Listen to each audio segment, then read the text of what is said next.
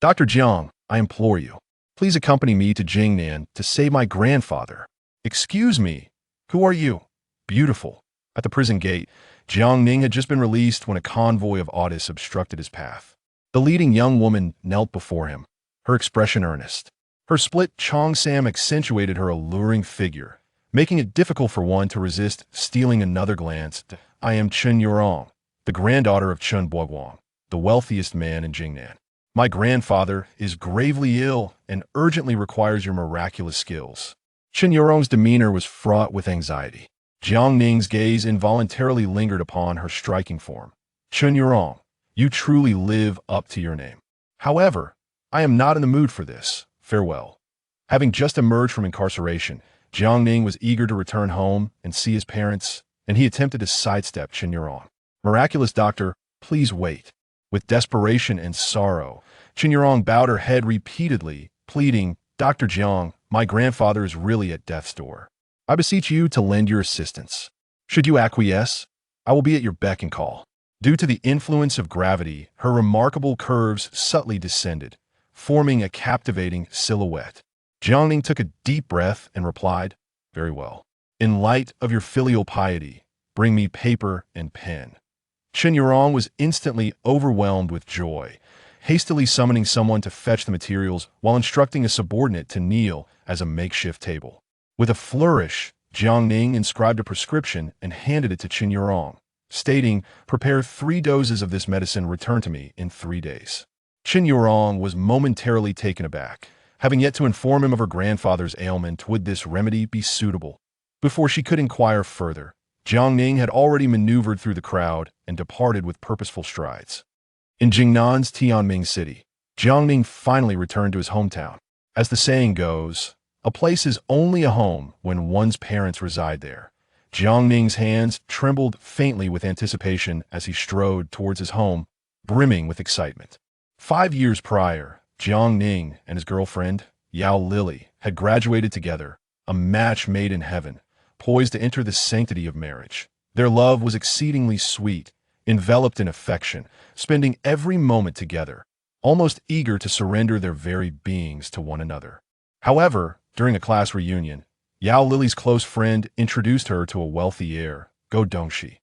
The moment Go Dongxi laid eyes on Yao Lily's enchanting beauty, he became infatuated, disregarding Jiang Ning entirely and shamelessly flirting with her in his presence.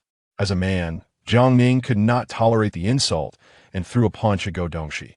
Unexpectedly, a throng of classmates shielded Go Dongxi, pinning Jiang Ning to the ground, allowing Go Dongxi to trample him repeatedly, resulting in severe injuries that necessitated hospitalization. In the aftermath, the adversary played the victim, bribing connections that led to Jiang Ning being sentenced to 5 years, barred from any visits. Only today was he finally released. I wonder how my parents are doing and if Lily is still waiting for me. Jiang Ning's countenance was laden with sorrow. Before his imprisonment, Yao Lily tearfully vowed to await his return, promising to marry him upon his release. Reflecting on the past 5 years, Jiang Ning found a silver lining amidst his misfortune. In prison, he garnered the admiration of an elder who referred to himself as Old Dragonhead, who imparted to him numerous extraordinary skills, including nearly invincible martial arts and unparalleled medical prowess. Remarkably, while incarcerated, Jiang Ning even rescued a formidable figure from the underworld, rumored to be a leader in the Dark Realm, who had sought refuge in prison to evade.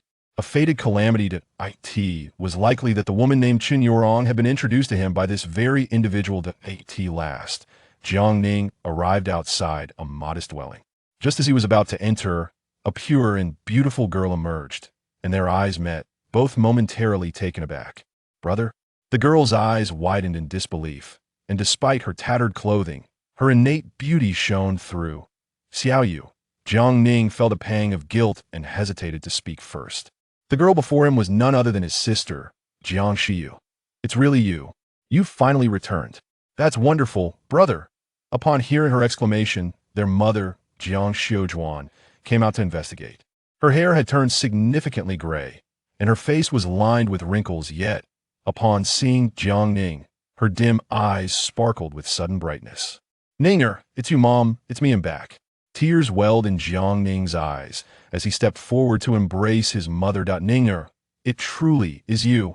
If you hadn't returned soon, I would barely have held on. Jiang Zujuan's voice trembled as she sobbed, clutching her son tightly. Who has returned? Came the urgent voice of their father, Jiang Damon, from within the courtyard. Jiang Xiu excitedly rushed inside, exclaiming, Dad, it's brother who's back. Really? Quickly, bring me out to see. Dad, what's wrong with your legs? Upon entering the courtyard, Jiang Ning was taken aback to find his father confined to a wheelchair. Not only was Jiang Damon paralyzed from the waist down, but his body had become emaciated, devoid of vitality. Jiang Ning recalled 5 years prior when his father was robust and commanding, capable of performing the work of 2 men at the construction site. But now, Jiang Ning's throat tightened as he questioned, Dad, Mom, what on earth happened? Ninger, it's just good to have you back. Let's not dwell on the past from now on. We shall live a steady life. Next year, we'll find you a wife, and our family will be whole again, Jiang Damon urged, gripping Jiang Ning's hand, his face etched with worry. Yet, Jiang Ning refused to relent, persistently seeking the truth until, with reluctance, his mother revealed the grim reality. It turned out that after Jiang Ning's incarceration, Go Dongxi had come to their home, attempting to exploit his sister, Jiang Xiu. Witnessing his daughter being harassed, Jiang Damon had taken up a pole to strike the scoundrel, breaking his arm. In retaliation, Go Dongxi ordered his men to brutally assault Jiang Damon, resulting in his paralysis from the waist down, leaving him unable to care for himself. Upon hearing this, Jiang Ning's expression turned cold, and he gritted his teeth, vowing inwardly, Go Dongxi, I shall ensure you pay a grievous price. Suddenly recalling something, Jiang Ning inquired, by the way, what about Lily? How has she fared these years? Has Go Dongxi troubled her? At the mention of this, the family's expressions grew complicated. Brother. Jiang Xiu hesitantly spoke, Yao Lily is getting married. What? A tremor coursed through Jiang Ning's heart as he recalled Yao Lily crying and saying she would wait for his return, only to find that she could no longer wait. She? To whom is she marrying? She is marrying Go Dongxi. Jiang Xiujuan was about to stop her daughter from speaking further, but it was too late. In an instant, Jiang Ning felt as if struck by thunder, his tear-filled eyes ablaze with fury. You foolish girl, your brother has just returned, and you must utter such words to provoke him. And oh, I must say this. I cannot allow my brother to foolishly hold a place in his heart for her. Jiang Xiu disregarded her mother's objections and continued, Brother, Yao Lily is not worthy of your love. Just a month after you went in, she succumbed to Go Dongxi's monetary allure and turned to him. My mother and I went to reason with her, but she had us thrown out, claiming you were unworthy of her. It is utterly outrageous, and today she is getting married. With a sudden burst, Jiang Ning rose sharply from beside his father, his fist cracking ominously. Ninga, do not act impulsively that I am fine. Jiang Ning forced a smile at his parents and said, Father, I can treat your leg. I will step out for a moment to gather some herbs. With that, Jiang Ning embraced his sister's delicate shoulder and walked out the door. Xiao Yu, tell me, where's Yao Lily getting married? At Junyi Hotel. Brother, I will go with you. You stay home to care for our parents and give father a leg massage. I will treat him when I return. As he turned to leave, Jiang Ning's demeanor gradually darkened. Stop, you thief! Arriving at the roadside to hail a cab, Jiang Ning suddenly heard a melodious shout from a woman. He saw a man sprinting away, clutching a woman's handbag, evidently stolen. The woman, in high-heeled shoes and clad in professional attire, pursued him relentlessly. Her petite steps caused her ample bosom to bounce, and her delicate face was stunningly beautiful, exuding an air of elegance and grace. In this day and age, resorting to running for robbery seemed archaic 5 years prior. Robbers had already taken to motorcycles to evade capture. Jiang Ning approached the scoundrel impassively and swiftly tripped him. Damn, what the hell is your problem? The man cursed angrily before fleeing in disarray. The woman arrived shortly after, witnessing Jiang Ning retrieving her handbag. She patted her chest and gasped, Thank you.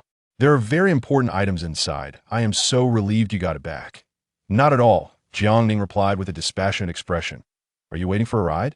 If it's on my way, I can give you a lift, the woman said, gesturing towards her crystalline-colored Maybach as she noticed him standing by the road sign. Is the Junyi Grand Hotel on your route? Jiang Ning replied, somewhat eager. Quite the coincidence, it is indeed on my way. She responded, a hint of surprise in her voice. Meanwhile, a man involved in a recent robbery joined his accomplices in a narrow alley. Damn it, we almost lured Lee Ruachi over, but who would have thought some reckless fool would meddle? What should we do now, boss? If we can't capture Lee Ruachi, we'll have a hard time explaining ourselves. With a fierce expression, the bald leader gritted his teeth. In that case, we'll have to resort to force. Anyone who dares to ruin our plans will face dire consequences. With that, the group sprang into action, two Wuling vans speeding towards them. What is your name? Inside the Maybach, seeking to break the silence, the woman initiated the conversation. Jiang Ning, he replied. My name is Lee Ruachi, and I want to express my gratitude once again for what just happened. As Lee Ruachi glanced at Jiang Ning, she noted that he was unlike other men who were unable to tear their eyes away from her. This piqued her curiosity. He was rather handsome, exuding an indescribable aura. Suddenly, with a screech, Lee Ruachi slammed on the brakes. Two Wuling vans, one in front and one behind, surrounded the Maybach, and several thugs armed with machetes emerged menacingly from the vehicles. At the forefront stood a bald man with a face full of excess flesh. Who are you? How dare you block my way? Lee Ruoki's expression turned icy, emanating a powerful aura, utterly unperturbed. The bald man smirked, greedily eyeing Lee Ruachi. Miss Lee, why don't you come down and join us? It would spare you from a world of pain. I suggest you remove yourselves from my sight within 5 seconds, or else I won't hesitate to retaliate. Lee Ruachi slowly reached in her bag, her voice frigid. I'm eager to see whether it is you who will be unfriendly, or us, the bald man sneered, and the thugs erupted in laughter, their lewd gazes making one feel nauseous. The man who had been dismissed by Jiang Ning pointed at him, barking, Kid, if you know what's good for you, step out of the car and let me take a few swings at you.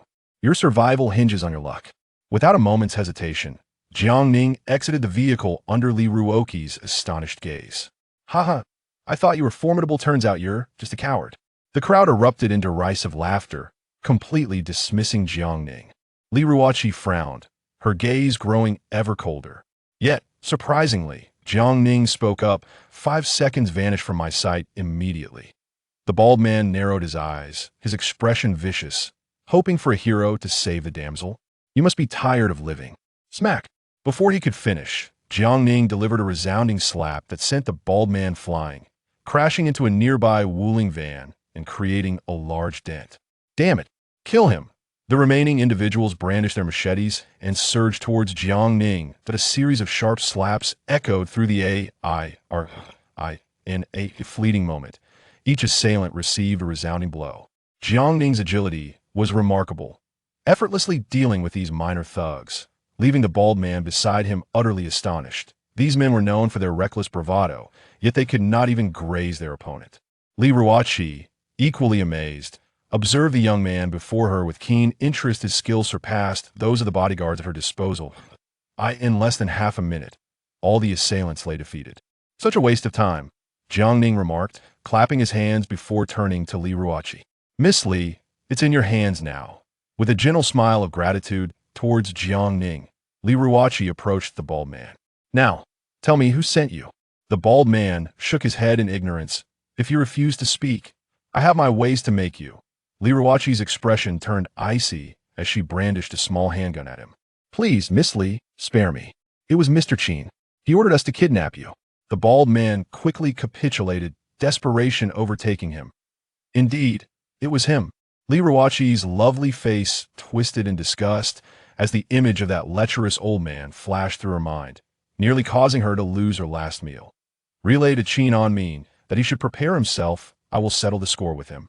Now get lost. The bald man and his companions scrambled away, relief washing over them as they hastily fled in their vehicle. You possess quite the skill. What do you do? Back in the car, Lee Ruachi blinked her sparkling eyes, gazing at Jiang Ning with intrigue. A labor reform inmate, are you frightened? Jiang Ning turned to meet her gaze. Is that true? What crime did you commit? Lee Ruachi asked, momentarily taken aback. Poverty, Jiang Ning replied coolly, his expression indifferent. The two shared an uncomfortable silence until they arrived at the hotel, where Lee Ruachi handed Jiang Ning a business card as he prepared to exit. Thank you for today, otherwise I might have been kidnapped. Should you need anything, feel free to call me. Taken aback by the enchanting smile of the beauty before him, Jiang Ning accepted the card after a brief daze.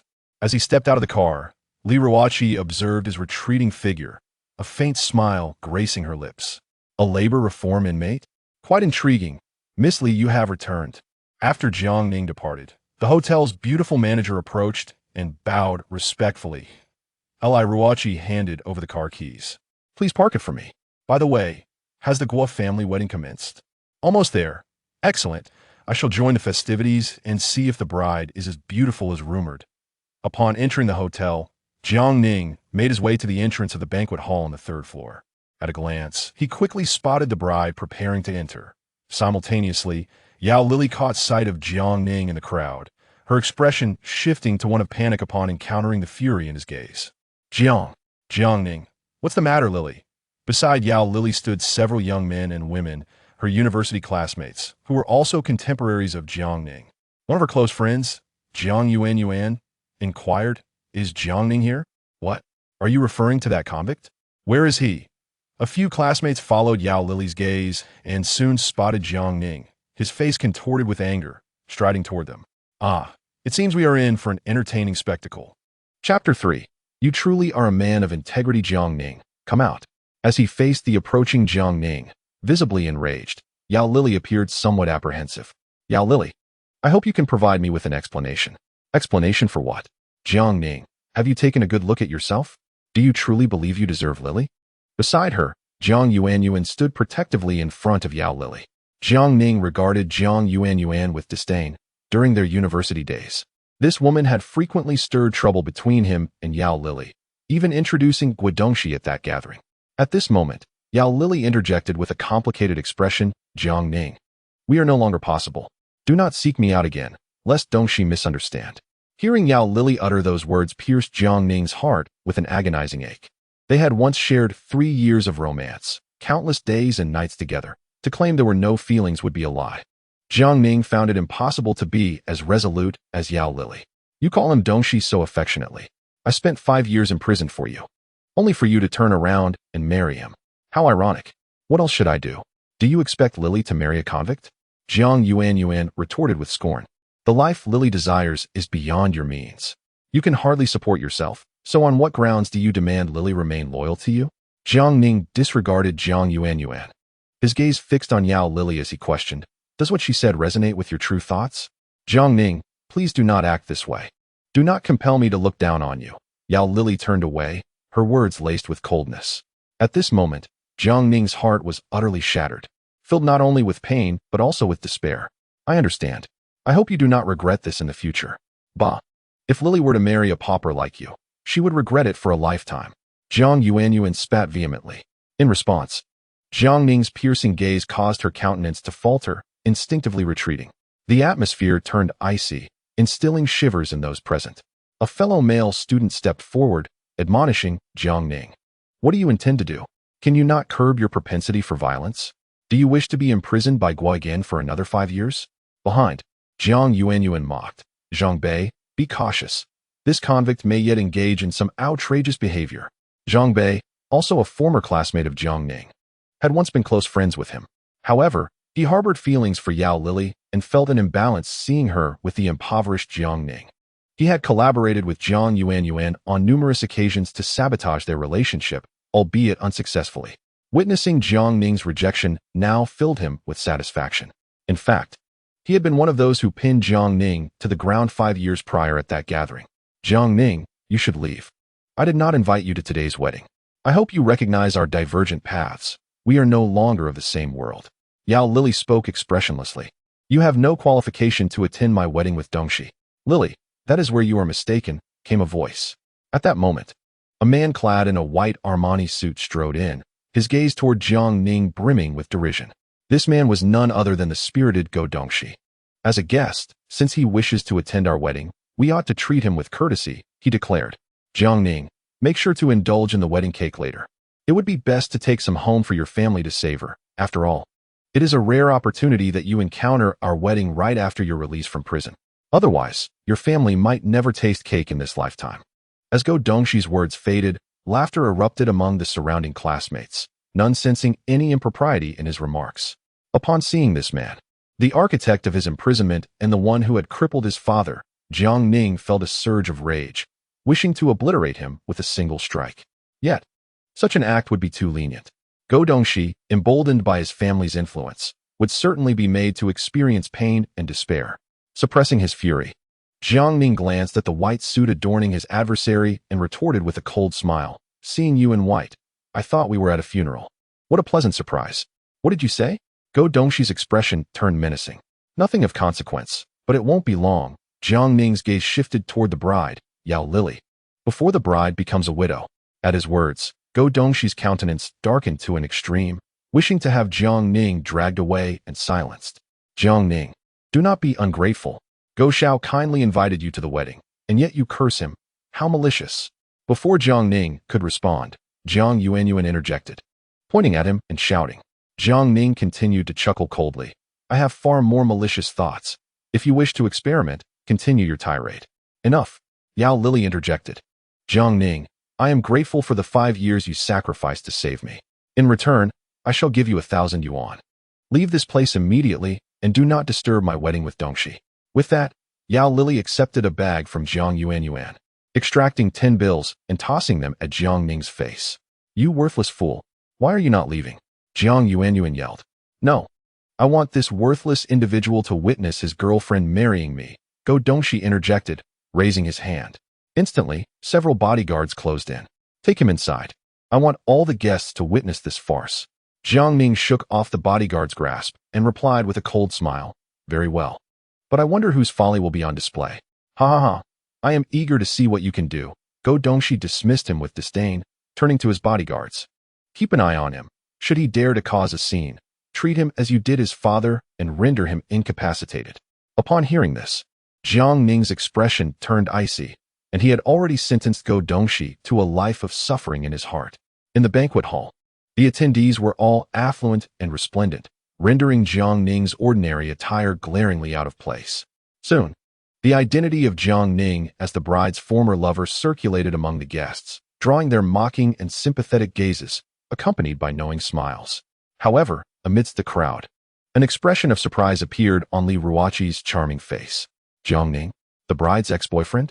She was filled with curiosity and confusion, wondering what affliction the bride might have to forsake such a capable young man in favor of the debauched Go Dongxi.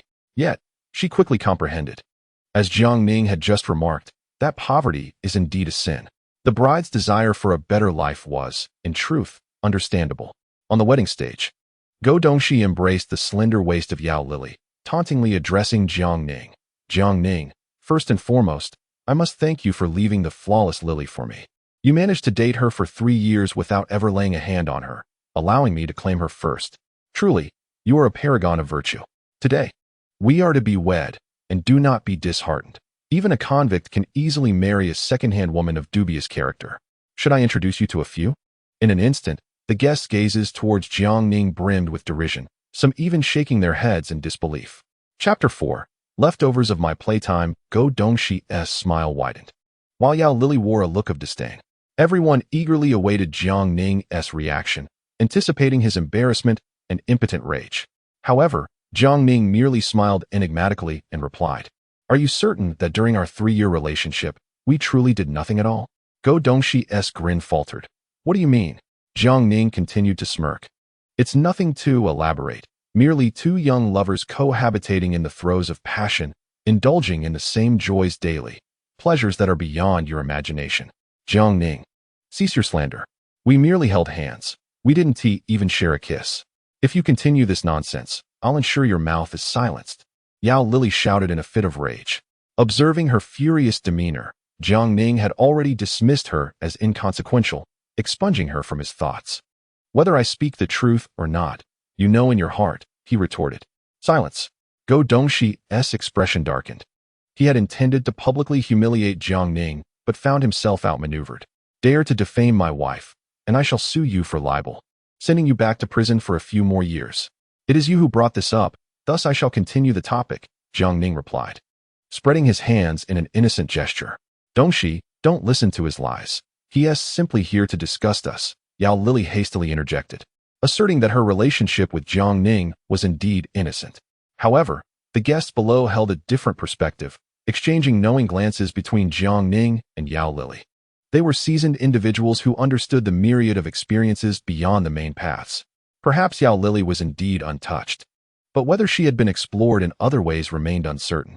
Darling, I trust you. Although Guodongxi feigned indifference, he secretly wished to see Jiang Ning suffer 1,000 tortures. Below the stage, Jiang Yuanyuan pointed at Jiang Ning and berated him. Are you not ashamed to utter such words at someone else's wedding? A lowly convict like you would never have the chance to attend such a grand wedding if it weren't for Guoxiao's invitation. Jiang Ning's gaze remained cold, showing no interest in responding to Jiang Yuanyuan.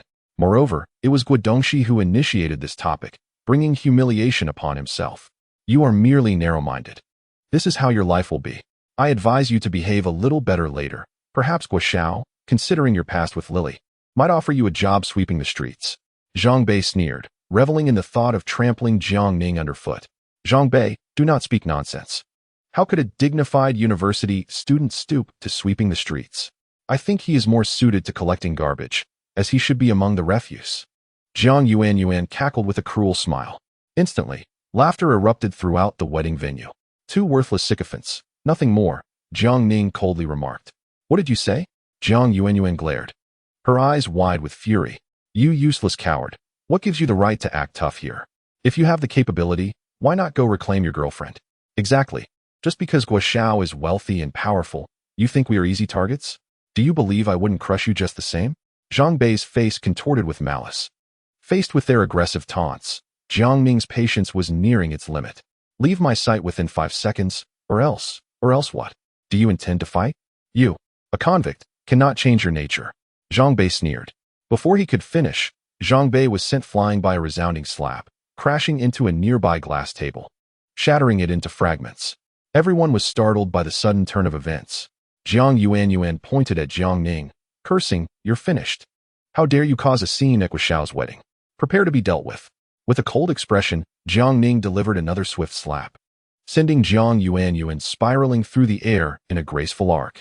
You dare to disrupt Guoxiao's wedding? I see you are tired of living. The head of security, fixated on Jiang Ning, gestured, and several burly men armed with batons rushed forward. Damn it, beat him to death. Such a person does not deserve to remain in this world. Zhang Bei howled, clutching his swollen face. The surrounding guests hurriedly retreated, fearful of being caught in the crossfire. They regarded Jiang Ning with pity, shaking their heads, thinking to themselves that this young man would likely not see the light of another day. Amidst the crowd, Li Ruoqi's eyes were firmly fixed on Jiang Ning.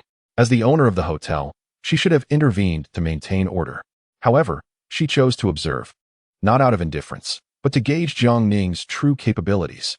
To stand alone against the Guo family's wedding was no act of blind bravado. Li Ruoqi sensed an extraordinary aura emanating from Jiang Ning, one that set him apart from the ordinary.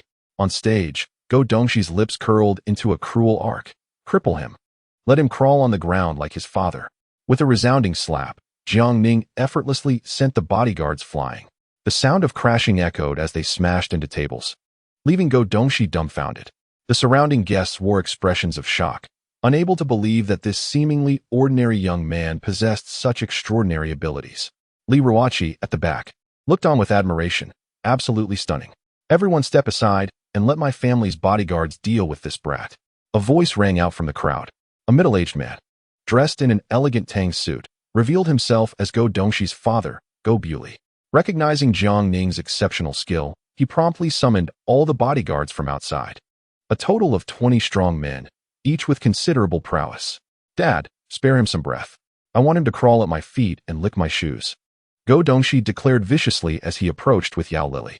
Yao Lili shot Jiang Ning a venomous glare. Jiang Ning, you had to escalate things like this.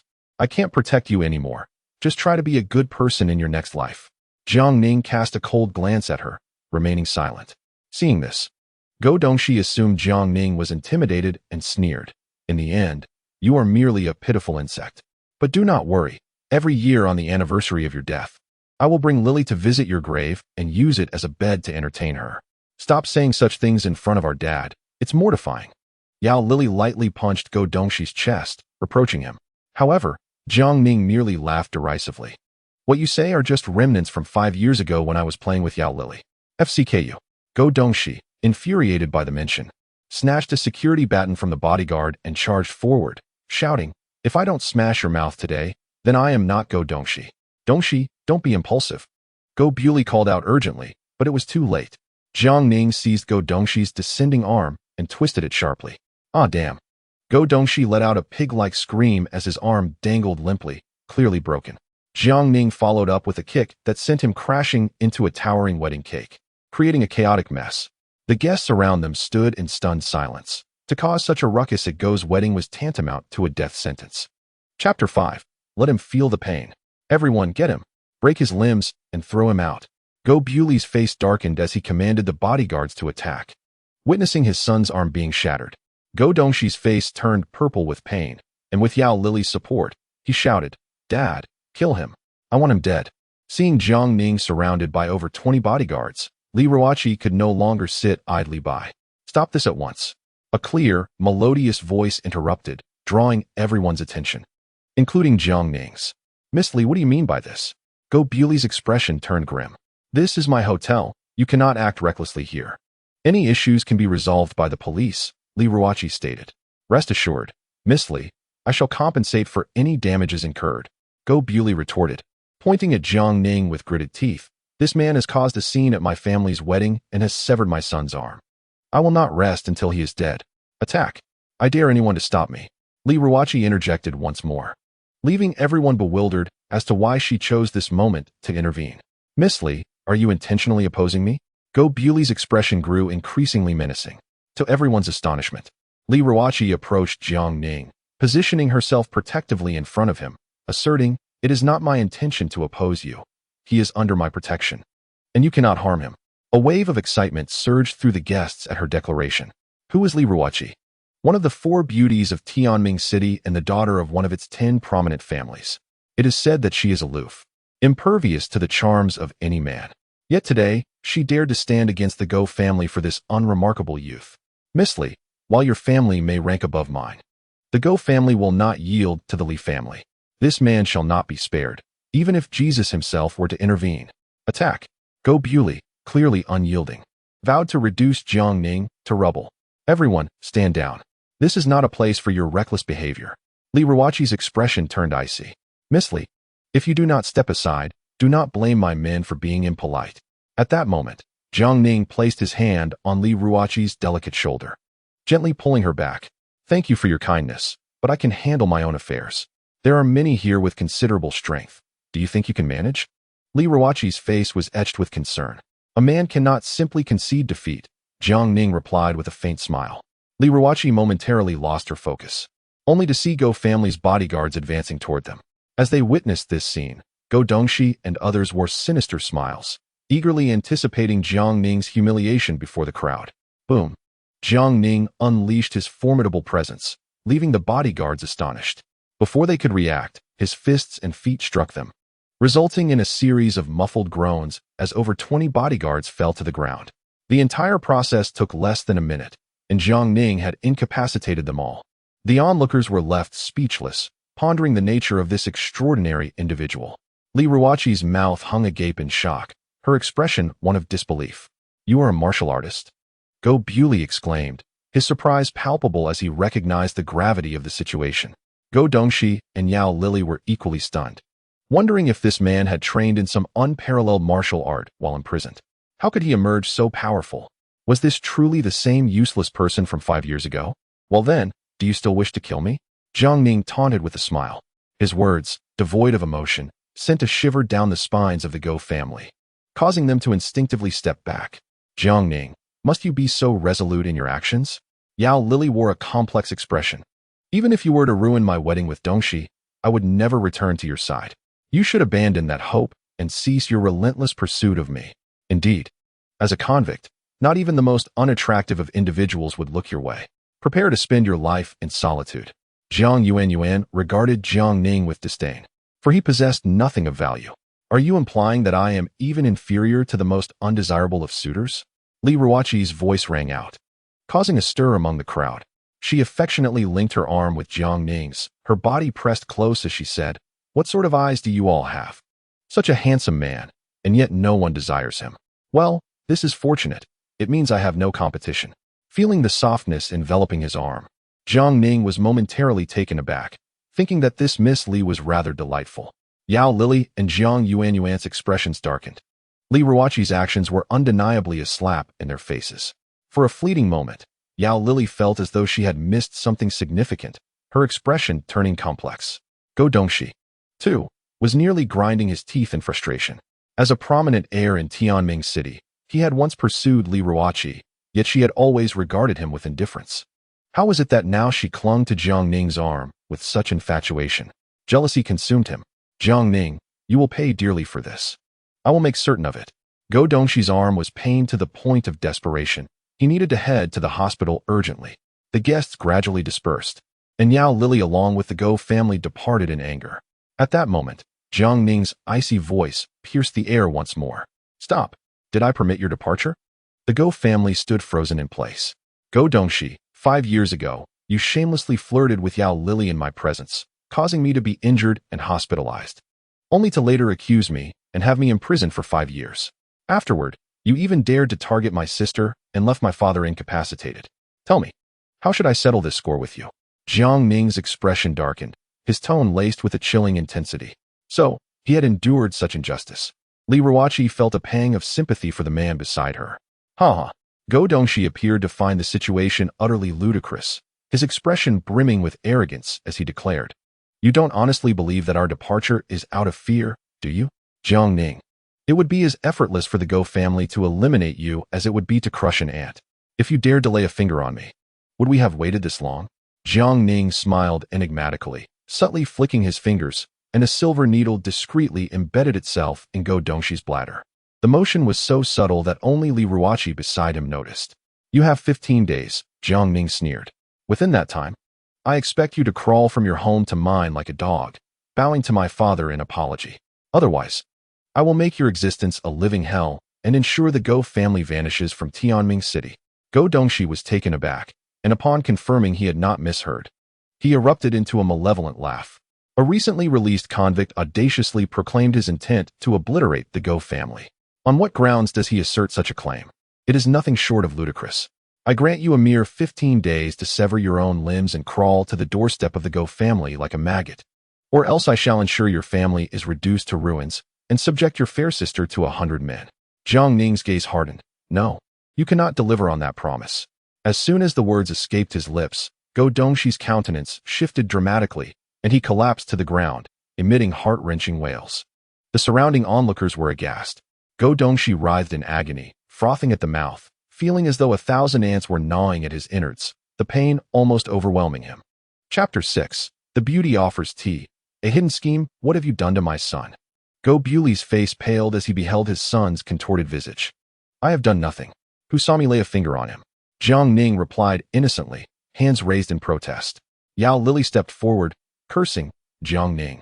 Your cruelty will surely bring about retribution. Retribution? Jiang Ning could not help but scoff. Perhaps his current state is nothing but the consequence of his own misdeeds. Be cautious. You might be next, he warned. Yao Lili felt a chill run down her spine, instinctively retreating a few steps, her expression betraying her unease. Go Bewley hurriedly ordered for his son to be taken away, then turned back, teeth gritted. If anything happens to my son, you shall be the first to face my wrath. With that, everyone departed, infused with a mix of rage and fear. Remember, you have only 15 days, Jiang Ning reiterated, a fleeting glimmer of menace in his eyes. In the days to come, Go Dongxi would come to understand the meaning of a fate worse than death. As for the conditions Jiang Ning had laid out, even if Go Dongxi complied, Jiang Ning would not relent. He would offer a glimmer of hope, only to shatter it, allowing him to taste despair bit by bit. You orchestrated this, didn't you? After the crowd had dispersed, Li Ruoqi nudged Jiang Ning with her elbow. It was evident that this woman was astutely perceptive. Jiang Ning recognized he could not deceive her and thus chose to confess directly. He expressed gratitude for her timely intervention, which had embarrassed Yao Lili and the others. You performed admirably just now. Thank you. Although it was an act, you might consider it, Li Ruoqi teased. Her brows arching in playful intrigue, her smile radiant, entirely at odds with the icy facade others attributed to her. Is that so? Jiang Ning feigned interest. Of course. It was a jest, Li Ruoqi replied with a bright smile. However, Since you saved me today, feel free to ask for my assistance in anything you may need. There is indeed a matter I wish to discuss. Do you know of any nearby herbal shops that stock a comprehensive selection of traditional Chinese medicine? Jiang Ning inquired, as he sought to procure several rare ingredients essential for treating his father's paralysis. You've come to the right person. Come, I shall take you there, Li Ruoqi declared, taking Jiang Ning by the hand, their closeness shocking the hotel staff. Two individuals entered a prominent traditional Chinese medicine shop in the city. Its sign proudly displaying the characters Long Yatang. Miss Li, welcome. I shall summon our esteemed Master Yi at once, said the receptionist, promptly rising to fetch him. Seizing the moment, Li Ruoqi introduced Jiang Ning. This Long Yatang is owned by the venerable Yi Tianlong, one of our nation's 10 great healers. It boasts an expansive selection of medicinal herbs, and you can find any rare ingredient you seek here. Master Yi has numerous disciples who attend to patients, as he himself is not often present. Before long, the receptionist returned, accompanied by a graceful and beautiful young woman. She glided forward, her long hair flowing and clad in an elegant white hanfu, exuding the ethereal charm of a celestial maiden. Sini, Li Ruoqi beamed. Ruoqi, I cannot believe you found the time to visit. I have missed you dearly. The two women embraced, their figures pressing against one another, captivating the attention of onlookers, as their beauty and grace seemed to eclipse that of any television star. The woman noticed Jiang Ning standing nearby, perplexed, as Li Ruoqi typically did not associate closely with other males. He is my savior, Li Ruoqi replied with a radiant smile. No way, have you pledged yourself to him? The woman exclaimed in astonishment. What nonsense. I brought him here to support your business, Li Ruoqi clarified, introducing Jiang Ning. Jiang Ning, this is the granddaughter of Master Yi. Yi Sini, if you need any herbs, just tell her, and she will assist you. Jiang Ning wasted no time. Do you have Longxin leaves, Yumukeo, Shui Lingji, and Tianhua? Upon hearing the list of herbs, Yi Sini regarded him with renewed interest. These were all essential for martial artists to invigorate their blood and enhance their physique. We have everything you mentioned, but these herbs are exceptionally rare, she noted. In other words, they are quite expensive. Li Ruoqi produced her bank card. Whatever he requires, charge it to my account. Thank you for your generosity, Miss Li, but I will manage, Jiang Ning replied, retrieving a black card from his pocket. Upon seeing this card, both Li Ruoqi and Yi Sini were momentarily taken aback. The card, crafted from black gold and adorned with intricate golden patterns, featured an embossed dragon design, exuding an aura of opulence and power. In an instant, the expressions of the two women shifted dramatically, as if a significant event had transpired. They exchanged a covert glance, seemingly reaching a silent agreement. Suddenly, Yi Sini became exceedingly warm and took Jiang Ning's hand, exclaiming, Jiang Ning, let us retire to the back room for some tea while your herbs are being prepared. Come, I must have the finest Longjing. Li Ruoqi linked her other arm with Jiang Ning, smiling. Jiang Ning was momentarily taken aback, pondering the peculiar behavior of the two women. Did they wish to usher him in for ulterior motives, perhaps enticed by his handsome visage? The onlookers, particularly Yi Tianlong's male disciples, were utterly heartbroken at the sight. Yi Sini was their goddess. When had she ever been so intimate with a man? And who was this man? To suddenly possess the affections of two of Tianming City's most stunning beauties was nothing short of enviable. Upon entering the back hall, Yi Sini graciously offered a cup of fragrant tea, her delicate fingers elegantly cradling the cup. Such unprovoked attentiveness could only signal ulterior motives, and Jiang Ning found himself pondering what schemes they might be plotting. As he accepted the cup, he intentionally brushed against her fingers. Yi Sini shivered slightly. Her fair face flushed, and despite the peculiar sensation in her heart, she inquired, Jiang Ning, what does your family do? My father used to work on construction sites. And as for me, I ended up in prison after graduation, he replied. Hearing this, Yi Sini's lips twitched, and her gaze instinctively darted towards Li Ruoqi. His situation is somewhat complicated. I only met him today, Li Ruoqi remarked with a gentle smile. Jiang Ning, did you know that Sini is one of the 4 great beauties of Tianming City? Others would covet the tea she brews, yet you simply hold it without drinking? Jiang Ning smiled faintly. When the beauty herself brews the tea, I must first savor its aroma. He then leaned closer to the cup, inhaling the scent, not of the tea, but of the spot where Yi Sini's fingers had touched. Indeed, the aroma was uniquely fresh and sweet, if only he could taste it. Yi Sini was fully aware of his insinuation. Her cheeks flushed deeper as she wished she could kick him. Li Ruoqi's smile became somewhat strained. What are you waiting for? Drink up. Jiang Ning glanced at her and smiled slightly. Thank you, Miss Li, for bringing me here. Otherwise, I would have been lost searching for medicinal herbs. With that, he drained the cup in one gulp. Chapter 7. A visit to Li Ruoqi's home. Who exactly are you? Where did you acquire this supreme black card? Speak honestly. As soon as Jiang Ning finished his tea, Yixin sprang to her feet, hands on her hips, demanding answers. It was given to me by someone. Jiang Ning replied candidly. You're lying. This black card is held solely by our king of Jingnan. How could a commoner like you possess such an item? Yixin clearly refused to believe him. I'm not lying. It was indeed given to me. However, Jiang Ning's words fell on deaf ears for the two women. Li Ruoqi earnestly urged, Jiang Ning, since you saved me today, I truly want to help you. But do you understand what this card represents?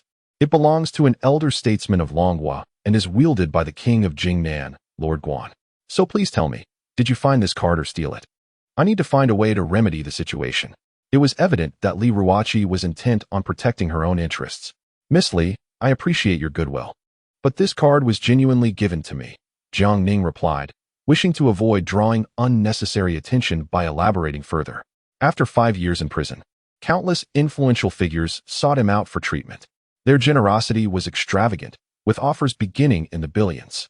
Many desired to befriend him, often forgetting who had gifted them what. Ruoqi, do not be deceived by him. I suspect he is someone sent to deliberately approach you, staging a heroic rescue to gain your trust. Yixin spoke with a wary expression, turning to Jiang Ning.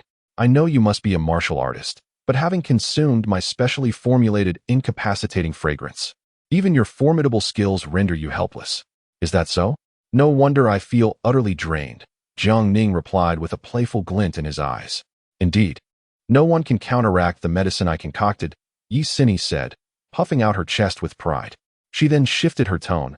Ruoqi, since he refuses to speak, let us hand him over to the appropriate party. A flicker of conflict crossed Li Ruoqi's eyes, yet she nodded in agreement. As the two approached, Jiang Ning executed a swift move, capturing each of their chests with a single motion. Ah, you scoundrel, where do you think you're grabbing? The two women were instantly thrown into a flurry of panic, their indignation palpable, as they had never allowed any man to touch their treasures. This rogue had the audacity to seize both. As they attempted to resist, Jiang Ning tightened his grip, causing them to grimace in pain. Ouch, you brute. How are you unaffected? My medicine should last at least an hour. Yixin gritted her teeth, her face flushed. Do you think such childish tactics can restrain me? Jiang Ning retorted. What? Jiang Ning, ease up, it hurts. Li Ruoqi grasped his hand, her delicate brows knitting in distress. Jiang Ning glanced at her, his fingers dancing as he continued to knead. You. Li Ruoqi felt a mix of embarrassment and anger, unable to believe his brazen demeanor and utter disregard for their dignity.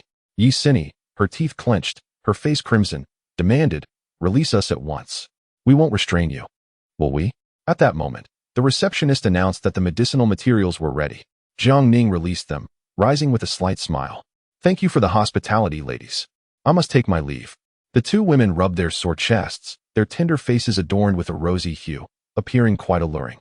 Yixin seemed unable to swallow her indignation, glaring fiercely at Jiang Ning. By the way, just as he was about to turn away, Jiang Ning paused. His gaze directed at Li Ruoqi. You have nodules in your chest that have worsened. If you find yourself in need, feel free to seek me out. I will assist you free of charge. With that, he playfully made a gesture towards her, smiling as he departed. Brother, where have you been? I searched for you at the Junyi Hotel and thought you had returned home. His sister, Jiang Xiu, suddenly leaped into his arms, her eyes rimmed with red. I went to buy medicine for Dad and picked up some meat and vegetables, Jiang Ning said, gently stroking his sister's hair, lifting the items he carried. But where did you get the money? There is no need for you to worry about this. After all, I have neither stolen nor robbed. Upon entering the house, Jiang Ning instructed Jiang Xiu to prepare dinner while he began concocting medicine. Ninger, when did you learn the art of healing? Inside the room, Jiang Ning urged his father to lie on the bed while he massaged his lower back. An elderly traditional Chinese medicine practitioner taught me in prison, mother. Just watch. I will surely help father recover. Jiang Damon felt somewhat reassured. Son, go ahead and treat him. If all else fails, I'll just go find my first love. Sparing you the burden. You old rascal, you think too fancifully. Jiang Xiujuan chuckled as she playfully nudged her husband. Reflecting on how long it had been since she had seen him joke, Jiang Ning also chuckled, his eyes glistening with moisture. Jiang Damon's legs were paralyzed primarily due to spinal damage, and Jiang Ning focused his spiritual energy, allowing it to permeate his father's meridians through the massage. Suddenly, Jiang Damon felt a cool sensation in his lower back. Oh, that feels rather pleasant. Really? Our Ninger has indeed made progress. Even if he cannot find a job, he can always open a clinic. Jiang Xiujuan was elated upon hearing this. That can wait. The priority now is for you to find a wife, Jiang Damon remarked. Son, don't be too picky. If a divorced woman takes a liking to you, we can make do. I'll ask your mother to inquire among her cleaning colleagues tomorrow. The two elder parents began to chatter, giving Jiang Ning a slight headache. Just then, Jiang Xiu announced that dinner was ready. As Jiang Ning lifted his father to join the meal, Jiang Damon's face suddenly lit up with astonishment. My feet have sensation. Really? Is our Ninger truly that remarkable? Indeed, I feel a bit of itchiness in my feet. That's due to improved blood circulation. You might experience some swelling or pain in the vessels later, but that's normal. Jiang Ning felt a surge of joy within. After dinner, once his father took the medicine he had prepared, he would surely recover within half a month. Upon receiving this joyous news, the family was overcome with tears of happiness. How wonderful! Heaven has finally smiled upon us. Our family is about to emerge from hardship. Brother, you are truly amazing. The city hospital could not help. Yet you can heal Father's legs. Jiang Xiu gazed at Jiang Ning with admiration, her eyes sparkling with stars. With your brother back, our family is turning a new leaf. Jiang Xiujuan wept with joy. This statement filled Jiang Ning with guilt, and he vowed to ensure his family would live well, never again allowing them to suffer. As the family enjoyed their dinner in harmony, a melodious voice suddenly echoed from outside. Excuse me, is this the home of Jiang Ning? Startled by the voice, Jiang Ning paused. Although he had known her for less than a few hours, he instantly recognized it as Li Ruoqi's voice. This woman is truly impressive, having quickly discovered my residence. It seems she must be here seeking my medical assistance. Chapter 8. Nothing happened between me and your brother. Greetings to uncle and aunt. As this is my first visit, I was unsure of what gift to prepare, so I brought a few sets of new clothes for you. Upon entering, Li Ruoqi courteously greeted Jiang Ning's parents. The sight of such a graceful, elegant, and ethereal beauty seeking their son left Jiang Damon and his wife utterly astounded. What was the situation? Their son had just been released from prison. When had he become acquainted with such a stunning young woman, one who surpassed Yao Lily by 100-fold? Dear daughter, have you eaten? If not, come join us for a meal. Thank you, uncle and aunt, but I have already dined. I primarily came to speak with Jiang Ning about a matter. As she spoke, Li Ruoqi moved closer to the somewhat bewildered Jiang Ning, exuding an air of intimacy. This scene further astonished the Jiang family. What clothes did you buy for my parents? Do you even know their sizes? Jiang Ning whispered. It was no trouble to inquire about their approximate sizes, Li Ruoqi replied, her gaze falling upon the adorably naive Jiang Xiu, her eyes sparkling. You must be Jiang Ning's sister. Jiang Ning has often mentioned that you are not attractive, but upon seeing you today, you are simply exquisite. If you were to age a few more years, you would undoubtedly be among the top 4 beauties of Tianming City. Jiang Ning's lips twitched. When had he ever said his sister was unattractive? Moreover, how long had they known each other? This woman was truly something else. Sister, you are even more beautiful. I have never seen anyone as lovely as you. Jiang Xiu sincerely praised.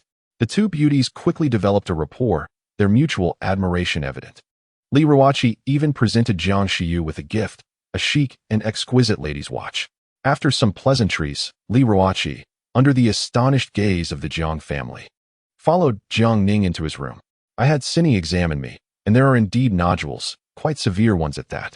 Within the room, Li Ruoqi's gaze towards Jiang Ning changed, perceiving him as a mysterious and formidable figure. Then surely she can treat it? Jiang Ning replied nonchalantly. In such cases, a major hospital would recommend direct excision of the affected area. However, how could any girl willingly part with her treasure, becoming an incomplete woman? Cini suggested that with time, traditional medicine could help dissolve the nodules, but mine has already deteriorated, leaving no time to spare. What about her grandfather? Isn't he one of the 10 great doctors of Longhua?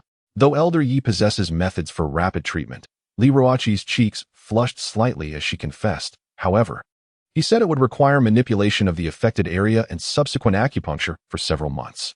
Not only could he not bear to perform it, but I also cannot accept it. As expected, Jiang Ning smiled gently. Yet my treatment plan aligns with that of Elder Yes. Though I can accomplish it more swiftly, 3 sessions will suffice. At his words, Li Ruoqi shivered slightly. Memories of what Jiang Ning had done for her earlier surfacing in her mind. Yet, compared to being subjected to an elderly man's touch, receiving benefits from Jiang Ning felt far more comforting. How should I cooperate with you? Li Ruoqi gently bit her soft lip. Her face flushed as she lowered her head. Take off your clothes, Jiang Ning instructed, pointing. Can it be done over the clothes? Li Ruoqi thought to herself that this was already her limit, considering she had only recently met Jiang Ning.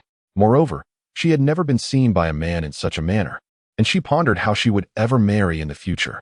Jiang Ning, looking exasperated, remarked, Then perhaps you should go to the hospital for removal. I'll take it off. I will. Gritting her teeth, Li Ruoqi decided to go all in, her face burning as she unfastened her jacket and even removed the blouse underneath. In an instant, an astonishing expanse of whiteness filled Jiang Ning's vision, and he inhaled sharply, sensing a hint of fragrance in the air. How much longer do you intend to stare? Hurry and treat me. Feeling Jiang Ning's gaze, Li Ruoqi's face flushed to the point of near embarrassment, wishing she could vanish into the ground. Here I come. The process may be a bit painful, but it will feel better afterward, Jiang Ning said, gathering his energy in his palm. In the living room, Jiang Damon and his wife had yet to regain their composure. Do you think our daughter might be Ning's girlfriend? Impossible, right? She looks like a refined lady. While our son, apart from resembling my youthful self, what could she possibly see in him? While the parents were still speculating, Jiang Xiu had already stealthily approached her brother's room to eavesdrop. As she drew near, she heard a peculiar sound emanating from within, instantly overwhelming her senses. My brother and that sister are in the room, but Mom and Dad are home. How can they be like that? Initially worried that her brother would take a long time to recover from Yao Lily's betrayal, she was taken aback by how quickly he seemed to have found someone new. Jiang Xiu bit her finger, her face reddening as her heart raced at the sounds from inside, her mind conjuring vivid images. A few minutes later, Jiang Ning withdrew his hand and said, I've nearly dispelled your nodules. I'll clear the remaining residue in 3 sessions. However, there are no silver needles here, so remember to bring some next time. Li Ruoqi slowly opened her eyes, her pretty face still flushed, trying to test her condition. She looked at Jiang Ning with delight. It doesn't hurt anymore. I can't believe it stopped hurting in just a few minutes. Your medical skills are truly remarkable. Mid-sentence, she noticed Jiang Ning's unabashed gaze. Have you seen enough?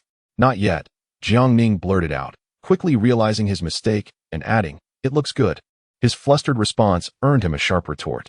Li Ruoqi hastily dressed. The thought of having to show this fellow 3 more times made her wish she could simply disappear. This card contains 10 million.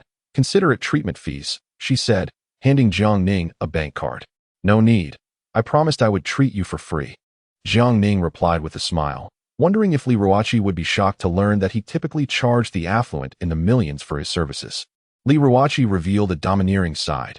You will hold it, and if not, I shall not seek you again. Very well. Once everything was organized, Li Ruoqi, her cheeks flushed, hastily exited the Jiangning room, only to unexpectedly encounter Jiang Xiu, who had been eavesdropping outside. A moment of eye contact ensued, rendering the atmosphere quite awkward. Sister, is it true? Have you and my brother reconciled so swiftly? Jiang Xiu inquired, her expression adorably naive. Li Ruoqi's lips twitched as she forced a smile, saying, Xiaoyu, do not misunderstand. Nothing has transpired between me and your brother. I know, I didn't hear a thing. At the municipal hospital, anguished cries echoed through the ward. Go Dongxi writhed in agony upon the hospital bed, his skin beginning to decay, presenting a grotesque and terrifying sight. Father, I am in so much pain. I am in so much pain. Observing his son, who was reduced to a mere shadow of his former self, Go Bewley's heart bled as he berated the medical staff. What on earth is your hospital doing? After all this time, you still cannot ascertain the cause of his ailment. What the hell are you even doing? Apologies, Mr. Go. We are utterly powerless, but perhaps that renowned physician could offer assistance. Who? One of the top 10 divine doctors of the Dragon Kingdom, Yi Tianlong. Then hurry and summon him. No matter the cost, ensure he returns to us. After driving the medical staff away with his tirade, Go Bewley's countenance darkened ominously, his eyes brimming with malevolence. Jiang Ning, I shall not let you off easily. Chapter 9. Jiang Xiu borrows money from her brother after Li Ruoqi's departure. The elders of the Jiang family seize the opportunity to interrogate Jiang Ning. Son, when did you become acquainted with that girl? Why have we never heard you mention her before? And where did you acquire the money for groceries and medicine today? It wouldn't be from her, would it? Brother, Sister Ruoqi is far superior to Yao Lily.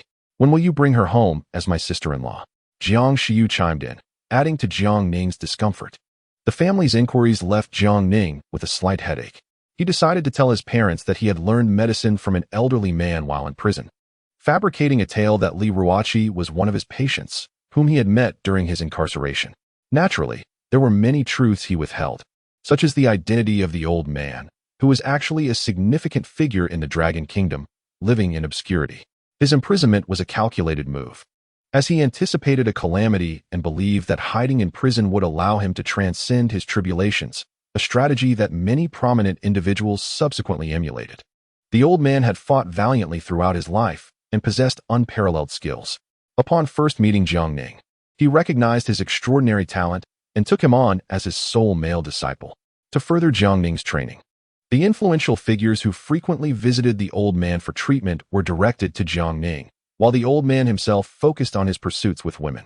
Time would reveal Jiang Ning's exceptional gifts, as he surpassed even the old man's decades of expertise in merely 3 years, excelling in both martial arts and medicine.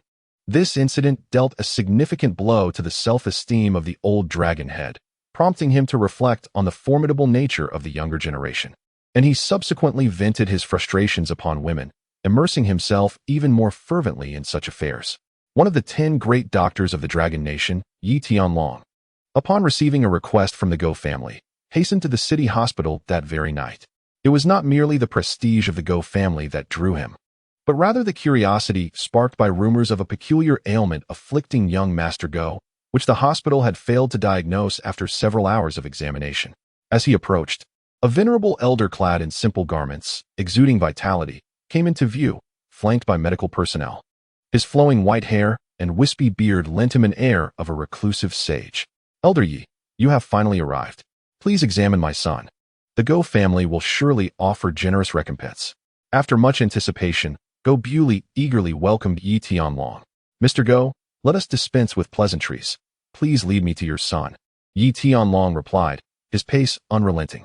Upon entering the ward, Yi Tianlong was met with the sight of Go Dongxi, whose body had deteriorated to a grotesque state, causing him to furrow his brow.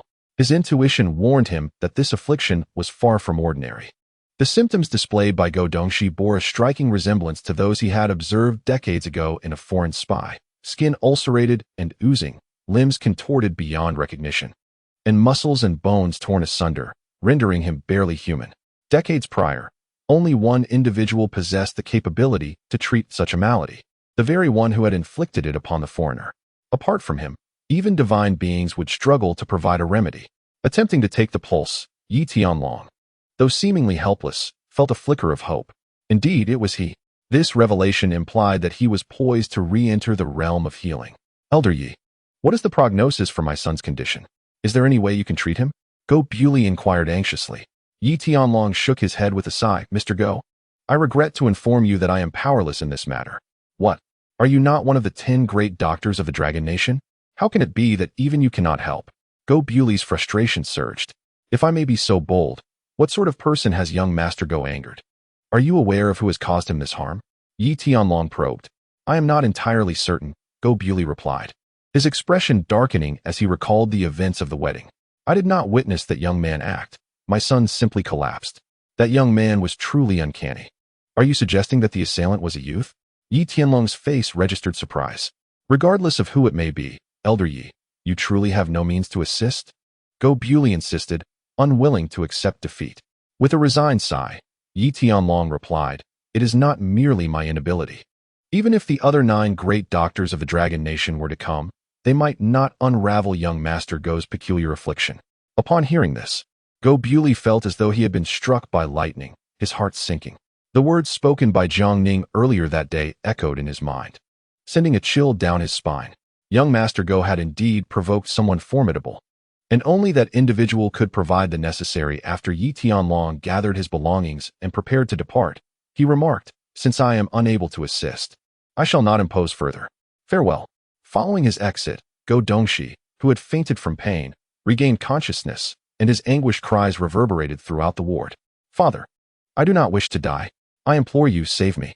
Winter Shi, just hold on a little longer. Father will surely find a way to bring that scoundrel here to treat you. Go Bewley's face was dark and his furrowed brow deepened with worry. Outside the hospital room, Yao Lily sat on a bench in the corridor, listening to the anguished cries emanating from within.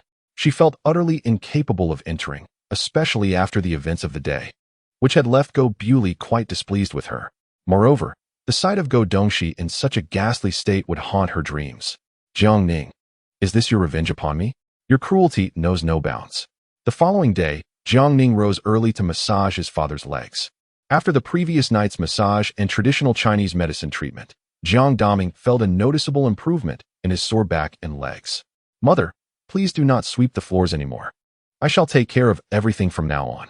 Jiang Ning stopped his mother, Jiang Xiujuan, who was dressed in sanitation worker attire and about to leave. No, I must go and ask a few co-workers to introduce some young ladies to you, Jiang Xiujuan insisted. At this moment, Jiang Xiu interjected, Mother, does brother not have Ruoqi? Why fret? Oh, foolish girl, what do you know? She appears to be a lady of refinement. Would she ever deign to look at your brother? Besides, her interest in him is merely for medical assistance. Unable to persuade his mother, Jiang Ning ultimately allowed her to go. It seemed that ensuring his parents could enjoy a peaceful life would require considerable effort.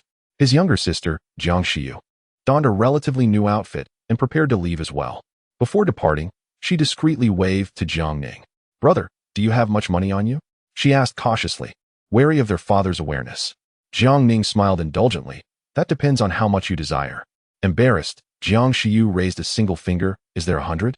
100? Jiang Ning narrowed his eyes. Is that not possible? Then how about 50? Jiang Xiu pouted adorably.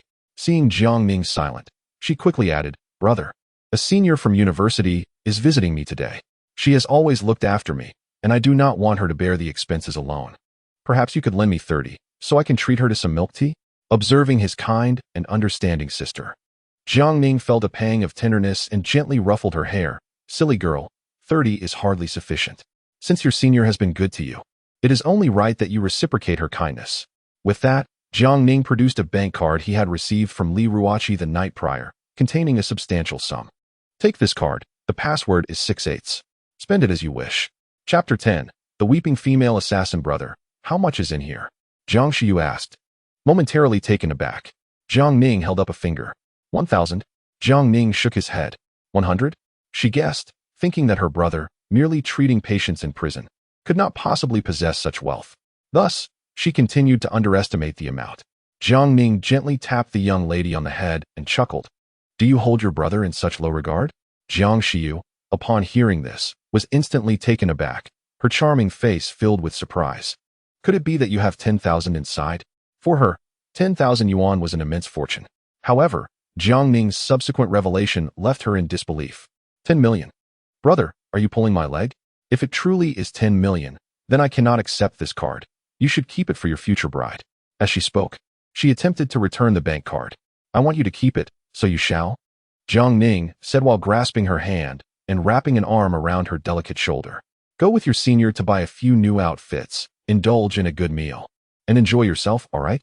Brother, have you really come into wealth? Yes, but for now, keep it from mom and dad. Otherwise, they'll only worry unnecessarily. Jiang Xiu nodded, tears welling in her eyes as she threw herself into Jiang Ning's embrace. With a brother like him, she had the luxury of being pampered. Brother, I adore you, the young lady exclaimed, planting a kiss on Jiang Ning's cheek before happily exiting the room. Jiang Ning, filled with affection, felt his heart melt at her joy. As noon approached, Jiang Ning busied himself in the kitchen preparing lunch. The warmth of domestic life stirred reflections on the hardships he had endured over the past 5 years. Suddenly, a gust of cold wind swept through, heightening his alertness. Armed with a kitchen knife, he ventured outside. To his astonishment, a captivating figure appeared in the yard. Her gaze fixed intently upon him. Handsome, are you interested in seeing my body? The woman, exuding allure, began to unfasten her garments. Were you sent by the Go family? Jiang Ning narrowed his eyes. The only one he wished to eliminate at that moment was indeed from the Go family.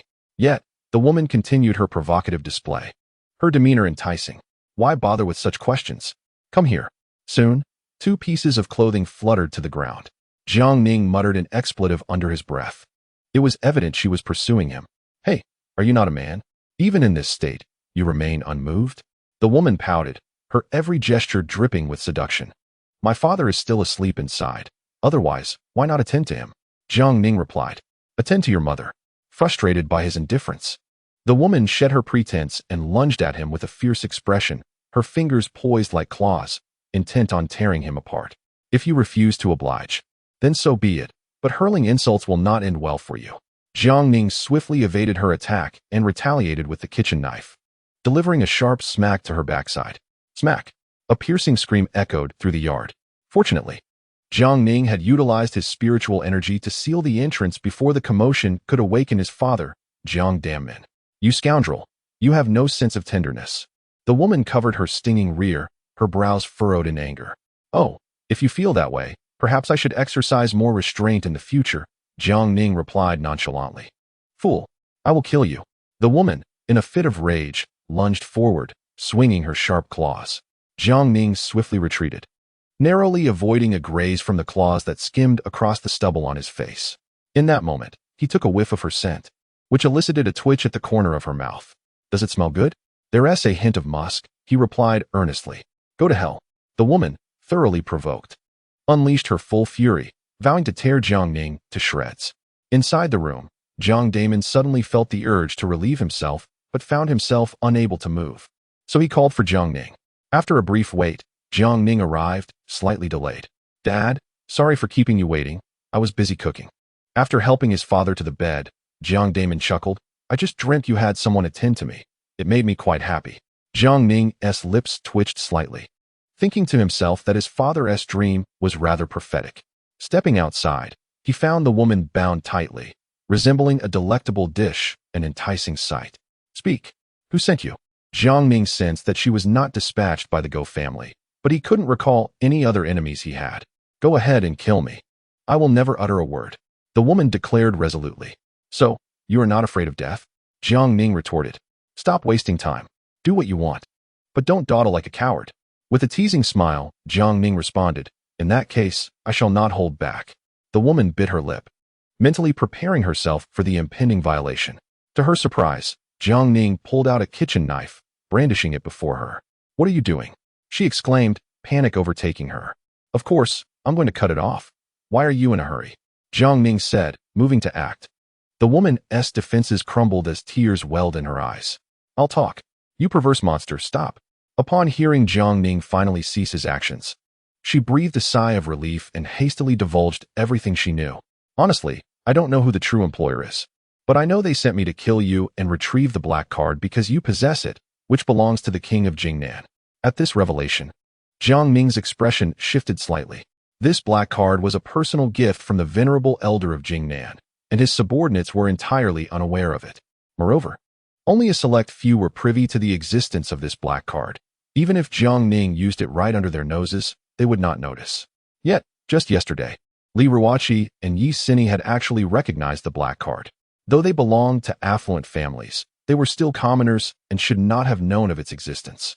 Could it be that today's assassin was linked to them? I've told you everything I know. Can you let me go now? The woman, who had previously been fearless, was now trembling and tearful after witnessing Jiang Ning's twisted nature. You want me to release a tiger back into the wild? Is that even possible? Jiang Ning raised an eyebrow. Please, I beg you, just let me go. I have truly suffered enough misfortune in 8 lifetimes. Why must I provoke someone as twisted as you? The woman sobbed, utterly distraught. Jiang Ning smiled with satisfaction and swiftly severed the ropes binding her. Once you return, find a way to investigate who sent you to kill me today. Can you manage that? The woman hurriedly replied, fearful that Jiang Ning might change his mind if she hesitated. Chapter 11. There was no illness during lunch. Jiang Xiujuan cheerfully returned home with a sheet of cigarette paper adorned with the contact details of several older single women and a few widows. Jiang Ning, feeling apprehensive, hastily took a couple of bites before escaping from the house. He had an inquiry to make of Li Ruoqi, so he headed to the Junyi Grand Hotel to find her. Mr. Li, your boyfriend has arrived, the hotel's beautiful manager announced, beaming as she entered the office. What boyfriend? Li Ruoqi initially failed to comprehend. The handsome young man you defended yesterday. Didn't you go out together afterward? Jiang Ning. A fleeting look of delight crossed Li Ruoqi's face, but she quickly composed herself. Stop joking, he is not my boyfriend. Please, let him come up. Guided by the beautiful manager, Jiang Ning entered Li Ruoqi's office. Before leaving, the manager made sure to close the door behind her. Jiang Ning, it really is you. Li Ruoqi greeted him. Miss Li, how are you feeling today?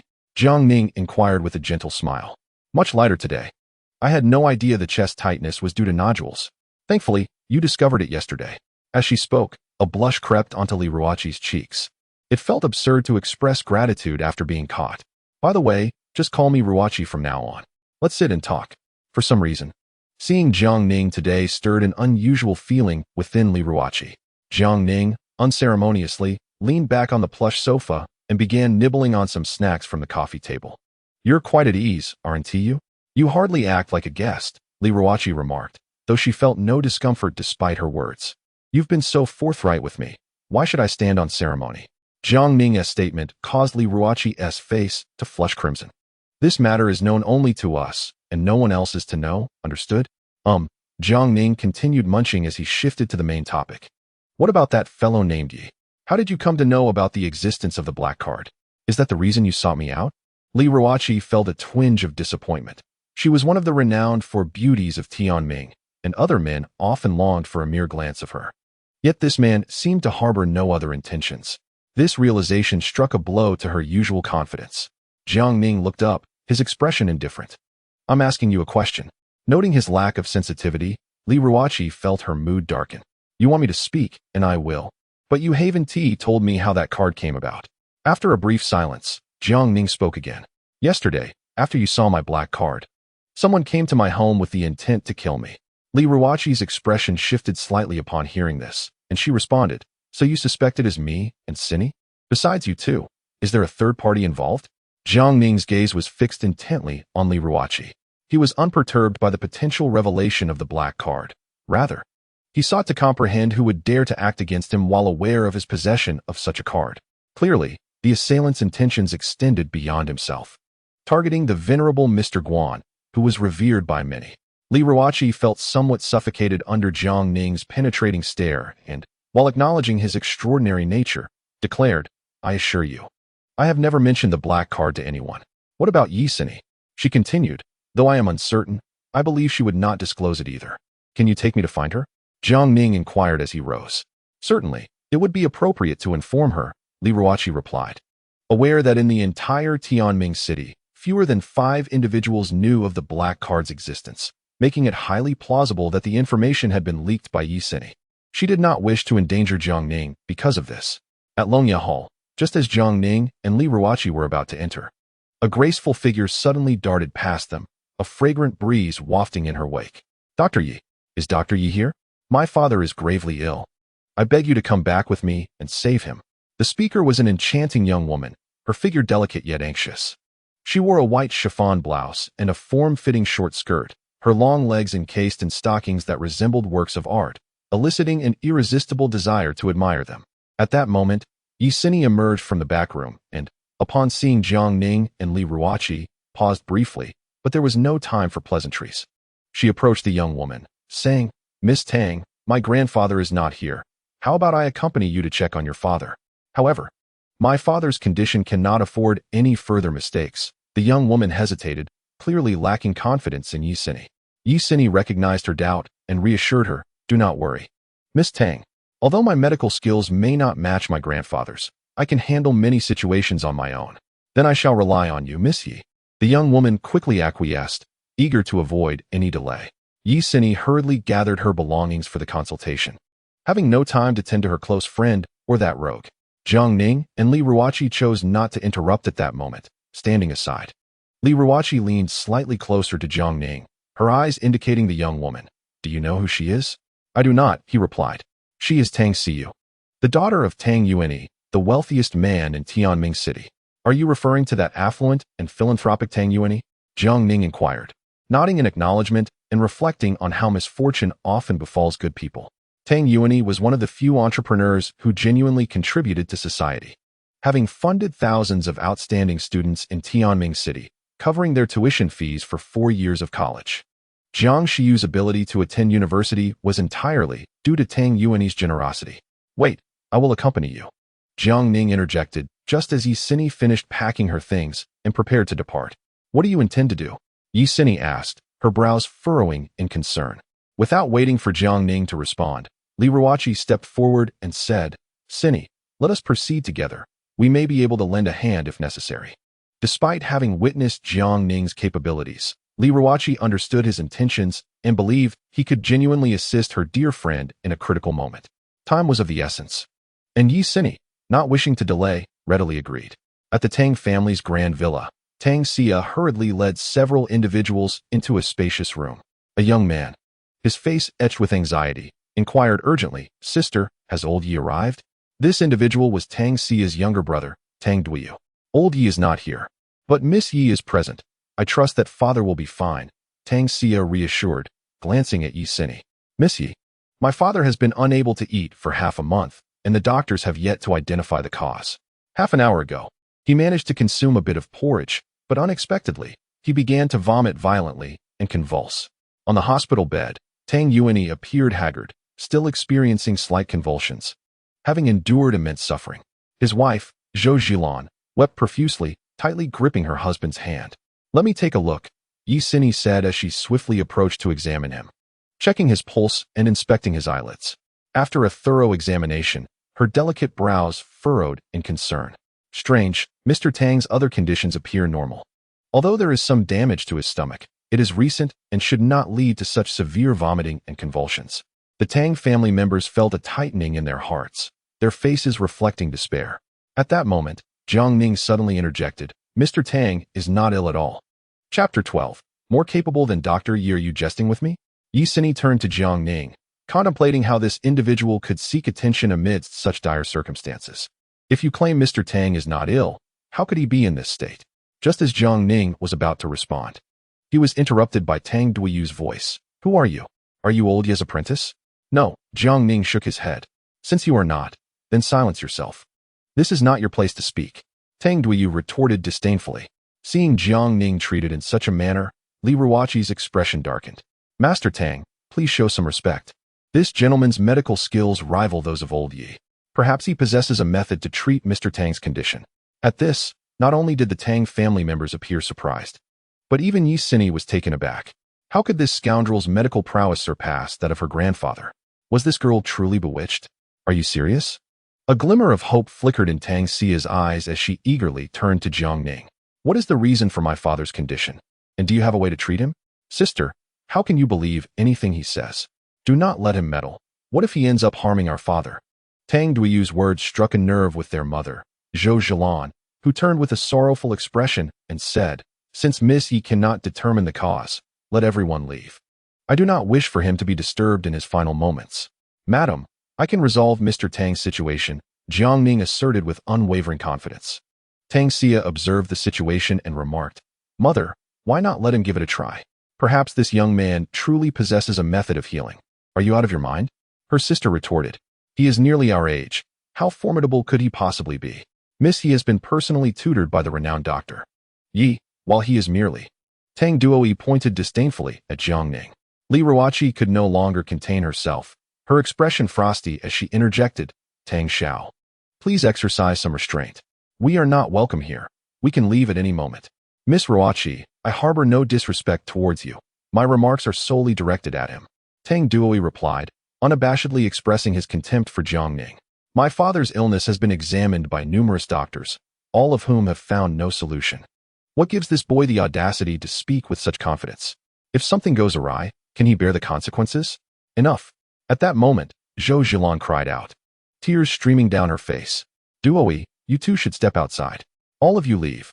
I wish to spend some quiet time with your father." "Mother, we must not forsake any opportunity. Let him try," Tang Xia pleaded, her own tears flowing. Just then, Yi Sini received a phone call, learning that her grandfather, Yi Tianlong, was on his way. She hurriedly shared the good news with everyone. "Dr. Yi is finally here. There is hope for father." Zhou Zhilan seemed to glimpse a ray of hope, her countenance brightening. "Wonderful.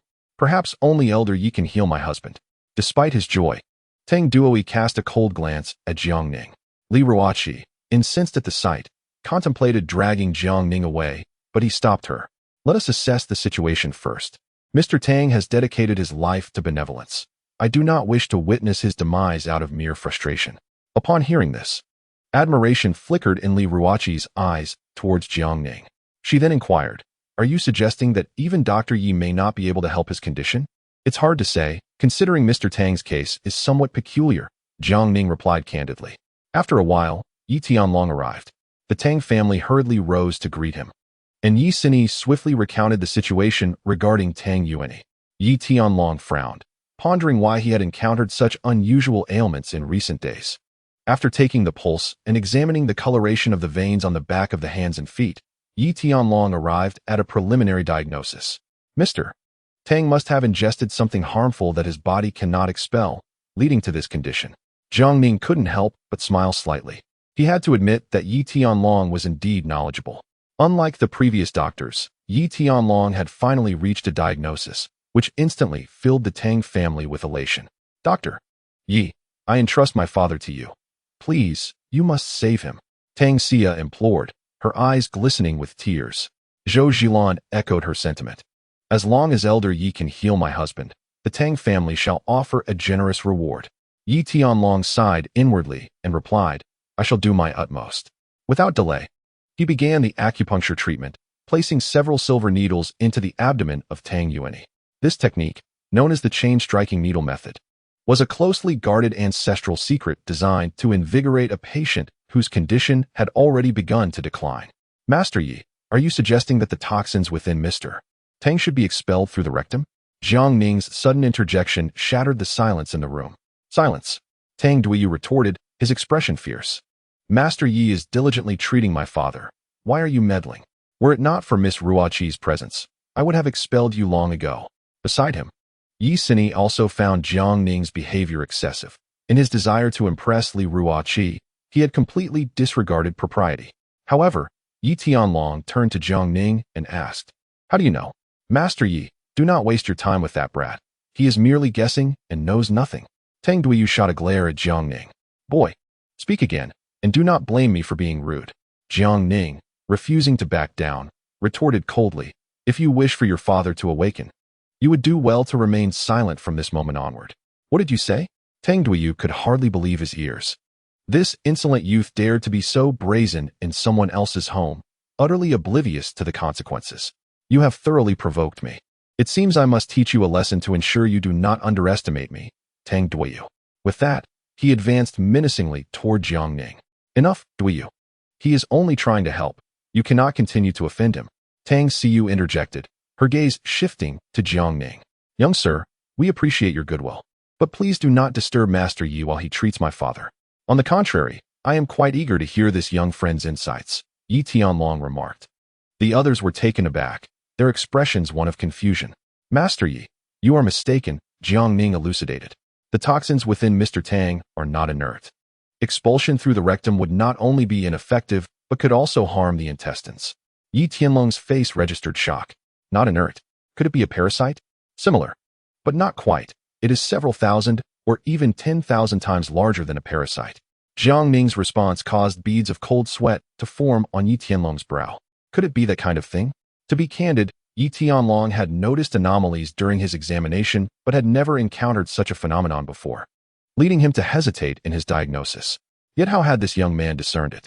Without further contemplation, Yi Tianlong inquired, "Young friend, do you possess a more effective plan?" The astonishment on the faces of those around him was palpable at Yi Tianlong's regard for Jiang Ning. Only Li Ruoqi understood the extent of Jiang Ning's abilities. The nodules that would take Yi Tianlong months to eliminate, Jiang Ning had managed to address effectively in mere minutes. It was evident that his skills were extraordinary. Indeed, employ the sequential tapping technique you mentioned earlier, reversing the flow to expel the toxins from Mr. Tang's mouth. Jiang Ning's suggestion left Yi Tianlong astounded. "You are familiar with the sequential tapping technique?" Though the others were unfamiliar with the term, Yi Tianlong's reaction indicated its significance. In that moment, curiosity about Jiang Ning intensified among the onlookers. "Mr. Yi, please treat Mr. Tang first. The rest can be discussed later." Yi Tianlong nodded. removing all the silver needles embedded in Tang Yuan's body, and began acupuncture following Jiang Ning's method. Soon, the convulsing Tang Yuan began to calm down. This scene filled the Tang family with immense joy, yet they dared not utter a word, fearing they might disturb Yi Tianlong's treatment. However, just as the last few needles were being inserted, an unexpected turn of events occurred. Tang Yuan suddenly convulsed violently, foaming at the mouth, and his complexion visibly darkened. How could this happen? Yi Tianlong was taken aback, clearly caught off guard by this turn of events. Dad, Yuan. The Tang family was instantly at a loss. Tang Duyu turned angrily to Jiang Ning, shouting, "It's all your fault, you scoundrel. You've misled the esteemed physician Yi with your nonsense. You'll pay for this." Ruoqi, is this what you meant when you said his medical skills rival my grandfather's? Take him away, he is causing chaos here. Yi Xinyi's face was icy. Were it not for her good friend's sake, she would have long since been impolite to Jiang Ning. At that moment, Li Ruoqi found herself at a loss for words, her expression complex as she pulled Jiang Ning away. "I did not mislead anyone," Jiang Ning asserted. "Forcing the poison out through the mouth is the only way to save Mr. Tang. The current situation arose due to an error in the acupuncture technique." Upon hearing this, Yi Tianlong felt a tremor in his heart. In truth, he had yet to master the final few needles of the linked acupuncture technique. Alas, his revered mentor had already passed, and it was too late for him to fully comprehend and learn it. The remaining needles were entirely reliant on his own understanding. While it was not the complete linked acupuncture technique, it was sufficient to rank him among the top 10 renowned physicians. Yet, he had not anticipated a problem would arise today. Even more surprisingly, that young man had managed to identify his error. Yi Xinyi immediately grew displeased, casting a disdainful glance at Jiang Ning. "What do you mean? Now you're trying to shift the blame onto my grandfather?" Jiang Ning gently shook his head. "I merely wish for Mr. Tang to awaken. Shut your mouth. If I don't skin you alive today, I want to be called Tang Duyu." Just as Tang Duyu prepared to act, Yi Tianlong intervened. Hearing this, everyone was utterly confused, unsure why Yi Tianlong had such faith in him. Ignoring the surrounding skepticism, Yi Tianlong hurried to Jiang Ning's side. "Young friend, how confident are you that you can awaken Mr. Tang?" Jiang Ning replied, 10%. His unwavering confidence led the crowd to believe he was exaggerating. "Madam Tang, let this young friend give it a try. Otherwise, I have no other methods left." Yi Tianlong said to Zhou Zhilan. "All right, then I must trouble you." Watching her husband convulsing, Zhou Zhilan felt a deep sense of sorrow and could only resort to desperate measures. With permission granted, Jiang Ning strode forward and requested Yi Xinyi to fetch a new set of silver needles. Though reluctant, Yi Xinyi dared not delay. Removing the silver needles from Tang Yuan's body, Jiang Ning resumed the insertion of needles. The first needle was deftly thrust into the Qi Si, penetrating several centimeters deep into the abdomen, causing all present to shudder in fear. The second needle was precisely directed into the Shinkei point. The swift and accurate application of the needles astonished even the seasoned Yi Tianlong. Following were the third and fourth needles, culminating in a total of 18, forming a continuous chain of punctures. A complete chain of puncture needles. Yi Tianlong could not suppress his exclamation, his expression brimming with excitement. Little did he expect to witness, in his lifetime, the very technique of chained punctures that his revered master had once executed. Heaven has eyes. "Grandfather, what is happening?" Before Yi Xinyi could finish her question, Yi Tianlong interrupted. "Do not speak. Do not disturb the young friend as he performs his miracle." Miracle? The crowd displayed their astonishment, pondering whether this individual truly possessed such remarkable skills, especially given Yi Lao's evident reverence. At that moment, Tang Yuan ceased his convulsions, and something within his throat seemed to surge upward, slowly making its way to his mouth. His lips began to twitch. The onlookers held their breath, their gaze fixed intently. Suddenly, a centipede, as thick as a thumb, crawled out from Tang Yuan's mouth. With remarkable swiftness, Jiang Ning drove a silver needle into the creature's head. The frightening spectacle left everyone utterly stunned, with Tang Xiu even retching in disgust. "What is happening? How could there be a centipede inside my father?" Tang Duyu exclaimed, his face a mask of horror. Yi Xinyi was equally perplexed. Indeed, it is scientifically impossible for a centipede to survive within the human body for such an extended period. Not all phenomena in this world can be elucidated by science. With a calm demeanor, Jiang Ning grasped the centipede and casually discarded it into a nearby spittoon. "Brother, What is my father's condition now?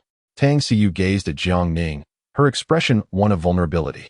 Jiang Ning retracted the silver needle. Look, he has awakened. Everyone turned to see Tang Yuanyi slowly opening his eyes. He is awake. Father has finally regained consciousness.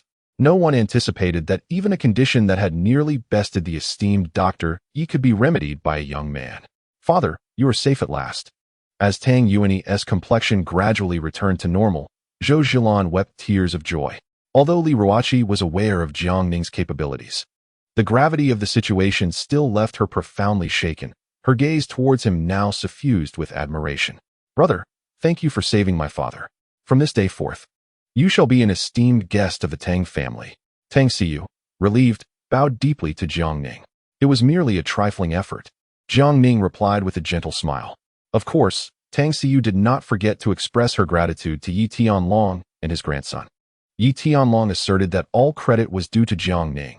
He was merely a bystander in the event. By the way, how could my father, in perfect health, have a centipede in his belly? Tang Duyu once again raised the question, bewildered. Jiang Ning turned to Tang Yuanyi and inquired, Mr. Tang, have you recently traveled out of town?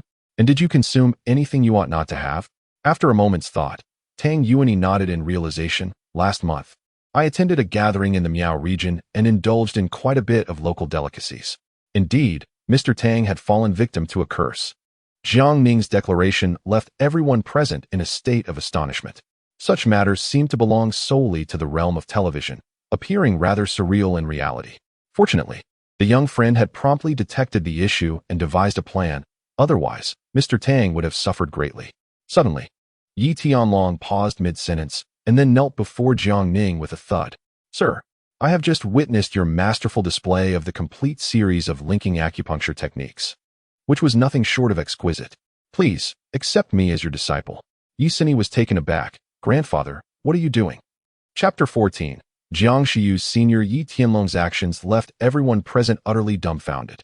The esteemed and revered divine doctor of Longwo was kneeling before a young man, seeking to become his disciple. Old Yi, please rise. I do not take on disciples. Jiang Ning hurriedly stepped forward to assist Yi Tianlong in standing up. What do you mean by that? My grandfather has knelt before you, and you show him such disrespect. Yi Xini expressed her dissatisfaction. Her grandfather was one of the top 10 divine doctors in Longwa, and countless individuals wished to study under him. Even if Jiang Ning possessed some abilities, it was unbecoming to treat him in such a manner. Xini, do not be disrespectful to the sir, Yi Tianlong said, attempting to mask his disappointment. There must be a reason why he does not take on disciples. We cannot impose upon him. Yi Xini, feeling helpless, shot Jiang Ning an indignant glare, upset that he had embarrassed her grandfather in front of so many people.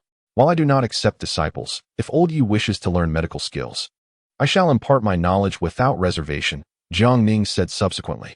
Upon hearing this, Yi Tianlong's eyes brightened significantly. Sir, are you speaking the truth? Certainly. Jiang Ning replied with a slight smile. I have long heard of old Ye's dedication to saving lives and treating the poor without charge. By teaching you my medical skills, you can assist even more individuals. What could be better? His words garnered the admiration of those present, who had initially thought he refused to take on disciples to keep his medical expertise hidden, yet he was unexpectedly generous. Master, allow me to bow before you. Jiang Ning quickly intercepted. Old Yi, from now on, you may simply call me Jiang Ning. That is unacceptable. This is the least show of respect. Henceforth, I shall call you master. Yi Tianlong stubbornly insisted, leaving Yi Xini with a complex expression, uncertain of how to face Jiang Ning. After awakening, Tang Yuanyi felt quite hungry and graciously invited Jiang Ning and the others to join him for dinner. Yi Tianlong, having matters to attend to, took his granddaughter and departed. Mr. Jiang, I will have someone investigate the matter of the curse. Today, I am grateful to you for saving me. Should you require assistance in the future, do not hesitate to ask. Tang Yuanyi was in high spirits, but when his gaze fell upon Li Ruoqi beside Jiang Ning, he silently lamented the missed opportunity. Miss Ruoqi, although the Tang family and the Li family have little interaction due to Mr. Zhang's connections, from now on, any profitable ventures from the Shengtang group will certainly include your esteemed Li family. Li Ruoqi could hardly imagine that her mere intention of accompanying Jiang Ning for a bit of excitement would result in her unexpectedly acquiring such a significant benefit. Jiang Ning truly is a treasure. Tang Xia raised her glass and stood gracefully, stating, Mr. Jiang, despite our family's earlier demeanor towards you, not only have you chosen to harbor no resentment, but you are also willing to extend your assistance. I sincerely apologize on behalf of my family. With that, she nudged her brother, Tang Duoyu, and together they toasted Jiang Ning. Jiang Ning waved his hand, saying, It is understandable. I forgive you. Thank you, Mr. Jiang. You are truly kind, Tang Xia remarked, downing her drink, her cheeks slightly flushed. Upon hearing this, Li Ruoqi furrowed her brows, sensing a hint of crisis. Tang Yuan-yi and his wife exchanged glances, but said nothing. Subsequently, Tang Yuan-yi cast a knowing look at Zhou Zhilan, who promptly produced a set of keys and a golden card. Mr. Jiang, here are the keys to Villa No. 1 at Haiding Bay, along with the Supreme Gold card from the Shengtang Group. With this, you can enjoy all the amenities under the Shengtang umbrella free of charge. It is but a small token of our gratitude. I hope you will not decline. As Zhou Zhilan presented these items, Tang Xia and her brother were taken aback, while Li Ruoqi appeared utterly astonished. Haiding Bay is one of the most prestigious coastal residential areas in Tianming City, and Villa No. 1 is the most luxurious and expensive villa there, purchased by Tang Yuan-yi 3 years ago for 800 million. It is now conservatively valued at 1 billion. Coupled with the Supreme card from the Shengtang Group, the Tang family is indeed generous in their gratitude to Jiang Ning. However, faced with such an extravagant gift, Jiang Ning remained unfazed. Mr. Tang, my assistance was merely to repay a kindness. You have provided tuition support for many of Tianming City's top students over the years, and my sister is one of the beneficiaries. It became clear to Tang Yuan-yi, who firmly believed that doing good deeds accumulates merit, that today was a perfect validation of that belief, his spirits lifting further. Nevertheless, Mr. Jiang, I still hope you will accept. You are a great benefactor to our Tang family. Li Ruoqi, noticing Jiang Ning's indifference, urged, Jiang Ning, they are offering their heartfelt intentions. You should accept. With the Grand Villa, your family will no longer need to reside in such cramped quarters. It made sense, after all. Moreover, having saved their lives, what value do these gifts hold for the wealthiest individual in Tianming City? Very well then, Jiang Ning relented, no longer refusing. Seeing him accept, Tang Yuan-yi beamed, I will make the necessary arrangements at Haiding Bay. Mr. Jiang can move in at any time. As dusk approached, Jiang Ning finished his meal and departed with Li Ruoqi. Tang Yuan-yi sighed, what a pity. Father, what troubles you? Gazing at his daughter, whose beauty could rival the moon in flowers, Tang Yuan-yi offered a wry smile and remarked, Mr. Jiang possesses such remarkable talents. He undoubtedly has a boundless future ahead of him. Alas, he is already accompanied by a woman, otherwise.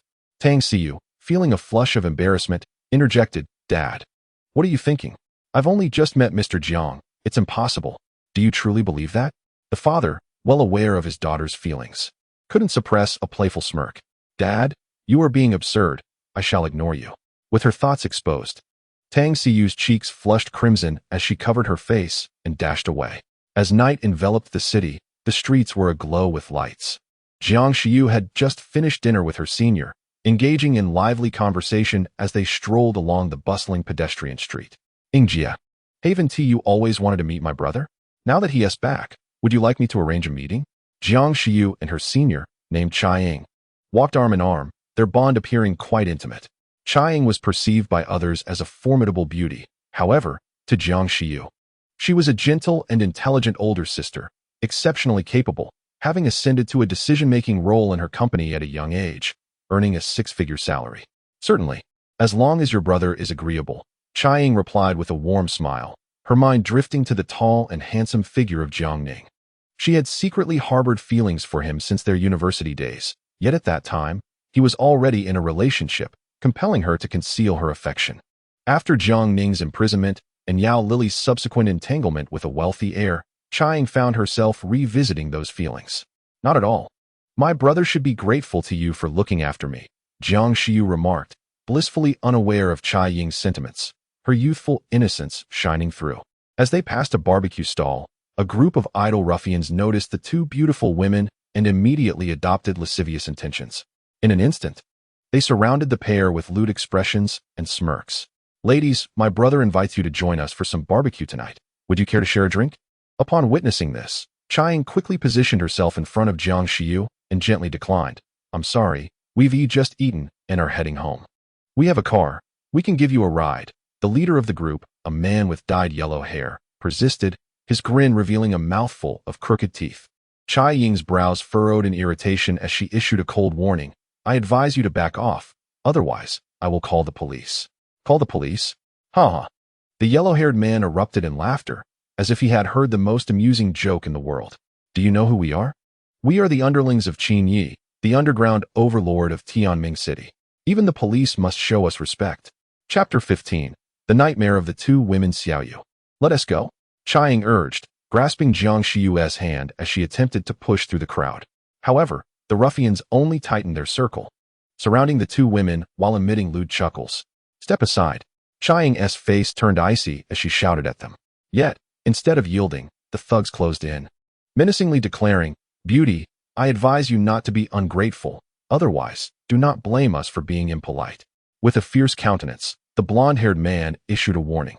Observing the situation, Chai Ying immediately cried out for help. Help. Enraged, the blonde man struck Chai Ying, leaving her dizzy and causing her delicate face to swell with a handprint. In an instant, numerous gazes turned towards them. The blonde man, with a grin, attempted to placate the crowd. It's nothing at all. My girlfriend and I are just having a disagreement. She tends to shout for help when she's angry. Help us. We don't even know him, Jiang Shiyu exclaimed, only to receive a slap from the blonde man, silencing her with pain. Onlookers quickly discerned that this group was nothing but thugs. A few brave souls stepped forward to confront the blonde man, in broad daylight. What are you attempting to do to this young lady? Is there no law left? What? Do you wish to meddle in our affairs? The blonde man's expression darkened as he brandished a folding knife from his pocket. We are all under the command of Lord Qin. Anyone who dares to interfere will face dire consequences. This display of intimidation caused the brave individuals to hesitate. There are too many people here. Let us take them back for some fun. Move. The blonde man commanded, and a dozen thugs advanced to seize the two women. Run, Xiaoyu. Chai Ying suddenly pushed past two men, shouting towards Jiang Shiyu. Without hesitation, Jiang Shiyu dashed through the crowd, calling for help. You wretched woman. Just wait. I'll let my brothers have their turn with you. The blonde man kicked Chai Ying to the ground, his face contorted with malice as he ordered his subordinates.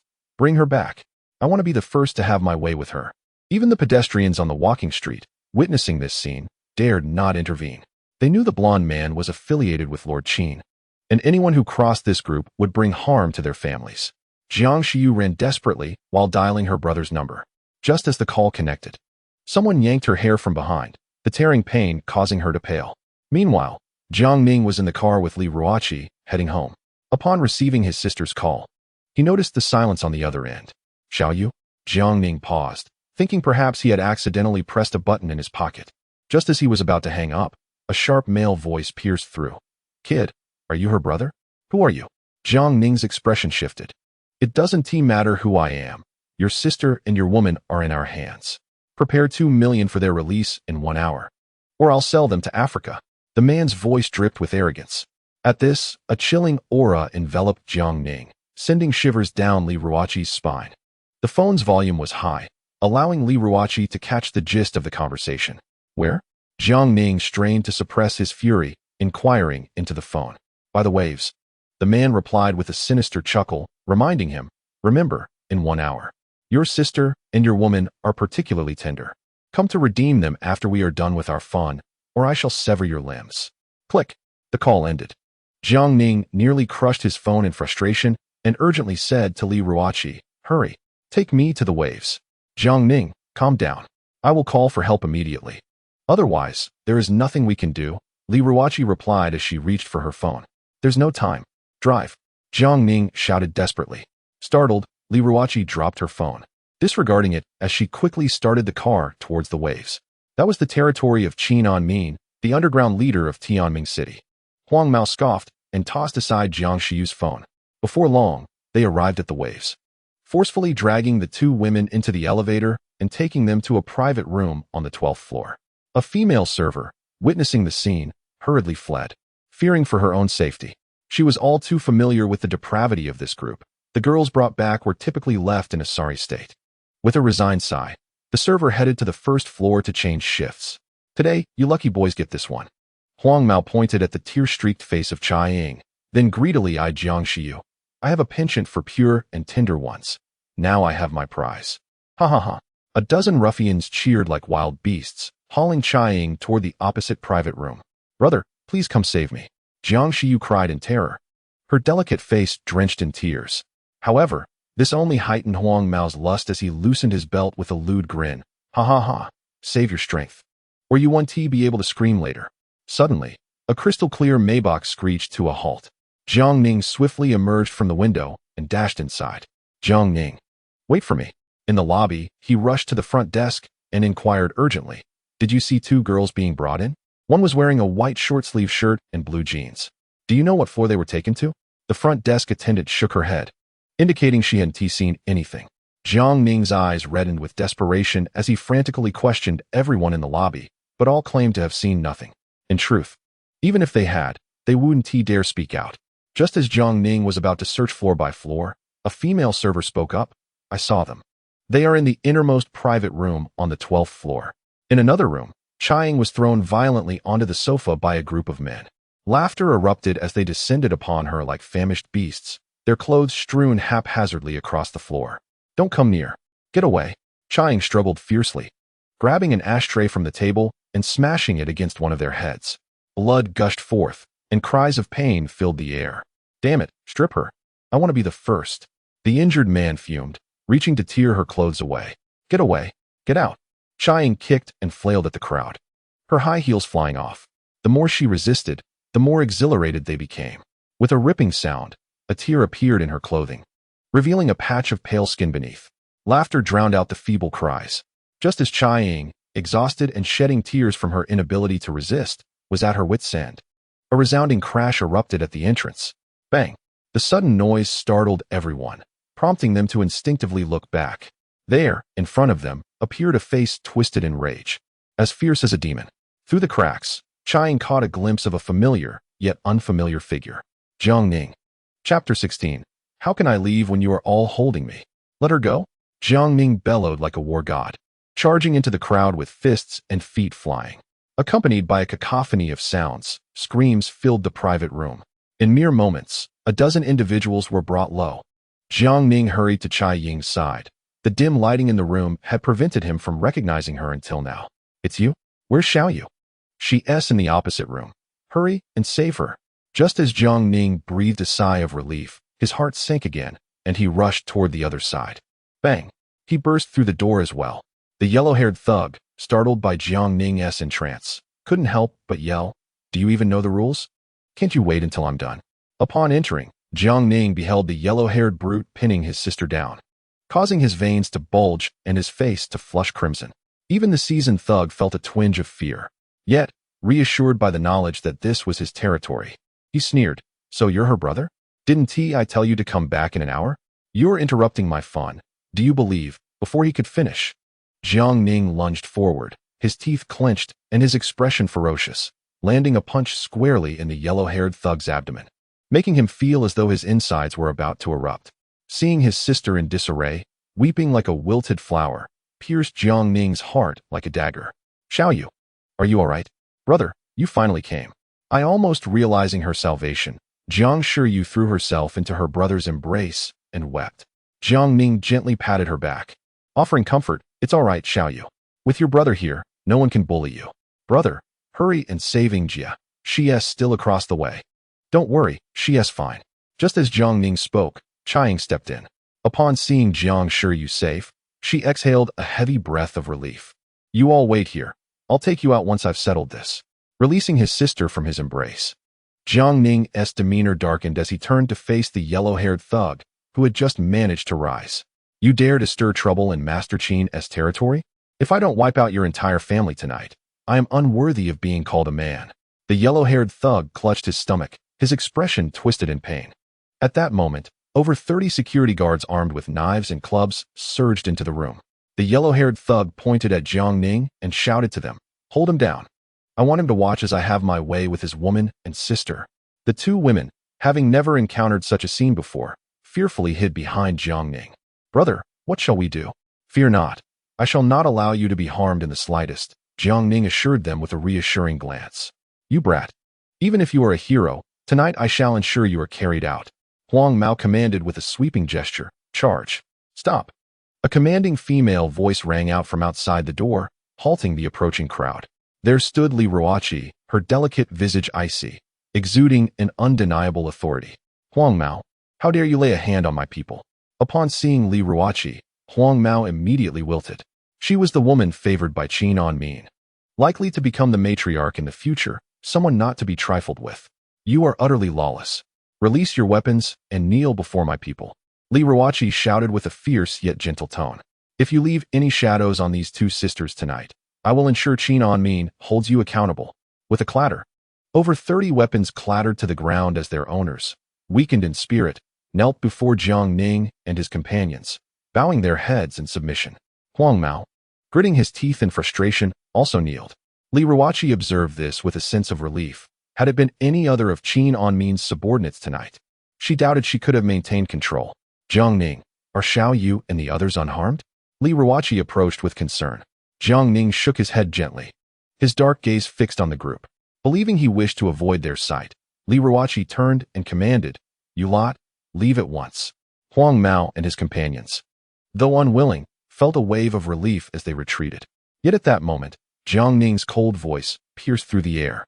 Halt! Who permitted your departure? Jiang Ning. Li Ruoqi hesitated, a sense of foreboding creeping in. From the moment you dared to threaten my sister, you should have prepared for the dire consequences. In an instant, a chilling aura emanated from Jiang Ning, suffusing the entire room with an unsettling dread. Jiang Ning, do not act rashly. There are so many of them, armed.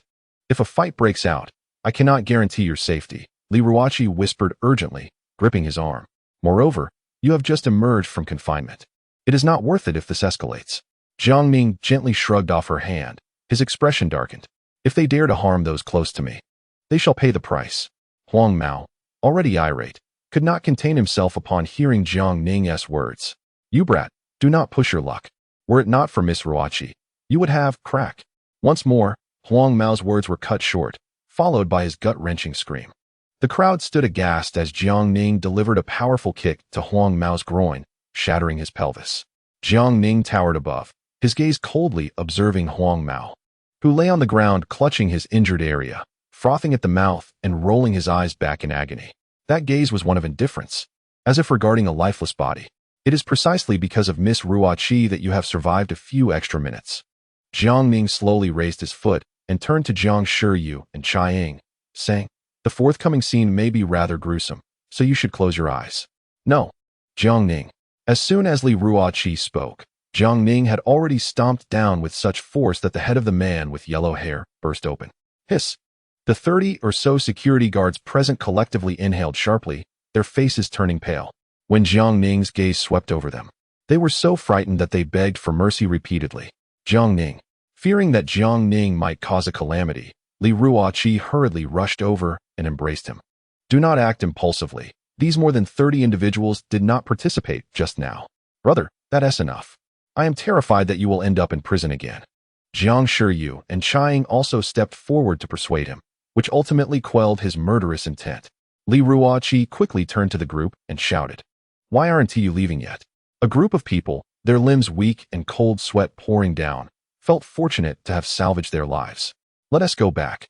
This mess will be dealt with by Qin Anmin, and he certainly wouldn't dare to pursue it further, Li Ruoqi stated. Brother, let us return. It's too late, and the family will worry. I want to go back, but with the three of you clinging to me like this, how can I? Jiang Ning helplessly spread his hands, looking at the three women who held onto him tightly.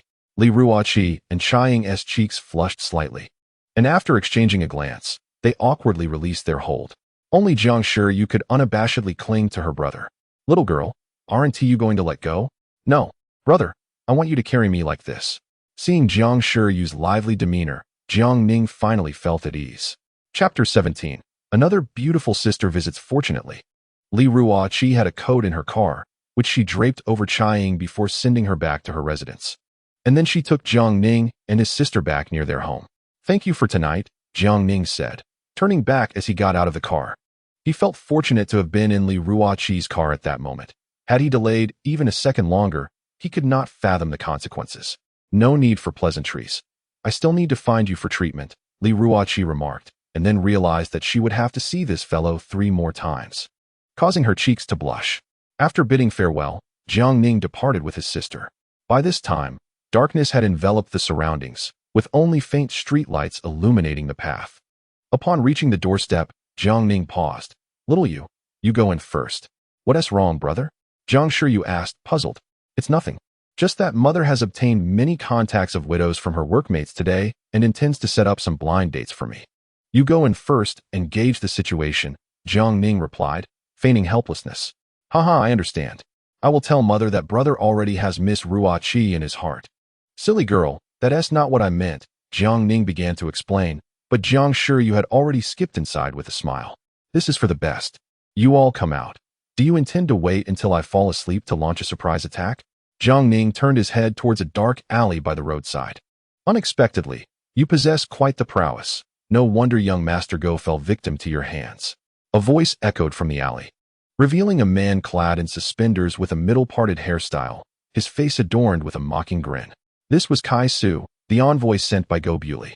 Behind him loomed 4 imposing figures in black suits, their sunglasses adding to their menacing presence, starkly contrasting with the diminutive Kai Su. Jiang Ning chuckled softly. It appears the Go family is not as formidable as I presumed, resorting to hiring such low-tier assassins. One might think you are engaged in some clandestine activities lurking in this alley at such an hour. Kai Su's lips twitched, his expression darkening. You think we are akin to the bodyguards of the Go family? Should a confrontation arise, you would scarcely endure a single strike. Clearly, Kai Su regarded Jiang Ning with disdain. His master was one of the formidable warriors among the 12 earthly branches of Longhua. Jiang Ning lifted his chin defiantly. Then what are you waiting for? Come forth and bring me down so you can report back. You are dreadfully arrogant, Kai Su retorted with a chilling smile. Don't say I didn't offer you a chance. Comply and return with me to treat young Master Go. Otherwise, I shall break your legs and drag you back. Treat him? Only if you command your 4 hulking companions to relieve themselves in front of me, Jiang Ning replied. Kai Su, incensed by the retort, waved his arm, signaling the 4 brutes to attack. Enough of your bluster. Give him a taste of your strength. The 4 men charged at Jiang Ning, their massive forms emanating an unpleasant odor, hinting at days without proper hygiene. Jiang Ning focused his gaze, thrusting his fingers towards the armpit of the foremost giant. With a resounding thud, the giant staggered, knocked down by Jiang Ning's swift kick. The remaining 3 responded with alacrity, swiftly encircling Jiang Ning. Their fists, as large as sandbags, whipped through the air, promising a brutal beating that would leave any ordinary person in a sorry state. Yet, to everyone's surprise, Jiang Ning leapt nimbly, evading the encirclement. Upon landing, he dispatched 2 of them with powerful kicks, and with a decisive elbow strike, he took down the last one. In less than a minute, all 4 giants lay sprawled on the ground. This compelled Kai Su to reassess the situation. Realizing this young man was indeed formidable and that he must take matters into his own hands. I concede you possess some skill, but alas, tonight you face me, Kai Su declared, flicking the strap of his suspenders with a sinister grin. He was among the few gifted martial artists of the younger generation. Jiang Ning shook his head, clicking his tongue. What a pity you're not a woman. Otherwise, I might have enjoyed our encounter more. You seek death. Kai Su, visibly enraged by Jiang Ning's taunt, advanced swiftly, launching a powerful Iron Mountain strike, a lethal move he had honed for 2.5 years, capable of overwhelming even those of a higher realm. However, Jiang Ning casually seized the attack, using Kai Su's momentum to send him hurtling backward. Kai Su fell face down on the ground, sliding a considerable distance, blood gushing forth, and his entire face was scraped raw. Ah, my face. He never anticipated that he could be so effortlessly defeated by this young man. Who exactly was he? Jiang Ning stepped forward, grasping Kai Su by the hair and lifting him up, smirking coldly. So, do you still want to take me back? You wretched brat. You've disfigured me. My master and seniors will not let you off lightly. Kai Su howled with venomous eyes. Oh, are you threatening me? Jiang Ning feigned surprise. Yet the murderous intent emanating from him was unmistakable, causing the arrogant Kai Su to wither instantly. I didn't yet I distinctly heard you just now. Why don't you repeat that for me, so I can verify if it was indeed your voice? Jiang Ning said ominously. Kai Su's face turned ashen, and just as he was about to stammer out a response, Jiang Ning forcefully slammed his face back onto the ground. The four burly men who witnessed Kai Su's pitiful state were so terrified they dared not breathe, their legs trembling uncontrollably. Jiang Ning, brushing off his hands, rose calmly, casting a cold glance at the group. Take him back and issue a warning. If he remains indifferent, inform them they have 14 days left. If Gu Dongxi does not crawl to my father and bow, the Gu family shall face utter despair. With that, Jiang Ning turned and walked home, realizing that this place was no longer safe, and it was imperative to move his family to Haiding Bay promptly. Once Jiang Ning had departed, the four burly men approached cautiously to help Kai Su up. Boss, are you all right? Kai Su, furious and bloodied, kicked and shouted at the four men. What nonsense! Can't you see I've been disfigured? Hurry and get me to the hospital. Ninger, look at this. Although she has been married, she is quite ample. Having more children is absolutely feasible. Jiang Xiujuan said, presenting a photo of a woman from a generic magazine. Jiang Xiu couldn't help but retort, Mom. You're being too unfair to my brother. He has served time, but he's not incomplete. Why must he marry a divorced woman? Jiang Ning silently applauded his younger sister. What do you know, little girl? Jiang Xiujuan replied irritably. Married women are more stable. They are not necessarily inferior to those who have never been married.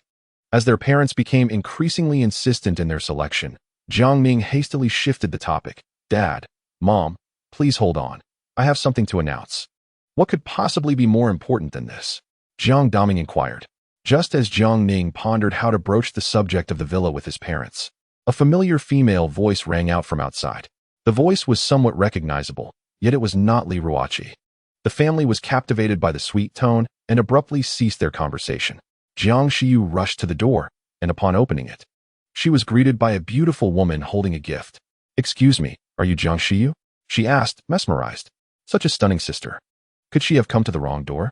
I am Tang Xia. Is this Jiang Ning's home? Chapter 18. To my surprise, you are such a Tang Xia. Tang Xia's approach was akin to that of Li Ruoqi, arriving with gifts in hand. However, the offerings she brought were health supplements, along with a brand new mobile phone for Jiang Xiu. Jiang Ning furrowed his brow slightly upon witnessing this. His sister had just lost her phone, and here was Tang Xia presenting a replacement. It appeared that this woman was not to be underestimated. Noticing the confusion of the elder couple, Tang Xia recounted the events of the day when Jiang Ning had rescued her father, expressing that it was her father who insisted she come to convey his gratitude. Seizing the moment, Jiang Ning took the opportunity to inform his parents about the villa. The revelation left them utterly speechless, as if caught in a surreal dream. We cannot accept any more gifts. Mr. Tang has already generously covered our Shiyu's university tuition for 4 years. We must repay this kindness by ensuring her father is well. Upon learning of Tang Xia's background, Jiang Xiujuan felt an immediate sense of warmth towards her, urging Jiang Ning to return the villa to its rightful owners. The favor bestowed upon Jiang Xiu by the Tang family would be cherished by the Jiang family for a lifetime. Uncle and aunt. That villa is merely a token of my father's appreciation. It is truly inconsequential, Tang Xia said sweetly, bringing comfort to the elder couple.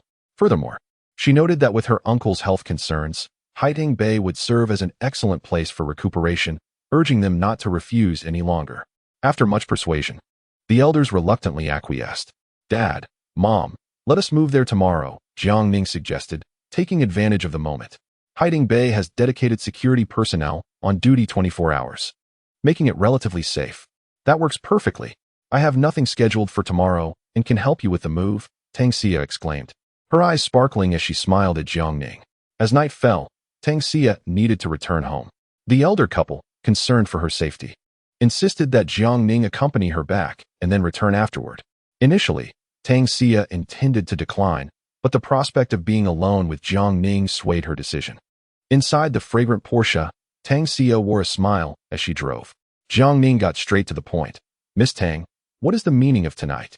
It seems you have been investigating me. You even knew about my sister's incident earlier this evening. Tang Xia paused for a moment, instinctively glancing at Jiang Ning. Jiang Ning, you misunderstand me. It was indeed my father who asked me to come to express gratitude. How coincidental that you chose to present her with a new phone just as she lost her old one, Jiang Ning remarked coolly. Realizing she could not hide the truth, Tang Xia confessed, Indeed, I have been looking into you, and it was my own desire to come tonight. What is it that you seek? Jiang Ning inquired. I wish to go on a date with you, Tang Xia replied sweetly, her cheeks slightly flushed. Jiang Ning was momentarily taken aback, feeling somewhat incredulous. So, because I saved your father, you intend to offer yourself to me? I never anticipated such a clutch scenario would unfold in my life. Will you accept my invitation? Tang Xia pressed. I can't shake the feeling that you are deliberately trying to get closer to me, Jiang Ning said, gazing deeply into her eyes. What if I were to decline? If you refuse to comply, I shall reveal your relationship with Prince Jingnan to others, ensuring you remain in turmoil. Tang Xia's words instantly sent a shockwave through Jiang Ning. How did she come to know of this matter?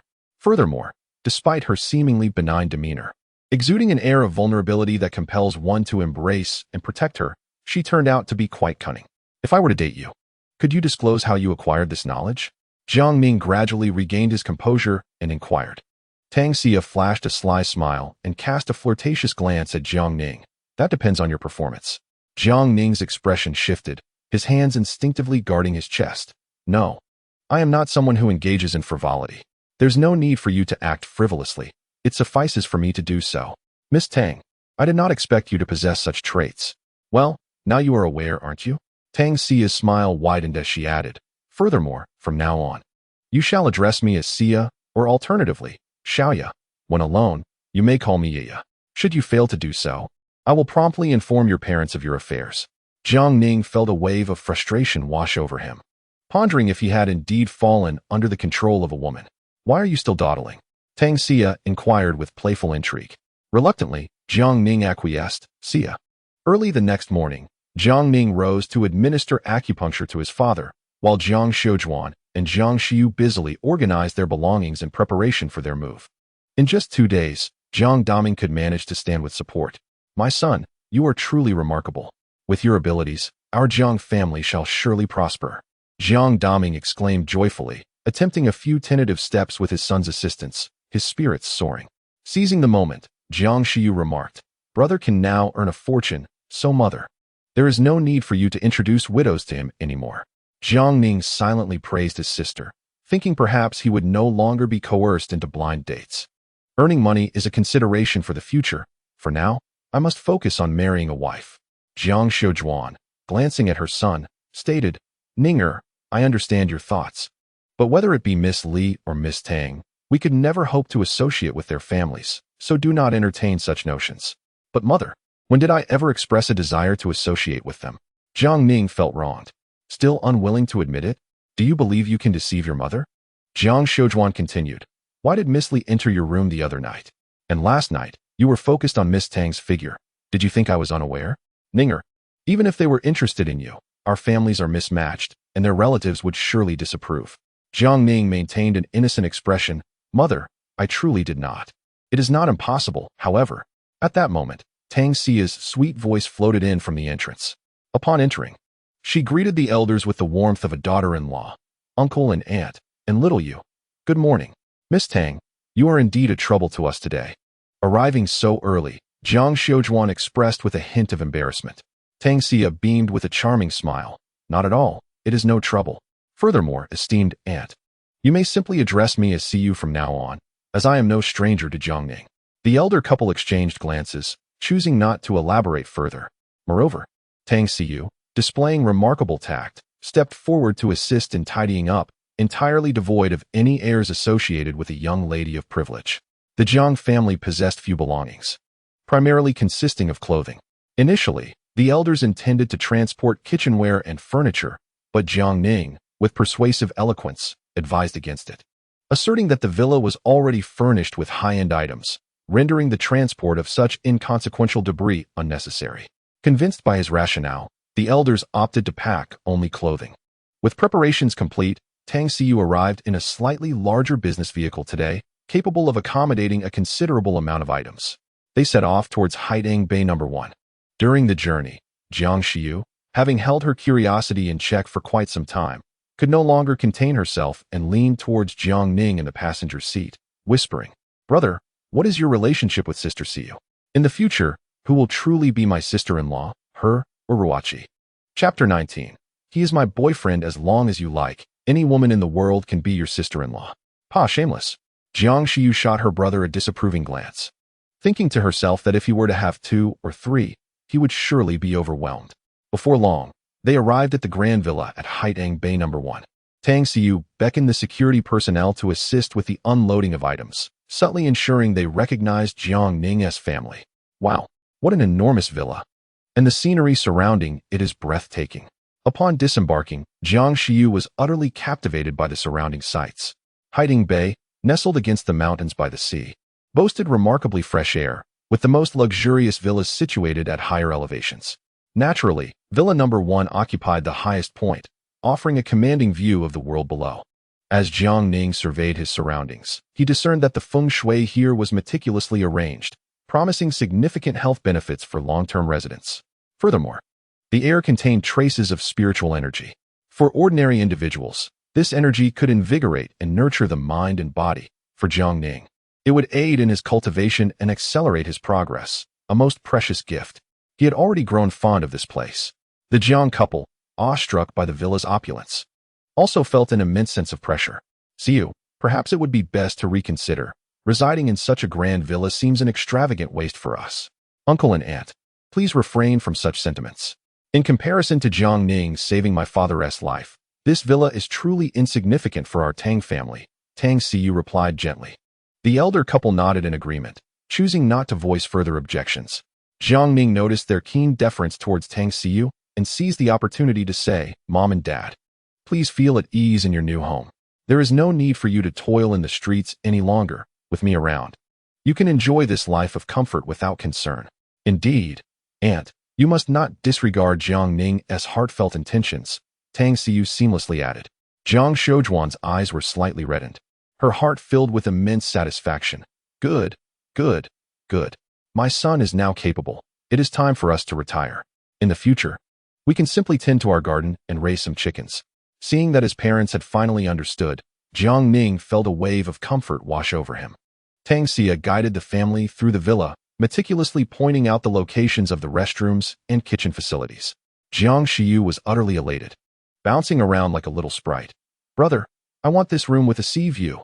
With so many rooms here, you could change your sleeping place every day without any trouble. Jiang Ning smiled indulgently. While the family remained at the villa, Jiang Ning and Tang Xia stepped outside. Shall I arrange for a few more maids? That way, your mother won't have to clean every day, Tang Xia suggested thoughtfully. Not for now. Let my mother handle the cleaning. Otherwise, having nothing to do would be a torment for her, Jiang Ning replied with a nod. Tang Xia gazed at Jiang Ning with her sparkling eyes. So, when will you have time to take me on a date? Jiang Ning glanced sideways and asked, Can you tell me your true intentions? Is it genuine affection that makes you want to be with me, or are you looking to use me for something? You'll find out once we go on a date, Tang Xia responded playfully. Jiang Ning was at a loss for words, feeling a bit uncomfortable about having his weaknesses exposed by a woman. At that moment, a group entered the first villa area. The leader, a young man in a sharply tailored suit, not only looked handsome but also exuded an air of affluence, resembling the prince charming many girls admired. Upon seeing Tang Xia, the young man broke into a spirited smile. Xia, what a coincidence. I didn't expect to see you here today. However, Tang Xia's demeanor was icy, a stark contrast to her earlier warmth towards Jiang Ning. Qin Xiao, from today onwards, this is no longer the Tang family's villa. Please refrain from entering freely as you did before. The homeowner does not know you. The young man before her was named Qin Xiaolong, the eldest son of Qin Anmin, the underground leader of Tianming City. He quickly noticed Jiang Ning standing close to Tang Xia and narrowed his eyes. Who is he? I've never seen him before. He is the current homeowner of Villa Number 1 in Hiding Bay, Tang Xia stated. Qin Xiao, you entered here without permission. Don't you think that's rather rude? Qin Xiaolong, unfazed, smiled at Jiang Ning. Hey, kid, you're welcoming us, right? Did I welcome you? Don't get ahead of yourself, Jiang Ning replied, bewildered. Qin Xiaolong's expression twisted, his gaze toward Jiang Ning filled with hostility. Do you know who this is? He is the son of the underground monarch, Qin Yi of Tianming. How dare you not welcome him? Behind Qin Xiaolong, there were several sycophantic lackeys. Jiang Ning coldly scoffed. So, you're Qin Anmin's son. No wonder you behave like this. What did you say? At this, the group of lackeys glared furiously, astonished that someone dared to disrespect Qin Xiao. Qin Xiaolong was equally astonished, yet as the son of the underground king, he possessed a certain level of intellect. He pondered to himself that this individual likely hailed from a prestigious family and resolved to ascertain the truth before proceeding. Brother, May I inquire as to which affluent family you belong? It would be delightful for everyone to become acquainted. Long ago, he is not from any prominent family. He is merely a newly released minor physician, a voice interjected among the group. Tang Xia narrowed her beautiful eyes, and her delicate features were suddenly enveloped in a frosty demeanor as she directed her voice forward. Tang Duoyu, step forth. The individual who had spoken earlier was none other than Tang Xia's younger brother, Tang Duoyu. Upon hearing his sister's command, he appeared to be subdued, hesitantly approaching the group with averted gaze. Sister, I merely spoke the truth, he stammered. Truth, you say? Come here at once. How many times must I reiterate that you should not associate with this group of miscreants? Do you wish to forfeit your allowance for next month? Why fear your sister so much? If she withholds your allowance, your brother-in-law shall provide for you. Qin Xiaolong jested, playfully ruffling Tang Duoyu's hair. Young Master Qin, please maintain your decorum. I share no connection with you. Tang Xia offered him no semblance of courtesy. Tang Duoyu, why are you not coming over here? Qin Xiaolong grasped Tang Duoyu, his expression darkening. Xia, what is the necessity of this? I have pursued you for 2 years, yet you have never shown me a semblance of kindness. You claim to be unattached. Why can you not grant me but a single opportunity? That is because I abhor scoundrels. Furthermore, I am already in a relationship, Tang Xia replied candidly.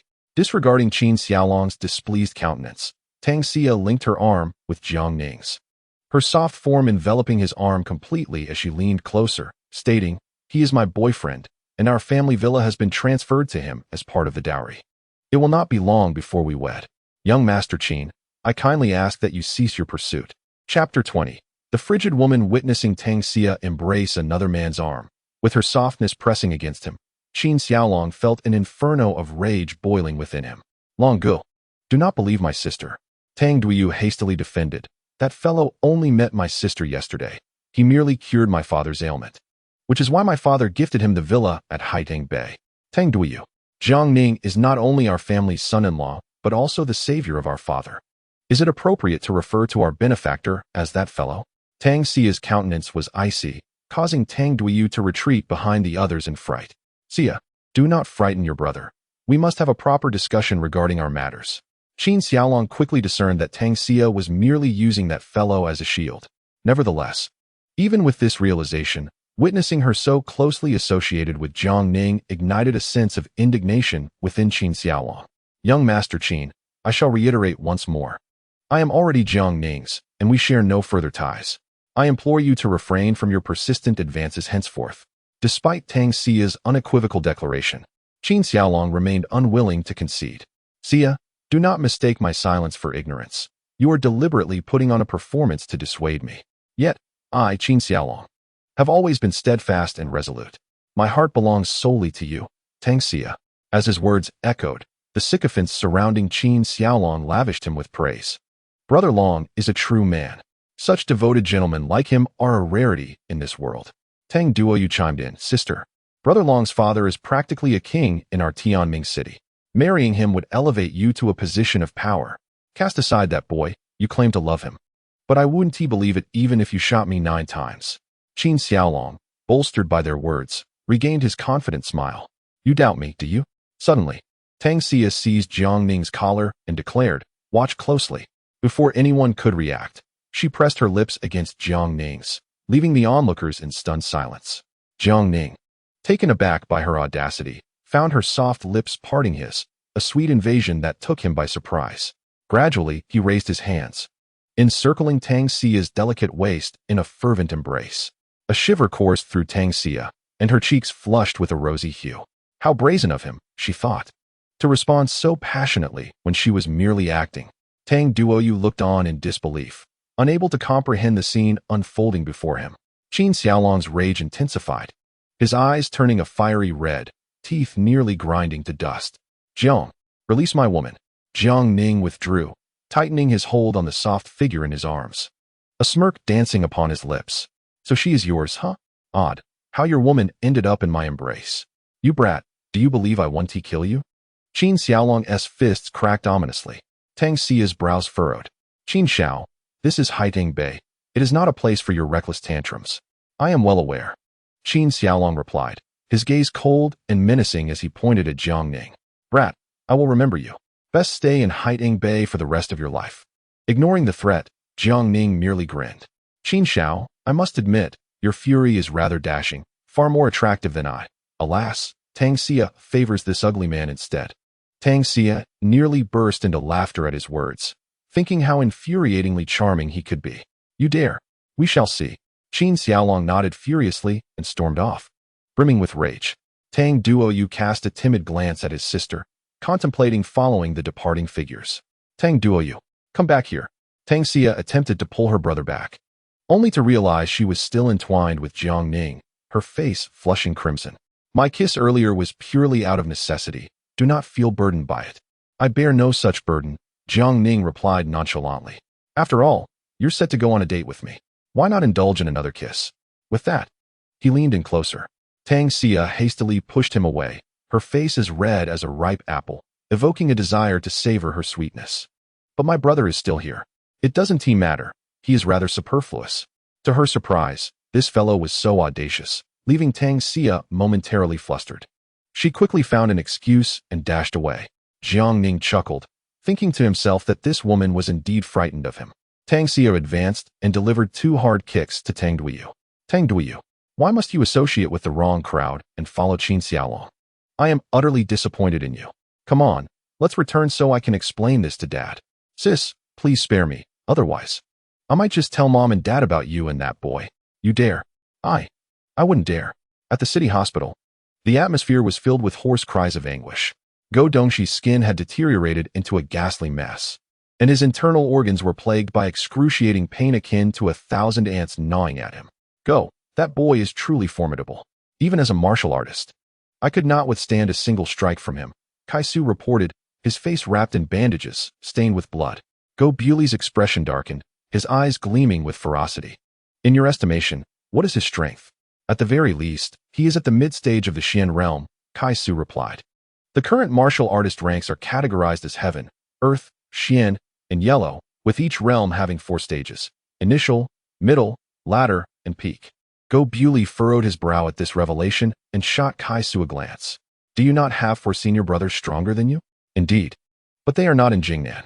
Summon them back, no matter the cost. Have them capture Jiang Ning to treat my son. I will contact them immediately, Kai Su declared, rushing out to make the call. With sufficient funds, the senior brothers would be inclined to return. They must capture Jiang Ning and make him pay dearly. Ah, Dad, why haven't you brought Jiang Ning back yet? I'm truly at my wit's end. Go Dongxi lamented from his hospital bed, his words slurred and contorted in pain. Son, rest assured, I will bring him back for your treatment, and he shall experience your suffering tenfold. Go Bewley vowed through gritted teeth. Father, what about Yao Lily? Have that woman come to keep me company. Humph, at such a time, you still think of women? A cold female voice suddenly pierced the air. Go Bewley turned swiftly to see a strikingly attractive woman enter, her demeanor as frigid as ice, appearing to be in her late 20s. Luo Shu, you've arrived. Go Bewley exclaimed, his eyes lighting up at the sight of her. With your assistance, I believe that boy shall prove no match for you. No, I never claimed I would intervene, the woman replied icily, her words laced with mockery. You failed to discipline your son, and now that he is in trouble, you seek out your sister. You truly are something, brother. The woman named Go Luo Shu is the sister of Go Bewley and merely a few years older than her uncle. Go Dongxi. In Chapter 21, Be My Assistant, Go Luo Shu finds herself overlooked within the Go family. During her teenage years, her brother Go Bewley, in an attempt to alleviate the company's financial woes, shockingly sold her to a wealthy man in exchange for resources. Consequently, Go Luo Shu became the plaything of this affluent individual, enduring humiliation for nearly a decade. This harrowing experience instilled a deep-seated hatred for the Go family within her. However, several years ago, the Go family rapidly ascended in status, and Go Bewley redeemed his sister. In an effort to atone for his past mistakes, he sent her to the capital for further education, providing her with the finest resources to pursue the life she desired. By a stroke of fate, Go Luo Shu encountered an organization, and through her perseverance, she ultimately became one of its core members. Luo Shu, I was truly wrong back then, and I have sought to make amends, haven't I? Go Bewley implored. Your words come so easily, Go Luo Shu replied, her beautiful eyes narrowing as she smiled bitterly. From the day you sold me, you have irreparably destroyed me. You have not only ruined my existence, but also my life. seeing your son in such a state. I suppose this is karma. With that, she turned to leave. Go Bewley hurriedly caught up, grasping her hand and pleading, Luoshu, I was indeed wrong. I beg you. As your brother, please help me this once. What brotherly affection remains between us? Go Luoshu sneered as she shook off his grasp. Suddenly, with a thud, Go Bewley fell to his knees, bowing his head and clinging to her feet in a pitiful display of helplessness. Luoshu, I know you value loyalty, otherwise, you wouldn't have come here today. I am a wretched being, but Dongshi is innocent. Every holiday, he has been longing for his aunt. Can you bear to see him tormented? It hurts so much. Go Dongshi whimpered from his sickbed, though Go Luoshu's expression remained cold. Her heart softened slightly. After a moment's hesitation, she inquired, what is the name of the person involved? Realizing he had stirred her compassion, Go Bewley felt a surge of joy and quickly responded, that scoundrel just got out of prison. He is ruthless and exceedingly treacherous. I asked for a name. Go Luoshu interjected, her impatience evident. Jiang Ning. To request my assistance, yet he expects me to take a taxi. What a lack of sincerity. At the Junyi Grand Hotel, Jiang Ning arrived at Li Ruoqi's office, his demeanor displeased. My apologies, esteemed Jiang. Please have some tea to ease your frustration, Li Ruoqi offered with a smile. Presenting a steaming cup. Are the silver needles prepared? Yes, they have already been purchased. Then let us commence. We start now? Before Li Ruoqi could react, Jiang Ning had already risen, pointing and saying, remove your clothing. Li Ruoqi's face flushed instantly as she locked the office door and began to slowly shed her outer garments. Although she had experienced it once before, she still felt an overwhelming sense of shyness at this moment. Can't you resolve this all at once? No, there are still 2 more sessions to go. If you don't believe me, consult Dr. Yi. His treatment requires 3 months. Jiang Ning wore an expression that brooked no argument. Why do I feel you are doing this on purpose? Li Ruoqi remarked, as she loosened the garment she wore. In an instant, the breathtakingly pure whiteness was a feast for the eyes. The artistic touches at both sides only served to mesmerize Jiang Ning further. Hurry up. Didn't you have enough last time?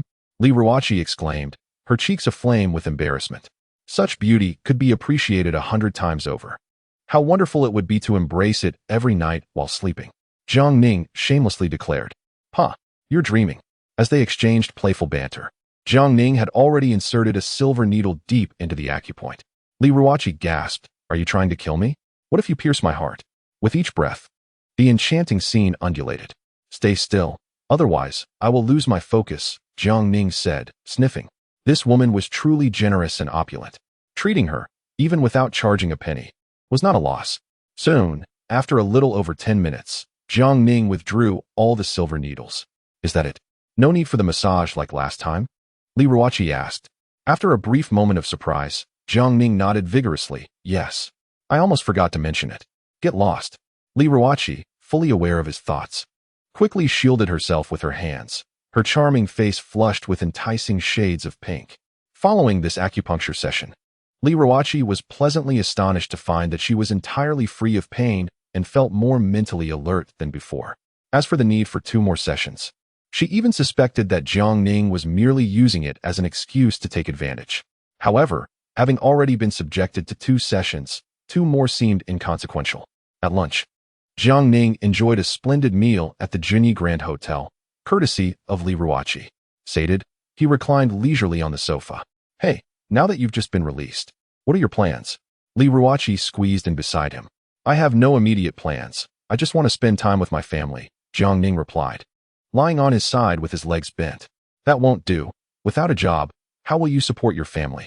Li Ruoqi pushed Jiang Ning playfully and suggested, why don't you come work as my assistant at my company? Just drive me around and accompany me.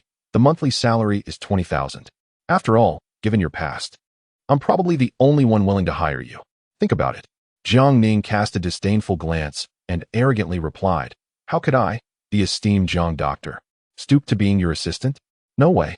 With that, he resumed lounging on the sofa. Li Ruoqi clenched her teeth, thinking how ungrateful he was.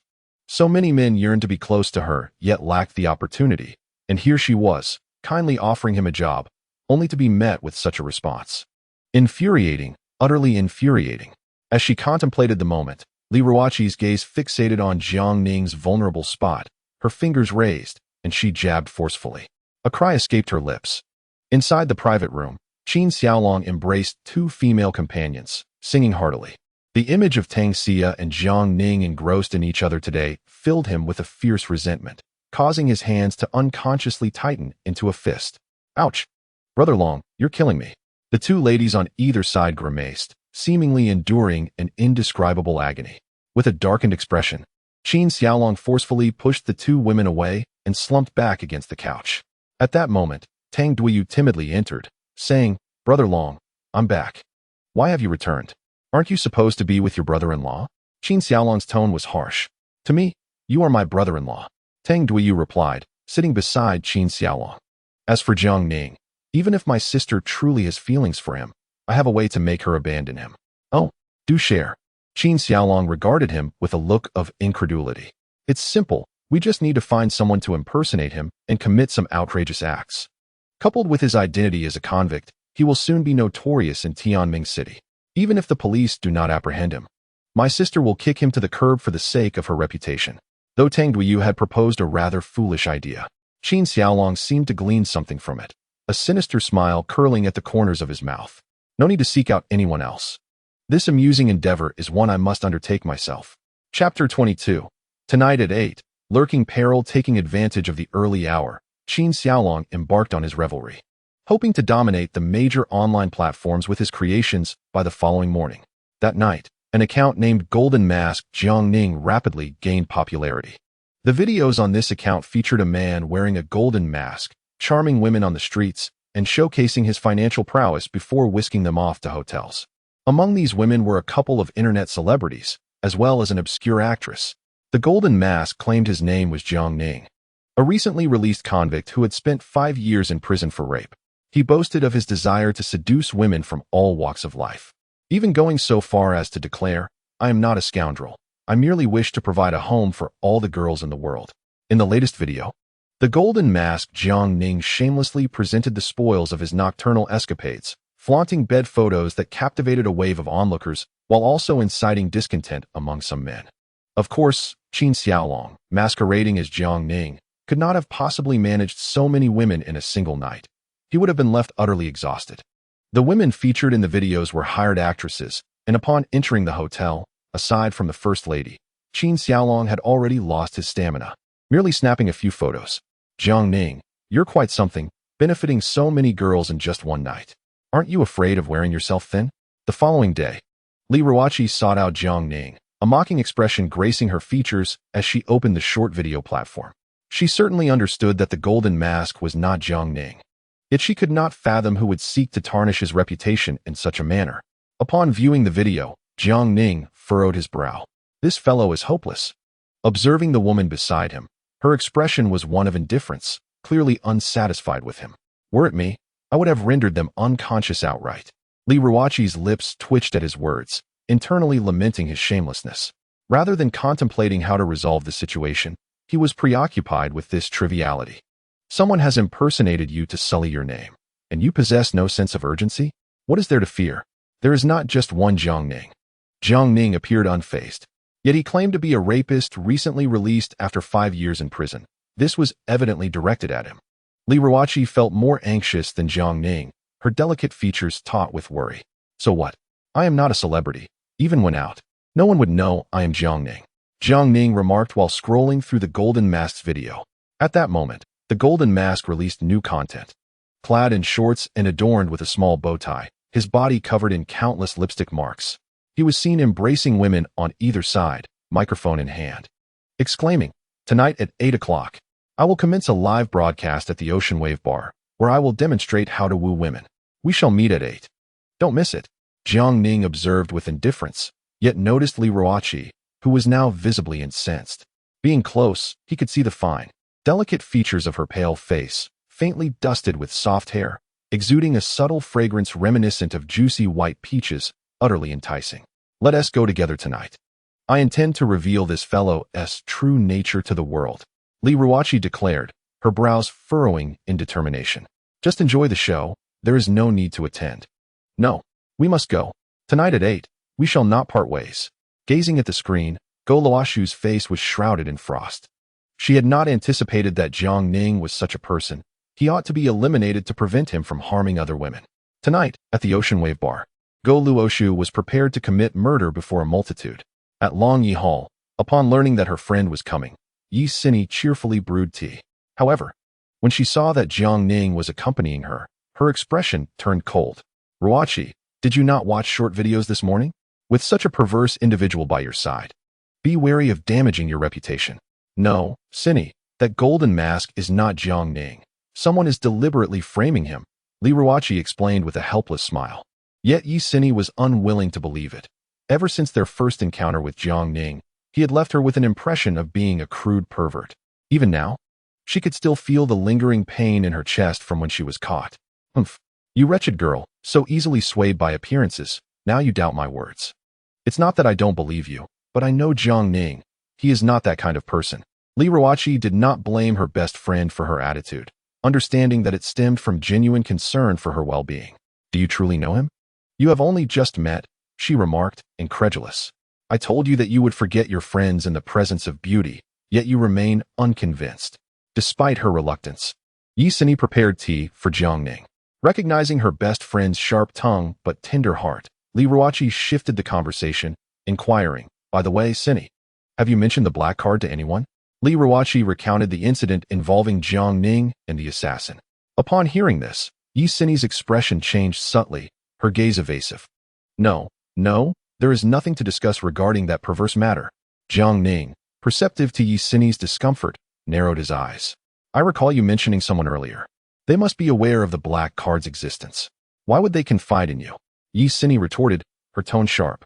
You Haven T even disclosed the origin of the black card. I have no intention of pursuing this matter further.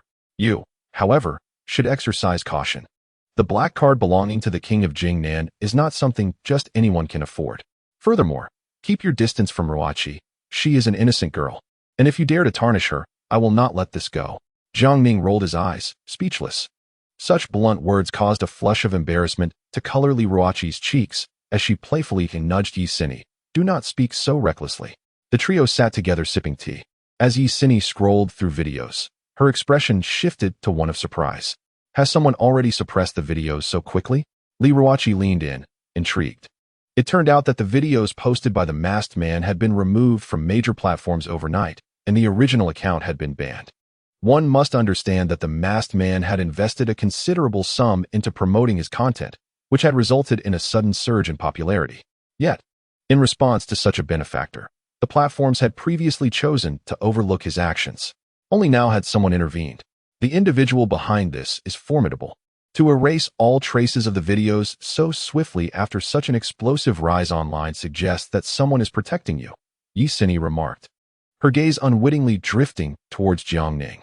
In truth, she surmised that the masked man was not truly Jiang Ning. Her disdain was merely a reflection of her own frustrations from an earlier encounter. In Tianming City, the only person capable of such an act must be Tang Yuanyi. It appears he recognizes that Jiang Ning is not that kind of person, Li Ruoqi speculated. If it were not Tang Yuanyi, who else would go to such lengths to safeguard Jiang Ning? Yi Sini mused. But what does it matter? Tonight's live broadcast at the Ocean Wave Bar will proceed as planned, and I anticipate numerous aspiring streamers will flock to bask in the limelight. Suddenly intrigued, Yi Sini suggested, since we have no plans for tonight, shall we go and take a look? Chapter 23. A wager, Jiang Ning's scheme succeeds. Help. Dr. Yi, I have a face growing on my abdomen. It's terrifying. In the midst of their conversation, a patient unexpectedly arrived at Long Yi Hall, revealing a grotesque tumor on his left side. The tumor possessed two small openings at its apex, a mouth at its base, and a protruding ridge resembling a nasal bridge, creating an unsettling resemblance to a human visage. This grotesque appearance was particularly disconcerting when the man twisted his waist, eliciting eerie groans from the facial tumor. Upon learning of the situation, Yi Sini hurried to the front hall for a diagnosis. Upon seeing the facial tumor, she could not suppress a gasp of horror. Where is Dr. Yi? I need Dr. Yi to save me, the man exclaimed, fear almost bringing him to tears. My grandfather is not here. Allow me to examine you first, Yi Sini replied, urging the man to take a seat as she approached to take his pulse. Given the rarity of such a case, a crowd quickly gathered, including several disciples of Yi Tianlong. After a brief moment, Yi Sini let out a slight sigh of relief and penned a prescription, stating, do not be afraid. This is merely an ordinary tumor.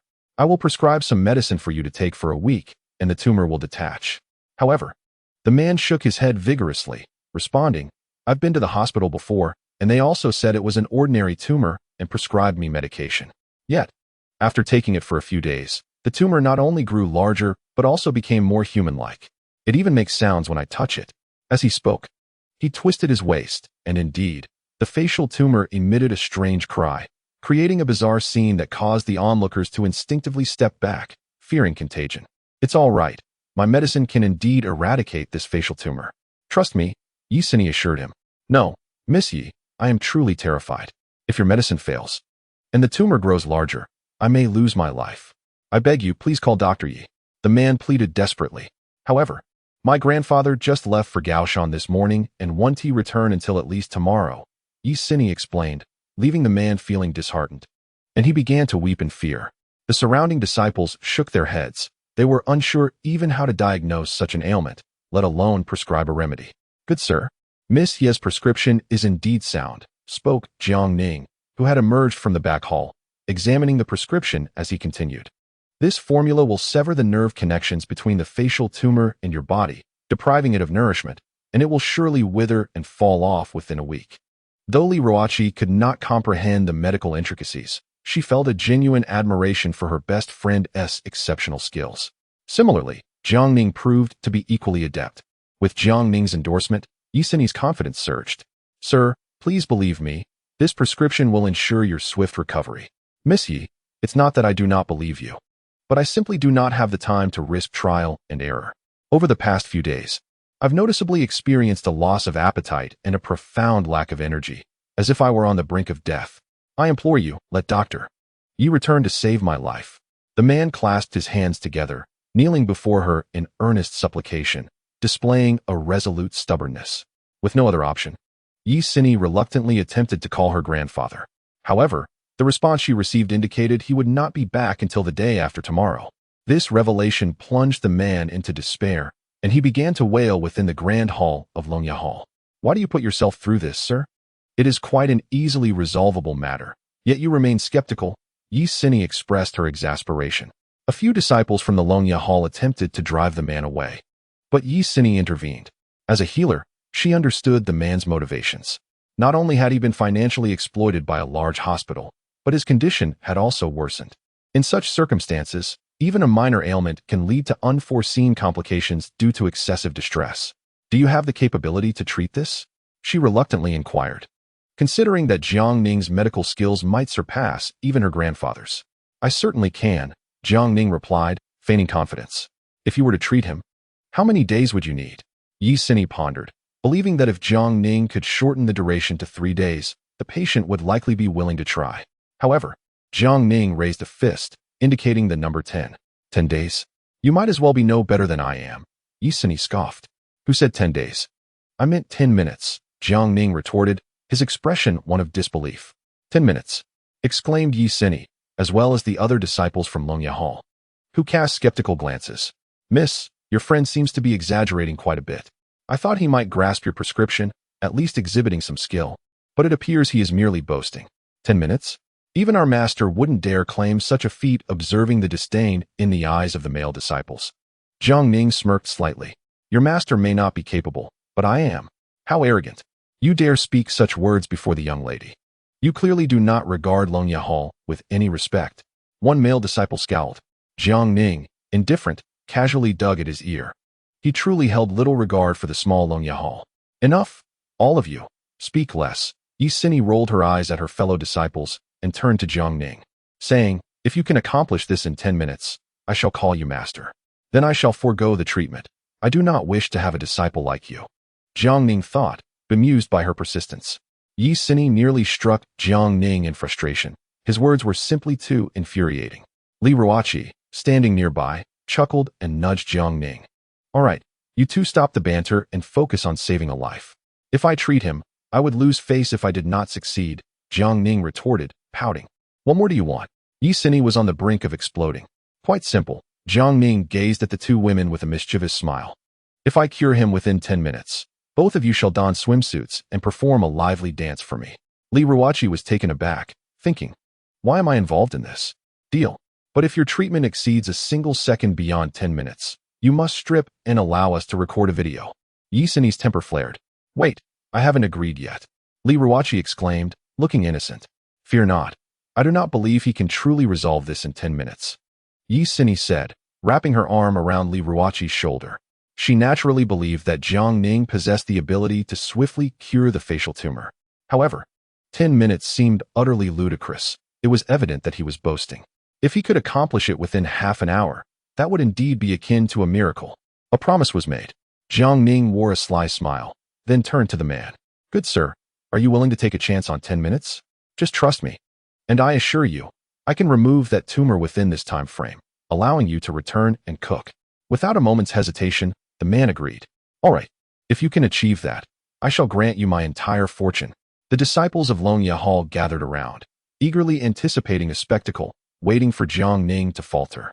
Li Ruoqi and Yi Sini stood behind Jiang Ning, their emotions somewhat conflicted. They hoped he could indeed resolve the issue within 10 minutes, so as to spare him embarrassment. However, if he succeeded, the two would have to dance for him in bikinis. Chapter 24. If you don't remove your hand, I'll cut it off. Someone, bring me a knife. Jiang Ning extended his hand towards Yi Sini. She was taken aback. What knife? This is a traditional Chinese medicine clinic. We do not possess the surgical instruments you seek. There must be a kitchen knife, at least. Jiang Ning raised an eyebrow. Upon hearing this, the crowd instantly grew uneasy, especially the man with the facial tumor, who wore a look of sheer terror. Did he intend to use a kitchen knife to excise the tumor? Yi Sini quickly had a knife for cutting herbs brought over. Jiang Ning took it and gestured menacingly towards the man. You plan to slice it off raw? The man exclaimed in horror. What other option is there? Should I cook it first? Jiang Ning retorted as he prepared to act. I refuse treatment. No, I have made a wager with these two lovely ladies. You must undergo the procedure. But the man was not about to submit easily. He immediately attempted to flee. Jiang Ning seized him and shouted to those around, hold him down.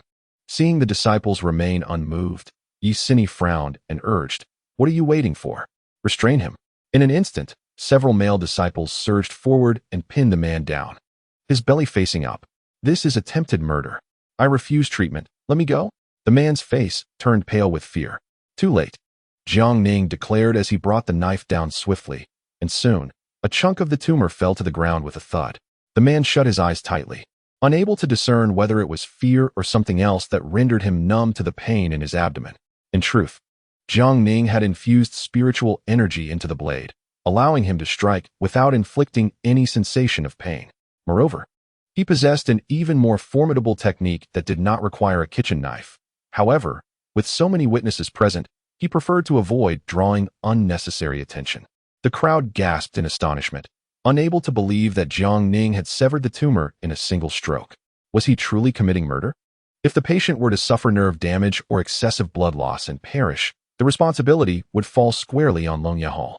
However, what left them utterly perplexed was that the man did not exhibit any signs of painful struggle, as if what was being severed was not his flesh.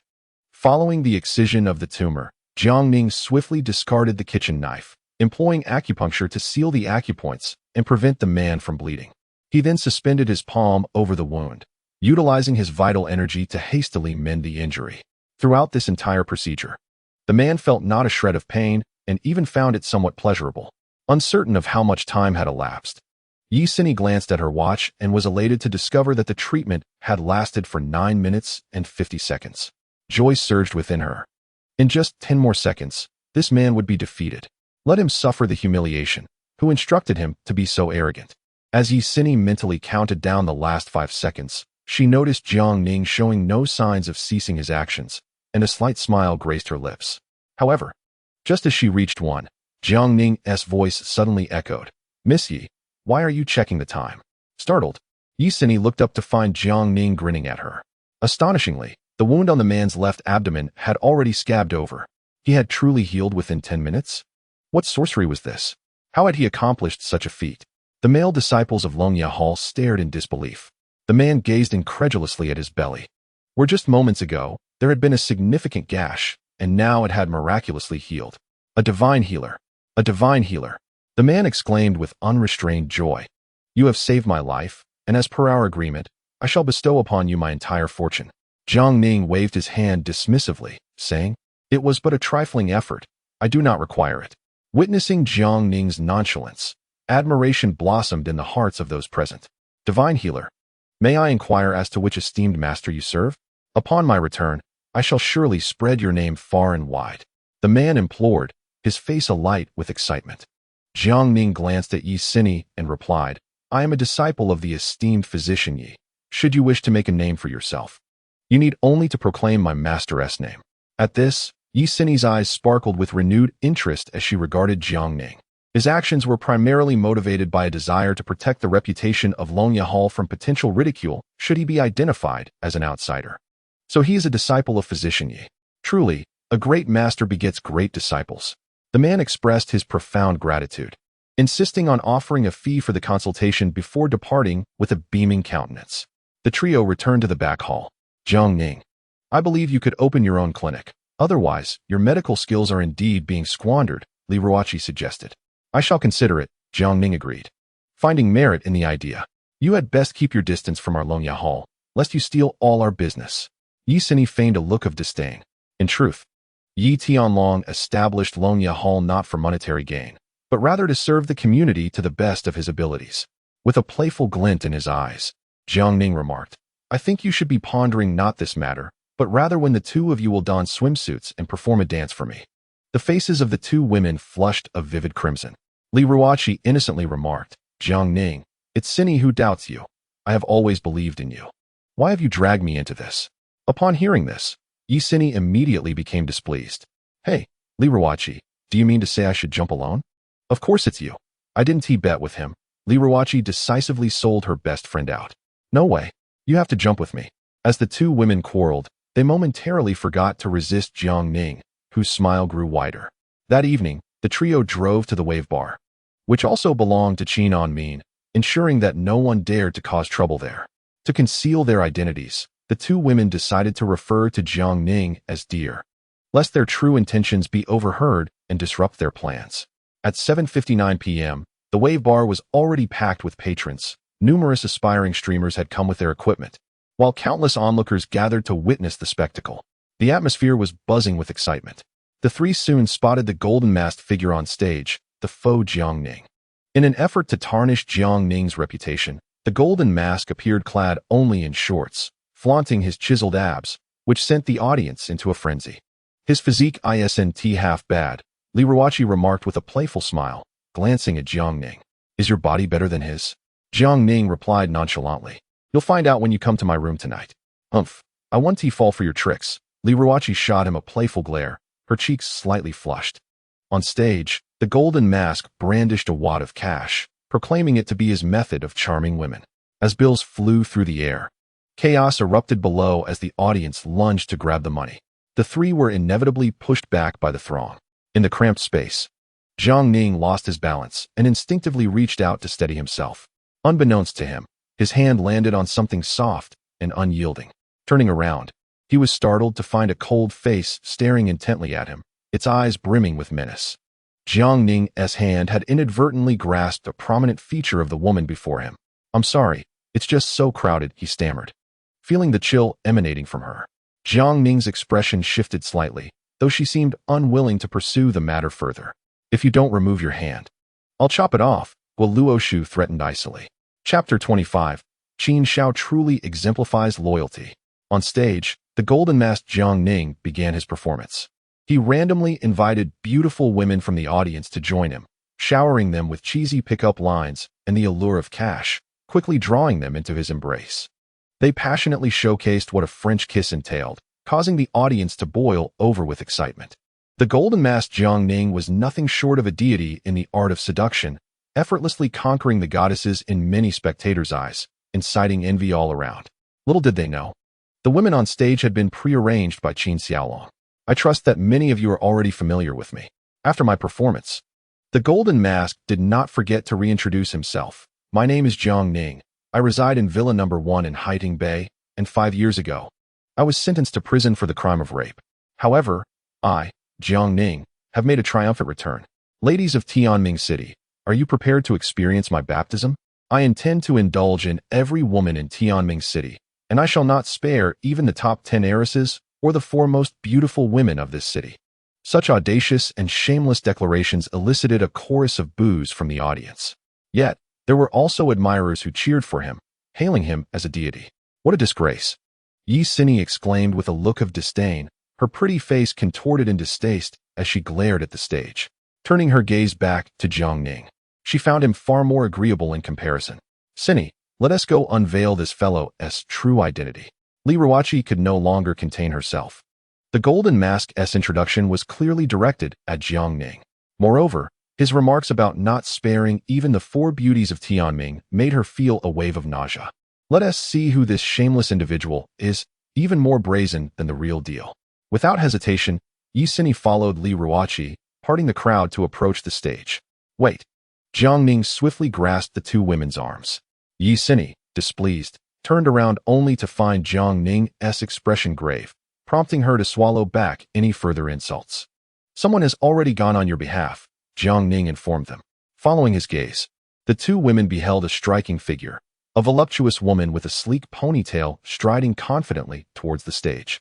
Despite her height of nearly 1.7 meters, she wore high heels that added at least 7 centimeters to her stature, enhancing her poise and formidable presence.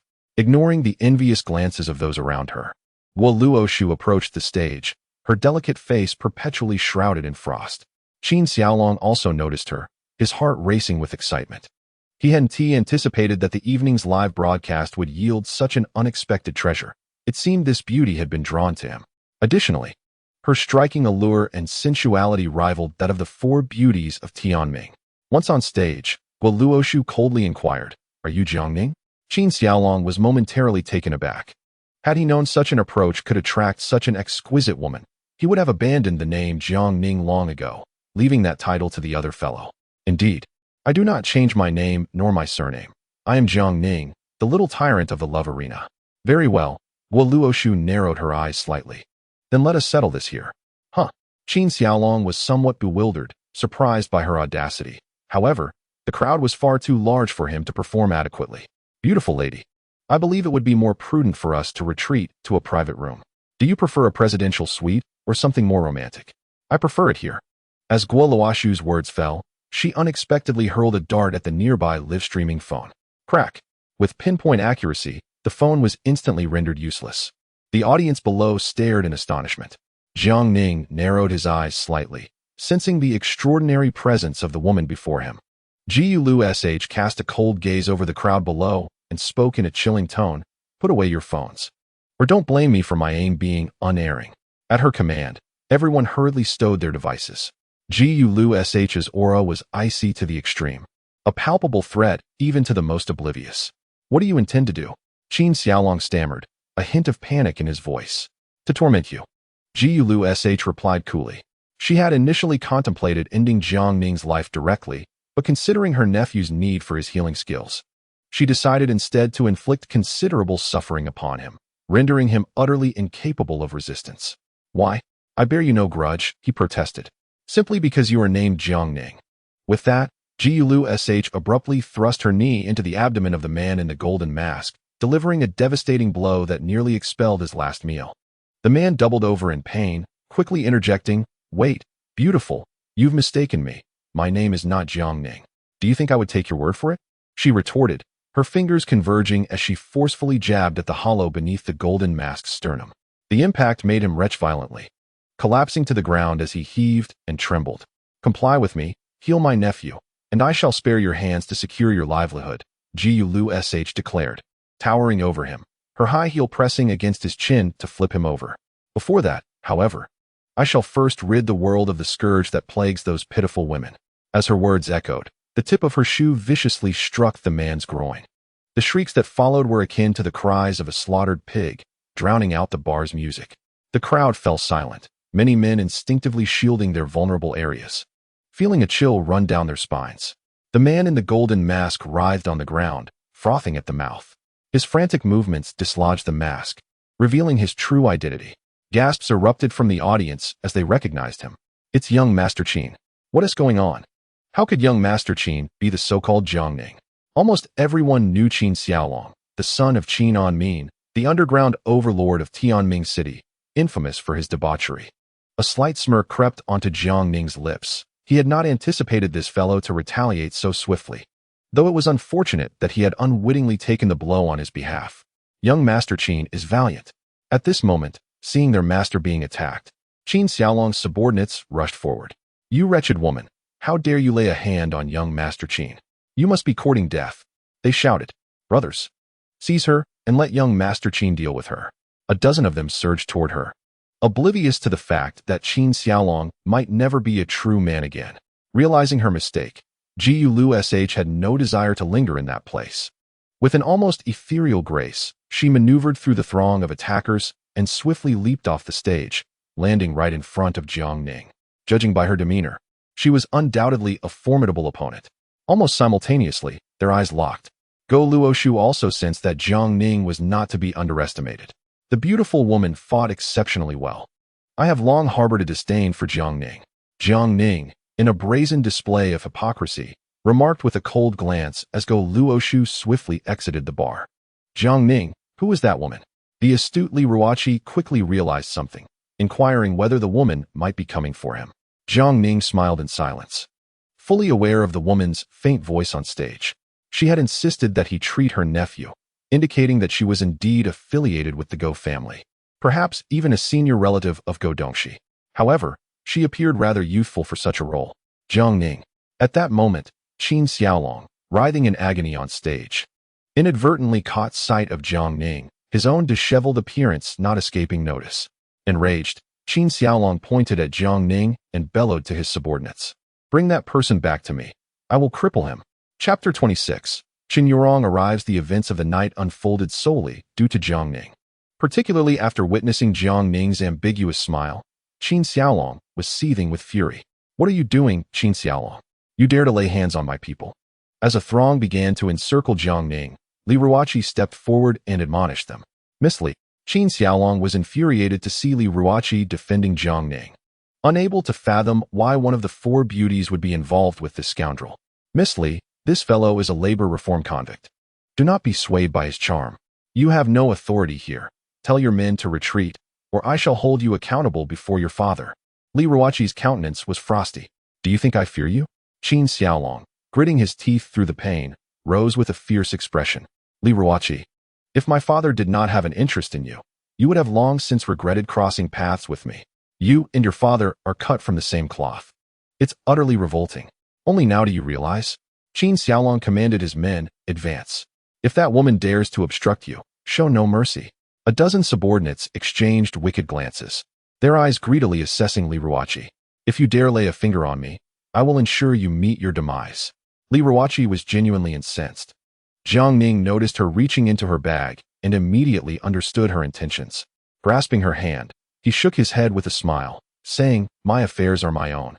You continually place yourself in front of me, leaving this grown man in quite the predicament. Jiang Ning, now is not the time for bravado. Let me and Ruoqi handle this. You step back? Yi Sini interjected, pulling him back. Jiang Ning sighed in resignation, contemplating that when faced with a formidable woman, a man must assert greater strength. Otherwise, he risks becoming dependent. Yi Sini similarly positioned herself protectively, arching an elegant brow and stating, Qin Xiaolong, even if your father is the underground king of Tianming, we will not allow you to bully us. Li Ruoqi and Jiang Ning are under my protection. Should you dare to harm them, my grandfather has connections in the capital. Care to test that? Observing Yi Sini stepping forward, Qin Xiaolong's expression grew increasingly grim. Tangxia, Li Ruoqi, and Yi Sini, the three illustrious beauties of Tianming City, share profound connections with Jiang Ning. What gives this fellow such audacity? Do you think I am intimidated by your words? Who among us does not know a few influential figures from the capital? Ultimately, it depends on whether they regard you with any esteem. Qin Xiaolong's expression darkened as he glared at Jiang Ning, his gaze filled with hatred and jealousy. Are you waiting for a beating? Dispose of that brat. I will take the blame for any repercussions. Just act. Qin Xiaolong shouted, clutching his waist. If misfortune were to befall him tonight, he was determined to drag Jiang Ning down with him. His dozen or so subordinates, no longer hesitant, swiftly seized beer bottles and charged forward. Had this group lost their minds? Yi Sini could hardly believe that Qin Xiaolong had abandoned all reason this evening. Just as Li Ruoqi was about to draw her gun, Jiang Ning swiftly pressed her hand down and pulled Yi Sini back, stepping boldly into the fray. "Are you out of your mind?" Seeing Jiang Ning charge into the crowd alone, Yi Sini gasped, urging him to be cautious. "Fool, truly overestimating your capabilities." Qin Xiaolong smirked maliciously, eagerly anticipating Jiang Ning's impending downfall at the hands of the beer bottles. The surrounding crowd began to retreat, whispering that this lad would likely end up unrecognizable after the beating he was about to receive. However, the unfolding events took everyone by surprise. Jiang Ning moved with remarkable agility, darting effortlessly between the dozen thugs. Bang! Bang! He unleashed punches and drove elbows, leaving two thugs sprawled on the floor. He struck with knees to the left and hooks to the right, rendering his opponents dizzy and disoriented. Qin Xiaolong stood frozen, astonished that Jiang Ning possessed such formidable skills. "Am I seeing this correctly? This brat can actually fight?" Yi Sini's eyes widened in disbelief, her mouth agape. Li Ruoqi smirked slightly, her pride evident as she remarked, "How about that? Not so bad, right? Nonsense. You insufferable girl, don't drag me into your infatuation." Yi Sini shot a disapproving glance at her best friend.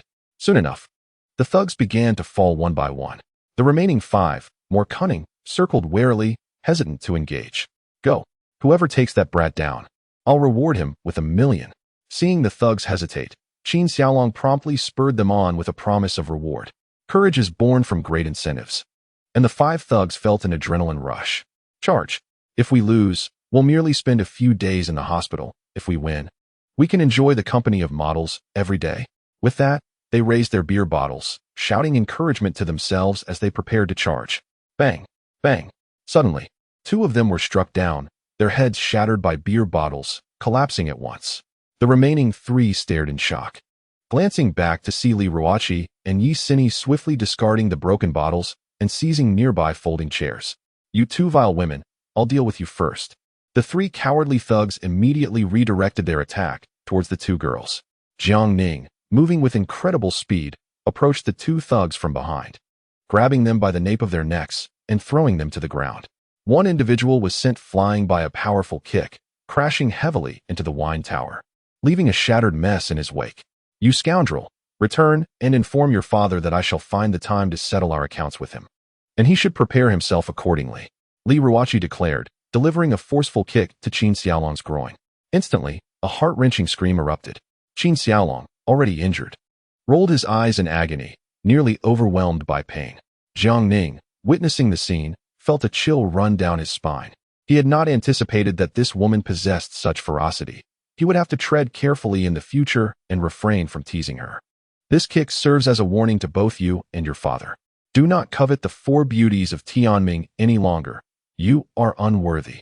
Li Ruoqi's demeanor transformed, her expression turning icy cold.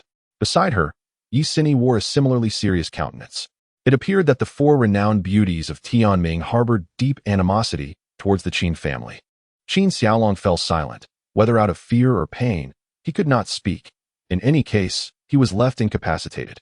"My dear, let us depart." Without waiting for those around them to collect their thoughts, Li Ruoqi shifted from her previous frostiness, gently linking her arm with Jiang Ning's, completely disregarding the gazes of onlookers. "Wait for me, dear. Don't leave me behind." Yi Sini chimed in, taking hold of Jiang Ning's other arm, her smile radiant. The crowd stood in stunned silence. The 2 most beautiful women of Tianming were sharing a man, displaying their intimacy openly in public. What fortune must that young man have accumulated in his past life? It was enough to evoke envy to the point of bleeding. Perhaps shaken by the events, Qin Xiaolong fainted, and his subordinates hastily scrambled to take him to the hospital. "You truly are full of surprises. Would you teach me a few moves sometime?" Yi Sini raised an eyebrow. "Certainly. Why not have both of you join in?" Li Ruoqi beamed. "Perfect. I could learn a few self-defense techniques." "Then let us head to the hotel now," Jiang Ning suggested. "What do we need to go to the hotel for?" "To book a room, a large one with a double bed. And I shall impart my lifelong knowledge to you both." "Ha! You rogue. How shameless." The 2 women began playfully hitting Jiang Ning. At that moment, a convoy of autists approached, obstructing the trio's path. Li Ruoqi and Yi Sini tensed immediately, instinctively drawing closer to Jiang Ning. "There's no need to be anxious. They are here to pick me up," Jiang Ning replied with a calm smile. From the leading Audi Q7 emerged a stunningly tall woman. With flowing long hair and an impressive figure accentuated by a split qipao, she was quite the sight to behold. As Li Ruoqi and Yi Sini wondered if such an aristocratic lady had mistaken her target, the woman unexpectedly knelt before Jiang Ning. Divine Physician Jiang, as per our agreement, I have come to escort you personally. Qin Yurong lowered her head respectfully. Chapter 27. A Tale of Suffering. Did I not instruct you to come for me 3 days from now? It is only the third evening, Jiang Ning inquired knowingly. Feigning ignorance. Dr. Jiang, after taking your medicine, my grandfather has shown some improvement. However, he has been experiencing unbearable itching these past few days. I had no choice but to come and seek your help earlier than expected, so I hope you do not take offense. Qin Yurong lowered her head, exuding an aura of humility. Li Ruoqi and Yi Sini observed this scene, their hearts profoundly shaken. They recognized her as none other than Qin Yurong, the granddaughter of Chun Buguang, the wealthiest man in Jingnan. It was well known that Qin Yurong had always held herself in high regard, her pride towering over the men within Jingnan, none of whom had ever caught her attention. Yet, here she was, kneeling before Jiang Ning, displaying such vulnerability. Jiang Ning, you should accompany Miss Chun. We can manage our return on our own, Li Ruoqi suggested, sensing Qin Yurong's urgency as she released Jiang Ning's hand. Jiang Ning nodded and, under the astonished gazes of passers-by, entered Qin Yurong's Audi peak. She turned back, gently nodding in thanks to Li Ruoqi, before leading the convoy away. This fellow is truly unexpected, Yi Sini mused, casting a teasing glance at her close friend. If I were you, I'd be feeling a sense of urgency right about now. What? Li Ruoqi was caught off guard. Don't think I can't see through it. If you genuinely like him, you must act decisively to win him over. Or else he will inevitably be snatched away by some other vixen. Yi Sini nudged her playfully. Stop joking, I don't have, is that so? I really don't. Li Ruoqi stammered. As the wealthiest man in Jingnan, Chun Buguang had chosen to retreat from the city's clamor, constructing a grand estate in a serene location. As the convoy entered, rows of Qin family relatives awaited on either side. Upon parking, a designated attendant opened the door for Jiang Ning. Is this the renowned Dr. Jiang? Chun Xiandang observed the young man with a flicker of skepticism. However, being a person of standing, he withheld his doubts, knowing that the truth would soon reveal itself.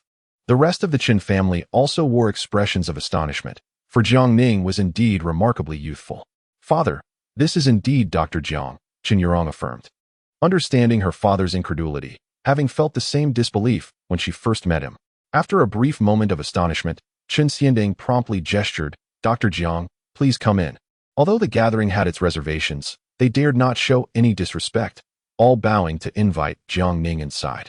Upon entering, Jiang Ning beheld the frail figure of Chun Buguang lying on the bed. Dr. Jiang, you have finally arrived. Chun Buguang's eyes sparkled with hope as he attempted to rise, but found himself too weak.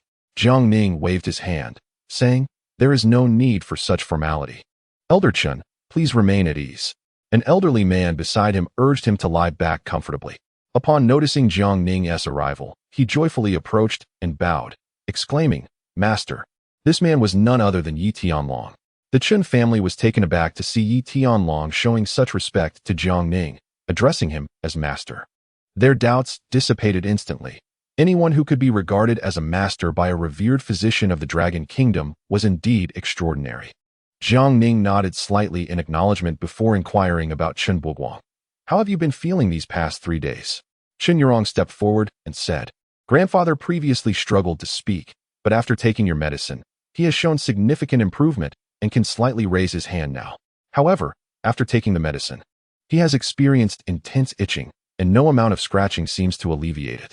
In desperation, Qin Yurong had invited Yi Tianlong, hoping he could relieve this discomfort. She understood that if it wasn't yet time to summon Jiang Ning, he would not agree to come.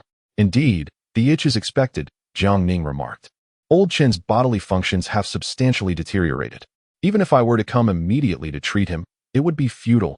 He requires 3 days of recuperation first. The 3 doses of medicine will enhance blood circulation within his body. The sensation of itching arises because the blood vessels have long been stagnant. A slight rush of blood can trigger this itching sensation. The others nodded in realization. Yi Tianlong was particularly impressed. He had diagnosed the issue upon his arrival that morning and understood this was a necessary ordeal. only able to offer minor acupuncture to ease Chun Buguang's discomfort. But 3 days ago when I sought your expertise, I hadn't even mentioned what ailment my grandfather suffers from. How did you know his condition to prescribe the medicine? This question had been on Chun Yurong's mind for 3 days, and she finally had the opportunity to voice it. Jiang Ning smiled enigmatically and replied, "Let us focus on treating old Chun first. We can discuss the other matters later."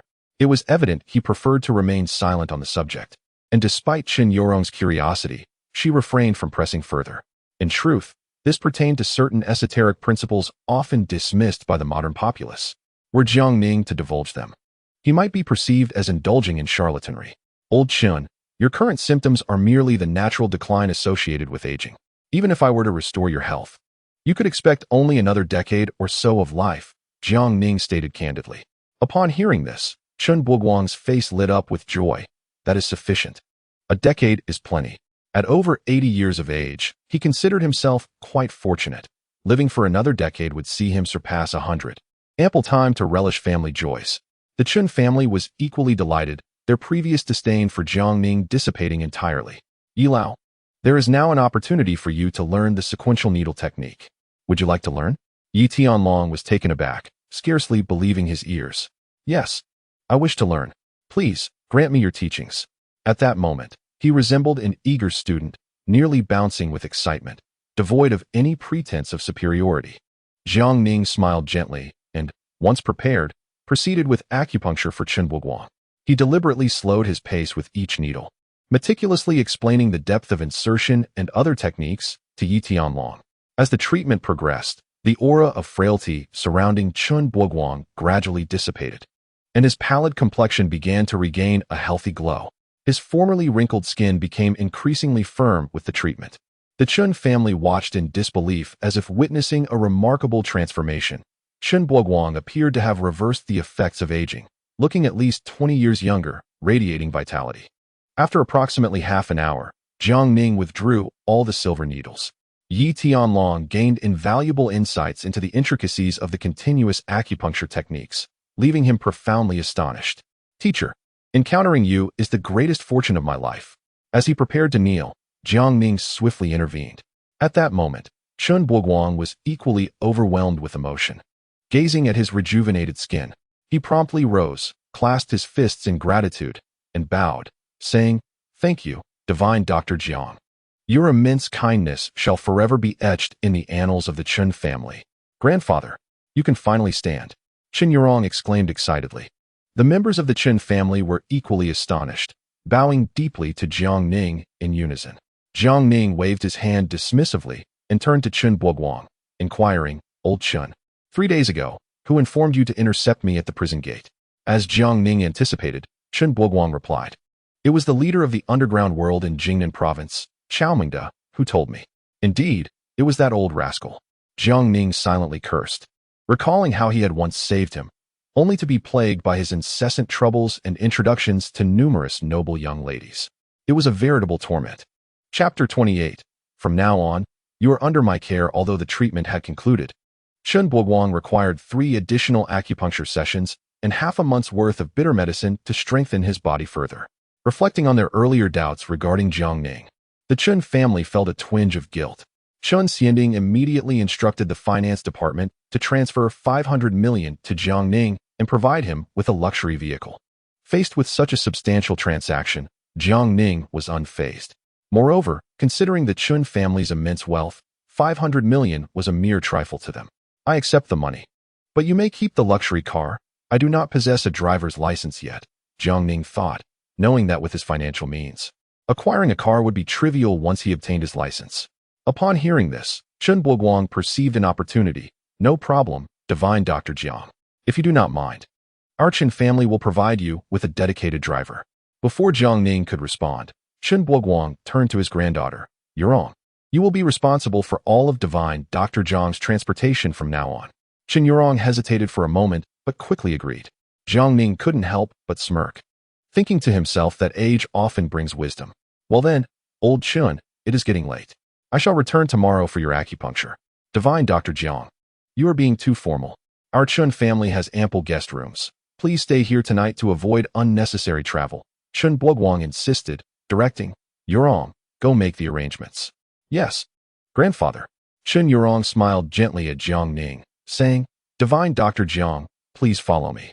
All right, I appreciate it, Jiang Ning replied as he followed her. With no pressing matters at hand, he decided to attend to his father's foot massage in the morning. After leaving Chen Buguang's room, the Chen family began to discuss amongst themselves. Who would have thought such extraordinary skills could manifest at such a young age?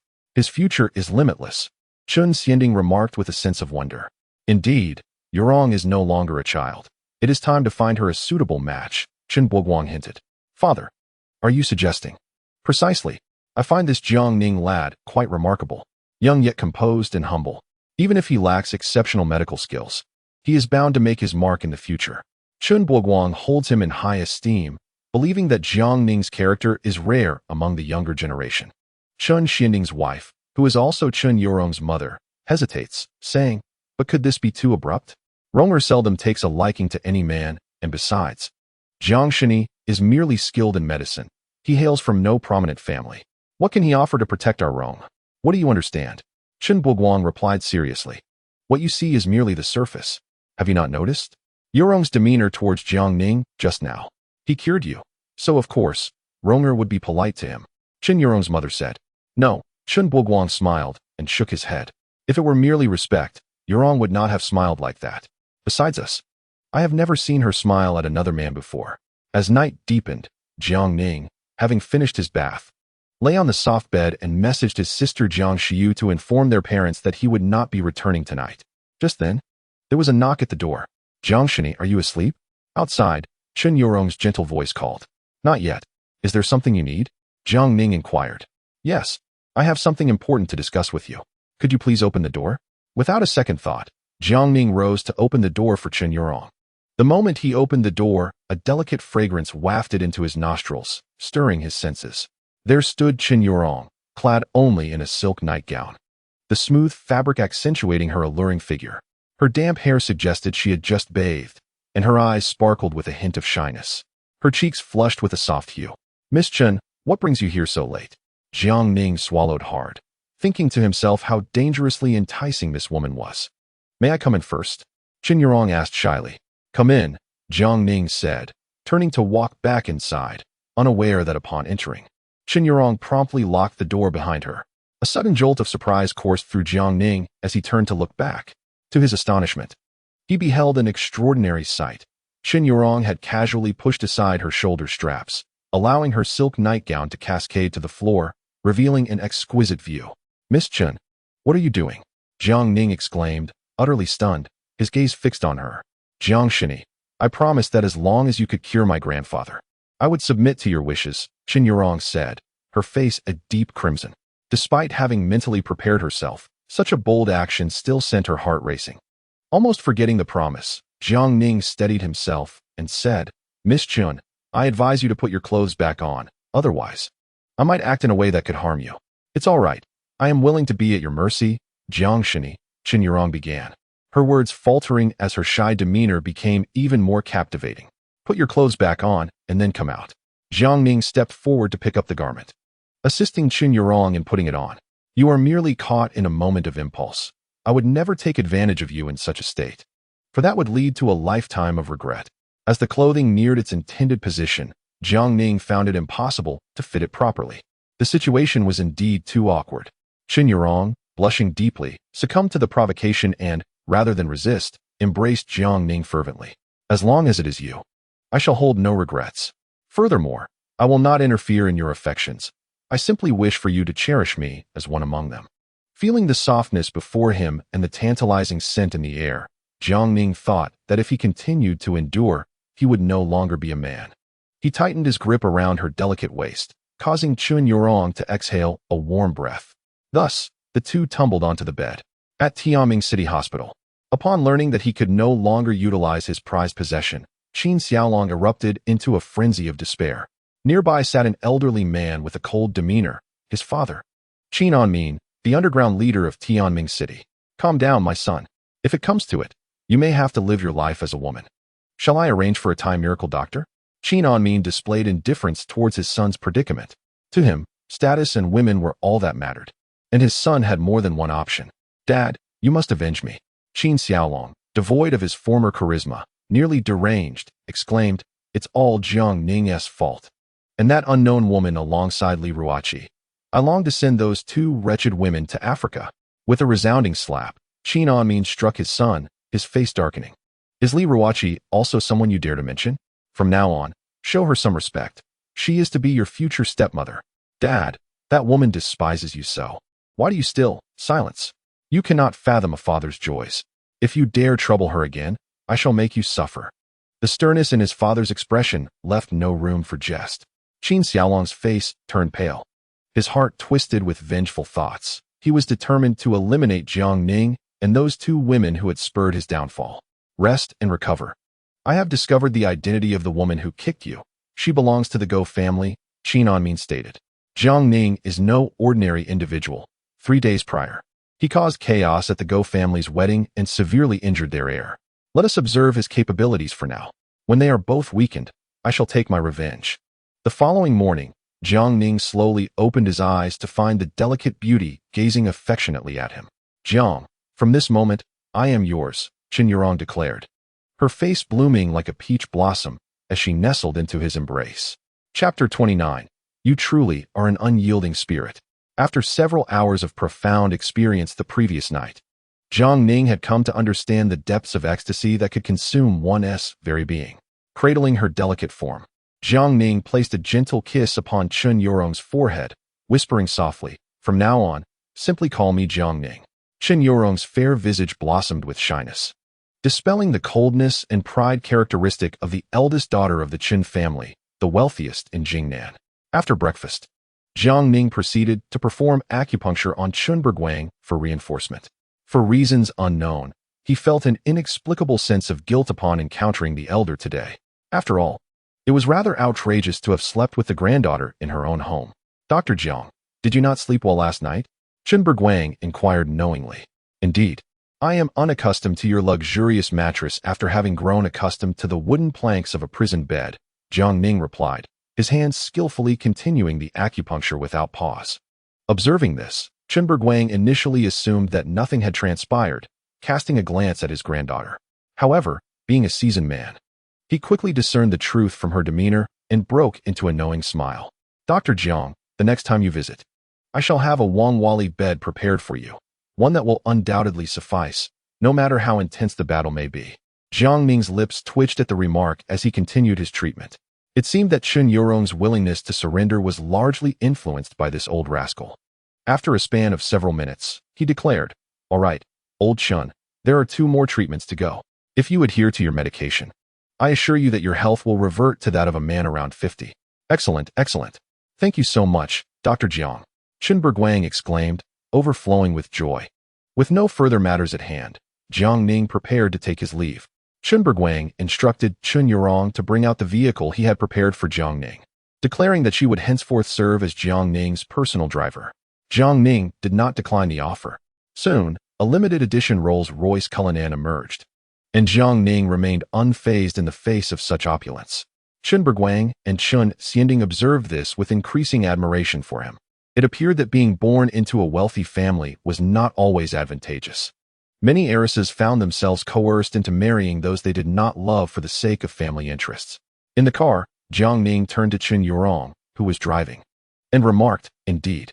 Qin Yurong paused momentarily, a beautiful smile gradually gracing her lips. "However, I consider myself fortunate." "What do you mean by that?" Jiang Ning asked, with a sidelong glance at him before returning her focus to the road. Qin Yurong replied with a smile, "Because you, Dr. Jiang, are truly wonderful. Not only are you highly capable, but you also fit the type I admire. I can have a relationship with you, and I will wake up smiling from my dreams. You are aware that many heiresses are forced into marriages with those they do not favor, right? And the wealthy businessmen are often either balding or portly, and considerably older. It's quite repulsive to think about. Most importantly, those heiresses who marry such men are eventually discarded once the wealthy tire of them, having devoted their finest youth to these individuals, only to end up disillusioned." Qin Yurong appeared to have a clear perspective on the matter. Her usual pride and coldness were evidently a protective facade. Jiang Ning chuckled and asked, "Are you not afraid of being abandoned by me in the future?" "Not at all." Qin Yurong's voice was gentle, evoking an irresistible urge to be ensnared. We, the Chin family, are well aware of your circumstances. 5 years ago, you were wrongfully imprisoned while protecting your girlfriend, and despite the numerous noble beauties introduced to you by Chaomingda during your incarceration, you remained steadfast, eagerly awaiting your reunion with her.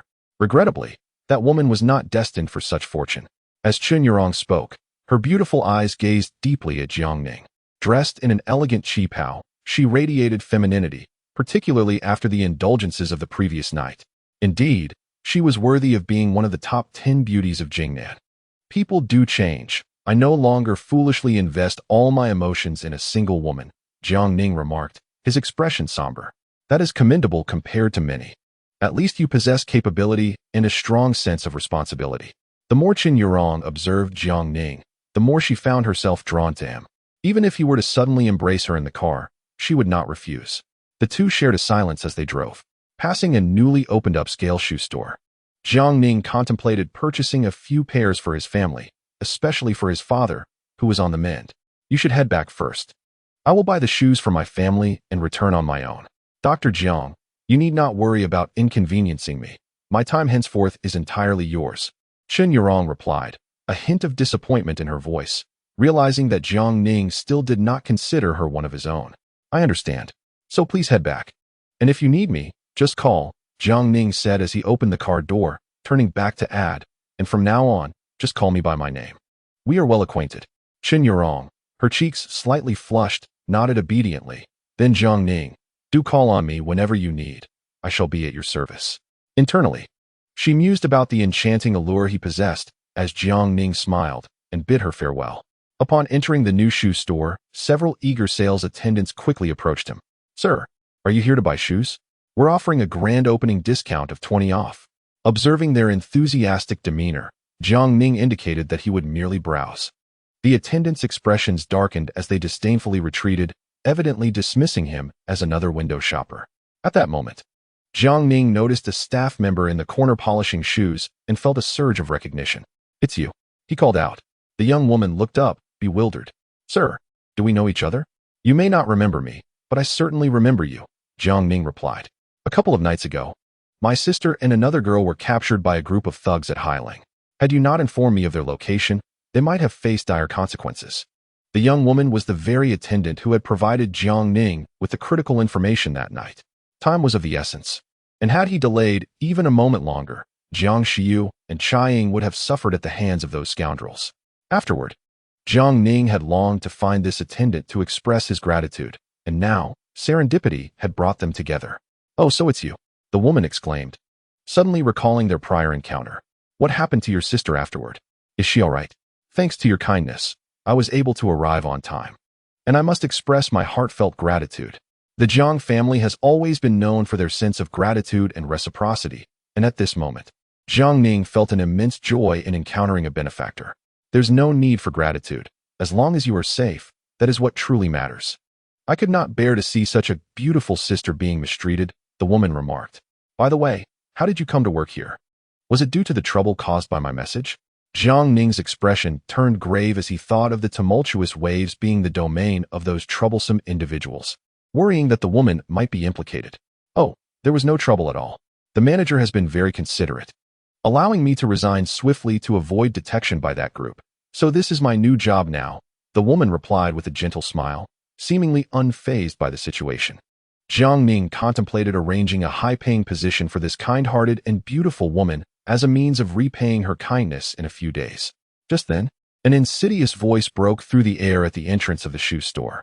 Ah, isn't this our labor reform inmate, Jiang Ning? What brings you to such a high-end shoe store? Planning to commit robbery? The speaker was Jiang Yuan, a close companion of the notorious Yao Lily. Alongside her was Yao Lily herself, accompanied by the sharp-featured Zhang Bei. Upon seeing Jiang Ning, Yao Lily's expression turned complex. Jiang Ning, you truly are a persistent ghost. They seem to harbor quite a bit of malice towards you, the woman observed with a glance. Jiang Ning chuckled helplessly, just 3 wretched dogs. Who are you calling a wretched dog? The words fell upon Jiang Yuan's ears, twisting her visage into a grotesque expression, her heavy makeup beginning to crumble. Seeing that Jiang Ning disregarded her, she turned to the service staff and barked, What is wrong with your store? How could you allow a labor reform inmate to enter? Have you considered the safety of your customers? You should be cautious. This person is quite barbaric and prone to violence. It's precisely why he spent 5 years in prison. Zhang Bei added, exaggerating the tale. Upon hearing this, several service staff cast disdainful glances at Jiang Ning. They even mocked the woman conversing with him, Jiang Wanner. You truly are bold to entertain any customer. It's no surprise you've emerged from such a background. You must have frequently entertained such ruffians in the past. I may have worked there, but I am entirely innocent. The woman retorted, her eyes glistening with restrained anger. Is that so? I have heard that the waves are quite chaotic. There isn't a single innocent soul among those who work there, a rather spiteful older staff member interjected. Jiang Ning narrowed his eyes, astonished to discover that the woman was facing exclusion at her new workplace. Jealousy can distort one's character. The staff, in both appearance and demeanor, paled in comparison to the woman named Jiang Wanner, leading him to believe that this was the crux of their animosity towards her. You have no right to speak ill of her. Unable to bear Jiang Wanner being bullied, Jiang Ning cast a scornful glance at the staff, with your appearance so darkened. What right do you have to criticize her fair complexion? The faces of a few individuals darkened, as if Jiang Ning had pierced their very souls, and they were instantly consumed by indignation. Beside them, Jiang Wanner felt her cheeks flush, pondering how he could possibly know her to be a white bond. A few waitstaff scornfully remarked, it seems you truly are a convict. To utter such words is utterly hopeless. Indeed, this was the life I had resigned myself to. Surrounded by repugnance, I am indeed a convict, yet my words are far less venomous than yours. Jiang Ning, unperturbed by the insults, continued, you shamelessly defame another's innocence, wielding words like daggers. Those with fragile psyches may be driven to despair by your words. You are the truly loathsome beings here. The waitstaff fell momentarily silent. Jiang Ning, cease your provocations and get out at once, or I shall call the authorities. Zhang Bei declared with arrogance. By what right do you demand he leave? He has committed no wrongdoing. It is you who have sought conflict from the very beginning. Jiang Wanner interjected, her brows furrowed in concern. What is your attitude? Jiang Yuanyuan retorted angrily. As a mere server, what qualification do you have to speak to us? I will ensure your manager has you dismissed. It appeared they had forgotten the lesson of their previous encounter. Jiang Ning stepped forward ominously, causing Zhang Bei and Jiang Yuanyuan to instinctively retreat. The last time they had both received a slap that left their faces swollen for 3 days, leaving a lingering shadow in their minds. Jiang Ning, I warn you, should you dare to strike, I will call the police. Do you believe me? Zhang Bei threatened, pointing. Seeing them retreat, Jiang Ning no longer wished to engage. He turned to Jiang Wanner with a resigned smile. Miss Wanner, is it? My name is Jiang Ning. I apologize for the disturbance. Could you assist me in selecting a few pairs of shoes suitable for the elderly? Certainly, please follow me. Realizing a sale was imminent, Jiang Wanner's eyes sparkled with delight. Her face unable to contain a smile. Yet the waitstaff continued their mockery. Wanner, don't say we didn't warn you. If that convict snatches the shoes, you will bear the loss. Indeed, a freshly released convict has no means to purchase shoes of this brand. He will surely steal them. Jiang Yuanyuan whispered behind Yao Lily. However, Jiang Ning and Jiang Wanner seemed oblivious, choosing to ignore them entirely. Engaging with such individuals only emboldens them further. Enough of your chatter, let him choose his shoes. And when he fails to pay, we can mock him then, Yao Lily stated with a smug expression. Exactly. If he dares to steal, we'll catch him at the door. Zhang Bei grew increasingly audacious, evidently forgetting past pains. Jiang Yuanyuan clung to Yao Lily's arm, playfully pleading, Lily, now that you have money, shouldn't your good friend benefit from your fortune? Indeed, Yao Lily replied, proudly extracting a bank card from her bag. This is my allowance from last month's winter fortune. It contains 2 million. Today, feel free to choose any shoes you desire. They are all on me. Hooray! Lily, you are truly wonderful. Indeed, having left Jiangning, Lily now lives with an even greater sense of ease than before. Jiang Yuanyuan and Zhang Bei, flattering her, adopted a condescending demeanor, commanding the attendants to bring forth shoes for their trial. The attendants, noticing the potential for a sale, eagerly began to present various options to the trio. In that moment, Yao Lily felt extravagant, embodying the essence of superiority. She turned to glance at Jiangning, only to discover that he was entirely absorbed in conversation with the attendants, joyfully trying on shoes, which filled her with seething resentment. What kind of service is this? Why is the pace so sluggish? It's utterly ridiculous. Jiang Yuan, growing impatient with the prolonged search for her shoe size, expressed her dissatisfaction. The attendant, however, bore the indignity, knowing that a sale was within reach. Meanwhile, Zhang Bei audaciously demanded that the attendant assist him in putting on shoes, threatening to lodge a complaint otherwise. He thrust forward his foul-smelling foot, imperiously instructing the attendant, "Hurry up. The very fact that I ask you to help me is a mark of your good fortune. Do not be so ungrateful." The attendant, with no choice but to suppress his disgust, complied. Yao Lily, while not overtly troublesome, exuded an air of arrogance that was quite off-putting. The attendants serving them harbored resentment, but, in the interest of securing a sale, chose to endure. In stark contrast, Jiang Wanner seemed to be engaged in a delightful conversation with that labor reformer, as if they were not entertaining customers, but rather indulging in a romantic interlude. The total for 3 pairs of shoes, all at a discount of 20%, amounted to 35,000 yuan. "May I ask, beautiful lady, will it be card or cash?" At last, Yao Lily and her companions selected their shoes, and the attendants breathed a sigh of relief. Each attendant would earn a commission of 200 to 300 yuan, which brought them some joy. "Jiang Wanner, we are ready to settle the bill. Are you still enjoying your chat with that labor reformer?" they mockingly called out, laughter echoing in their wake. Yet, Jiangning and Wanner appeared utterly engrossed in their conversation, seemingly oblivious to the ridicule. "Humph, let us see how you play it off later." Yao Lily scoffed coldly, then produced her bank card for the attendant. The attendant, receiving the card with delight, scampered to the front desk to process the payment, prompting Yao Lily to enter her password. However, at that moment, the card reader emitted a series of alarming beeps. "Excuse me, miss, do you have any other bank cards? This one has been frozen by its owner." "Frozen? That cannot be." Yao Lily's expression darkened. After several attempts, the card remained unusable. Panic set in. She had not brought any other cards. Even if she had, the balance would scarcely exceed 3,000 yuan. "Perhaps you could ask your boyfriend to settle the bill?" The attendants were now struggling to contain their amusement. However, the mention of her boyfriend only deepened Yao Lily's embarrassment.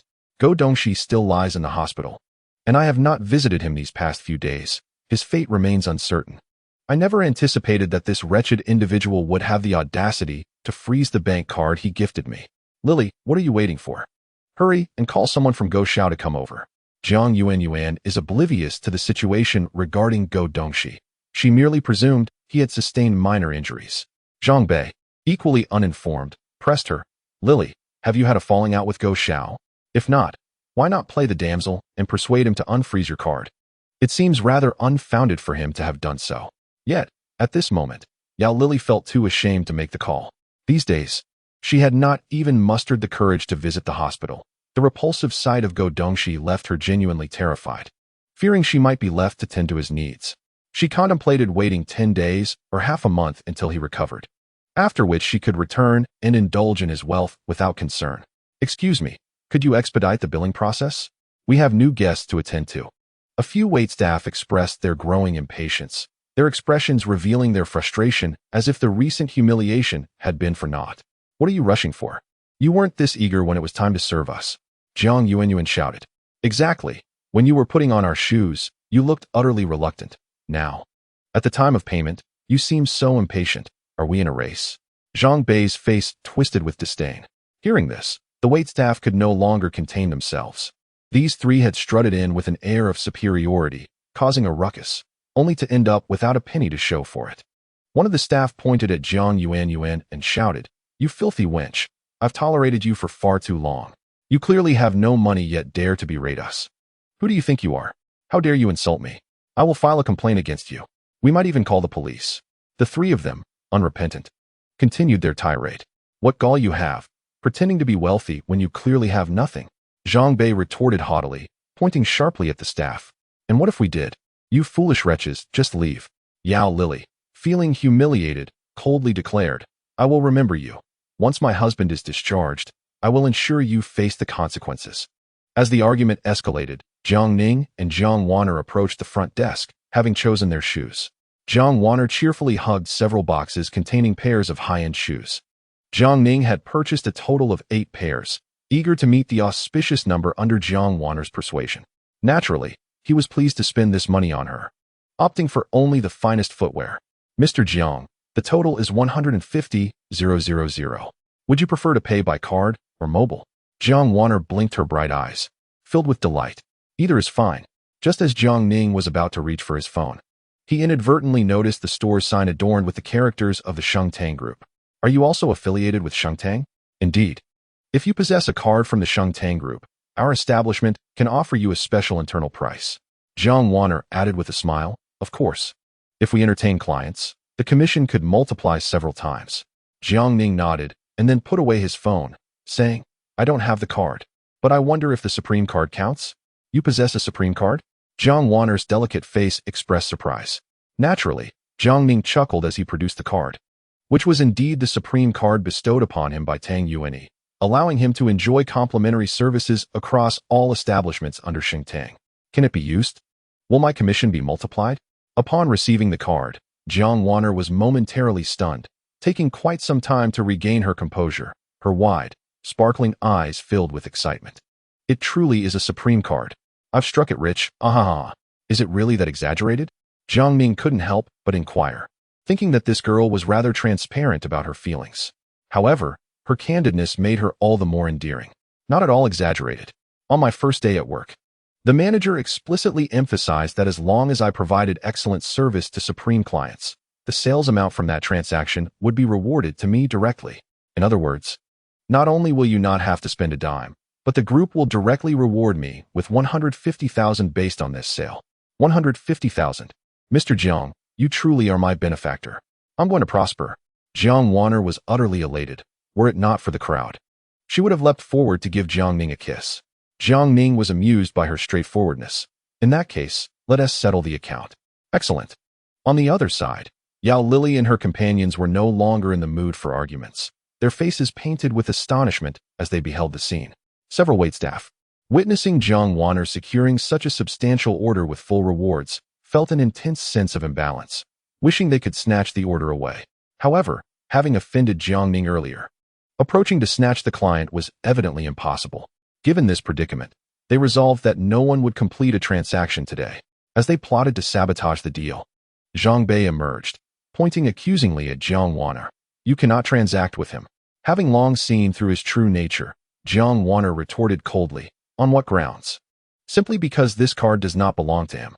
He is a recently released convict, and his family is so impoverished they can barely make ends meet. What right does he have to possess a Supreme card from the Shengtang Group? He must have stolen it. Zhang Bei remarked with a petty demeanor. Yao Lily and Jiang Yuan exchanged complex glances, not believing for a moment that Jiang Ning could possess such an esteemed card. He was utterly unqualified. Jiang Ning shot a cold glance at him. Whether I stole it or not is none of your concern. So you admit it? Zhang Bei's lips curled into a sinister smile, addressing the waitstaff. Did you all hear that? This person has stolen your Shengtang's Supreme card and is shamelessly trying to take advantage of it. How audacious. Contact your internal personnel immediately. Have them come and apprehend this fellow. Ideally, let him spend another 5 years behind bars. The waitstaff, already consumed with jealousy, eagerly anticipated an opportunity to disrupt Jiang Wanner's transaction. They eagerly contacted the mall manager, who soon arrived with a dozen security guards, blocking the exit of the shoe store. It's him. I don't know where he stole our Supreme card from the Shengtang Group, and he intends to plunder everything from our store. Several attendants added fuel to the fire. Kid, it seems you're tired of living. The manager pointed at Jiang Ning with a smug expression. Jiang Ning pulled back Jiang Wanner, who was about to defend him, and with a wry smile directed at the crowd at the door, remarked, the card you provided isn't very useful. I'm dissatisfied.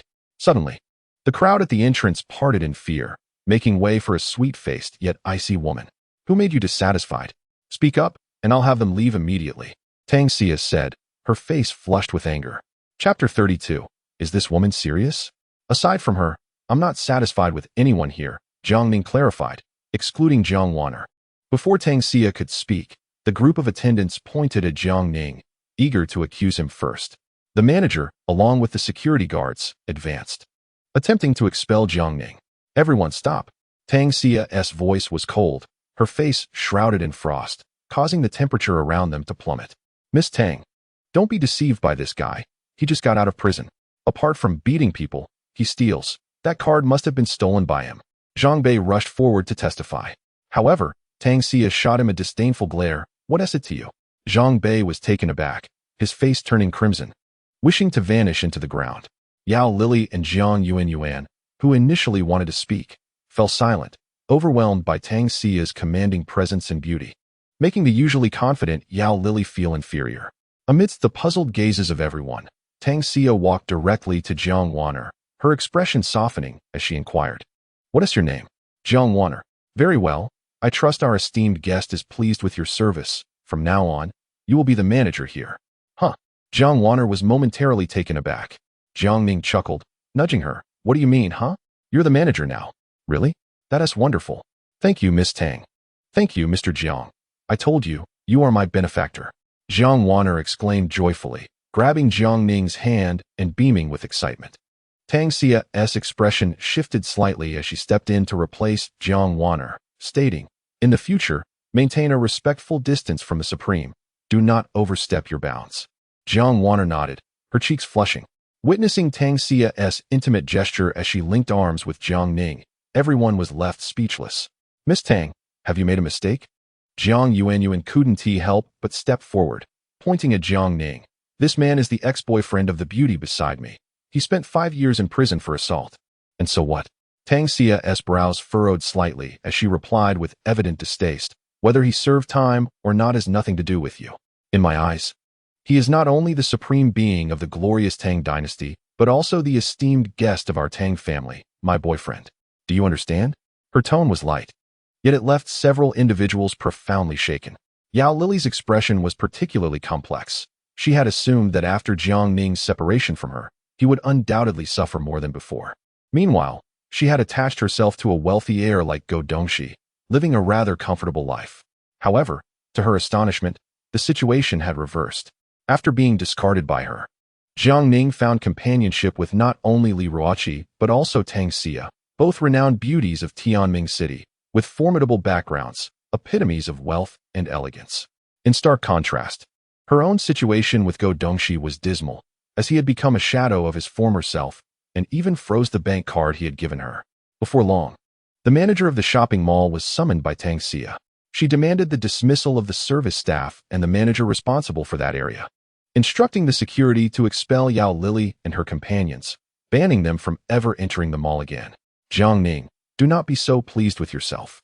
What is so remarkable about being with a wealthy woman? Just wait until she tires of you and casts you aside. Then you shall have your moment of sorrow." Zhang Bei exclaimed in frustration, lamenting that this young man had monopolized all the good fortune since college. "So what if she kicks me to the curb? I am blissfully enjoying the company of such a beautiful young heiress." Jiang Ning replied with a grin. "Jiang Ning, you are nothing but a shameless little pauper." Jiang Yuan spat as she was dragged away by security. Tang Xia's delicate face hardened. "Insult my boyfriend? Let them be punished." With resounding slaps, Yao Lili and her companions received their due punishment, silencing them completely. Having purchased an abundance of shoes, Tang Xia instructed that they be placed in the trunk and personally drove Jiang Ning home. Upon the arrival of the young lady from the Tang family, the Jiang family was taken aback. Although Jiang Ning insisted that he had purchased the shoes himself, both Jiang Damon and his wife were convinced that Tang Xia had funded the expense. "Xia, have you eaten? If you don't mind, please stay for lunch." Jiang Xiujuan warmly invited. "Absolutely. I am quite curious about what Jiang Ning eats to stay so healthy, so I would love to sample your cooking, Annie." "How could I possibly refuse?" Tang Xia's sweet words delighted Jiang Xiujuan immensely. Jiang Ning, however, scoffed disdainfully. "Lately, I've only been eating prison food." Upon hearing this, Jiang Xiujuan pinched him lightly. While waiting for the meal to be prepared, Jiang Ning began to massage his father's feet, followed by a session of acupuncture. Observing him diligently attending to Jiang Damon, Tang Xia's heart softened slightly. A filial man is truly the most charming. After Jiang Ning's treatment, Jiang Damon felt significantly better. The previously numbness in his lower back had begun to ache and swell. "Dad, I bought shoes for both summer and winter. Let us replace your old pair," Jiang Ning said, removing the worn-out shoes that had become mere thin skins. "Don't throw them away. Keep the new ones for the new year." "Bring me the old ones," Jiang Damon quickly interjected. Despite repeated persuasion, Jiang Ning was unable to alter his father's viewpoint, who expressed concern about damaging the new shoes. Tang Xia spoke softly. "Uncle, One must let go of the old to embrace the new. You have witnessed Jiang Ning's capabilities. Do you truly believe he will lack footwear in the future? Furthermore, discarding the old shoes symbolizes shedding past burdens. Jiang Ning has just stepped into a new phase. He requires a breath of fresh air. Will you not support him in this? It must be said that Tang Xia's words held considerable weight. Before his father could respond, Jiang Ning seized the moment and promptly tossed the old shoes over the wall, exclaiming, "Ah, shedding the old burdens." Witnessing this scene, Tang Xia stifled a giggle, finding him rather endearing. The family donned their new shoes, reflecting on how the days ahead would indeed be different. "Xia, may I ask you something?" Jiang Shoujuan inquired during dinner. "When you come to our home for a meal, do your parents know?" However, Tang Xia, oblivious to the underlying implications of the question, shook her head and replied, "I met Jiang Ning at the mall and simply gave him a ride." Jiang Shoujuan felt a pang of disappointment upon realizing this meant Tang Xia had grown closer to her son, likely unbeknownst to her own parents. After dinner, Tang Xia had matters to attend to and needed to leave early. Jiang Damon and his wife encouraged Jiang Ning to see her off. Outside the villa, Jiang Ning addressed her directly, "My esteemed Miss Tang, you must have noticed that my mother has been preoccupied with this matter, fearing that even if we are willing, your family may not approve. Is that so?" Tang Xia's lips curled into a slight smile. "Therefore, please do not toy with me. If you have a specific intention, please state it plainly. I assure you, I will comply with what I can."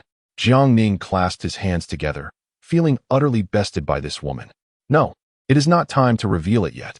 After saying this, Tang Xia gazed intently at Jiang Ning, her expression alluring as she suggested, "Let us commence our courtship tomorrow. I shall come to fetch you and provide you with an unforgettable experience. Do look forward to it." Before Jiang Ning could respond, Tang Xia planted a quick kiss on his cheek. Then, with a playful smile, she hopped into her car and drove away. Was this woman truly serious? Chapter 33, Niece in critical condition. Chiang seeks a physician. After Tang Xia departed from Villa 1, another woman emerged. She was the assassin who had previously attempted to eliminate Jiang Ning and reclaim the black card. However, her mission had failed, and she had narrowly escaped losing her life at Jiang Ning's hands. "Well, have you found out who sought to harm me?" Jiang Ning inquired, his demeanor calm, having sensed her presence long ago. "And no," the woman stammered, feeling an inexplicable anxiety in the face of his demeanor. "However, I have made another discovery." "What discovery?" Jiang Ning asked. "The individual who contracted me to kill you is connected to the four beauties of Tianming City," the woman revealed. Upon hearing this, Jiang Ning narrowed his eyes slightly. Connected to the four beauties of Tianming, Li Ruoqi, Yi Sini, and Tang Xia. Does this mean they know something? Upon reflection, Jiang Ning began to comprehend why Tang Xia had inexplicably sought to arrange a date with him. She must undoubtedly harbor some ulterior motive. "What else have you discovered?" Jiang Ning inquired. The woman nodded slightly, then shook her head, responding, "Nothing further. The other party is exceedingly elusive. I suspect they possess considerable power and status." "That is indeed the case. Otherwise, they would not be intent on seizing the black card. They must have their sights set on the king of Jingnan." Jiang Ning pondered whether to inform the old-timers about this matter, but decided against it. They were all seasoned strategists, undoubtedly more knowledgeable than he. Moreover, it was prudent not to alert the enemy prematurely. He would ascertain their intentions once their true nature was revealed. "May I return now?" the woman asked timidly. "Yes. Although you were unable to uncover that individual, your methods are undeniably effective," Jiang Ning remarked with a playful smile, realizing that he may have been overly harsh during their last encounter. "Upon your return, aside from continuing your investigation into that person, please also keep an eye on a capable female warrior from the Guo family. I need to know her identity and lineage." "Do I really have to investigate?" the woman replied, her expression one of impending tears. "What troubles you?" Jiang Ning queried. "In my efforts to help you uncover the truth, I have had to postpone numerous tasks over the past few days. If this continues, I may find myself without food," she lamented, her face a picture of grievance. Jiang Ning's gaze inadvertently drifted to her chest, and he nodded thoughtfully. Indeed, if she were to become emaciated, it would be quite unseemly, right? "Have some compassion for me and let me off the hook. Otherwise, my future children may suffer," the woman pleaded, her poor acting leaving Jiang Ning speechless. He then requested her account number and promptly transferred 10 million over. Upon seeing the astronomical figure on her phone, The woman's eyes widened in disbelief, her gaze darting between the screen and Jiang Ning. In that moment, her fear of him evaporated. Boss, you are generous. From now on, I am at your service. I will comply with your every whim. Jiang Ning's lips twitched as he thought to himself, you'd best refrain from speaking so freely at my doorstep. Nevertheless, it must be said that the woman before him was indeed quite alluring. Not only was her figure exquisite, but her looks, while not quite rivaling the four beauties of Tianming, were more than sufficient to outshine any internet celebrity. What is your name? He asked. I am AI Xiaoqin, master.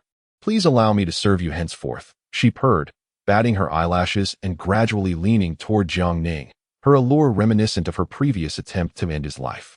Jiang Ning, however, coldly pushed her away. Attend to the tasks I assigned you promptly. Moreover, do not appear at my doorstep again. It is best to arrange our meetings elsewhere. Oh, brother, who is this sister? Before Jiang Ning could finish his sentence, Jiang Xiu emerged. Having caught sight of AI Xiaoqin clinging to Jiang Ning, a faint look of disdain crossed her delicate features. She is here to peddle something, Jiang Ning replied. Indeed, you are correct. I am here to promote something. Young lady, would you like to learn about swimming and fitness? AI Xiaoqin swiftly responded, no, thank you. Jiang Xiu tugged at Jiang Ning and said, brother, you must come inside quickly. Mother is looking for you. Ninger, are the Tang family aware of your relationship with Xia? I do not know. Ah, it seems there is little hope.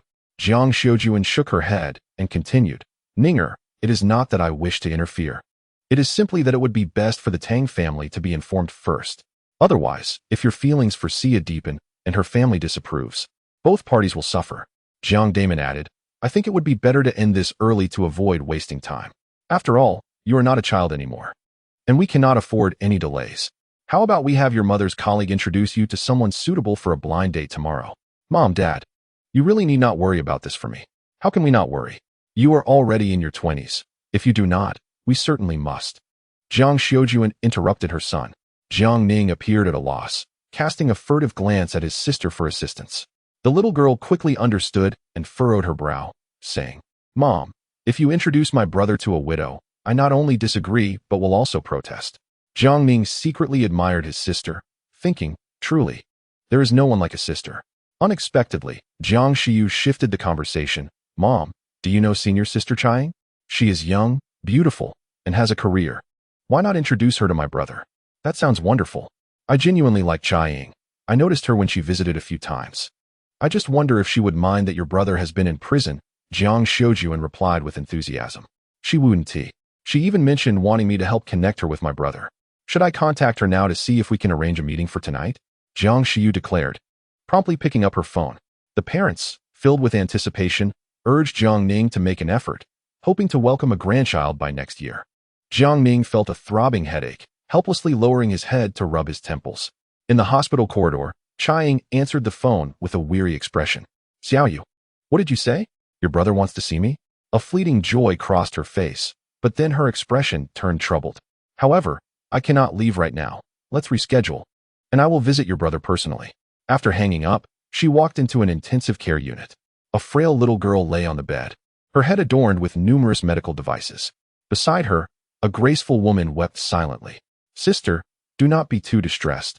Believe that Ying will pull through. Chiang gently placed a hand on her sister's shoulder, speaking softly. Her sister, Chai Lu, was a single mother. A month ago, her daughter Ying was a lively, curious little girl, persistently asking a multitude of questions. However, earlier this month, Ying was diagnosed with a malignant brain tumor, necessitating chemotherapy and surgery. Unfortunately, her condition deteriorated far too swiftly. When the doctor disclosed that the probability of a successful surgery was a mere 5%, Chai Lu was immediately engulfed in darkness, feeling as though the heavens were about to collapse. During this period of treatment, the once lively and adorable Ying had been profoundly worn down by various medical instruments. Due to the tumor's pressure, her optic nerve was compromised, resulting in bulging eyes and a complete loss of vision. The obedient and understanding Ying, in an effort to spare her mother's worries, often endured pain in silence, occasionally uttering, Mom, Ying doesn't feel any pain at all, for I am so happy to have you and Annie by my side. The thought of her remarkably considerate daughter suffering in silence from such torment filled Chai Lu with a heart-wrenching anguish. leading her to stifle her sobs with a trembling hand over her mouth. Sister, I will find the best doctor for Ying. I will ensure she recovers. Chiang reassured her. Chapter 34. Incomprehensible. Tang Xia's malicious intentions. If the 10 greatest doctors from the Dragon Kingdom, including the esteemed Yi Tianlong, were to treat Ying, what would the chances of success be? Contemplating this, Chiang soon realized that Yi Tianlong was nearly always fully booked, and by the time it was Ying's turn, it might be too late. However, the chairman of her company, Yu Chonglin, was rumored to have a close relationship with Yi Tianlong. If she could enlist his assistance, perhaps Ying could receive timely treatment. With this thought in mind, Chiang reluctantly dialed a number. Lacking the chairman's direct contact, she sought the help of his son, Yu Zijuan, who was also the company's manager. Yet, it was well known throughout the company that Yu Zijuan had pursued her for quite some time. If she were to ask for his help, he would undoubtedly seize the opportunity to make demands. Upon answering the call, Yu Zijuan's voice was filled with surprise. Chiang, I never imagined you would take the initiative to call me. Manager Yu, I have a favor to ask of you. In another hospital room, not far away, Go Dongxi's condition had deteriorated significantly. He was now somewhat delirious and unable to articulate his thoughts. All the doctors were at a loss, including even the 10 greatest doctors of the Dragon Kingdom. Luo Shui, I beg you, please bring Jiang Ning here quickly, or Dongxi will not last much longer. Go Bewley pleaded desperately. I've heard that Jiang Ning has given a 15-day ultimatum for your son to bow and apologize to his father.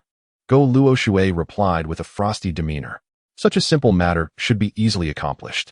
Besides, your son was at fault initially. Consider it a lesson for his benefit in the future. How can you say such a thing? You expect our esteemed Go family to bow to that lowly individual? Go Bewley retorted, his eyes wide with fury. Go Luo Shui scoffed. No wonder your son has turned out this way. It is entirely your doing.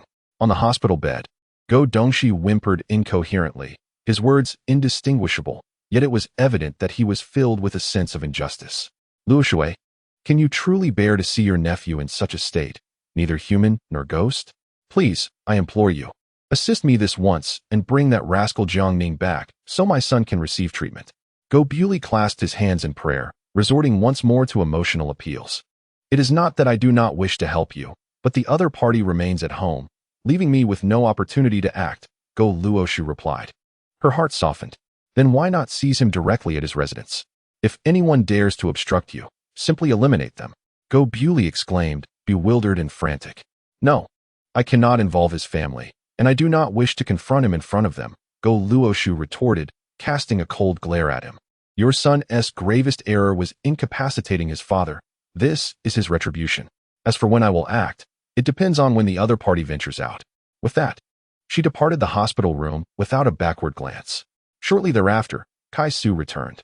Mr. Go, my 4 senior brothers will arrive in Tianming City tomorrow. Excellent. Go Bewley's spirits surged as he replied with a fierce expression. At that time, the 5 of you should jointly cripple Jiang Ning's legs, leaving his hands intact for my son's treatment. Yes, we shall not disappoint. Kai Su vowed earnestly. The following day, Tang Xia accompanied Jiang Ning to the most vibrant area of Tianming City, replete with shopping malls, snack streets, cinemas, and bars. Tang Xia affectionately linked her arm with Jiang Ning's, emanating a subtle fragrance that stirred a sense of restlessness within him. I said, Miss Tang, call me Yaya. Yaya? Isn't that rather nauseating? Jiang Ning quipped, only to earn a charming eye roll in response, prompting him to sheepishly inquire, Yaya, how long do you intend to play this game? Is it wrong to want to enjoy a proper date and cultivate our feelings? When the time comes, will you be ready? Yes, Jiang Ning responded almost instinctively. She playfully punched his arm, her cheeks flushed. Then you better behave, if I am pleased. Perhaps I shall reveal everything you wish to know. Do you know what I wish to know? Jiang Ning asked. With a mysterious smile, Tang Xia teased, isn't it obvious? You want to know how I came by this information? I'll let you in on a secret. Not only do I know, but the other 3 beauties of Tianming City are also in the loop. Is that true? Jiang Ning narrowed his eyes, feigning surprise. Surely, you must have someone behind you? Well, Tang Xia playfully lifted his chin with her finger. When the time comes, I will share all the pillow talk with you. Jiang Ning thought to himself. This is simple enough. I'll just take action. Abruptly, he pulled Tang Xia towards the hotel, without hesitation. What are you doing?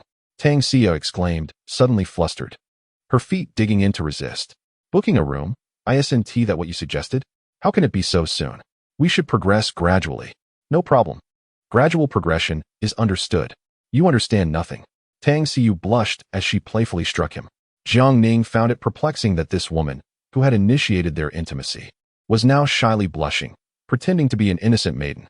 You cannot touch me without my consent. Otherwise, I shall reveal your secrets to everyone. Tang Xiu's flushed cheeks and sulky demeanor were undeniably charming, clearly indicating her annoyance. Oh, are you threatening me? Jiang Ning was not swayed by her appearance and boldly declared, You are full of cunning schemes. I refuse to cater to you. Feel free to tell anyone you wish. I am not intimidated by your threats. With that, he turned away and feigned anger. Perhaps feeling a bit unwilling to let him go, Tang Xiu tugged at his clothing to stop him. I won't threaten you anymore. Please don't leave. Jiang Ning turned back to see Tang Xiu pouting, her appearance eliciting sympathy, and he found it hard to remain upset. I will just go to the restroom. Wait here, he said. Tang Xiu obediently nodded and sat on a nearby bench to wait. Once Jiang Ning had walked away, a sly smile crept onto her lips as she quickly dialed a number on her phone. Where are you? Meanwhile, Qin Xiaolong and his sycophants were in the vicinity, accompanied by a few bodyguards. Boredom in the hospital had driven him to seek fresh air, and he intended to summon Tang Duyuan, that fool, for a reprimand. If it weren't for his poor advice, Qin would not have had to impersonate Jiang Ning, leading to his brother being humiliated and unable to hold his head high ever since. Brother Long, what do you need from me? Tang Duoyuan sensed an ominous premonition. Nothing much, just relax, Qin Xiaolong replied with a sinister smile as he patted Tang Duoyuan's face. I think you are exceptionally clever, and clever people deserve rewards. Of course. Brother Long, it's only right, since you are to be my future brother-in-law, Tang Duoyuan responded. Is that so? Qin Xiaolong gestured towards a nearby establishment, his smile devoid of warmth. I hear the restroom at that hotel ahead is foul-smelling, as anyone can use it. Thus, Duoyuan, I believe it would lighten my mood to see you indulge there. Do you understand what I mean? It is time for you to demonstrate your loyalty. Chapter 35. Fed a mouthful. Qin Xiaolong goes mad. Brother Long, please. I am surely loyal to you. Before Tang Duoyuan could finish, he was seized by two bodyguards, his face paling in fear. Words alone are insufficient. I require tangible proof. Qin Xiaolong signaled for the bodyguards to drag him inside. Brother Long, I truly regard you as my brother-in-law. You cannot treat me this way. Tang Duoyuan struggled vigorously, horrified at the thought of being forced to consume such filth. Enough chatter. Today, you will eat excrement. Qin Xiaolong kicked Tang Duoyuan fiercely, leading his sycophants and bodyguards into the hotel's restroom. The imposing scene deterred passers-by from intervening. Qin Xiaolong, I am, after all, the young master of the Tang family, the wealthiest in Tianming. How could you treat me this way? Tang Duoyu shouted helplessly. Bang! The bathroom door was violently thrust open, and several lackeys began kicking open each stall door. Damn it, how uncouth these people are. They've cleaned out everything, leaving no chance for a fresh start. The group cursed and finally reached a tightly closed door, their faces lighting up as if they had stumbled upon treasure. Brother Long, there is something fresh in here. Pull the person out. Qin Xiaolong ordered without hesitation. One bodyguard immediately stepped forward and kicked the door open, an overwhelming stench wafting out. The occupant, in utter shock and with his pants barely pulled up, was roughly yanked out by the bodyguard. Whoa, who are these people? They can't even let a person finish their business. The man cried, hastily pulling up his trousers and fleeing. Tang Duoyu was then seized and forced towards the restroom. No, please. Brother Long, I beg you, spare me. Spare you? There is no mercy here. If you don't eat this, I want to be able to swallow my pride. Qin Xiaolong, filled with rage, felt a sharp pain below, making his face contort as he shouted at the bodyguard. Hurry up and push him down. If that is not enough, there is another stall next door that is closed. Meanwhile, Jiang Ning in the adjacent stall heard the commotion and quickly realized it was Qin Xiaolong and Tang Duoyu outside. Brother Long, please spare me. I'll give you whatever you want. I can even help you hook up with my sister. Tang Duoyu was mere inches from the filth, gagging uncontrollably, his face turning crimson. Qin Xiaolong raised his hand to signal the bodyguard to ease up slightly. Are you serious? Then tonight, I want your sister in my bed. You find a way to drug her. Jiang Ning's eyes narrowed at this, thinking to himself, could Tang Duoyu really be willing to betray his sister? No. That won't do, Brother Long. At least she should be willing. If I drug her, I would be worse than a beast. Though Tang Duiyu feared his sister and often faced her wrath, he maintained a deep respect for her, harboring no resentment. So it's settled then? Qin Xiaolong's expression darkened. Push him down. Help! Someone save me! Tang Duiyu cried out in despair. Noticing this boy still possessed a shred of conscience, Jiang Ning decided to intervene. He lightly leaped, grasping the partition, and looked down from above, asking, "What are you gentlemen up to?" The bodyguard glared menacingly. "Kid, I advise you not to meddle, or you'll get a taste of this too." Spotting Jiang Ning, Tang Duiyu felt as though he had found a lifeline and shouted, "Jiang Ning, please, save me. You can even call the police." "What? Jiang Ning?" Qin Xiaolong reacted, his eyes blazing with fury as he glared upward. "I can't believe you've come to me. Truly, heaven has eyes." He then signaled 2 other bodyguards, "Go bring him down. Leave him crippled and make him eat this." The 2 bodyguards wasted no time and charged into the adjacent stall. However, it seems that Qin Xiaolong has forgotten about Jiang Ning's skills. Before the 2 bodyguards could even make contact, they were swiftly knocked to the ground. Tang Duiyu's eyes sparkled with urgency. "Jiang Ning, over here, come save me." Yet, Jiang Ning maintained an air of indifference, a playful expression dancing across his face. "We are not related. Why should I rescue you? Do not forget, you once regarded me as your enemy alongside Qin Xiaolong. Not a brother-in-law. You are my brother-in-law." Tang Duiyu exclaimed hastily.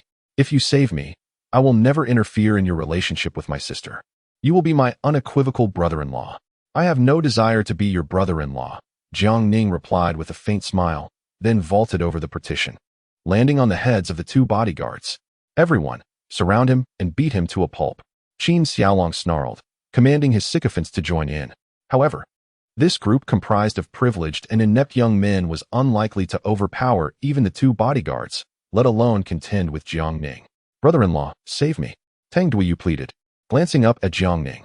Jiang Ning seized him and hoisted him onto the partition, then deftly maneuvered down, sending the disorganized mob flying with a flurry of strikes. "Qin Xiaolong, come here and receive your due punishment," Jiang Ning said, a strange smirk gracing his lips. For a moment, Qin Xiaolong was taken aback, then turned to flee. Yet, injured as he was, he could not escape quickly enough before Jiang Ning yanked him back. "Ah, Jiang Ning, you cannot treat me this way. My father is the underground king of Tianming City. If you dare to humiliate me, I will ensure that your entire family pays." Qin Xiaolong howled in rage. Seizing the opportunity, Jiang Ning pressed him down, forcing a mouthful of food into his mouth. Qin Xiaolong flailed and struggled, clearly suffering from the experience. "Let us depart." "Sure thing, brother-in-law." Before leaving, Tang Duiyu delivered a couple of kicks to the back of Qin Xiaolong's head, ensuring he was thoroughly humiliated. Once they had exited, the bodyguards dared to rise, rushing to pull Qin Xiaolong out of the pit. The restroom was filled with a foul odor, and those who approached the entrance were already gagging. "Gather everyone around who dares to insult my father," Qin Xiaolong screamed in a frenzy, his face contorted with rage as he clutched one of the bodyguards.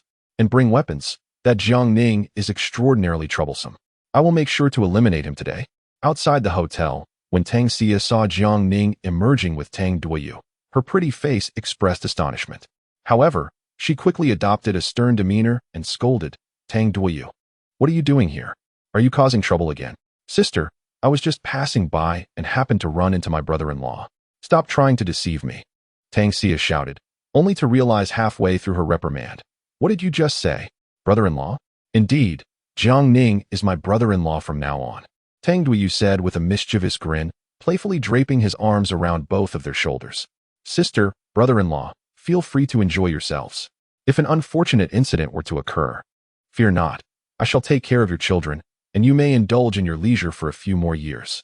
Jiang Ning's lips twitched in response, contemplating the audacity of the young man before him, yet finding it difficult to harbor any fondness for him.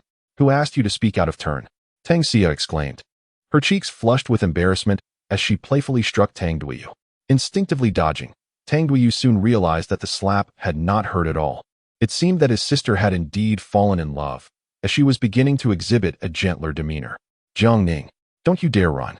At that moment, despite having cleaned himself, Qin Xiaolong shouted, still reeking of foul odor. Behind him, not only were there sycophants and bodyguards, but also a gathering of over 30 individuals. This throng quickly encircled Jiang Ning and his companions. Observers around them retreated, not just out of fear, but primarily due to the overwhelming stench. Tang Xia furrowed her brow slightly, pinching her nose as she coldly queried, Qin Xiaolong, what are you planning? Tang Xia, you best not meddle in my affairs. Today, I will ensure he meets his end, Qin Xiaolong declared, drawing a pistol and aiming it directly at Jiang Ning. Chapter 36. Sister, if I were you, I would take him down tonight. Qin Xiaolong, do you dare? Tang Xia interjected, stepping boldly in front of the gun's muzzle, her voice icy.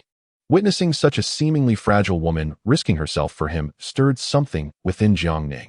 Tang Xia, do not force my hand, Qin Xiaolong nearly screamed, his hand trembling violently around the gun. Tang Xia's expression shifted, a flicker of fear crossing her face as she confronted the dark barrel of the firearm. Yet, if she did not stand her ground, Qin Xiaolong would undoubtedly pull the trigger on Jiang Ning. At that moment, Jiang Ning pulled Tang Xia back, asserting, I do not require a woman as protection. Tang Duiyu, pull your sister back, Jiang Ning commanded before striding directly toward Qin Xiaolong, pressing the barrel of the gun against his own forehead with a sinister smile. Qin Xiaolong, I am granting you the opportunity to pull the trigger, should I survive. It may very well be you who meets your demise next. Do you think I lack the courage? Die? Without a moment's hesitation, Qin Xiaolong squeezed the trigger. At this sight, Tang Xia's face went pale, realizing it was too late to intervene. However, before Qin Xiaolong's finger could complete its descent, Jiang Ning swiftly seized his hand. A swift twist ensued, accompanied by a sharp crack, followed by Qin Xiaolong's anguished cries. Kill him for me.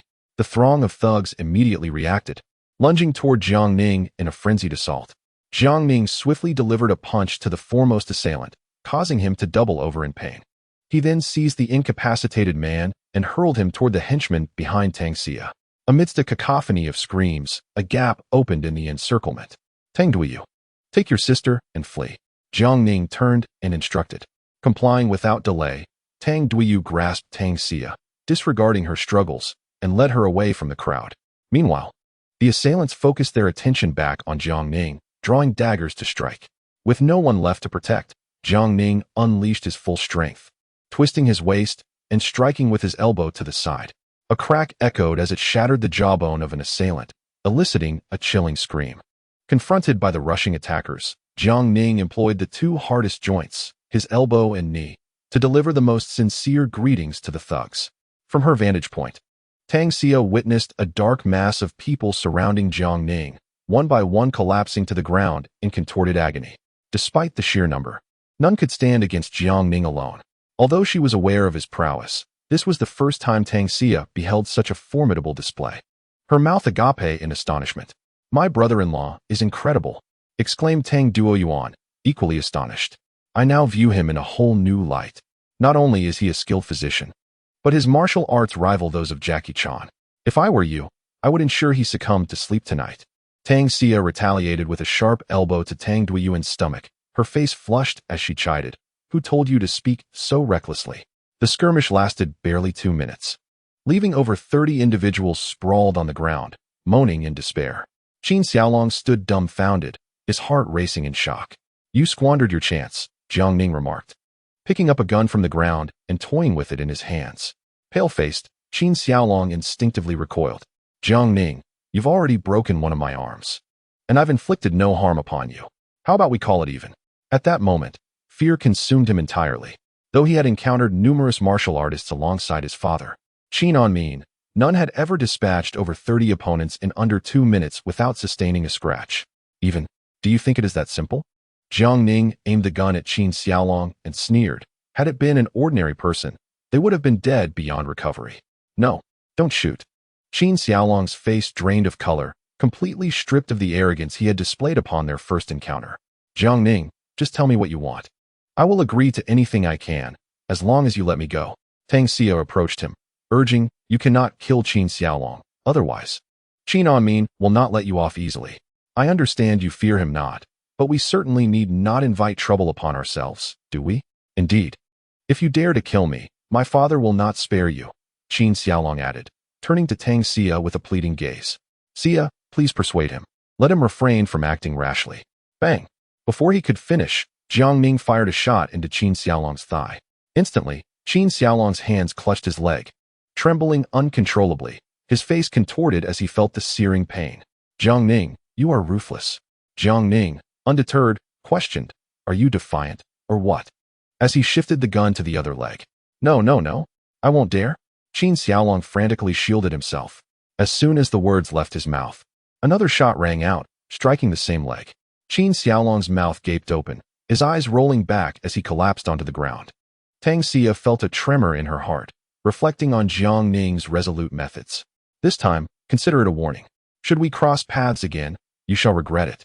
Jiang Ning declared, discarding his handgun. Despite the excruciating pain that made him convulse, Qin Xiaolong nodded repeatedly in compliance. Jiang Ning embraced Tang Xia's slender waist and turned to leave with an air of confidence. Tang Duyu followed closely behind, eager to flatter brother-in-law. You were truly magnificent just now. My admiration for you flows like the relentless waters of the Yangtze, akin to the uncontrollable floods of the Yellow River. Miss, the individuals you dispatched have arrived. When shall we proceed? A woman's icy voice resonated from the other end of the line in the restroom. Tang Xia instinctively curved her lips into a subtle smile. No need. The plan is cancelled. Before departing, she had taken the time to apply a light layer of makeup, her lips adorned with a glistening gloss. Jiang Ning, where would you like to go next? Sister, I wish to play bumper cars over there. Go home.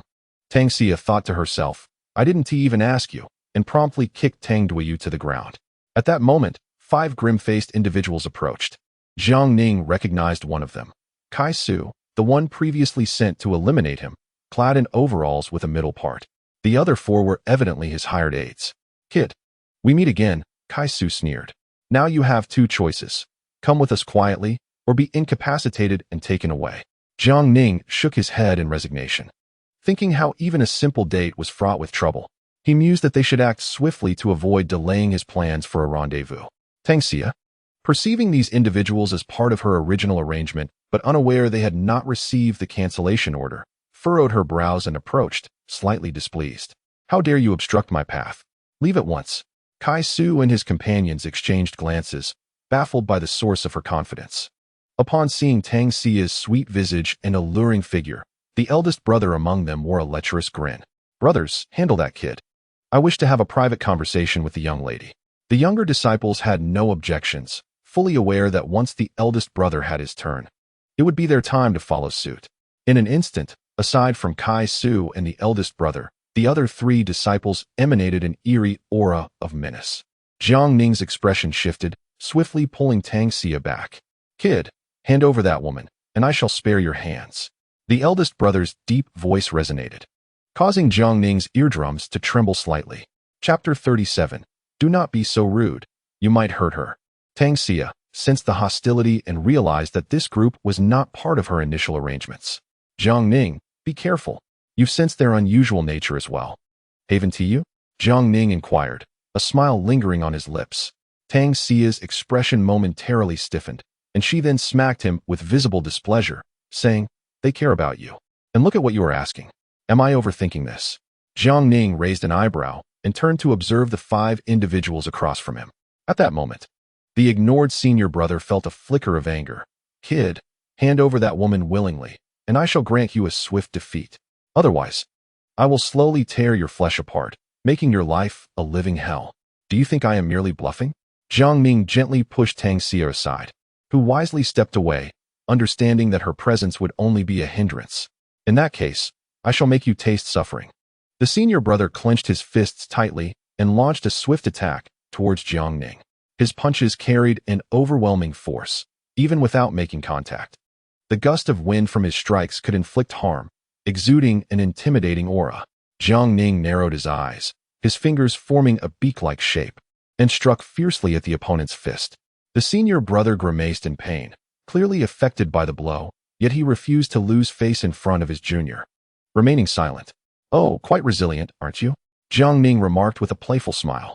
Kid, don't get too cocky. Next, I'll let you experience what a fist the size of a sandbag feels like. The senior brother declared, swinging his fists with even greater fervor. Jiang Ning evaded deftly, the wind from the punches whistling past his ears, displaying considerable might.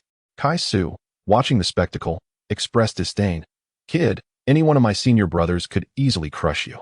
However, such a lucrative opportunity for profit means we must all participate to earn our share. We should thank you for that, haha. The other three senior brothers, observing the fight, were eager to join in, for it had been quite some time since anyone had provided them with a chance to hone their skills. Senior brother, be a little lenient. Save some action for us to enjoy later. They were evidently unaware that the senior brother was under immense pressure, struggling to keep up with Jiang Ning's dazzling assaults. Suddenly, Jiang Ning delivered a powerful kick directly to the senior brother's face. The senior brother let out a pained cry, only to feel a barrage of kicks to his abdomen. With a splutter, he spat out dark blood, and another kick sent him crashing into the crowd. Kai Su and the others were taken aback, swiftly catching the senior brother. He ambushed me, the senior brother exclaimed, indignantly pointing at Jiang Ning. The other three brothers sprang to their feet, their demeanor fierce. Kid, I must admit you possess some skill, but ambushing is rather dishonorable. Why not face us directly? The second senior brother, using his palm like a blade, leaped into the air and struck down towards Jiang Ning. Bang! Jiang Ning executed a backflip kick, sending the second brother reeling and spewing blood. Is that considered an ambush? Jiang Ning jested with a cheeky grin. Kai Su and the others looked on in astonishment, unable to believe that the second brother couldn't withstand even a single move. Just how formidable was this kid? You despicable scoundrel, do you only know how to ambush? The second brother shouted in haste. Trash, Jiang Ning scoffed dismissively. What did you just say? The second brother glared fiercely, his teeth clenched in frustration. I declared to those present that they were all worthless. Damn it, this fellow is far too arrogant. Brothers, let us charge together. Kai Su roared, vowing to make Jiang Ning suffer a fate worse than death to avenge his disfigured handsome face. In an instant, the third and fourth brothers, along with Kai Su, formed a triangular formation and charged at Jiang Ning. Unfazed, Jiang Ning gathered energy in his palm, preparing to blast them away. However, at that moment, Tang Xia noticed a sinister glint in the second brother's eyes, causing her expression to change drastically. Jiang Ning, be careful. Just as her warning fell, the second brother shot a poisoned arrow at Jiang Ning's flank. Boom! Jiang Ning sent Kai Su and the others flying with a single palm strike, while simultaneously noticing the incoming poisoned arrow, his eyes narrowing. At that moment, Tang Xia bravely threw herself in front of Jiang Ning, the arrow piercing her right chest. With a muffled groan, her complexion turned pale. Xia, Jiang Ning never anticipated that this foolish woman would leap to shield him from the arrow, a situation he could have easily defused. How foolish. Jiang Ning quickly embraced Tang Xia, feeling a pang of concern. With the arrow blocked, the second brother's expression shifted, having missed the optimal moment for his ambush. Quick, surround him and finish him off. The eldest brother, seeing Jiang Ning holding a woman, realized he could not let this chance slip away. The five of them immediately attacked from all sides, now acutely aware of Jiang Ning's terrifying capabilities. If they did not seize this opportunity to strike together, they would likely meet their demise. Jiang Ning's face darkened as he gazed ahead, a chilling aura suddenly enveloping the five attackers, causing them to tremble inwardly. Die! With a fierce shout, Jiang Ning struck down with one hand, and an invisible force sent the five crashing to the ground, blood erupting from their mouths as they felt their organs nearly crushed. A martial artist of the Earth Realm? The eldest brother was horrified, unable to fathom that this young man was indeed a practitioner of the Earth Realm. At least based on the technique he had just employed, he was undoubtedly at that level. What? Earth Realm? Kai Su's face was a mask of disbelief, struggling to accept the reality. Run. Run fast, or we'll lose our lives. The second brother, terrified, felt his spirit waning. The earlier blow had gravely injured all the brothers, and without a year or more of recovery, they would find it hard to return to their peak condition. The five, enduring the agony of their shattered insides, rose with darkened expressions, scrambling to escape. Jiang Ning, seeing this, had no intention of pursuing them, for they would not survive much longer. The pressing matter now was to detoxify Tang Xia. Tang Duiyu, hurry and help me open the car door. Oh, Tang Duiyu promptly reacted, dashing to the parked vehicle with the keys to start it. After opening the door, Jiang Ning swiftly climbed in with Tang Xia in his arms. With the poisoned arrow lodged in her right chest, Jiang Ning needed to remove her clothing. He cast a glance at Tang Duiyu, who immediately understood. Oh, brother-in-law. You take your time helping my sister detoxify. I'll stand guard outside. Tang Duiyu swiftly emerged from the car and securely closed the door. Jiang Ning, not daring to delay further, unfastened Tang Xiu's clothing to reveal the wound. The captivating scene before him was momentarily disregarded as he concentrated, channeling spiritual energy through his fingers to seal several acupoints and halt the spread of toxic blood. Lacking silver needles, Jiang Ning had no choice but to extract the poison manually. For what could not be expelled, he resorted to suction. Even in her dazed state, Tang Xiyu was acutely aware of Jiang Ning's actions. Her fair complexion suddenly flushed with crimson. However, she implored him to be gentler, expressing her discomfort at his roughness. Lamenting, "Do you not understand the delicacy of a lady? You're hurting me." Chapter 38. Is there ever such an easy resolution? After approximately 20 minutes, Tang Xiyu finally regained consciousness, primarily awakened by the pain. The first thing she did was to check if her form had been marred by that rogue's grip. "Rest assured, your shape remains as alluring as ever," Jiang Ning teased with a smile. Tang Xiyu, realizing her predicament, blushed deeply and, covering her chest, chided, "Perverse rogue. Could you not turn around at once? What is there to be shy about? You've seen and touched. What more do you wish to say?" Infuriated and flustered, she seized an object nearby and hurled it at him, only to discover it was her undergarment, which landed squarely on Jiang Ning's face. He caught it effortlessly and, upon unfolding it, noted the tantalizing lace trim. "Ah, you scoundrel, return it to me." Tang Xiyu's face turned crimson, overwhelmed with embarrassment. Jiang Ning, deciding to cease his teasing, hastily exited the vehicle. 20 minutes, and you are quite capable," a chilling female voice suddenly interjected. Turning to face the source, he was met with the formidable woman who had previously dispatched Qin Xiaolong. "Brother-in-law, save me," Tang Duyu whimpered, his eyes resembling those of a panda as he crouched in fear. Jiang Ning, adopting a serious demeanor, insisted, "Release him. He is innocent." Go Luoshu's expression was frosty. She had no intention of harming Tang Duyu, but his audacious attempts to flirt with her warranted a few strikes. "I have no desire to engage with those around you. My target is solely you." With that, she delivered a swift kick to Tang Duyu's backside, sending him sprawling forward. "Remarkable. I did not expect someone from the Go family to possess such reason," Jiang Ning observed with newfound interest, inquiring, "What is your connection to the Go family?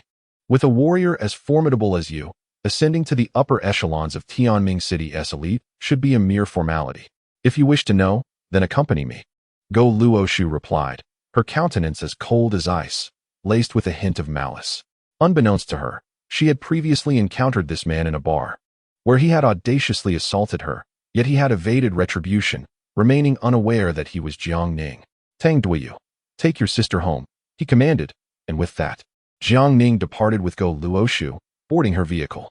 The car veered away from the bustling streets, heading towards a more secluded area in the outskirts.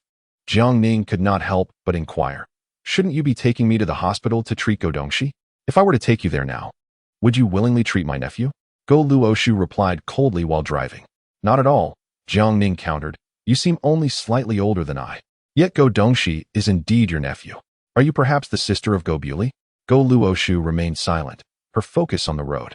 Eventually, they arrived at a half-finished building, and both exited the vehicle. With her back turned to Jiang Ning, Go Luoshu stated icily, "I do not wish to waste time. If you win, you may leave unhindered, but if you lose, you will come with me." "Very well," Jiang Ning replied. As his words lingered in the air, an icy aura surged from Go Luoshu. Jiang Ning narrowed his eyes slightly, recognizing her as a mid-tier Earth Realm practitioner. Quite impressive. Despite the numerous martial artists in Tianming City, those above the Earth Realm were a rarity. It was surprising to discover such formidable warriors backing the Go family. "Enough chatter. Make your move," Go Luoshu called out as she charged forward, executing a kick that showcased her long, shapely leg clad in black stockings. Whoosh! Jiang Ning swiftly darted back, narrowly avoiding the stiletto that grazed his nose, causing a rush of air to fill his nostrils and a sudden warmth to blossom. "How disgusting," Go Luoshu observed as Jiang Ning wiped away a trickle of blood from his nose, her expression turning icy. "If you do not take this seriously, I will kill you." With that, she unleashed another powerful kick. This time, Jiang Ning did not evade. Instead, he advanced, thrusting forward against her leg. The sudden shift nearly caused Go Luoshu to lose her balance, allowing Jiang Ning to wrap his arms around her slender waist. In an instant, they found themselves in an incredibly intimate stance, their gazes locked. In just one exchange, he had taken advantage of her twice. Go Luoshu's cheeks flushed crimson. a blend of embarrassment and fury rising within her. You are courting death. Isn't this what you asked for? To let me take you seriously? Jiang Ning feigned innocence. Get away. Go Luoshu was genuinely enraged, spinning around to deliver a knee strike aimed at Jiang Ning's forehead. Are you serious? Jiang Ning exclaimed, blocking with one hand while using the other to jab his fingers into her navel.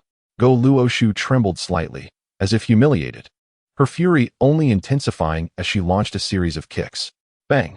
Jiang Ning grunted as one of her strikes landed on his abdomen, forcing him to retreat hastily. Seeing a golden opportunity, Go Luoshu pursued relentlessly, determined to incapacitate him. However, a smirk played on Jiang Ning's lips. It was evident that she had fallen into his trap. By the time she realized, it was too late. With a powerful palm strike to her chest, he sent her flying back several meters, swiftly following up with another blow.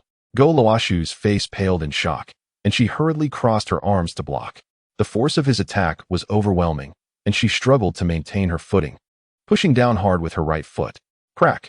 Due to the high heels, her ankle twisted painfully under the strain. Go Luoshu's expression contorted in agony, her teeth chattering from the pain.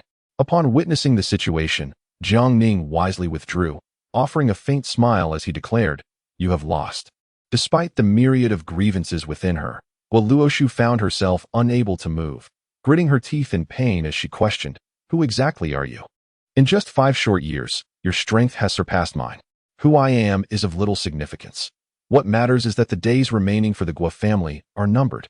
Jiang Ning replied, "I concede defeat to you. You may do as you wish with me.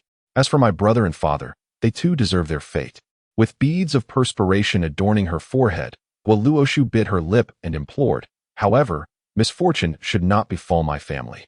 I beseech you to spare the others of the Guo family. They are innocent.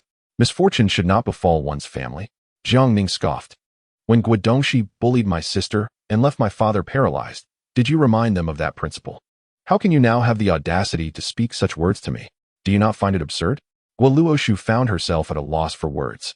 Had she been present at the time, she surely would have intervened to halt Guodongxi's atrocities. Yet, it was too late for such sentiments now. "Then kill me. Or do whatever you wish. I shall not resist." Guo Luoshu gently bit her soft lips, having resigned herself to the acceptance that accompanies defeat.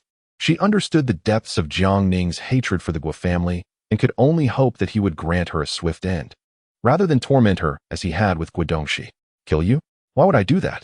Jiang Ning's words prompted Guo Luoshu to lift her head in confusion. "You brought me to this desolate place. Are you not obliged to escort me back? There is no such thing as a free lunch in this world." Chapter 39. You scoundrel, you've ruined my chances of marriage. Guo Luoshu struggled to comprehend Jiang Ning's thought process, but it appeared that he had no intention of causing her harm. In that moment, her perception of him began to shift. "I have twisted my ankle and cannot drive. You shall have to take my car back." Jiang Ning spread his hands in response. "I cannot drive, nor do I know the way. My phone has no signal here. Only you can guide me out." Dumbfounded, she never expected him to be so capable, yet utterly directionless. Just as Guo Luoshu contemplated whether to endure the discomfort and drive him back, Jiang Ning suddenly grasped her foot.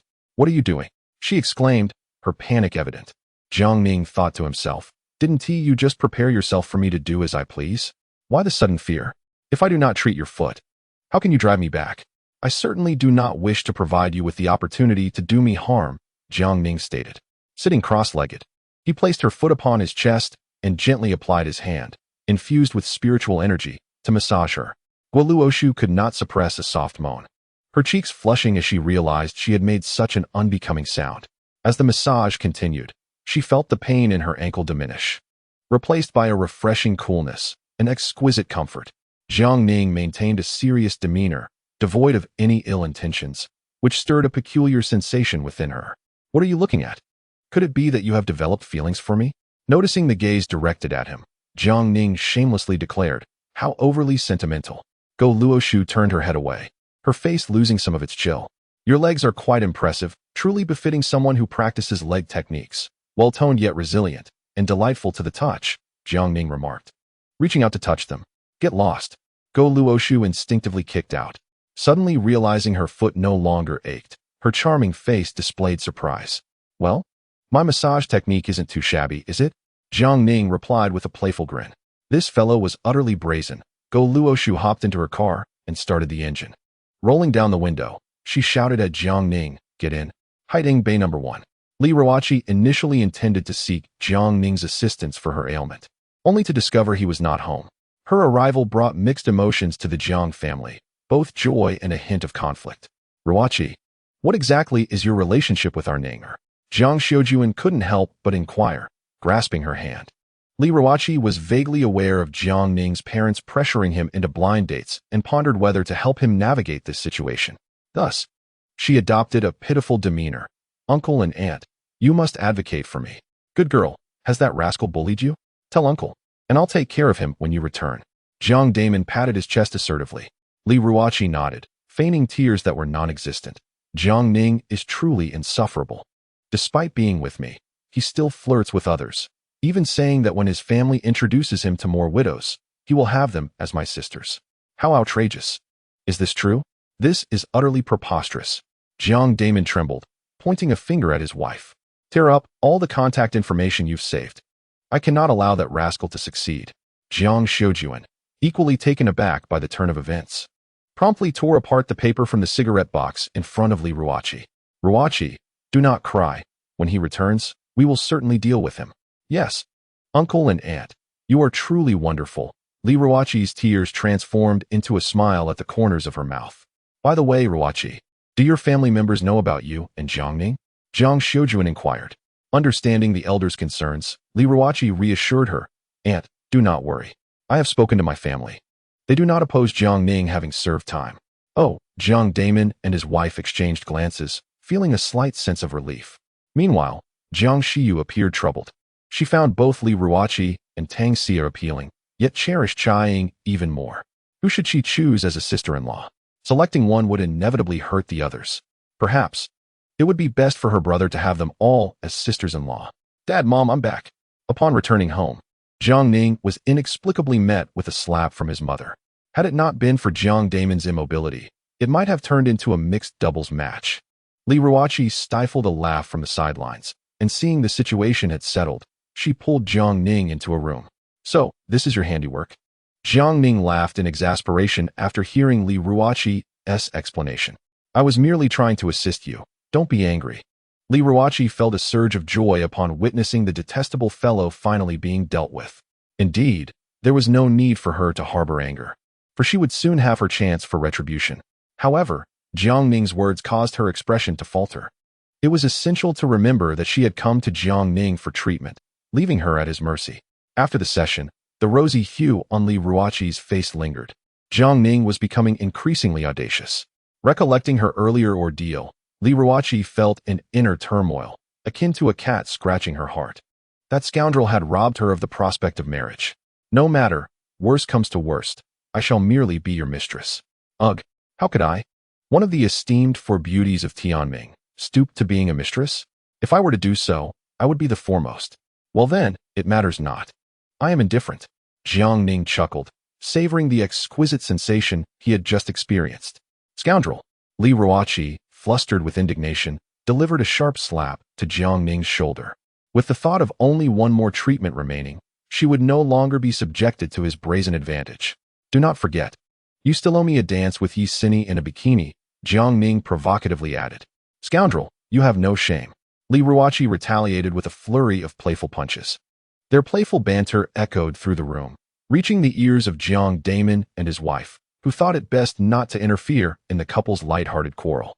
After lunch at the Jiang residence, Li Ruoqi drove Jiang Ning to Longya Hall.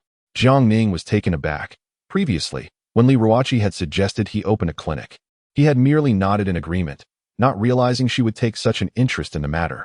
She first contacted Yi Tianlong to explore suitable locations, and upon learning of the plan, Yi Tianlong decided to gift Jiang Ning the Longya Hall in Tianming City outright. Although Longya Hall had branches across the nation, Yi Tianlong's generosity was indeed remarkable. As he himself stated, he considered Jiang Ning's teaching of the intricate acupuncture technique to be priceless, rendering the establishment of a Longya Hall insignificant in comparison. Furthermore, the Tianming branch would still be managed by Yi Sini, with Jiang Ning merely serving as a figurehead. He would only intervene when necessary and could also take the opportunity to impart his medical knowledge to Yi Sini during his leisure time. Jiang Ning mused to himself. You old fox, so this is your true intention. However, with this clinic, he could gradually reveal his wealth to his parents, alleviating their concerns about the origins of his finances. Henceforth, they could enjoy a more comfortable life without worry. While the group was deliberating, a man burst into the clinic, appearing exceedingly anxious. Dr. Yi, hurry, get in my car and come with me. My father has been coughing up blood incessantly and is convulsing all over. If we delay any longer, he may lose his life. The middle-aged man was none other than Yu Chonglin, one of the 10 prominent families in Tianming City, second only to Tang Yuanyi. The Yu family owned the Yu Huan Group, primarily engaged in the pharmaceutical industry, specializing in medicines that could awaken the male bloodline. Originally, the situation of the elderly father at home was relatively stable, prompting Yu Chonglin to drive to Longya Hall with the intention of inviting Yi Tianlong to come along. However, upon arrival, he received a call from his family urging him to return, stating that his father was nearing his end. Dr. Yi, we must leave immediately, Yu Chonglin exclaimed, pulling Yi Tianlong along without hesitation. The sudden turn of events left everyone somewhat bewildered. Yi Tianlong remarked, at least provide me with the specifics so I can prepare accordingly. Only then did Yu Chonglin manage to compose himself and explain the situation. It turned out that just 2 days prior, Yu Chonglin's father, Yu Huanshui, had contracted a cold and was persistently coughing, leading the family to take him to the hospital. However, after several intravenous infusions, his condition worsened, with blood occasionally appearing in his cough. In desperation, the family contacted Yu Chonglin, urging him to return home, which is why he thought to stop by and invite Yi Tianlong. Yet, moments ago, another call from his family reported that his father was convulsing and coughing up increasing amounts of blood. Upon learning the dire circumstances, Yi Tianlong wore a troubled expression. He understood that Yu Huanshui likely suffered from a severe lung condition. At this stage, unless he could teleport there to halt the coughing within a matter of minutes, it was likely that Yu Huanshui would not survive. However, Yi Tianlong realized that discussing it further was futile. He quickly gathered his belongings, hoping that Yu Huanshui could hold on until he arrived. There's no need to go. It's already too late, Jiang Ning suddenly interjected, drawing the attention of everyone present. Yi Sini shot him a disapproving glance, silently criticizing his knack for stating the obvious. What do you mean? Although Yu Chonglin did not directly erupt in anger, his tone betrayed an unmistakable fury. I mean, even if you flew there, if the patient's coughing isn't controlled within 5 minutes, it would be of no use. Jiang Ning replied. Yu Chonglin's expression darkened instantly. If it weren't for the urgency, he would have been tempted to strike Jiang Ning. Meanwhile, Yi Tianlong looked alarmed. Master, are you saying 5 minutes? Shouldn't he be able to last for 15? As the others processed Yi Tianlong's words, the gravity of the situation dawned on them. Yu Chonglin's face turned a ghastly shade of gray. Even if they drove at 120 kilometers per hour to use residence, it would still take 15 minutes, not accounting for traffic or red lights. Indeed, if he is coughing blood and convulsing, he is likely in the final stages. Is the patient still feverish? Jiang Ning turned his gaze to Yu Chonglin. Even though he had heard from his wife about his father's persistent high fever, Yu Chonglin's complexion grew even paler. Master, do you have any emergency measures? Yi Tianlong inquired. If I did, I wouldn't be here discussing this. Jiang Ning replied before addressing Yu Chonglin. If you wish for your father to survive, you must immediately video call your family to ensure they are by the patient's side. Yu Chonglin, trembling with urgency, dared not delay any further and fumbled to unlock his phone. Yet, the more flustered he became, the more obstinate the device proved to be, nearly provoking him to hurl it to the ground in frustration. Soon, a video call connected him with his family. After briefly explaining the situation, Yu Chonglin handed the phone to Jiang Ning. Jiang Ning promptly began instructing the person on the other end. Do you know where the Zhongshuo point is? It is located at the center of the chest. Press down hard with your index finger. On the other side of the video call, Yu Chonglin's wife, in a state of disarray, pointed anxiously. Is it here? Indeed, press down. After following the instructions, the other party inquired, what next? Do not release your hold now. Place your other hand on the Zhongfu point, just above the outer upper part of the chest. Yes, that is the spot. Press down. Thus, Jiang Ning continued to guide Yu Chonglin's wife through the intricate steps of acupressure for emergency aid via the phone. Next, attention turned to the soles of the feet, particularly the area beneath the ring and little toes, requiring pressure on both feet. But I'm using both hands to press on the body points. I can't reach the feet. exclaimed Yu Chonglin's wife in a panic. Jiang Ning furrowed his brow slightly. Is there no one else at home? Where is Yuzijin? Hurry, call that rascal in. Yu Chonglin shouted urgently into the phone. The absence of his grandson at such a critical moment intensified Yu Chonglin's frustration, causing a throbbing pain in his temples. However, with Yuzijin not present, Yu Chonglin's wife summoned her sister-in-law to assist in applying the acupressure, to ensure all bases were covered. She also called in the family's nanny and housekeeper to stand by.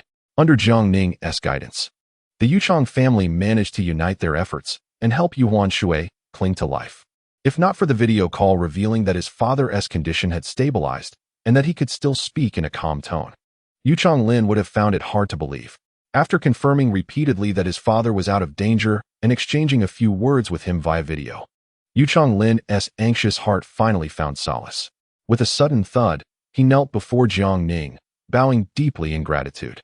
Thank you, Divine Doctor, for saving my father's life.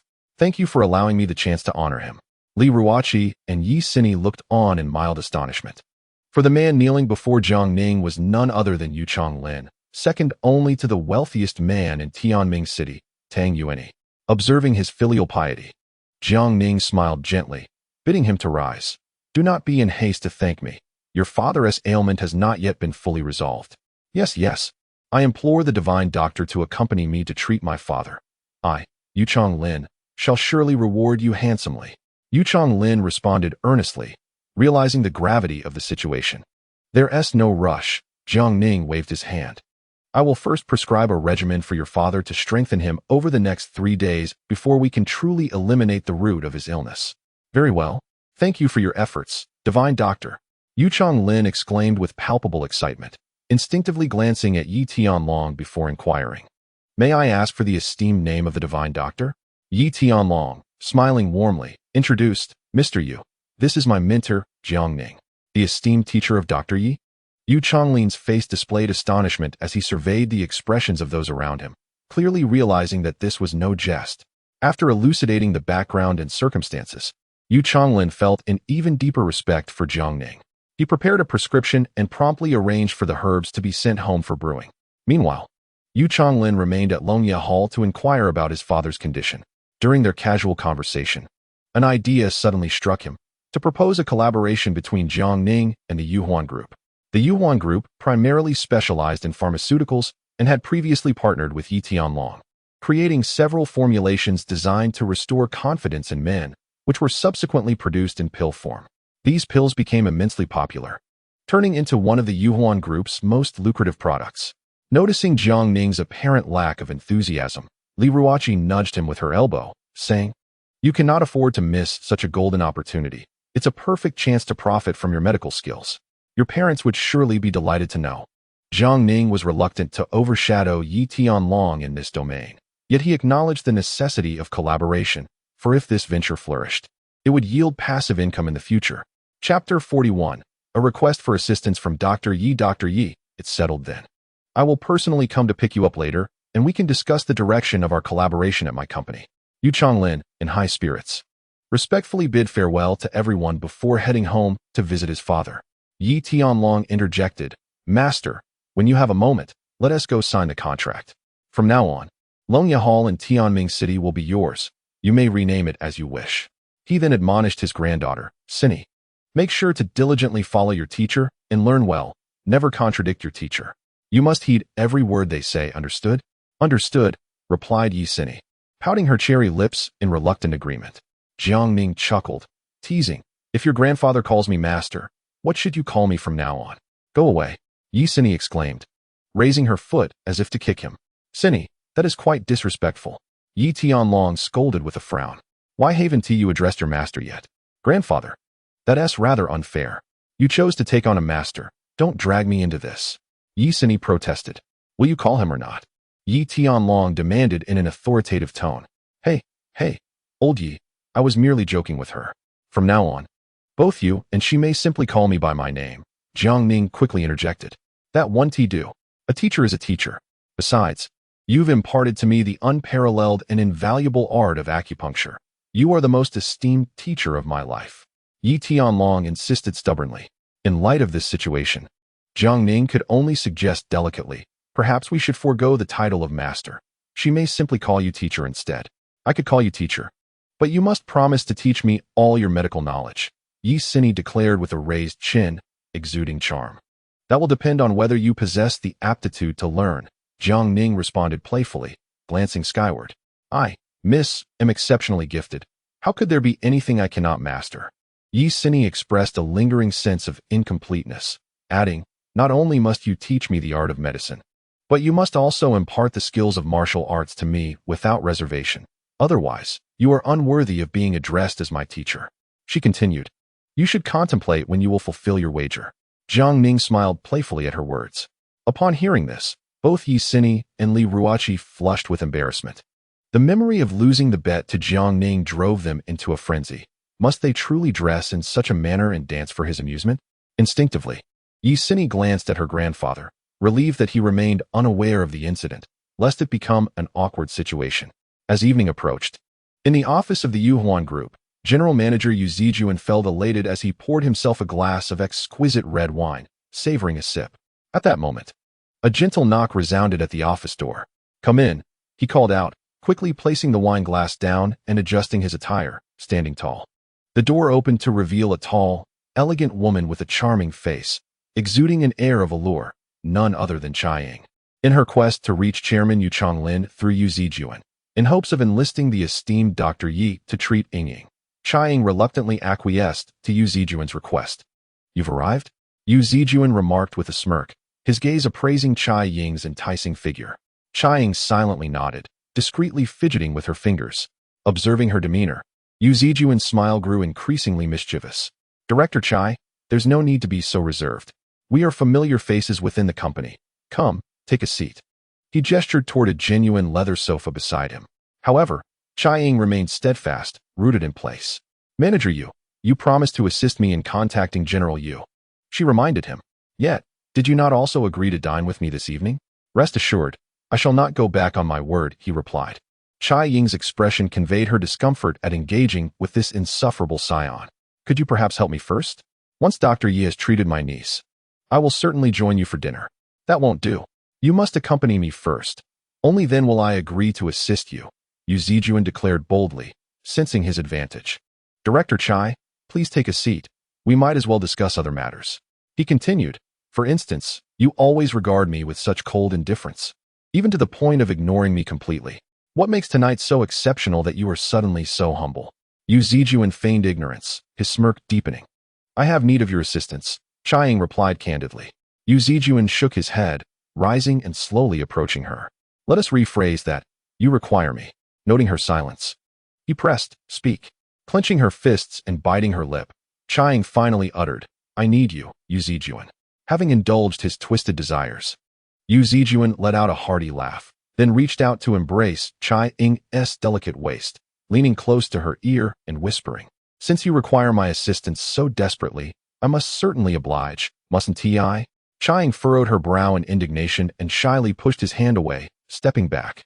Manager Yu, please conduct yourself with dignity. I can only agree to dine with you. Yu Zijuan's expression darkened abruptly, instilling a sense of fear in Chai Ying. At that moment, his phone rang. You scoundrel. Where are you right now? Came Yu Chonglin's voice from the other end. Dad, I'm out entertaining clients. Is there something you need?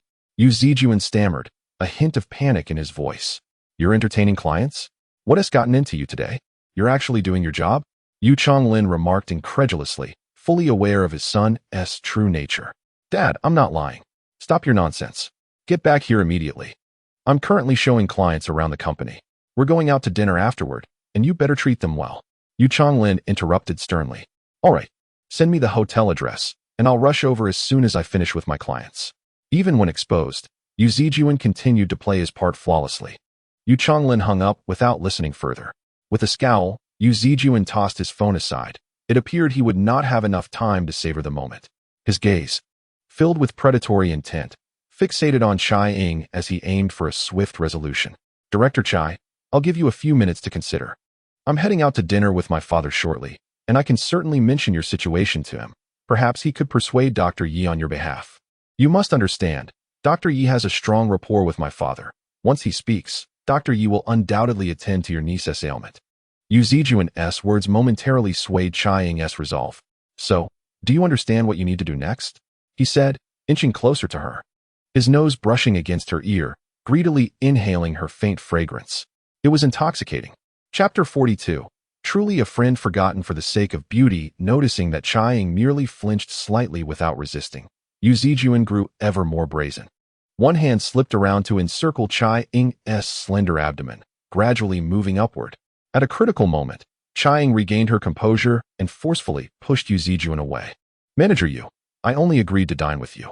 If you overstep your bounds again, I will not seek your assistance. Her countenance returned to its usual icy demeanor. She had come to a realization. While her niece's life was undoubtedly precious, her own virtue held equal importance. If necessary, she would seek an opportunity to approach Yu Changlin directly for help. Chiang, don't push your luck. Yu Zijuan, now shedding all pretense, revealed a vicious and greedy expression. That should be my line. I shall not indulge you any further. Chiang, unable to endure the predatory gaze of this beastly man any longer, turned to leave. However, Yu Zijuan, unwilling to let such a delectable morsel slip away, swiftly advanced and seized her from behind, his hands becoming decidedly inappropriate. Yu Zijuan, get away from me, Chiang cried out in shock, struggling desperately to prevent the violation. You think you can come and go as you please? Yu Zijuan tightened his grip around her throat. Leaning close to her ear with a menacing whisper, you would do well to behave, or once I am finished with you, I shall spread rumors at the company about how you seduced me, and have you expelled from the Yuhuan group. Chiang's face drained of color as she fought back with all her might, shouting, help, help, in a moment of desperation. She stomped down hard on his foot with the heel of her high-heeled shoe. A piercing scream erupted, providing her a brief opportunity to break free and rush towards the door. However, in her heightened state of anxiety, she found the office door handle unyielding. You think you can escape, you wretched woman? Yu Zijuan charged at her from behind, arms outstretched to capture her once more. With terror etched across her delicate features, Chiang swiftly ducked under his armpit and darted towards the desk, seizing anything she could find to hurl at him in a frenzy. Yu Zijuan, wild with rage, lunged at her, one hand gripping her throat and pinning her against the desk while the other delivered a harsh slap. You wish to resist? The more you struggle, the more excited I become, he taunted, already beginning to tear at her clothing. Chiang felt as though she could scarcely breathe, her slender fingers sweeping across the desk in a frantic search until they grasped a heavy ashtray. With a dull thud, it struck Yu Zijuan's head, blood gushing forth as he let out a cry akin to that of a slaughtered pig. Seizing the moment, Chiang pushed him away and dashed towards the office door. Meanwhile, Jiang Ning, Li Ruoqi, and Yi Tianlong, all invited by Yu Changlin, were touring the company's product area and engaging in discussions. You all carry on. I'll just step out to the restroom, Jiang Ning announced. Li Ruoqi grasped his arm, urging him to stay. Please bear with it, mister. Yu primarily wishes to entertain you. After our discussion, we can all go to dinner together. Go together? Jiang Ning's eyes widened in disbelief. Indeed, you're a grown man. Surely you can hold it for just a little while longer. Faced with Li Ruoqi's challenging gaze, Jiang Ning resolved to endure. Yet he added, this is something that cannot be held in. Delaying it too long could affect one's abilities in that regard. Then you should hurry, Li Ruoqi replied, immediately releasing him. However, the Yuhuan Group's premises were vast, and upon finishing in the restroom, Jiang Ning found himself lost. He wandered aimlessly until, passing by an office door, it suddenly swung open. There stood Chiang, her long hair disheveled, her clothing somewhat askew, and her eyes glistening with unshed tears. For a fleeting moment, their gazes locked. Wretched woman, today, if I do not bring you down, I am not worthy to be called a man. The anguished roar of Yu Zijuan echoed from within. Jiang Ning, hurry and save me. Realizing the gravity of the situation, Chiang clung to Jiang Ning like a lifeline, bursting into tears in his embrace. Yu Zijuan soon emerged, pointing an accusatory finger at Jiang Ning, shouting, Kid, this is none of your business. If you wish to remain in this company, pretend nothing has happened and leave now. No, don't go. Chiang's face turned pale with terror as she clutched Jiang Ning tightly. Jiang Ning gently patted her back, reassuring her, do not worry. I will not leave. Upon realizing they were acquainted, Yu Zijuan scrutinized Jiang Ning, asking, which department are you from? I have never seen you before. Jiang Ning's expression darkened. I am not from any department, yet I am far above you. Yu Zijuan's gaze turned menacing. He thought to himself that this young man was not an employee of the company, his attire modest, suggesting he was not from a wealthy family. Furthermore, in the entire Tianming city, he only needed to be cautious of the Qin and Tang families. Any so-called young master from a prominent family was beneath his notice. Kid, that woman is beyond your reach. She belongs to me, Yu Zijuan. I advise you to let go while you still can, or I will ensure your utter defeat. Yu Zijuan had mistakenly assumed Jiang Ning was Chai Ying's boyfriend, and the more he thought about it, the angrier he became. It infuriated him that this wretched woman would choose someone like this over him. Jiang Ning ignored the adversary and turned his attention to the gentle figure in his arms. Did he harm you? Has he done anything to you? Chai Ying shook her head. I did not let him have his way. That is good. Jiang Ning noticed the vivid handprint on her face and gathered his energy to tenderly caress it. Chai Ying's complexion blossomed with color as she slightly lowered her head, allowing him to stroke her cheek. Witnessing this, Yu Zijuan felt as though his heart had been pierced, his eyes turning crimson with rage. Kid, you are courting death. Clenching his fists, Yu Zijuan advanced, but before he could react, he received a resounding slap. The sharp sound reverberated through the corridor. Stumbling backward, Yu Zijuan fell to the ground, his face stinging and his neck twisted from the impact. How dare you touch my person? Jiang Ning's voice was frigid, his expression grim. You should be grateful I did not let anything happen to her, or today, you would meet your end here. You will pay for this. Just wait and see who dies. Yu Zijuan struggled to turn around and quickly grabbed his phone to call security. In no time, dozens of security personnel gathered on the floor. What is happening?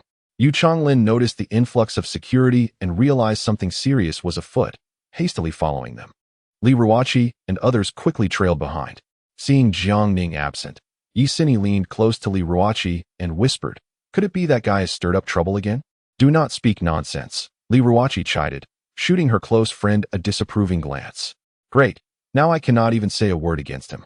You truly forget your friends when a handsome face is involved, Yi Sini scoffed. Chapter 43. As the daughter prepares for chemotherapy, Chai Lu's reluctance boy, throughout my life. Aside from my father, no one has dared to strike me, nor has anyone ever defied my commands. Yu Zijuan sneered, his gaze greedily fixed upon Chai Ying. Director Chai, I grant you 3 seconds to ponder your decision. Otherwise, tomorrow, rumors will circulate within the company that you conspired with your boyfriend to set a trap for me.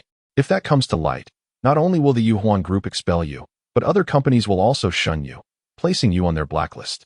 Chai Ying clenched her teeth, tightening her embrace around Jiang Ning. Even if I have to beg on the streets, I will not allow you to succeed. At that moment, the security personnel arrived, encircling Jiang Ning.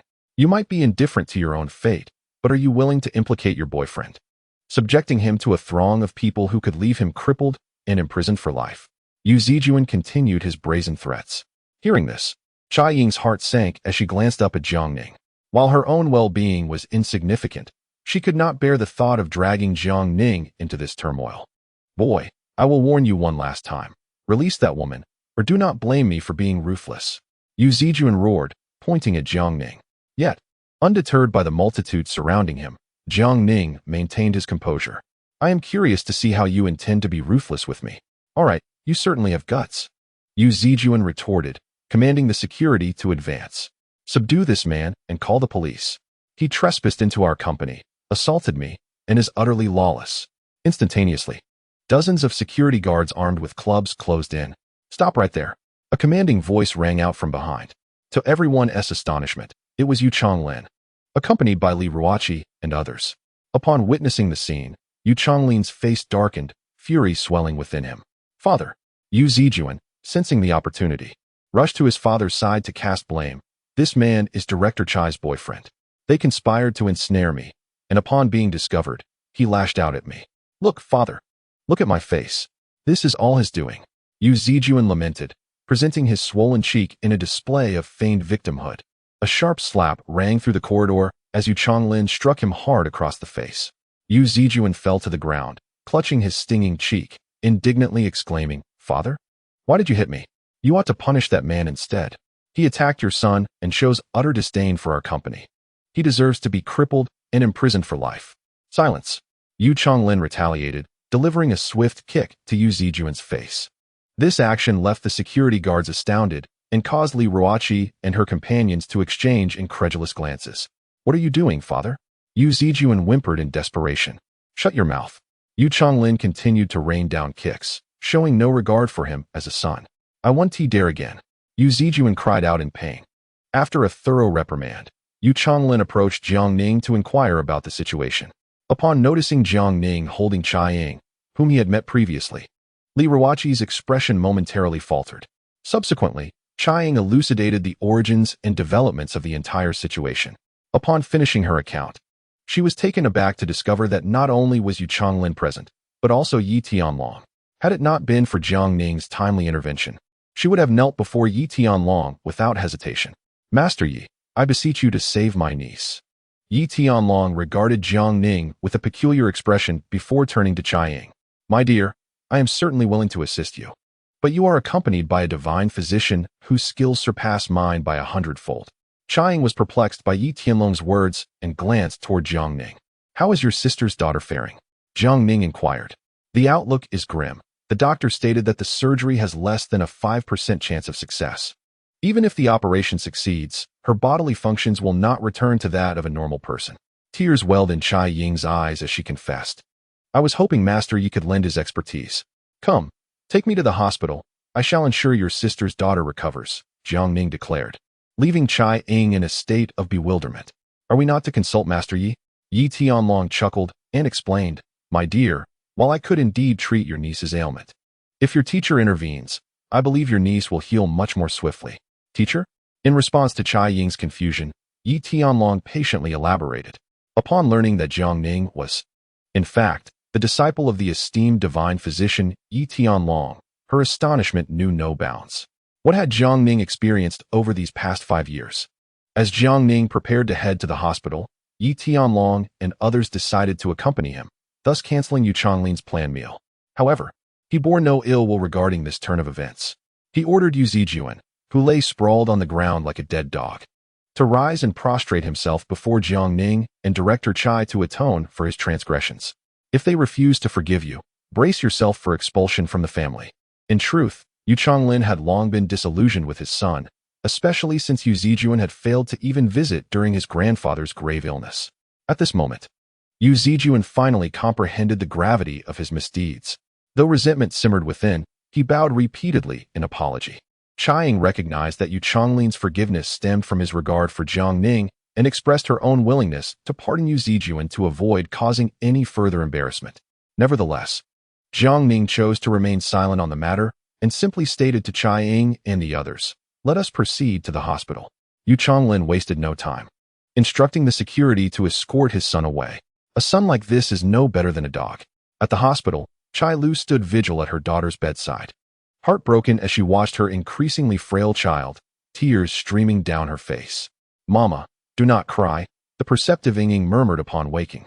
Hearing her mother weep, she weakly comforted her. "I just had a dream in which my aunt brought a divine brother to help me. And then I got better and could stand up to kiss Mama."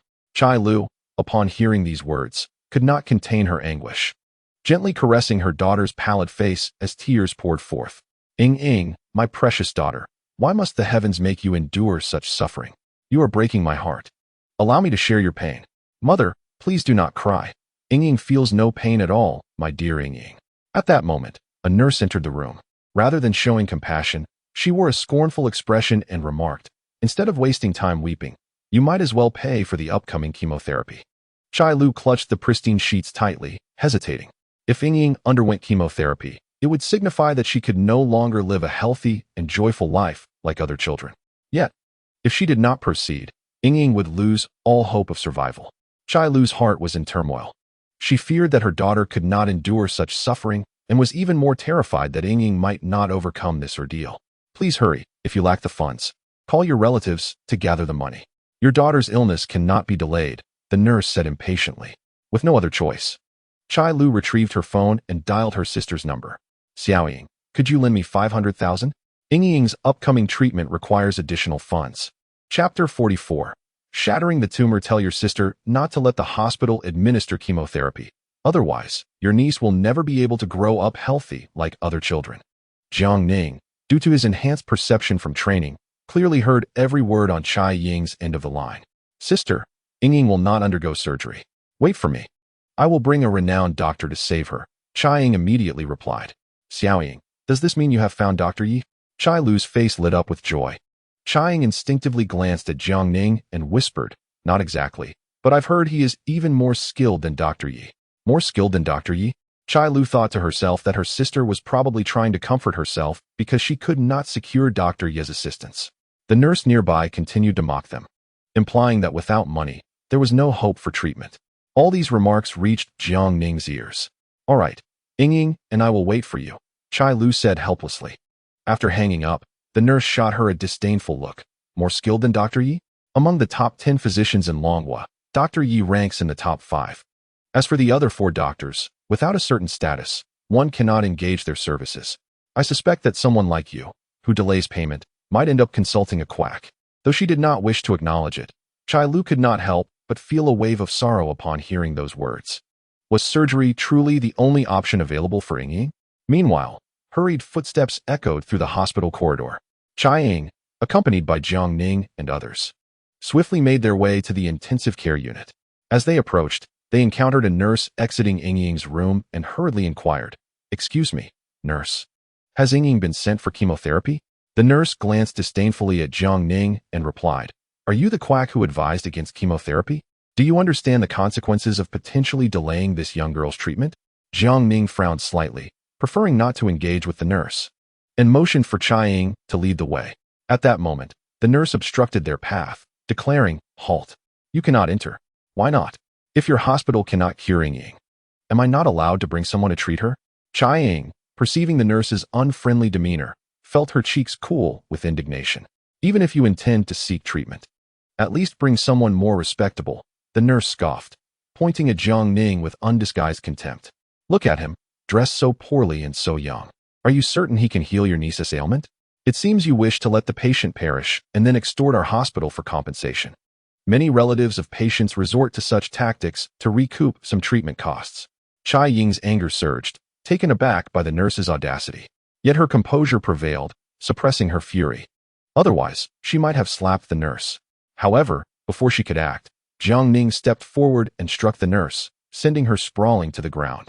With a darkened expression, he proclaimed, Those who disregard a patient's life, blinded by greed, are unworthy of wearing that nurse's uniform.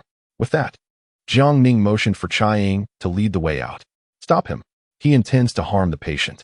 The nurse shouted frantically to those around her. Instantly, medical staff flooded the corridor, predominantly male. What do you intend to do? This is a hospital, not a place for your recklessness.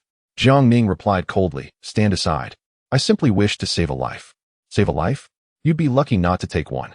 If you don't leave immediately, we'll call the police and have this charlatan arrested. Several staff members brandished their phones, ready to call for help. Are you suggesting I, too, am a charlatan? At that moment, Yi Tianlong stepped forward, his words imbued with undeniable authority.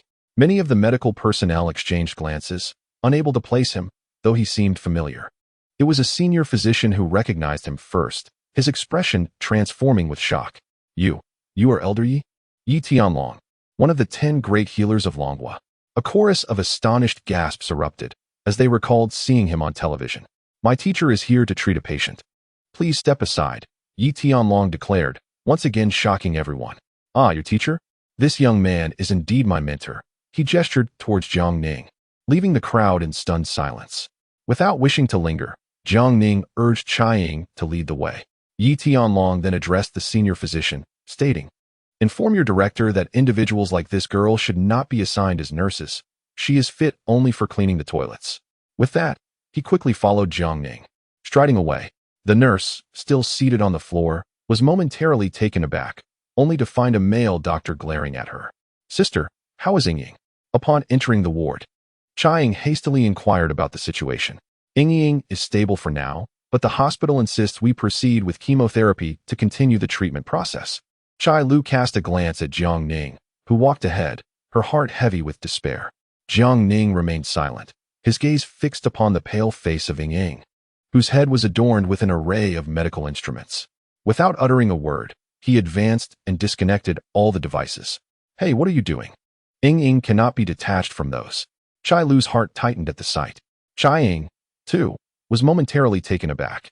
Her understanding of Jiang Ning's medical prowess was solely derived from Yi Tianlong's words. She had never truly witnessed it, leaving her uncertain. "Do not worry, young lady. With my esteemed teacher here, this child shall recover," Yi Tianlong said in a calm tone as he approached. "This is Chai Lu," she gestured towards her sister. "And this is Yi Shini, the physician treating Ying Ying. Jiang Ning, my university alumnus, is Yi Shini's mentor." As Chai Ying explained, an odd feeling lingered in her heart. "Yi Shini's mentor?" Chai Lu exclaimed in surprise. How can someone so young be the teacher of the esteemed Yi Tianlong? Yet, since the words came from Yi Tianlong himself, she had no reason to doubt them. "Old Yi, come lend a hand," Jiang Ning called out. Responding promptly, Yi Tianlong did not hesitate. "Teacher, what do you require of me?"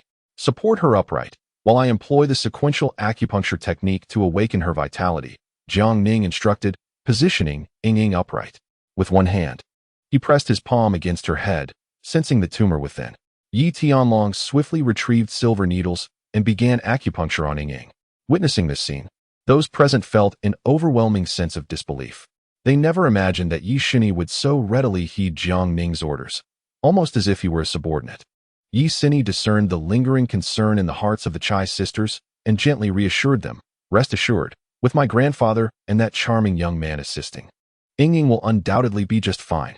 The sisters nodded, their expressions visibly relaxing. "Yi Shini, come over and assist," Jiang Ning instructed. Though somewhat reluctant to be so directly summoned, Yi Shini stepped forward. "What do you need me to do?" "Help me supporting Ying. I am about to shatter the tumor." "What did you say?" "Shatter." Chapter 45. To be a member of your Guo family. I must have been cursed for 8 lifetimes. Jiang Ning's subsequent actions left everyone astounded.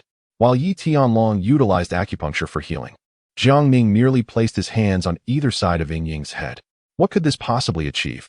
Could he be employing the legendary Qigong to combat cancer?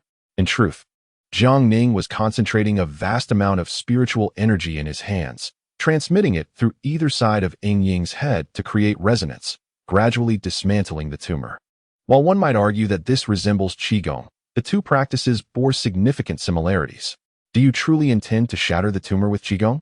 Regardless of whether it is feasible, how would you extract the shattered tumor? Yi Shini could not contain her curiosity.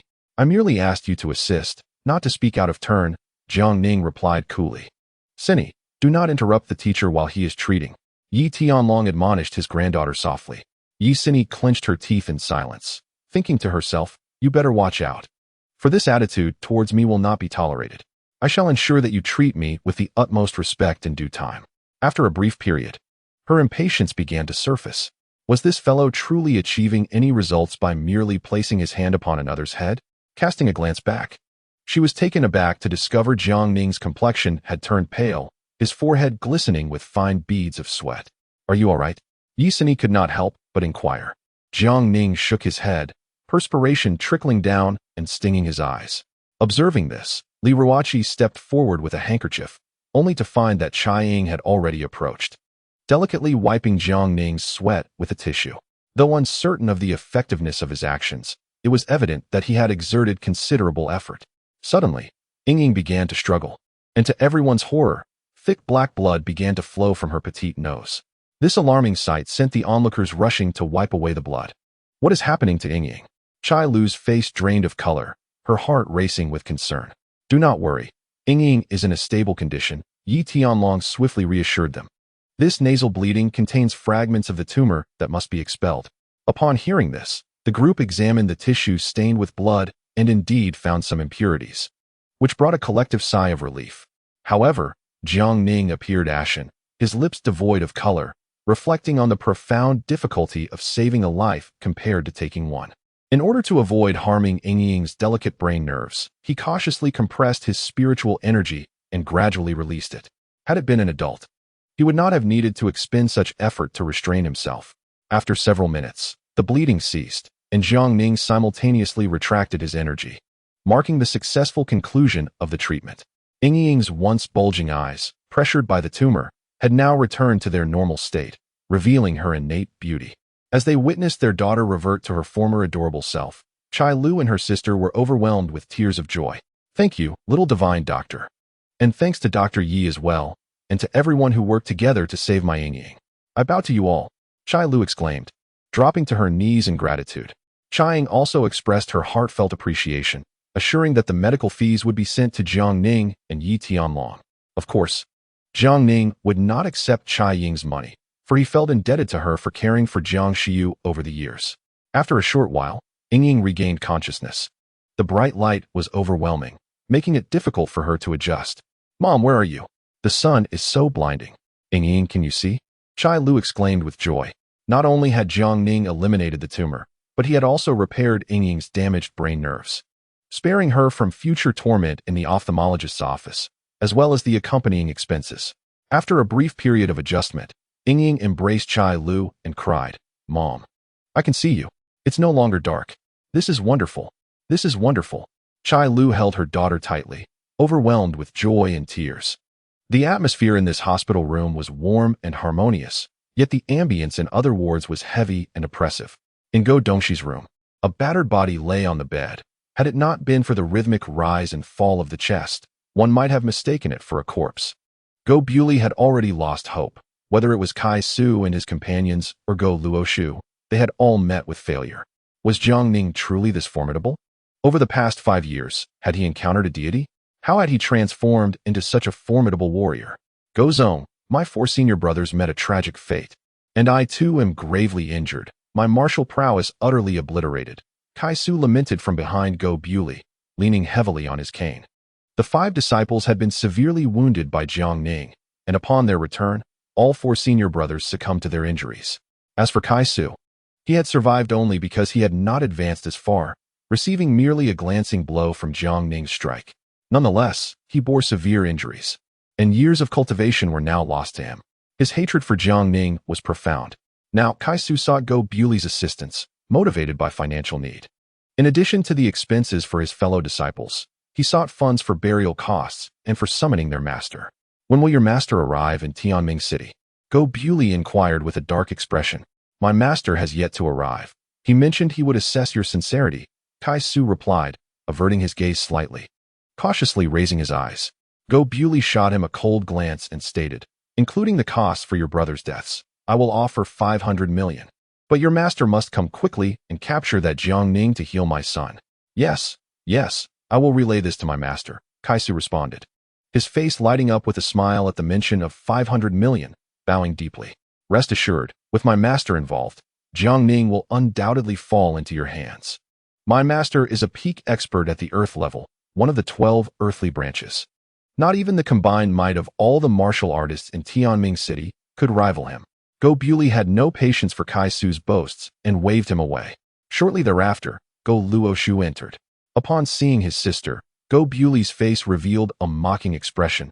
"It seems the organization you joined is of little consequence. Unable to defeat even a brash youth who has spent 5 years in prison." Go Luoshu's pretty face was as cold as ice. She was no stranger to her brother's disdainful demeanor. When he needed her, he would grovel. Now, upon realizing his defeat to Jiang Ning, his true colors surfaced. This family held no redeeming qualities worth clinging to. "I came to tell you that I am leaving. From this day forth, we are no longer siblings. And we shall have no further entanglements," Go Luoshu declared before turning to leave. Pausing momentarily, she faced away from Go Bewley and added, "By the way, the sins you and your son have committed should not implicate the rest of the family. You ought to seek Jiang Ning and atone for your misdeeds, trading your lives for the salvation of the innocent members of the Go family." "Nonsense. Get out. I possess no sister such as you. You are unworthy." Go Bewley, enraged, let forth a tirade. Go Luoshu, with a cold snort and tears glistening in her eyes, retorted, "Do you think I yearn for this? To be a member of the Go family is indeed a stroke of misfortune for me." Chapter 46.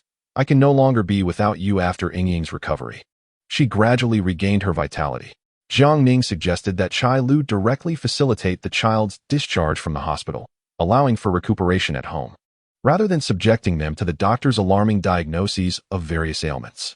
Chai Lu expressed her profound gratitude, and at Li Ruoqi's invitation, everyone gathered for a banquet at the Junyi Grand Hotel. Late into the night, Jiang Ning sat upon his bed, absorbing the moonlight that streamed through the window. One cannot deny the splendid ambience of Haiting Bay. Even ordinary individuals dwelling here find their spirits uplifted. Jiang Ning harnessed his inner strength, transforming the thin spiritual energy in the surrounding air for his own benefit. After several hours of meditative practice, he slowly opened his eyes, sensing the existence of a bottleneck in his cultivation. It appeared that to transcend his current realm, further refinement was necessary. While Tianming City boasted martial artists, they were insufficient for the rigorous honing Jiang Ning required. At that moment, he recalled the words of the old dragon head from prison. "Disciple, you have inherited my teachings. Upon your release, go and bring mischief upon your 7 senior sisters. The techniques they practice, taught by your masters, will assist you in breaking through your limitations. Should you encounter a bottleneck, seek out your sisters. I do not believe that the combined prowess of those 7 enchantresses will not suffice for your refinement. However, if you cannot conquer even them, do not dare to claim you are my disciple. I cannot bear such disgrace. Remember, upon your release, indulge freely. For the sake of all women in the Dragon Kingdom." Each time Jiang Ning reflected upon these words, he found them utterly absurd yet amusing. Yet, when it came from the old dragon head, it seemed less peculiar. Having spent a lifetime in warfare, he had taken 7 female disciples, now Jiang Ning's 7 masters. According to him, these 7 mistresses were breathtakingly beautiful, and even though they had aged slightly, they rivaled any starlet. Jiang Ning's 7 senior sisters were the sole disciples of these remarkable women, each proficient in a unique skill, unlike Jiang Ning, who was a jack of all trades and surpassed them in some respects. However, Jiang Ning had yet to meet any of these mistresses or sisters. What would it matter if he found them? He was unfamiliar with them. How could he possibly broach the subject of cultivation? Sitting on his bed, he shook his head in resignation. While lost in thought, a phone call interrupted him. It was the old dragon head's private number, known only to Jiang Ning and his masters. "Disciple, it has been quite some time since your release. Why have you not called to inquire about your master? Do you still hold me, your teacher, in your heart?" The voice on the other end was robust and carried a hint of humor. Jiang Ning furrowed his brow, pondering the antics of the old mudloach. "You little rascal, which disciple dares to address their master in such a manner? As for your nickname, Old Dragon Head would suffice. What nonsense is Old Mudloach? It sounds utterly ridiculous. You resemble someone bickering with a younger brother, utterly devoid of the grandeur expected of a master in the eyes of outsiders. This moniker fits you perfectly, always eager to burrow into any hole you see. What else should I call you but Old Mudloach?" Jiang Ning remarked with undeniable candor. "Enough of that. Let us discuss serious matters," Old Dragon Head replied. "Come to the prison tomorrow, but do not meet with me." He continued, "Chao Mingde is set to be released tomorrow afternoon, and I wish for you to greet him." "Me welcome him? That mere Chao Mingde requires my personal attention? Wouldn't that diminish your status, Old Mudloach?" Jiang Ning expressed his bewilderment. Logically speaking, it was Chao Mingde who should be ingratiating himself to their duo, and there was no necessity for him to extend any courtesy, even if he were the underground lord of Jingnan. "What do you understand?" Old Dragon Head's tone turned irate. "If I instruct you to go, you shall go. Do not disappoint your master's earnest intentions. What are you scheming now?" A sense of foreboding enveloped Jiang Ning. Was he to be introduced to a distinguished young lady by Chao Mingde again? "Tomorrow afternoon, when Chao Mingde is released, your 5th senior sister will also be there to greet him. I want you to meet her. After your introduction, it would be best for you to engage in profound cultivation immediately. Your 5th senior sister has descended from the mountains on the orders of your master's wife, specifically to find you." The words of Old Dragon had left Jiang Ning in a state of astonishment. A senior sister? He had only heard of her, but had never laid eyes upon her. Furthermore, the notion of immediately engaging in deep cultivation with her seemed implausible. Would she even consent? Before Jiang Ning could delve further into his inquiries, Old Dragon Head had already terminated the call. Regarding this matter, Jiang Ning harbored little hope. As the senior sister was a complete stranger to him, it was unlikely she would be so accommodating upon their first meeting. The following morning, Jiang Ning rose early to massage his father's legs. Following the cultivation from the previous night, he found his spiritual energy more abundant, eliciting a tingling sensation in Jiang Damon's feet, albeit a pleasurable one. Subsequently, he assisted his father outside for a stroll to inhale the fresh air. By chance, Jiang Ning glanced toward the lower level by Tangbei Villa No. 2, where a figure that stirred nostalgia appeared in his view. He beheld Chen Yurong, gracefully clad in a white qipao, approaching Villa No. 1 with a jar of honey in hand. "Hello, uncle and aunt. I just moved into Villa No. 2 today. We shall be neighbors from now on. I look forward to your guidance." Jiang Damon and his wife stood momentarily bewildered at the sight of such a beautiful girl. Young lady, we have only just moved in ourselves a few days ago. If you do not mind, we would be delighted to interact more with such a lovely girl like you. Jiang Shoujuan replied with a warm smile. Nonsense. Auntie, you are truly the beautiful one. You must have been a stunning beauty in your youth. Chen Yurong's simple words elicited hearty laughter from Jiang Shoujuan. As their conversation flowed, the two quickly grew familiar with one another. Auntie, this is wild honey personally harvested by the people from my hometown. A small gift I hope you will accept graciously. Jiang Shoujuan intended to decline, but could not withstand Chen Yurong's fervent enthusiasm, and thus reluctantly accepted it. After exchanging pleasantries, Chen Yurong bid farewell to the elderly couple, glancing back at Jiang Ning with a gaze full of charm. What a wonderful girl. The gift is indeed thoughtful. We ought to reciprocate in kind. Jiang Shoujuan remarked while cradling the jar of honey. At that moment, she remembered that she had several jars of her own sun-dried radish strips at home and promptly instructed Jiang Ning to take them to the second villa of the Chen family.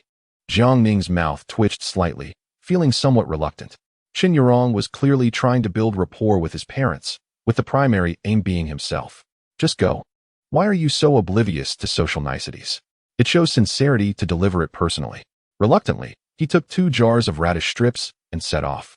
Upon arriving at the door, he rang the bell, and Chen Yurong joyfully opened the door, her eyes brimming with affection as she looked at Jiang Ning. I never expected you would come to my home personally.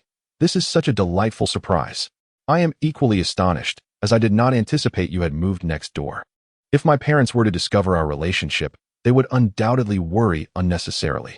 I apologize for my oversight. I merely wish to see you every day, to serve as your chauffeur more conveniently.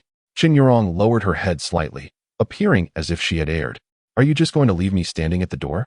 Jiang Ning inquired, holding the 2 jars. Oh, come in quickly. Chen Yurong hurriedly pulled Jiang Ning inside and closed the door. There were no other servants present, only Chen Yurong herself.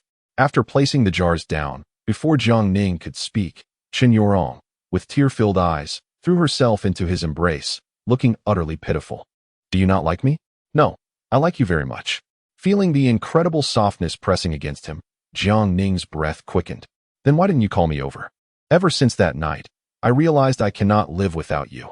I want you, Chen Yurong confessed before kissing him fervently. Chapter 47. Could it be her? How peculiar that this child has taken so long to deliver the radish strips. Let it be. The child has grown and has his own affairs to attend to.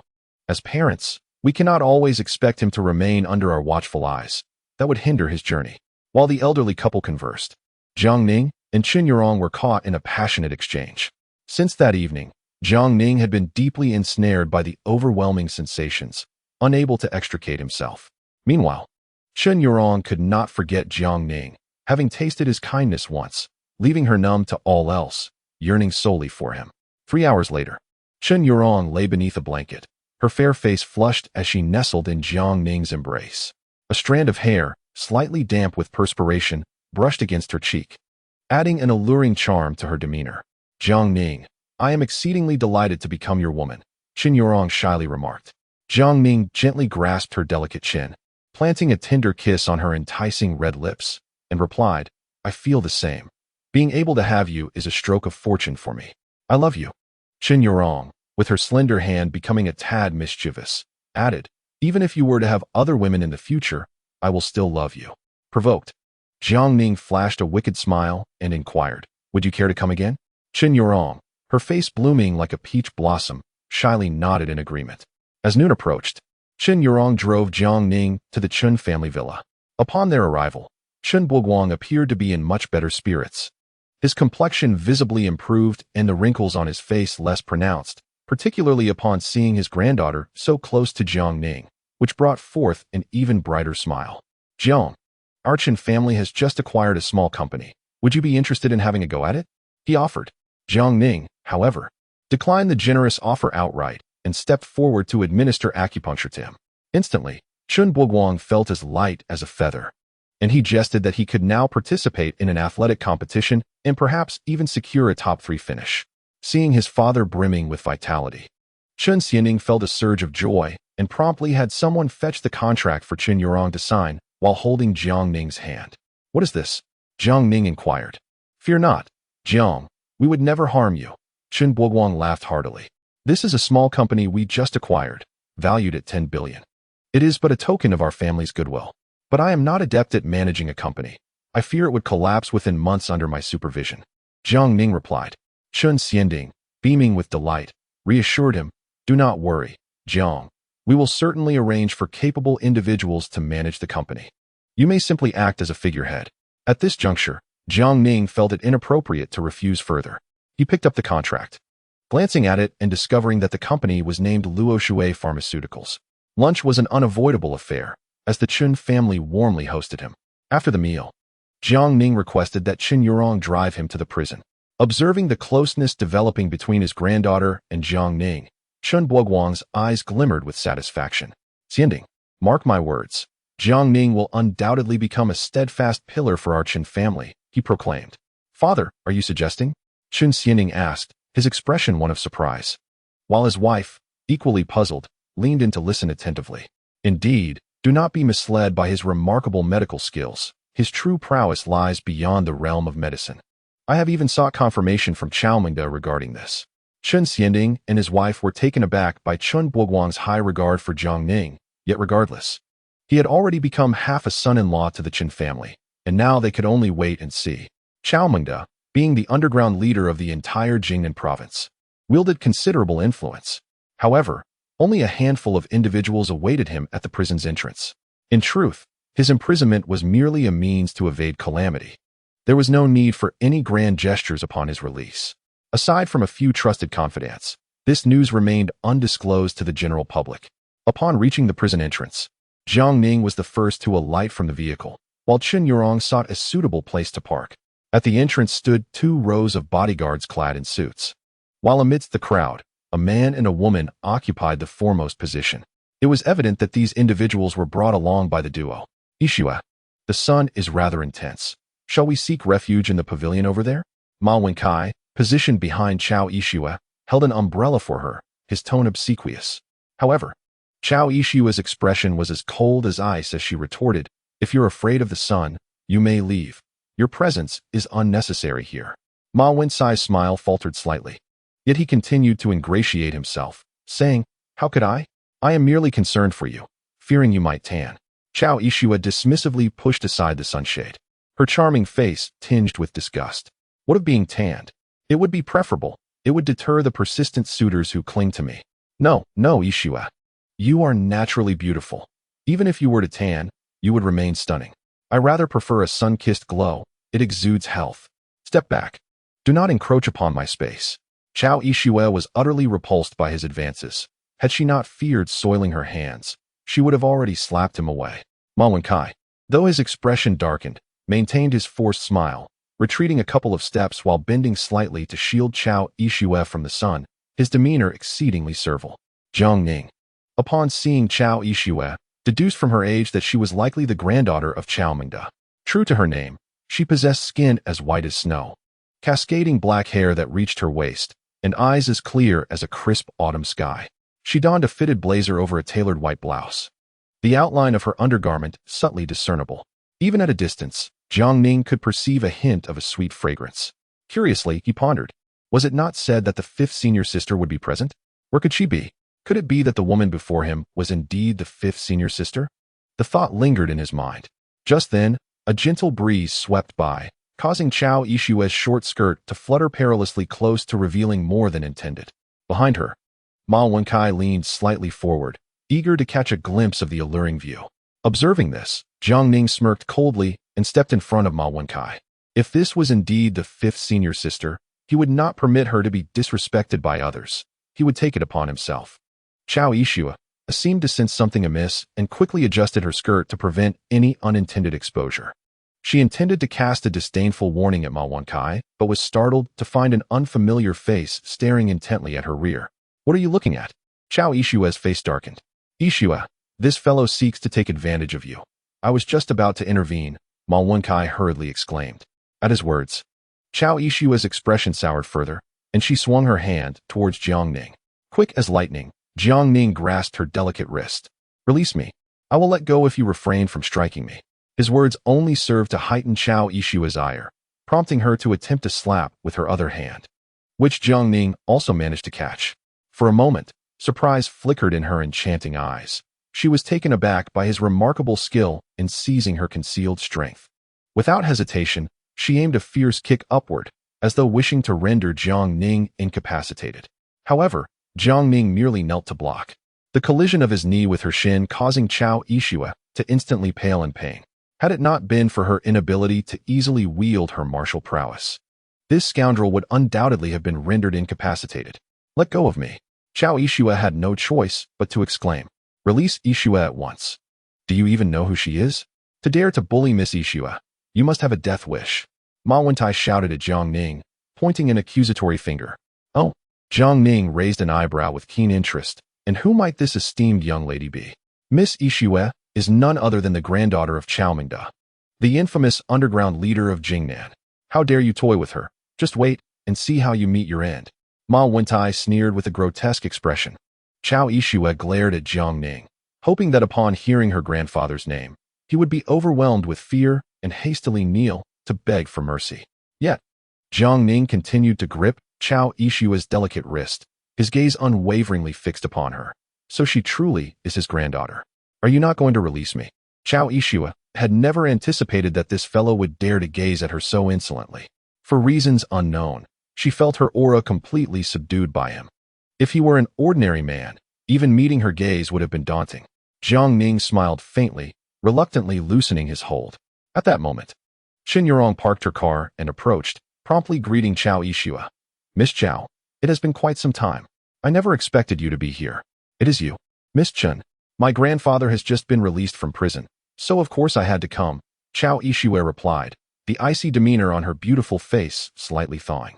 However, upon noticing Qin Yurong standing intimately beside Jiang Ning, her brows furrowed in disapproval.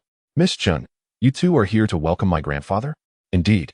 But your grandfather did not inform our Qin family. I came along with this gentleman," Qin Yurong clarified, linking her arm with Jiang Ning's, introducing them to one another. Chao Yixue scrutinized Jiang Ning, pondering how he had learned of her grandfather's release, a piece of news only shared with trusted confidants. Could it be that her grandfather had informed him?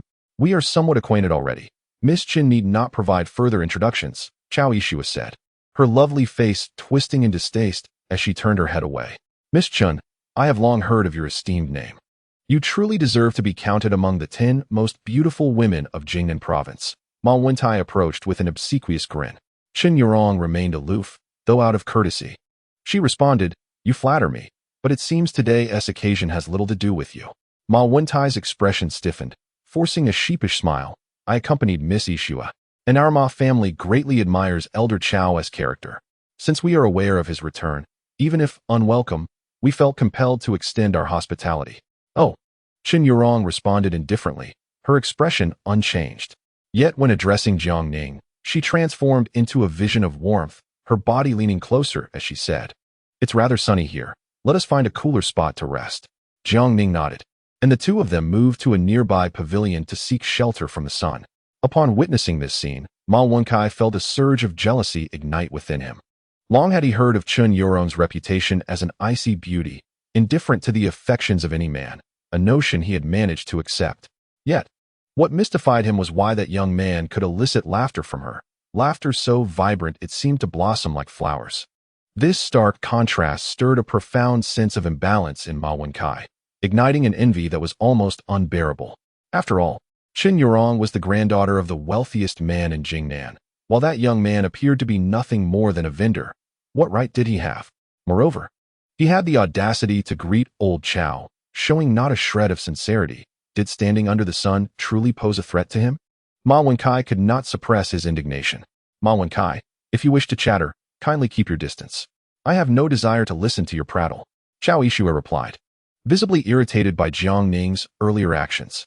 She had always prided herself on her chastity, allowing no man, aside from her father and grandfather, to touch her. Yet today, that man had held her for an extended period, leaving her flustered and vexed. Once her grandfather emerged, she resolved to lodge a complaint, hoping to see him reprimanded. "Yixue, I shall remain silent and simply hold the umbrella for you," Ma Wenkai insisted, his persistence unwavering. Sensing Chao Yixue's disdainful gaze directed at Jiang Ning, He perked up. Ishue. That fellow is nothing but a fool. He must be leveraging his connection to Miss Chun. Once old Chow arrives to back us up, I will show him his place. Will you leave or not? Chow Ishue glared at Ma Wenkai, who had no choice but to retreat in defeat. Within the pavilion, all of Ma Wencai's words reached Jiang Ning's ears, prompting him to inquire, who is he? When asked about him, Chen Yurong's expression turned cold. Ma Wenkai, son of Ma Lidong, ranks third among the 10 prominent families in Tianming City, surpassed only by Tang Yuanyi and Yu Chonglin. Do you also find him intolerable? Would you like me to persuade my father to sever their family's resources? Chen Yurong gazed at Jiang Ning with affection. In her heart, he held the utmost importance. There is no need. With a son like him, the Ma family will ultimately bring about its own downfall, Jiang Ning replied with a subtle smile. Approximately an hour later, the prison gates swung open. Amidst a throng of guards, Chow Mengda strode out with great confidence, a cigar perched between his lips. The old man, short in stature yet robust, bore a radiant complexion, suggesting he had fared well during his incarceration.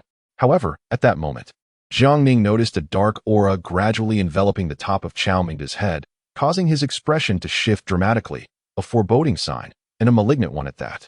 Grandfather. Chow Ishue's face brightened as she rushed forward, her previous gloom dissipating, and she greeted Chow Mengda with a warm embrace. Oh, my dear granddaughter. You've finally come down from the mountain. I thought you might spend your entire life with your master, Chow Mengda chuckled, enveloping his granddaughter in a gentle embrace, his face radiating affection. Today, as I step out of prison, how could I not come? Besides, it has been so long since I last saw you. I have missed you dearly. Chow Ishue, like a playful child, displayed none of the aloof demeanor she had moments before. However, her primary reason for descending the mountain this time was not her grandfather, but rather her master had informed her that her destined time had arrived, and it was time to seek her junior brother to cultivate together.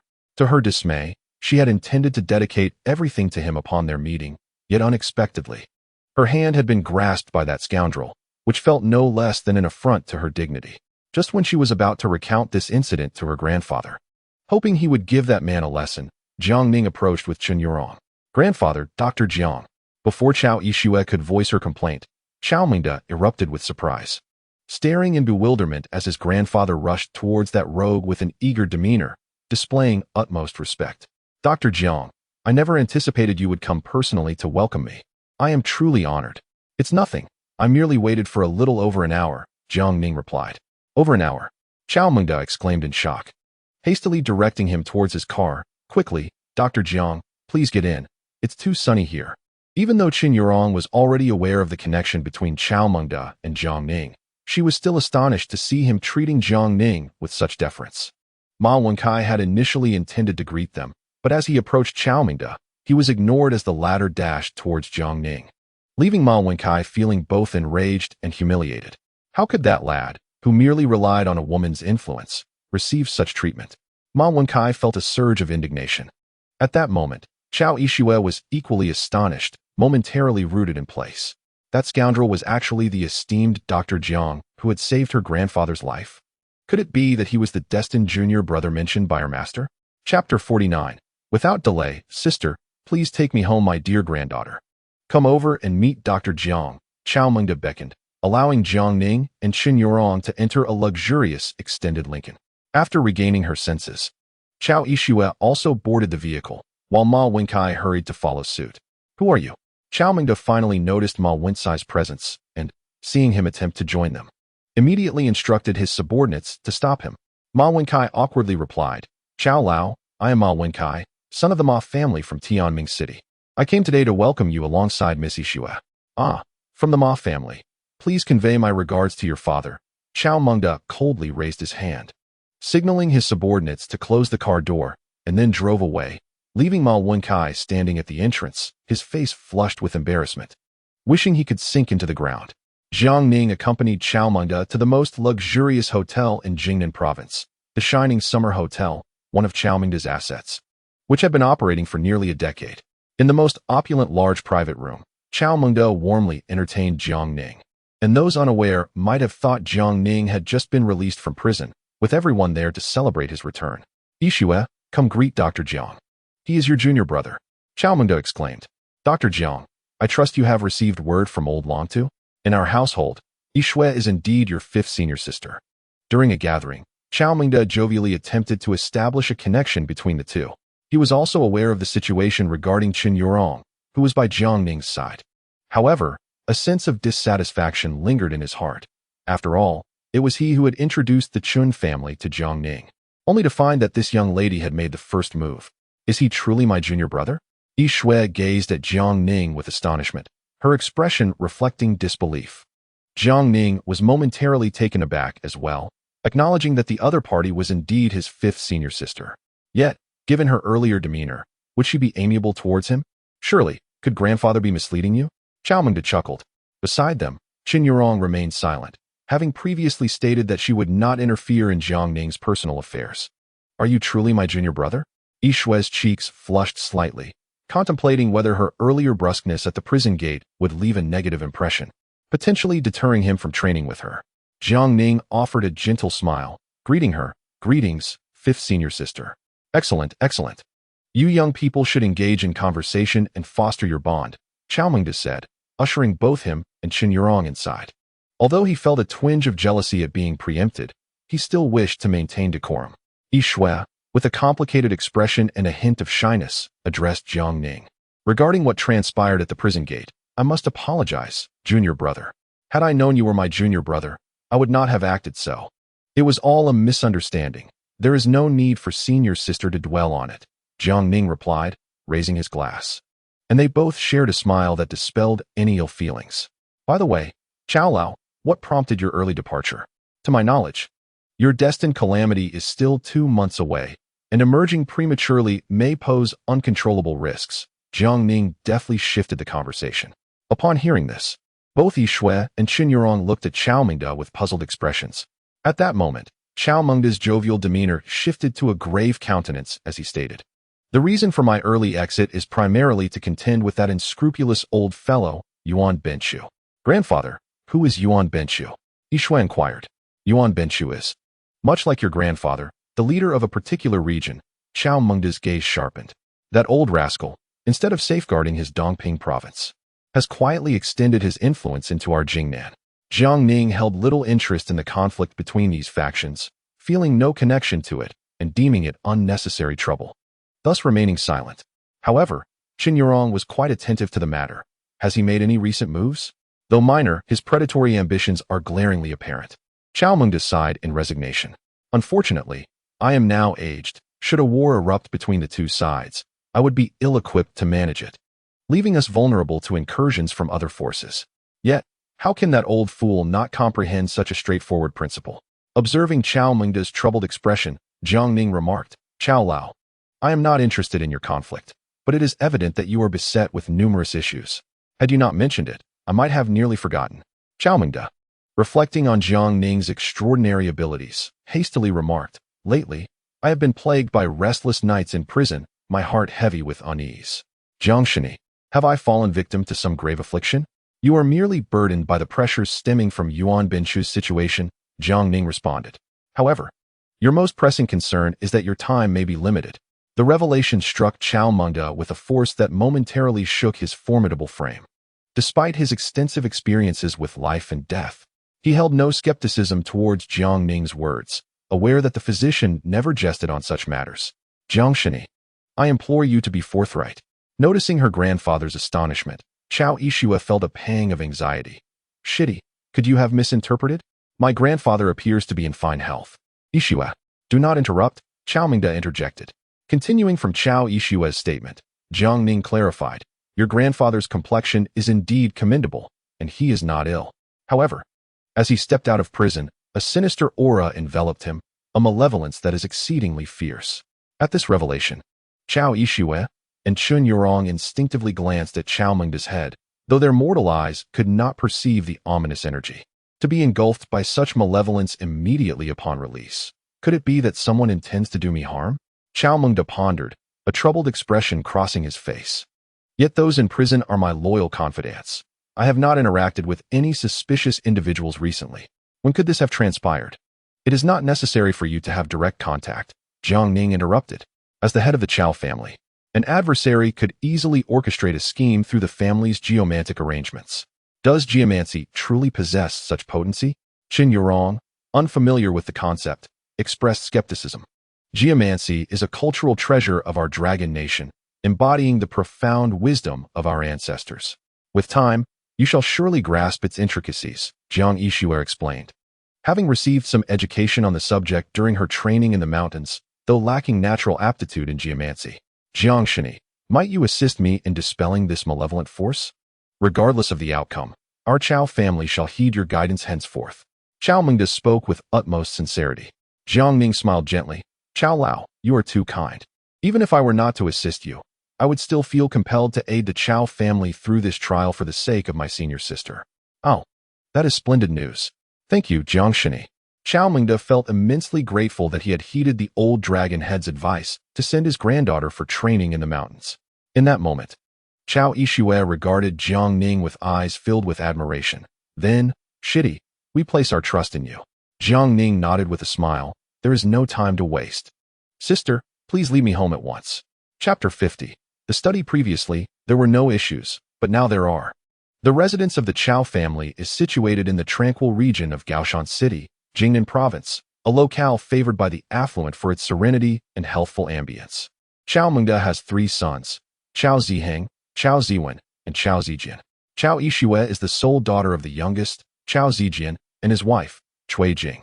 She is cherished as the apple of the family's eye, yet it seems her uncles harbor a disinclination towards her. Father, Yixue, you have all returned. Upon encountering Chao Mengda and his family, the 3 sons of the Chao household and their wives emerged to greet him. Father, why did you not allow us to welcome you? We have been uneasy at home, inquired Chao Ziheng. Chao Mengda offered no elaborate explanation, instead directly introducing Jiang Ning to the entire family. Upon learning that he was their father's savior, the 3 sons of the Chao family bowed respectfully, exclaiming, Divine Physician Jiang. Jiang Ning waved his hand dismissively and requested Chao Mengda to lead the way. The primary objective of his visit was to swiftly identify and eliminate the source of the malevolent energy. Yixue, what is happening? Cui Jing whispered, perplexed. Chao Yixue recounted to her family the ordeal of their grandfather being ensnared by the sinister aura, confidently asserting, Leave everything to my junior apprentice. He is remarkably skilled. Your junior apprentice? Aunt Jinmi queried with intrigue. Indeed, I only met him today. My master mentioned that he has mastered all the abilities of the old dragon head. Isn't that extraordinary? Chao Yixue cherished her bond with her aunt, who, along with her parents and grandfather, was among the few who genuinely cared for her. Chao Zijian glanced at Jiang Ning, who followed his father into the study. I have heard father mention him as a potential pillar of support for our family. But he does seem rather youthful, doesn't he? After some discussion, they all followed suit. Upon entering the study, Jiang Ning detected no suspicious signs. However, as he delved deeper into the Chao residence, he sensed the malevolent energy intensifying. At that moment, a whiff of incense wafted through the air. Does your family have an ancestral hall? He inquired. Yes, our ancestral hall has been maintained through several generations, replied Chao Zijian promptly. Jiang Ning's eyes narrowed. Then it is undoubtedly there that something has been tampered with. Come, lead me there. At this, Chao Ziheng's expression flickered with a hint of panic. He thought to himself, Jiang Ning indeed possesses some skills. I must find a way to divert his attention. If he were to uncover that entity, my father would certainly not spare me. With that in mind, Chao Ziheng hurried to his wife, Zhenmi, and whispered, Quickly prepare tea for divine physician Jiang and our father. They have traveled far and wide. Let them rest before attending to matters. Without further thought, Zhenmi hurried away to brew tea. Meanwhile, Chao Ziheng approached his father and the others, saying, Father, divine physician Jiang, why don't you take a seat for a moment? The ancestral hall has not been cleaned in days. It's covered in dust. Allow me to tidy it up first. Eldest brother, I have been cleaning the ancestral hall these past few days, Cui Jing remarked. Is that so? However, I just went in and saw it was still quite messy. Perhaps someone spilled incense ash. I shall go clean it now, sisters-in-law. Please let father and divine physician Jiang sit, Chao Ziheng insisted, raising his hands to block their path. Jiang Ning observed the flustered expression on his face. Turning to Chao Mengda, he noted the latter's serious demeanor, suggesting he had also sensed something amiss. In that case, divine physician Jiang, let us sit and enjoy a cup of tea, proposed Chao Mengda. Very well, Jiang Ning replied with a gentle nod. Several individuals entered the opulent living room. a space so vast that even 100 people would not feel cramped. Chao Yixue intended to sit closer to Jiang Ning, but upon noticing Chun Yurong beside him, her delicate visage tinged with a hint of melancholy, she opted to take a seat beside her grandfather instead. Soon, Zhenmi followed the servant, bringing tea. Oddly, where had Ziheng gone? Zhenmi, observing that all her family members were present save for her husband, felt a twinge of confusion. Ziheng had his own matters to attend to. Are you, as his wife, entirely unaware? Chao Mingda's words held a veiled implication. Zhenmi lowered her head slightly, as if having committed a transgression, and replied, I apologize, father. I have always refrained from meddling in Ziheng's affairs. It is my fault for being so inept that he has grown disinclined to confide in me. Do not blame yourself, Chao Mingda said, his expression softening, devoid of any reproach. A woman's lack of talent is her virtue. It has always been you managing the household for the Chao family. I appreciate your efforts. It is no trouble. These duties are mine to fulfill, Zhenmi replied with a faint smile. Though she bore some years, it was evident that in her youth, she must have been a breathtaking beauty.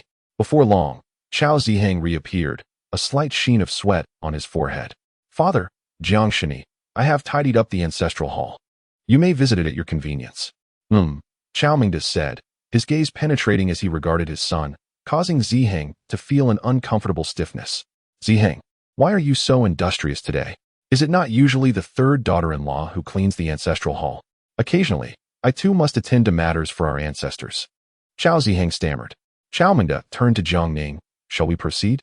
However, Jiang Ning replied, there is no need to visit the ancestral hall. With Mr. Chao's efforts, any malevolent spirits will surely be dispelled. The Chao family assumed Jiang Ning was merely flattering Ziheng, but Ziheng understood that this man was subtly undermining him. In his heart, he had already regarded Jiang Ning as an adversary. This individual was far too cunning to remain near his father, since the ancestral hall poses no issues. Then Jiang Shini may visit my father's room, or perhaps my own, to see if anything can be uncovered. This statement carried a hint of provocation. Jiang Ning smiled lightly. There is no need to check. Your rooms pose no problems. Then where else might there be an issue? You have already visited the study, and you claim the ancestral hall is unnecessary. If the rooms are all in order, what remains?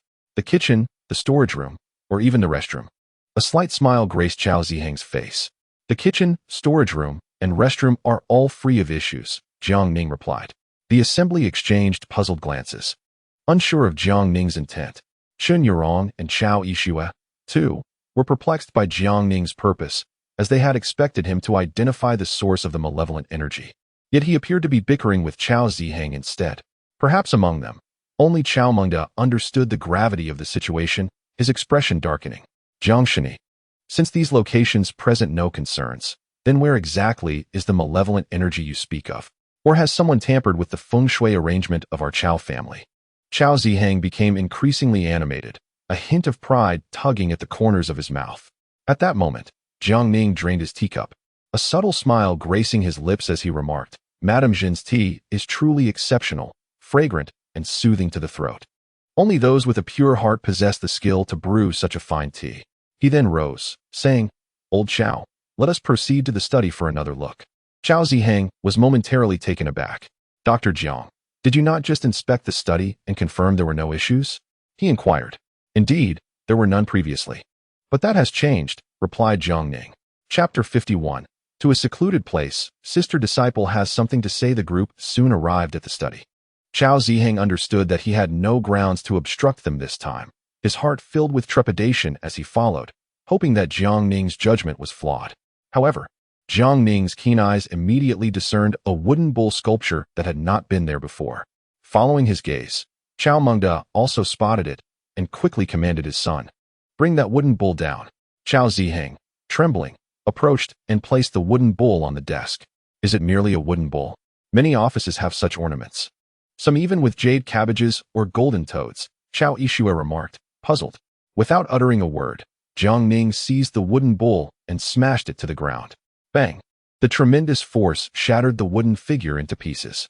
The onlookers were taken aback by Jiang Ning's unexpected action, their hearts racing at the display of such strength capable of reducing the wooden bull to fragments. Witnessing the destruction, Chao Ziheng turned pale as a ghost. I see nothing extraordinary about this wooden bull. Dr. Jiang, are you perhaps being overly suspicious? Ordinary. It is anything but, Jiang Ning replied with a chilling smile. Crouching down to sift through the splintered remains, extracting a piece of white material stained with black. Look at this. What do you see? Is that human bone? Xiao Mingde quickly recognized the small fragment as a piece of human remains. The color drained from the faces of those present.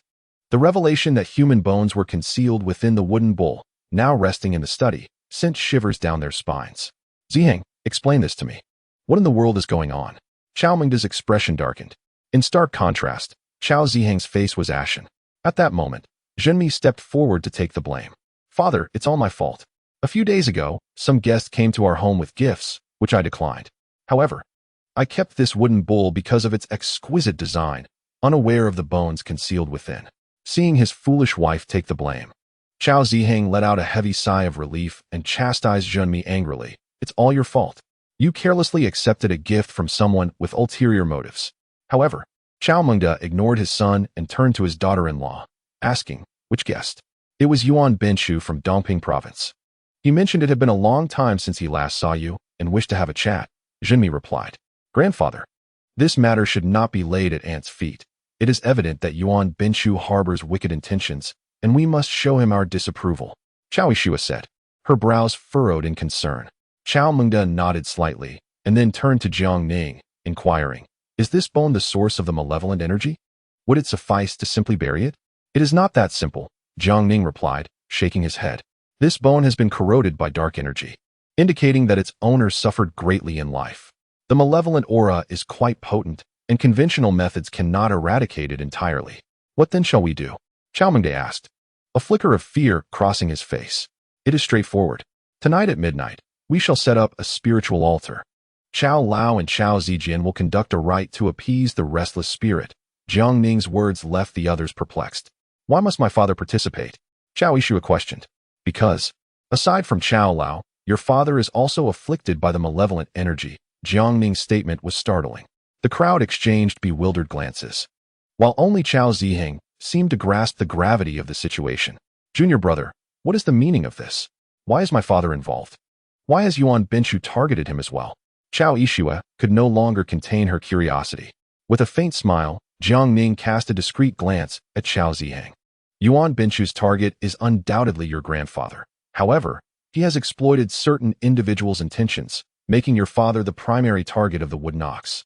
Your grandfather is merely collateral damage. His words left the assembly in a state of confusion.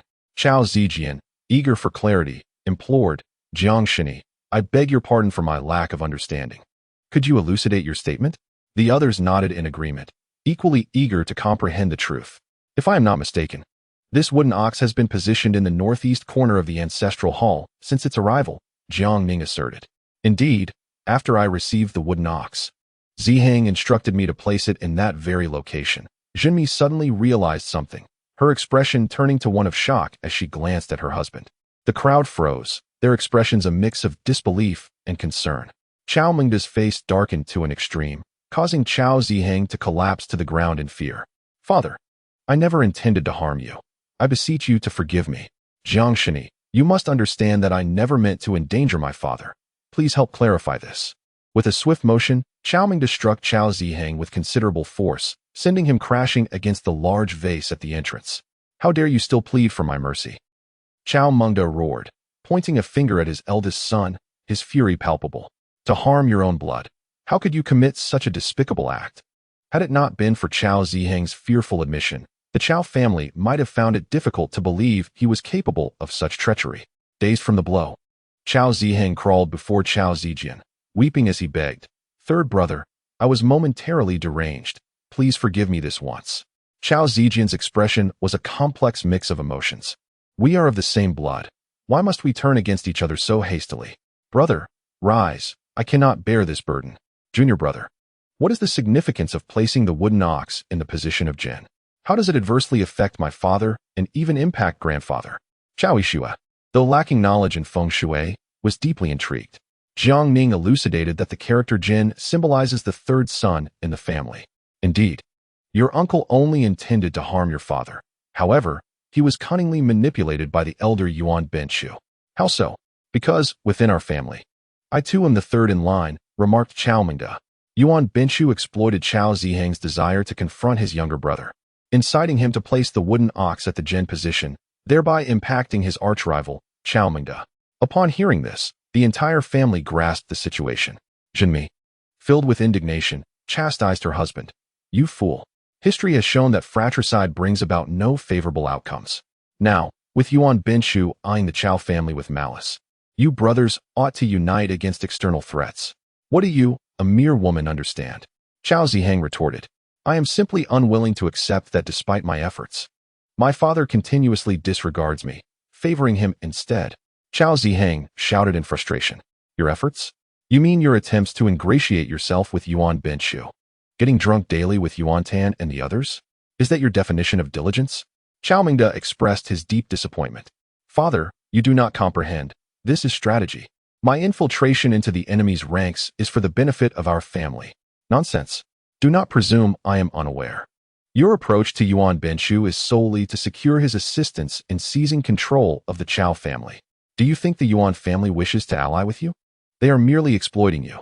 Once you, a useless individual, take command of the Chao family, they will easily topple us. Chao Mengde's words left Chao Ziheng speechless. Jiang Ning wished to remain uninvolved in this familial and power struggle. However, since it concerned his senior sister, he felt compelled to intervene. With Chao Ziheng's intentions laid bare, Chao Mengde reclaimed all his assets, assigning the management to the returning Chao Yishue, and decreed that Chao Ziheng must remain indoors until the matter with Yuan Binshu was resolved. Though Chao Ziheng was reluctant, he had no choice but to comply. As night fell, Jiang Ning instructed the Chao family to prepare an altar for the ceremony to honor the departed souls, set to commence at midnight.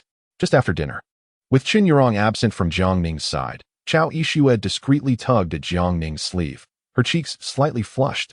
Junior brother, let us find a secluded place. I have something to discuss with you. Chapter 52.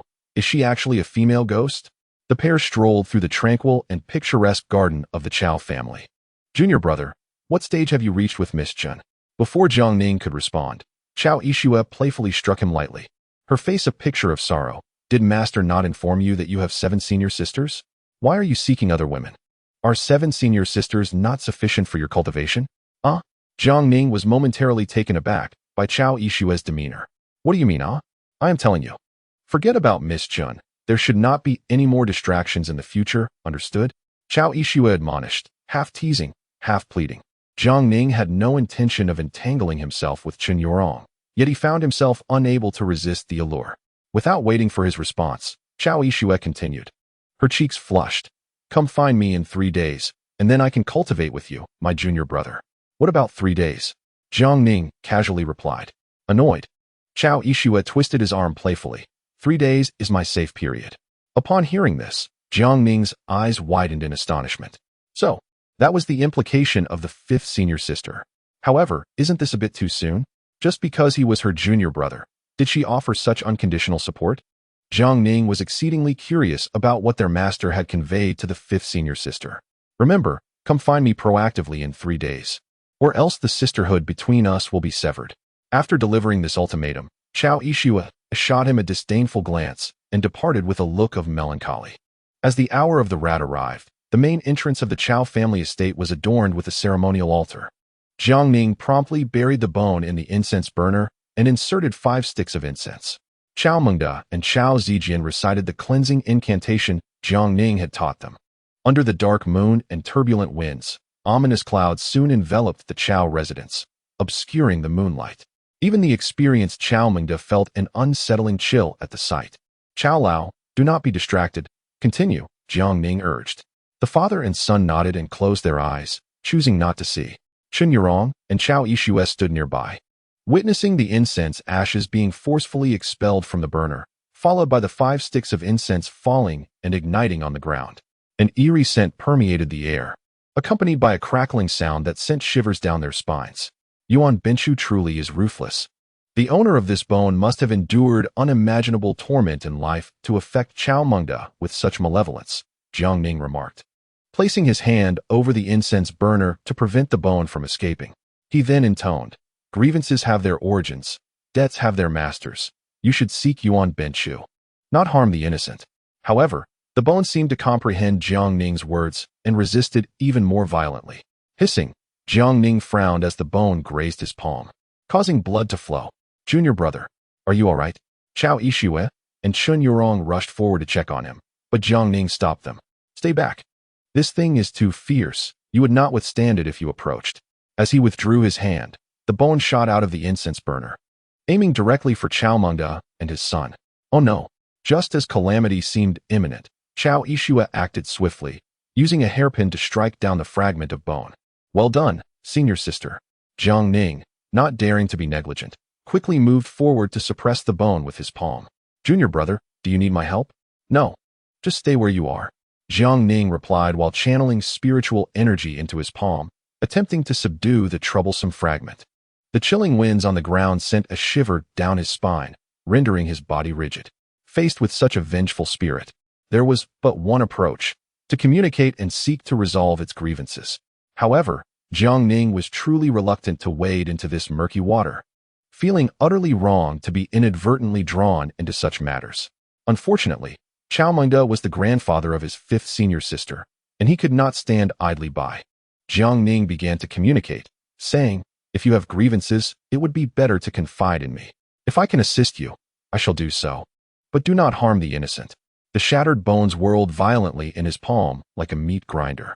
Were it not for the protective aura surrounding him, his hand would have been a bloody mess by now. "I know you feel wronged, but grievances must be voiced, do they not? Causing such a commotion is futile. And what of the innocent lives taken? Are they not aggrieved as well?" Jiang Ning's words appeared to have some effect, as the bones in his palm finally began to slow. "Do you truly wish to help me?" Suddenly, a sorrowful, yet somewhat melodious female voice resonated in Jiang Ning's mind. "Is she still a female ghost? That shall depend on your actions. Cease this at once and spare the Chao family. If the situation is not too dire, I may consider assisting you," Jiang Ning replied. The members of the Chao family, unable to hear the ghost's voice, exchanged bewildered glances as they witnessed Jiang Ning speaking to himself. "Very well, I shall stop. But could you first find me a place to reside?" The voice in his mind inquired. "If you do not provide me with a new sanctuary, I cannot leave those two. This is simple. There is an incense burner." "Is there not?" Jiang Ning gestured toward the incense burner on the table. "I refuse. That incense burner reeks terribly, like a chemical dye factory." Jiang Ning's lips twitched at her fastidiousness, yet he felt a sense of relief that communication was indeed possible. He then addressed Chao Mengde and his son, Chao Lao. "Cease reciting those incantations. They are of no use." "Huh." Both men looked utterly perplexed, as it was Jiang Ning who had initially suggested the recitation. Jiang Ning recounted his communication with the ghost, leaving everyone astonished. Had they not witnessed the ominous clouds overhead and the peculiar phenomenon of ash scattering from the incense burner, they might have doubted Jiang Ning's sincerity. "First, you must find me a place to reside, and then take me home. Only then will I trust you and share my tale," the ghost insisted. "You want me to take you home?" "Miss, please do not act recklessly. I can find you a temple to house you." "No. Temples are filled with lecherous old monks. They have known more women than you have. If you dare send me to such a place, I will haunt you until you become a dried corpse." This was troublesome indeed. Reluctantly, Jiang Ning had to compromise. "I shall take you home, but you must not harm my family. Fear not, I am not so inclined to oppose you. In truth, you possess the capability to obliterate me entirely. It is merely that your heart is not so malicious," the ghost replied. Jiang Ning narrowed his eyes slightly, realizing that this female ghost could perceive his hidden aura, indicating that she was no ordinary spirit. At that moment, Chao Mengde and Chao Zhejiang suddenly felt a surge of clarity in their minds, their thoughts becoming agile and no longer clouded. They experienced a remarkable rejuvenation, every pore of their being seemingly invigorated. They understood that this was undoubtedly the work of Jiang Ning, who had liberated them from the shackles of malevolent energy. "Jiangshini, we are eternally grateful for your life-saving intervention. Such immense kindness will be forever etched in the annals of the Chao family." Ignoring the presence of his family, Chao Mengde grasped Chao Zhejiang's hand and knelt before Jiang Ning. This act of reverence further illuminated Chun Yurong and Chao Yixue to the extraordinary nature of Jiang Ning. "You find solace in kneeling, yet I bear the burden," Jiang Ning lamented silently. In his mind, the voice of the female ghost incessantly urged him, "Hurry, find me a place to reside, or I shall cling to you." The following morning, Chun Yurong drove Jiang Ning back home. Upon entering the room, Jiang Ning retrieved a piece of translucent Hetian jade, which he had prepared as a temporary haven for the ghost, as per her request. He had obtained it from Chaomingda. As for the shattered bones, Jiang Ning had meticulously wrapped them in talisman paper and incinerated them completely. The female ghost, having just transferred, was now silent, likely requiring several days before he could converse with her. "Brother, you've been absent all day, returning without a word," Jiang Xiu remarked as she entered the room, her small face displaying a hint of reproach. Jiang Ning smiled gently. "Little you, is there something you wish to discuss with me?" "Yes." Jiang Xiu glanced towards the door, stealthily closing it before whispering, "Brother, may I spend 1,000 or 2 from the card you gave me?" "Dear girl, it is yours to spend as you please. If you find it insufficient, do not hesitate to ask me for more," Jiang Ning said, affectionately ruffling his sister's hair. "Really, brother? Do you truly have that much money? What would I gain from deceiving you?" Jiang Ning shifted the conversation. "However, your sudden need for money, could it indicate some trouble?" Jiang Xiu shook her head with a smile. "Today is my birthday. I initially did not wish to celebrate, but my classmates insisted on booking a hotel for a gathering in my honor. Since I did not partake in a farewell dinner with them upon graduation, I acquiesced." "I see," Jiang Ning pondered thoughtfully. The Jiang family had never upheld a tradition of celebrating birthdays, and the past 5 years of Jiang Ning's imprisonment had rendered their household impoverished, making such festivities unthinkable. "Brother, why not accompany me tonight? Your presence would bring me peace of mind," Jiang Xiu suggested. She had initially considered inviting their parents, but had recently faced their reprimands for spending money on gifts for them, leaving her reluctant to inform them. Furthermore, bringing their parents to a class gathering would be inappropriate. "Of course, if you do not mind the potential embarrassment of having me as your brother, I would be delighted to join you," Jiang Ning replied with a smile. "How could I ever mind? And if anyone dares to disparage you, I shall sever ties with them," Jiang Xiu declared, clinging to her brother's arm with a pout. Jiang Ning felt a wave of warmth and joy, playfully pinching his sister's small face. "Come on, Xiaoyu, it's rare for you to celebrate your birthday. Let me take you to pick out some beautiful clothes. Tonight, you mustn't wear anything tattered that would invite ridicule. Brother, will I receive a gift? Everyone else gets presents on their birthdays. I don't want gifts from anyone else. I just want one from you." "All right, what do you wish for?" "Brother, I wish for a sister-in-law." At the largest shopping mall in Tianming City, Jiang Ning, having taken his sister out, suddenly realized he had fallen for the little girl's trick. She had also summoned Chai-Ying to join them. "Xiaoyu, since you are willing to celebrate your birthday, I shall give you a birthday gift today," Chai-Ying declared. "Sister Ying, I truly do not want a gift. My brother wanted to give me one, but I refused. Birthdays are merely a reminder of the suffering our mother endured. There's nothing to celebrate." Had it not been for her classmates wanting to gather, Jiang Xiu had no intention of celebrating her birthday at all. She leaned closer to Chai-Ying and whispered, "If you truly wish to give me a gift, perhaps you could hasten and bear me a little baby by next year."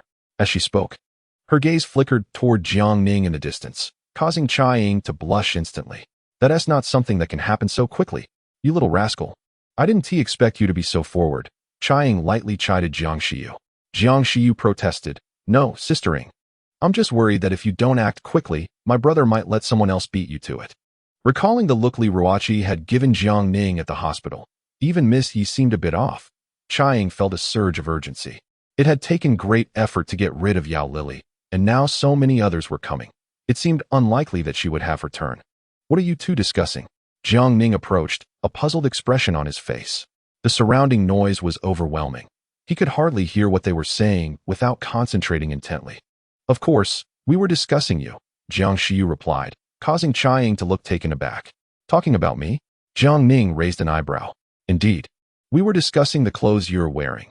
We see you every couple of days," Jiang Xiu said, stepping forward to link her arm with Jiang Ning's.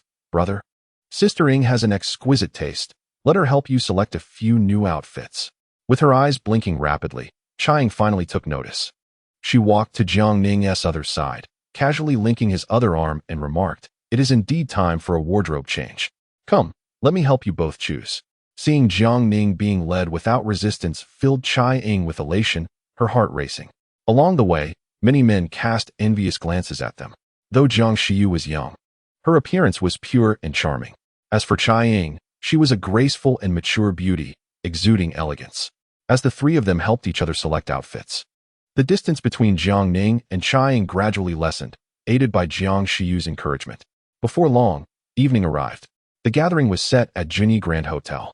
Upon seeing Jiang Ning being pulled into a private room by the two women, the hotel manager immediately called Li Ruoqi. Li, I just spotted your boyfriend. Inside the private room, Jiang Shiyu's classmates had nearly all arrived. Upon seeing Jiang Shiyu and Chai Ying, the male classmates were momentarily rendered speechless. Their gazes transfixed upon the two. Shiyu, it has been an age since we last met. You have become increasingly beautiful. One remarked. Isn't that Senior Chai? I hadn't anticipated her presence this evening.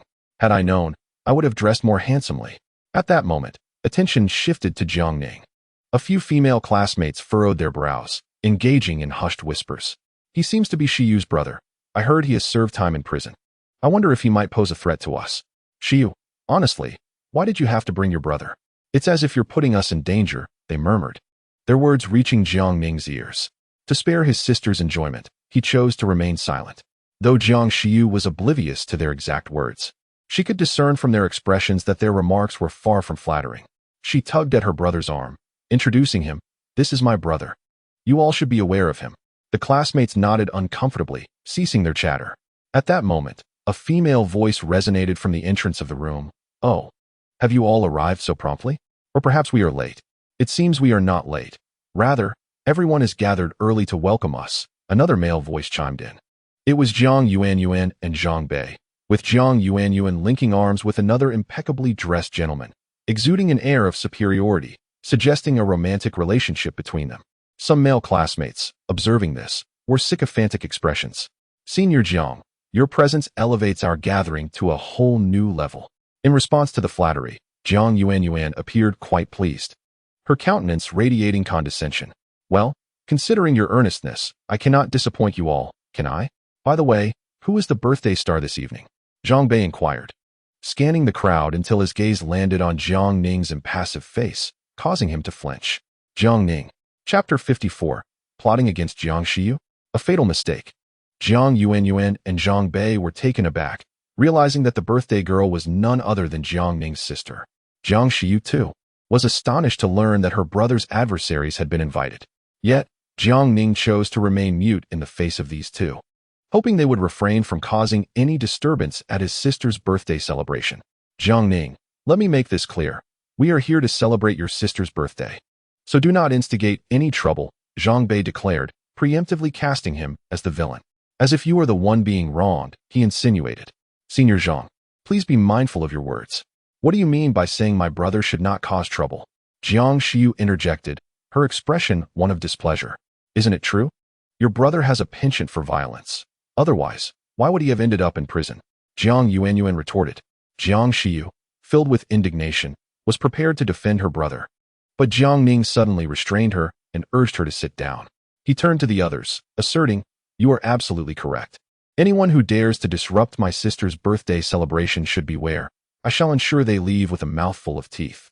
Zhang Bei and Jiang Yuanyuan exchanged glances, a hint of trepidation evident on their faces at Jiang Ning's words. Sensing the tension in the air, a female classmate broke the silence with a smile. Jiang Yuanyuan. Yu Haventi introduced us to your companion. He certainly appears to be a tall, rich, and handsome type, with a sense of pride. Jiang Yuanyuan nestled closer to her boyfriend, proclaiming, this is my boyfriend, Zhang Liqiang, who happens to be Zhang Bei's cousin and the manager of a pharmaceutical company. Wow, a manager. Jiang Yuanyuan, you truly are impressive. Another classmate chimed in. Indeed, Jiang Yuanyuan is as remarkable as Yao Shuejia, both having found partners of considerable capability. The mention of Yao Lili caused several eyes to drift toward Jiang Ning, their gazes laden with mockery. Jiang Ning offered a faint smile, contemplating the prospect of severing his sister's ties with such classmates upon their return home. Prolonged association with them might transform his well-behaved sister into someone akin to Yao Lili or Jiang Yuanyuan. As everyone settled into their seats, the table was laden with delectable dishes. Although the celebration was ostensibly for Jiang Shiyu, many classmates seemed to gravitate towards Jiang Yuanyuan and her boyfriend, Zhang Liqiang.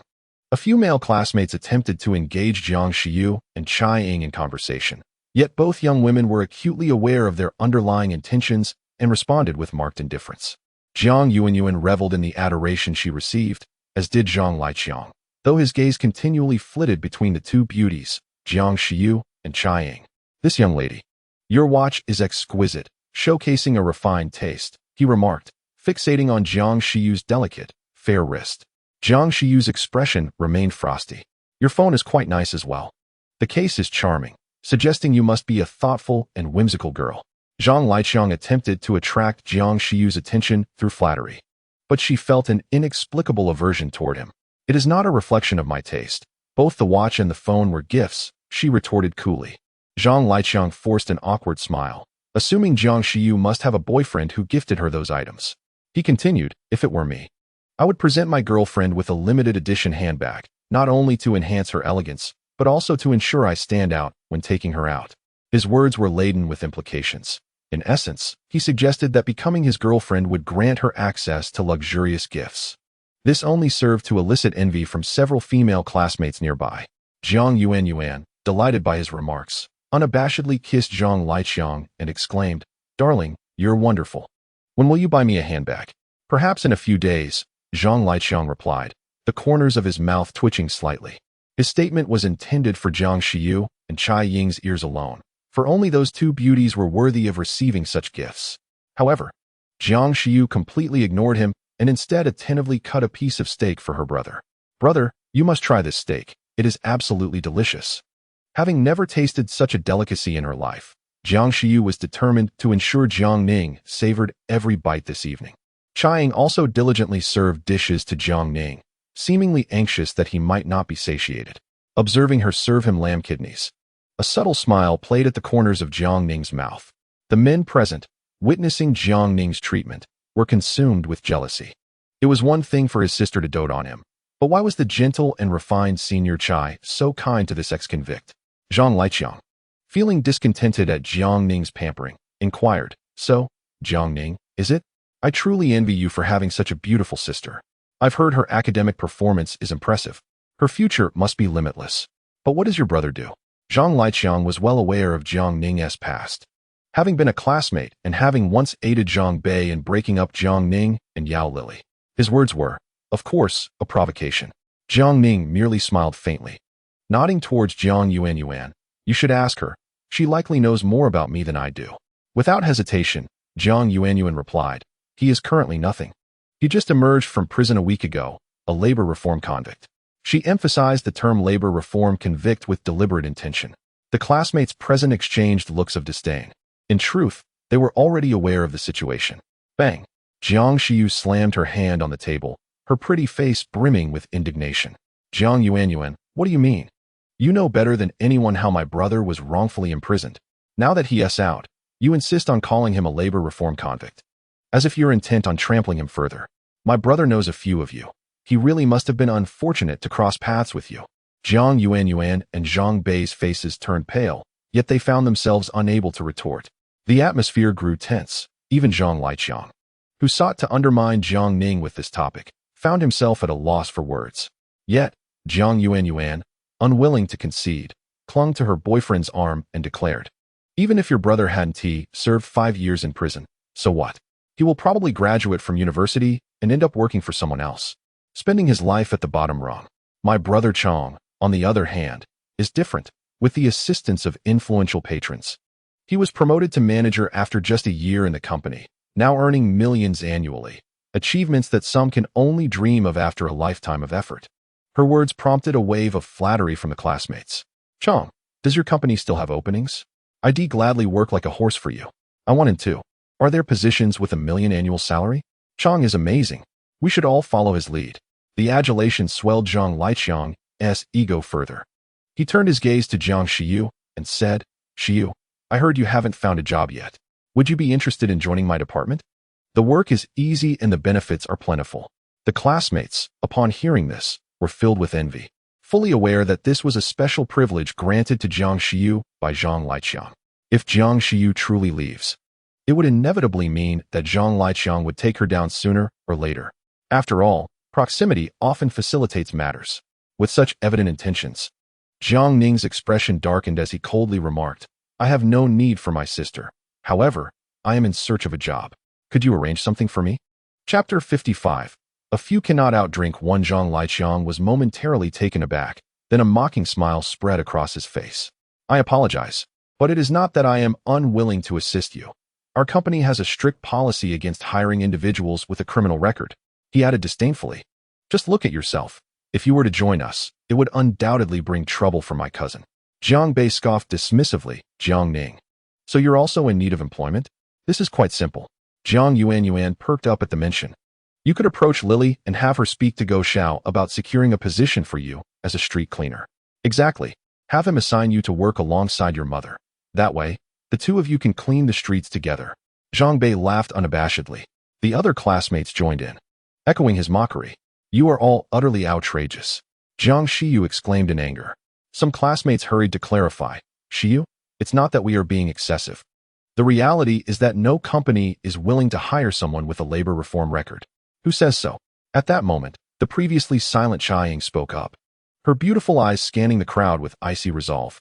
Not all who have served time are bad people. In fact, many who have committed heinous acts roam free, without any record.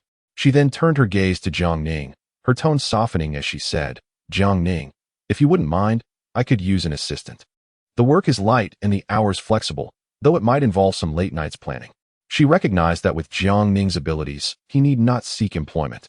His earlier interjection was merely to prevent Zhang Liqiang from extending his grasp towards his sister, Jiang Shiyu. Therefore, she stepped in to offer Jiang Ning a lifeline. Jiang Ning smiled slightly. Sure, being able to stay up late with the beautiful Chai is a delight I would relish. Chai Ying's cheeks flushed slightly, pondering that if he were serious, her future work would no longer be tedious. At that moment, all the male classmates shifted uneasily, their gazes towards Jiang Ning filled with jealousy and resentment. To serve as Chai Ying's assistant was a privilege they would gladly accept, even without remuneration. Zhang Liqiang's expression soured as he exchanged glances with Zhang Bei and a few other male classmates, then raised his glass. Jiang Ning, it is truly splendid that you found a job. Let us toast to you. Here's to your ascension. If you refuse to drink, it would be quite disrespectful. Others quickly caught on and raised their glasses, united in their intention to intoxicate Jiang Ning, hoping to embarrass him before Chiang. However, Jiang Ning remained unfazed, his demeanor cold. Am I well acquainted with you? Do I require your congratulations? This is akin to a weasel wishing a chicken a happy new year. Zhang Liqiang's forehead bulged with veins as he could not contain his anger, exclaiming, You little brat, don't be ungrateful. Are you afraid of this crowd? Afraid of being humiliated by our drunken antics? What is there to fear? If you dare to drink, the combined strength of all of you is no match for me. Not even twice over, Jiang Ning declared, exuding an air of arrogance. This proclamation caused an immediate stir among the assembled guests. Who do you think you are? If it weren't for the fact that you are Shiyu's brother, we would have expelled you long ago. They retorted. To brazenly claim that we together are no rivals? It's utterly laughable. So, do you dare to drink with us and see who falls first, you or us? Zhang Bei growled menacingly. Very well. Since it is my sister's birthday, I shall consider it a performance for her, Jiang Ning replied, summoning a waiter to bring forth the liquor. The onlookers were momentarily taken aback, astonished at his audacity. Brother, don't stoop to their level. They are deliberately targeting you. If this displeases you, we can just leave. Jiang Shiyu warned, her gaze icy as she scrutinized the crowd, already dismissing these classmates from her mind. Indeed, no matter how much you can drink, one person cannot outdrink them all. There's no need to provoke such individuals. Let's go. Chiang concurred. Jiang Ning smiled slightly. There's no need for concern. I know my limits. Besides, you wish to witness the spectacle of me inebriating this group, do you not? It will surely be quite a sight. Exchanging glances, Jiang Shiyu and Chiang shared their disdain for the group. Do you think you can handle it? Chai Ying's inquiry further ignited Jiang Ning's competitive spirit. Brother, then give it your all and get them all drunk. Jiang Ning affectionately ruffled the girl's hair before turning to face the others. The male attendees glared at Jiang Ning with animosity, fueled by the presence of the two most stunning women at his side, intensifying their resolve to intoxicate him. I have never encountered someone so obliviously arrogant. Prepare to embarrass yourself. Zhang Liqiang's face darkened. Well, today you have, Jiang Ning retorted, disregarding the taunts as he uncapped a bottle of liquor and began to drink without pause, astonishing his classmates. Upon finishing, he calmly inverted the empty bottle on the table. Jiang Shiyu and Chai Ying were left speechless. Who will take the first challenge?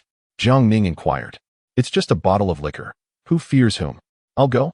A male classmate boldly stepped forward and seized the bottle, drinking heartily.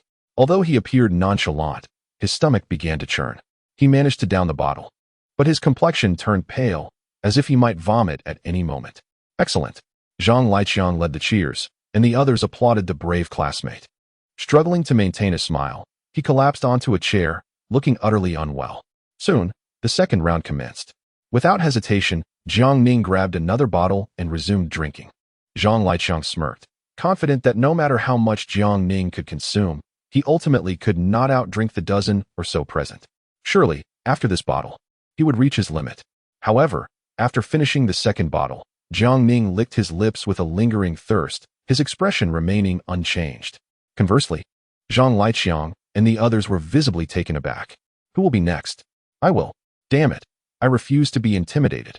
Zhang Bei boldly stepped forward, seizing the bottle and guzzling it down. However, halfway through, he could no longer contain himself and spewed it out, splattering Zhang Liqiang and Jiang Yuanyuan in the process. Zhang Bei, are you out of your mind? Jiang Yuanyuan exclaimed in shock. Zhang Liqiang's face darkened further. After all, his tailored suit was worth several thousand. Cousin, Yuanyuan. I didn't do it on purpose. It was this guy who caused trouble. Zhang Bei snarled, pointing at Jiang Ning. Don't slander him. My brother hasn't done anything here. Jiang Shiyu immediately protested. Yet, Zhang Bei adamantly insisted. If he and looked at me with those eyes, I wouldn't enough. If you can't drink, just admit it. Find someone else to take your place. Zhang Liqiang shot a glance, and another male student stepped up. However, in the ensuing rounds, more than 10 people took turns drinking from a bottle, with some unable to finish half before they vomited.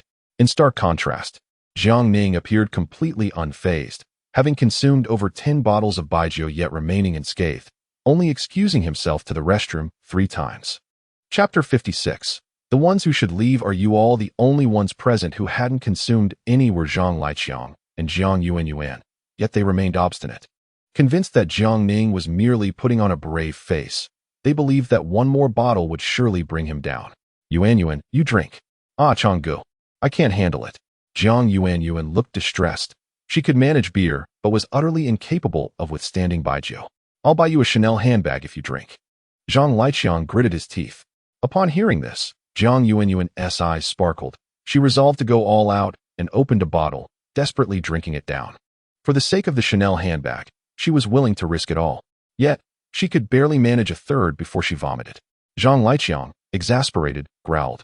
You're utterly useless. It seems you don't want that Chanel after all, do you? Changgu, I do want it. Just give me one more chance. Jiang Yuanyuan said, enduring the pain as she lifted the bottle to drink again. Witnessing this, Jiang Ning couldn't help but squint his eyes, shaking his head disapprovingly.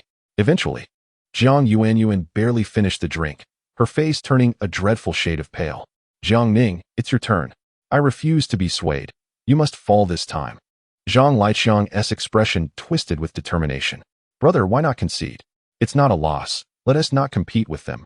Jiang Shiyu approached with a worried expression, attempting to persuade him. Don't worry. Do I look like someone who is in trouble? Jiang Ning replied with an air of nonchalance. Stop the chatter.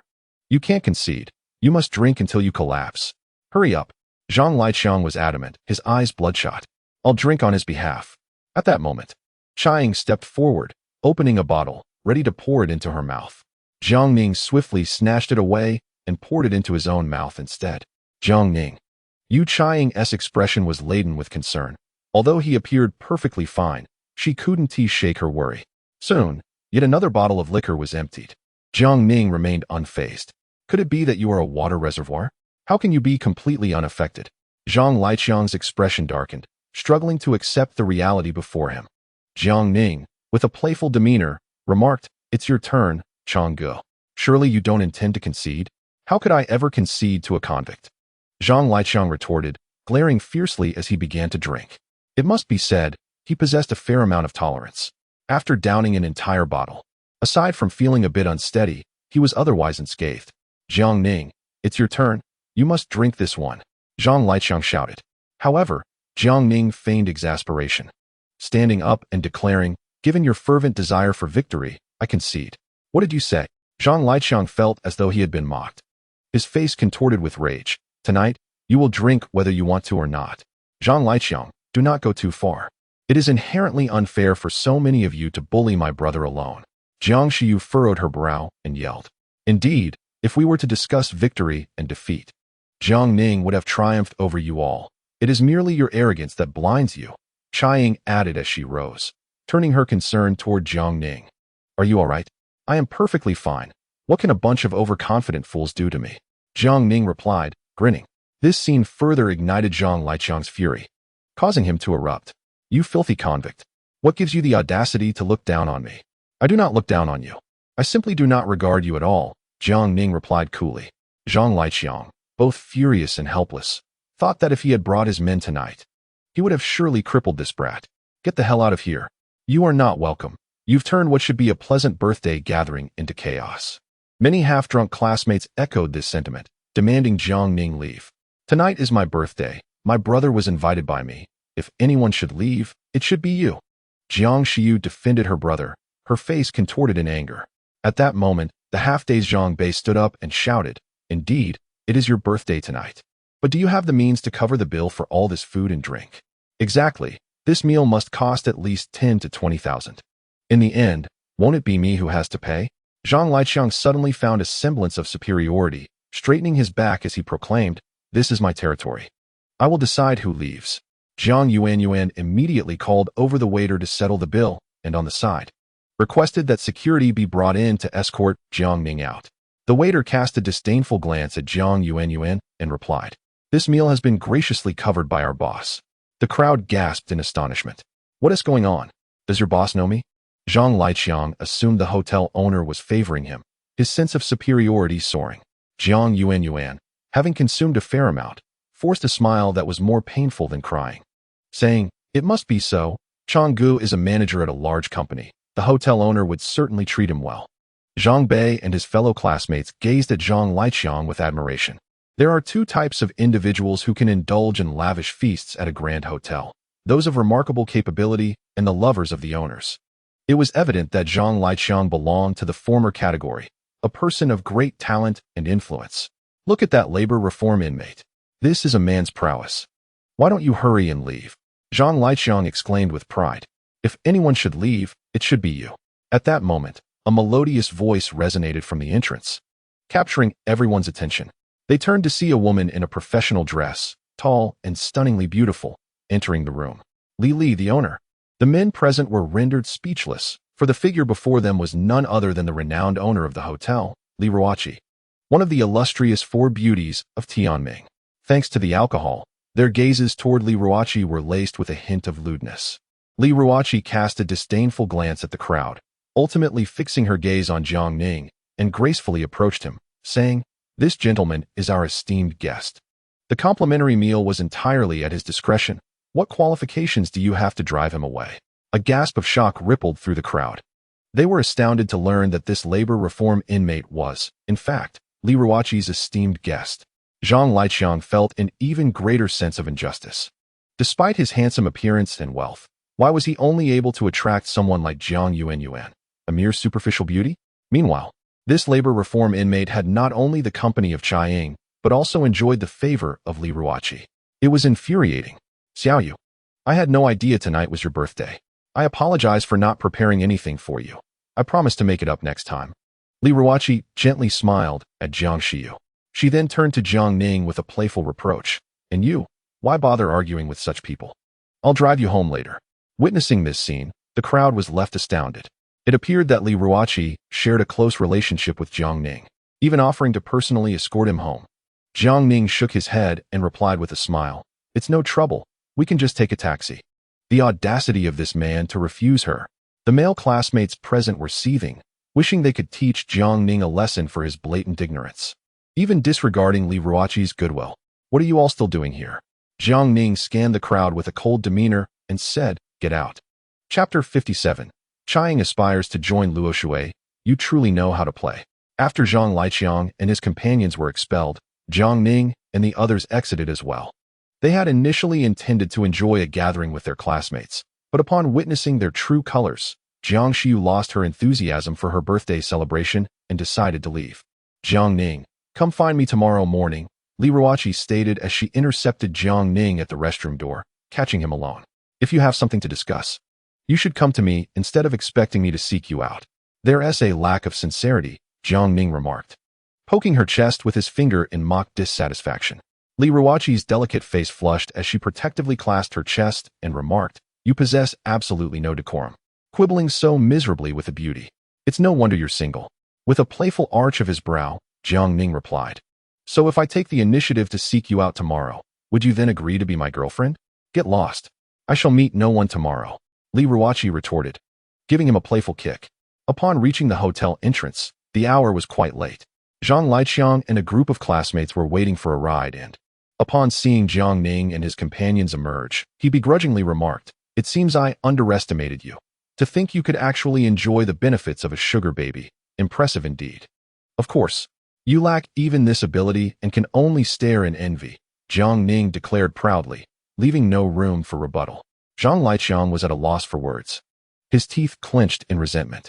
At that moment, Jiang Yuan, exuding an air of superiority, chimed in, Jiang Ning, you're not waiting for the bus, are you? Brother Chong has arranged for someone from the company to pick us up. You can just linger here. No sooner had she spoken than a luxury car appeared against the night sky. As it drew closer, everyone could discern its true identity. Wow, a Rolls-Royce Cullinan. Whose magnificent vehicle is this? It's simply stunning. This is the first time I've ever laid eyes on a Cullinan. Indeed, it's astonishing that such a prominent figure could emerge from Tianming City. I truly wish to see the owner of this luxury car. As the crowd gazed enviously, the car came to a halt nearby. The door swung open, revealing a breathtakingly beautiful woman with an enchanting figure emerging from the vehicle. As she bent to exit, her ample assets swayed gracefully, captivating everyone present. Many recognized her as Chun Yurong, the wealthiest heiress in Jingnan province and one of its top 10 beauties. As she stepped out, all eyes were drawn to her, particularly to the exquisite curves that graced her form. Indeed, it was Chun Yurong. She was stunning, truly living up to her name. The crowd could only speculate about which fortunate soul might one day have the privilege of being with her.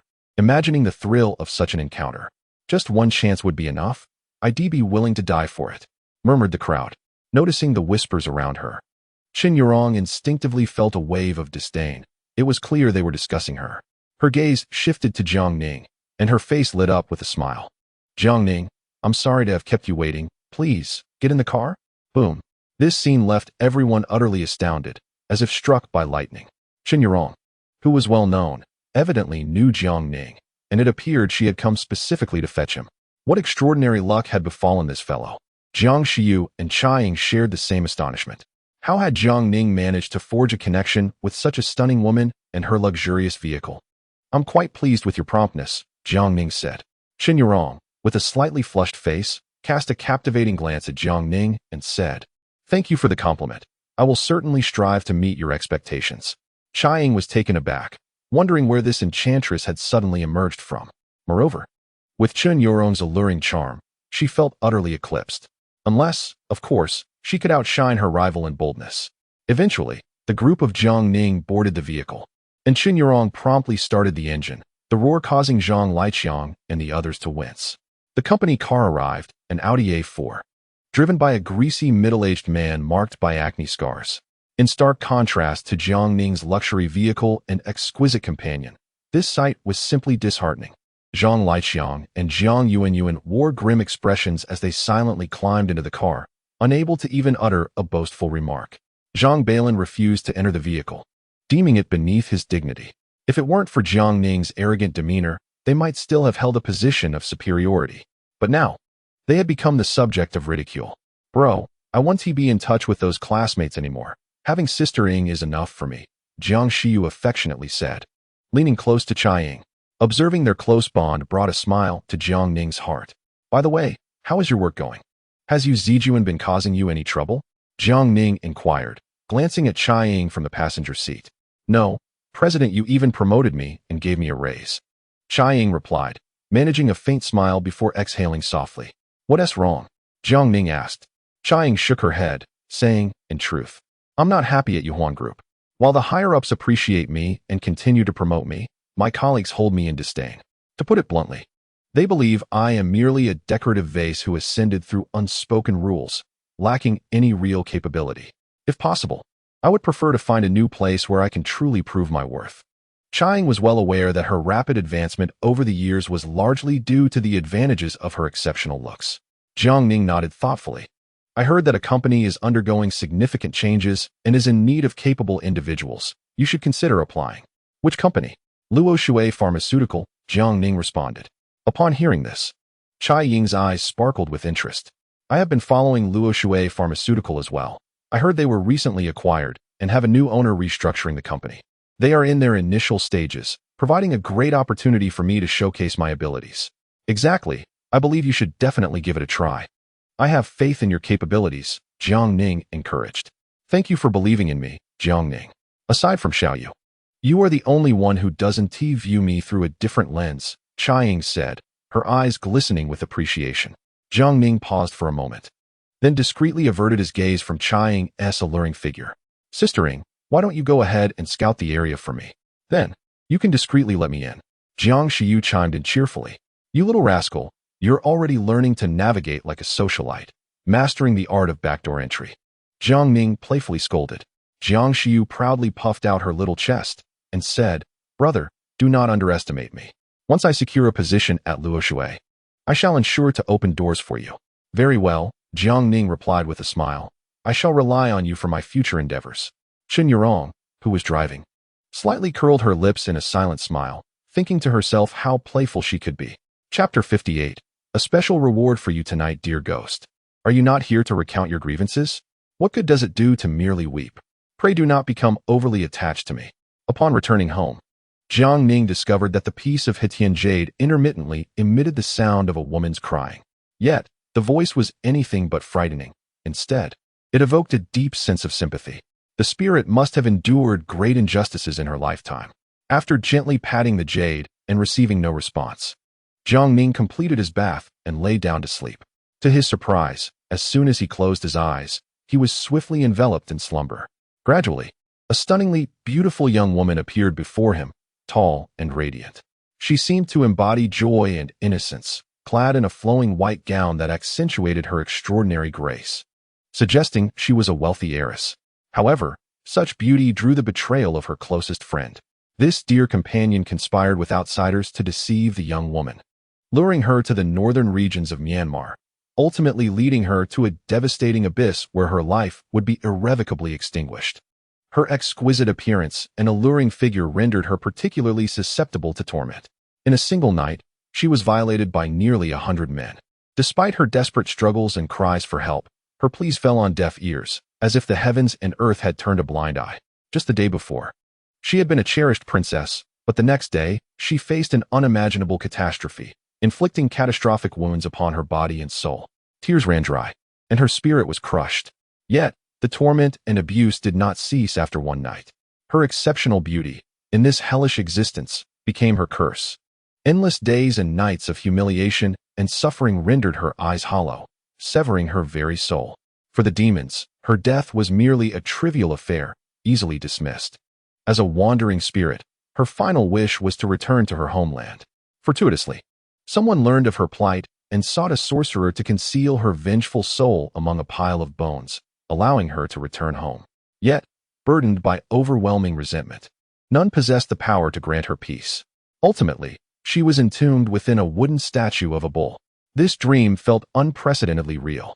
Jiang Ning observed the unfolding scenes as if he were experiencing them firsthand. As the woman endured her violations, he longed to rush forth and obliterate those beasts into mist.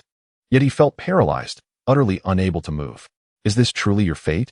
The following day, in Longye Hall, the three gathered in the back room to enjoy tea together.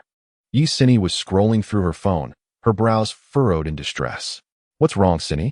Inquired Li Ruoqi. It's infuriating, Yi Sini exclaimed, stamping her foot as she handed her phone to Jiang Ning and Li Ruoqi. Have you been following the recent news about northern Myanmar? These people are utterly inhumane, deceiving our compatriots into working for them. Countless have met their demise from starvation or violence. They are worse than beasts. Li Ruoqi, having read the news, mirrored her anger. I have paid some attention to these events, but all we can do is feel indignant, powerless to effect any change. Jiang Ning remained silent. Recalling a vivid dream from the previous night, His brow deeply creased as he took a delicate sip of tea. Li Ruoqi was correct. Those individuals were living unrestrained abroad. And in the short term, there was little that could be done about them.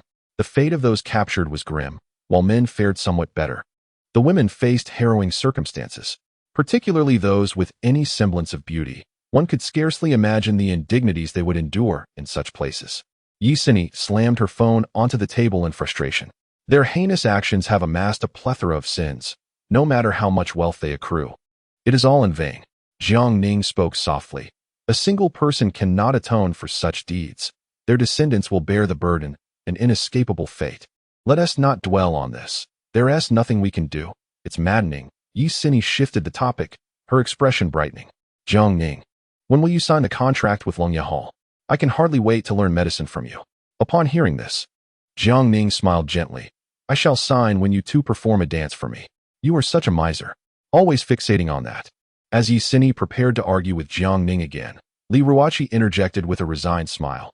Jiang Ning, I have a meeting at Luoshui Pharmaceuticals for a collaboration. Could you accompany me? Luoshui Pharmaceuticals? Jiang Ning raised an eyebrow. Is that the reason you called me out today? Li Ruoqi nodded, affectionately linking her arm with his and leaning closer. Will you come? Otherwise, a beauty like me might easily be taken advantage of during negotiations. Can you bear that? I can't bear it. You can only be taken advantage of by me, Jiang Ning replied shamelessly. Anticipating such a response, Li Ruoqi's cheeks flushed. In that case, will you accompany me? Afterwards, can I sleep with you to gain some advantages? Shameless. Li Ruoqi playfully swatted at Jiang Ning. Seizing the opportunity, Yixin stepped forward and kicked Jiang Ning twice. He was becoming increasingly insufferable. Ultimately, Jiang Ning succumbed to the influence of the two women and settled into Li Ruoqi's car. I've heard that Luoshui Pharmaceuticals recently acquired a new owner, who supposedly has a miraculous recipe that can be transformed into pills for enhancing health. Li Ruoqi explained as she drove. Thus, by bringing me along, I can verify the value of this formula. Jiang Ning quickly understood the rationale behind her request. Indeed, I never expected your rather frivolous mind to be quite so sharp. Li Ruoqi teased with a smile. Naturally, Jiang Ning responded with an air of self-importance. However, it seems you are quite confident regarding that prescription. Li Ruoqi nodded, stating, the details of the prescription have been leaked. Fortunately, Cindy's grandfather had the chance to see it and was greatly impressed. Thus, I thought, while Luoshui is still in its nascent stage and in need of collaboration, our Li family could seize the opportunity while others remain hesitant. The Li family's enterprise, known as Fengxian Group, has ventured into various sectors, yet its primary focus remains on pharmaceuticals, followed closely by liquor and catering. Unfortunately, in recent years, the Li family's resources have become rather singular, leading to a decline under the pressure from other affluent families. Thankfully, just a few days ago, Tang Yuani, the wealthiest individual in Tianming City, proactively approached Li Ruoqi to assist in the development of her catering business. Of course, this was all thanks to Jiang Ning. The catering aspect is now secure, yet the pharmaceutical and liquor sectors still languish. Although aware of Jiang Ning's connection with the pharmaceutical figure Yu Chonglen, Li Ruoqi preferred to rely on her own efforts rather than reaching out for assistance, aspiring to collaborate with Luoshui Pharmaceutical instead. Jiang Ning, be sure to perform well. Should our collaboration succeed, I shall grant you a special reward this evening. Upon arriving at the Luoshui Pharmaceutical building, Li Ruoqi paused and winked at Jiang Ning. Chapter 59. The arrogant little manager faces his reckoning. The two followed the reception's guidance to a CAF specifically designed for the company. In a corner, a man in a suit had been waiting for some time, and upon seeing Jiang Ning and Li Ruoqi, his expression darkened immediately. Mr. Li, what a coincidence, he remarked. The manager negotiating with Li Ruoqi was none other than Zhang Liqiang. Spotting the two who had embarrassed him the previous night, he thought to himself that the tides had turned. Today, with Li Ruoqi seeking collaboration, he would have ample opportunity for revenge. Observing the mocking expression on his face, Li Ruoqi narrowed her eyes. Quite the coincidence. I did not expect you to be the manager of Luoshui, she said, motioning for Jiang Ning to sit down, while Jiang Ning deliberately ignored Zhang Liqiang, inciting his irritation. Miss Li, today I am discussing business with you. Bringing someone without permission seems rather inappropriate, does it not? Zhang Liqiang sneered, confident in his dominion over Luoshui Pharmaceutical, believing Jiang Ning's fate was sealed. Li Ruoqi furrowed her brows. Am I not allowed to bring an assistant? Besides, You are merely a manager. What right do you have to impose such demands? Tensions flared between the two parties. Zhang Liqiang grinned. While I may lack the authority to demand anything from you, I can certainly intervene in the collaboration between Luo Shui and Fengxian Group. Li Ruoqi's expression turned frosty. She detested the sensation of being threatened. Only Jiang Ning held the capacity to intimidate her. No one else could. I brought him to review the prescription first and determine whether to proceed with the collaboration. Li Ruoqi asserted. I apologize, Miss Li, but our prescription is not available for public disclosure. Moreover, a portion of it has been leaked. Even Dr. Yi has remarked on the intricacy of the formula. What insight could a mere labor reform inmate possess? Zhang Liqiang scoffed disdainfully. Just as Li Ruoqi was about to erupt in anger, she was restrained by Jiang Ning. With a dispassionate glance at the other party, he remarked, Your company's formula is impeccable and holds great promise. A collaboration with your esteemed company could yield significant benefits for us in the future. Zhang Liqiang burst into laughter. It seems you are not devoid of intelligence, recognizing the importance of flattery at this moment. Li Ruoqi was perplexed by Jiang Ning's intentions. Why bolster the other side's confidence when negotiating a partnership? However, given the circumstances, she decided to be forthright.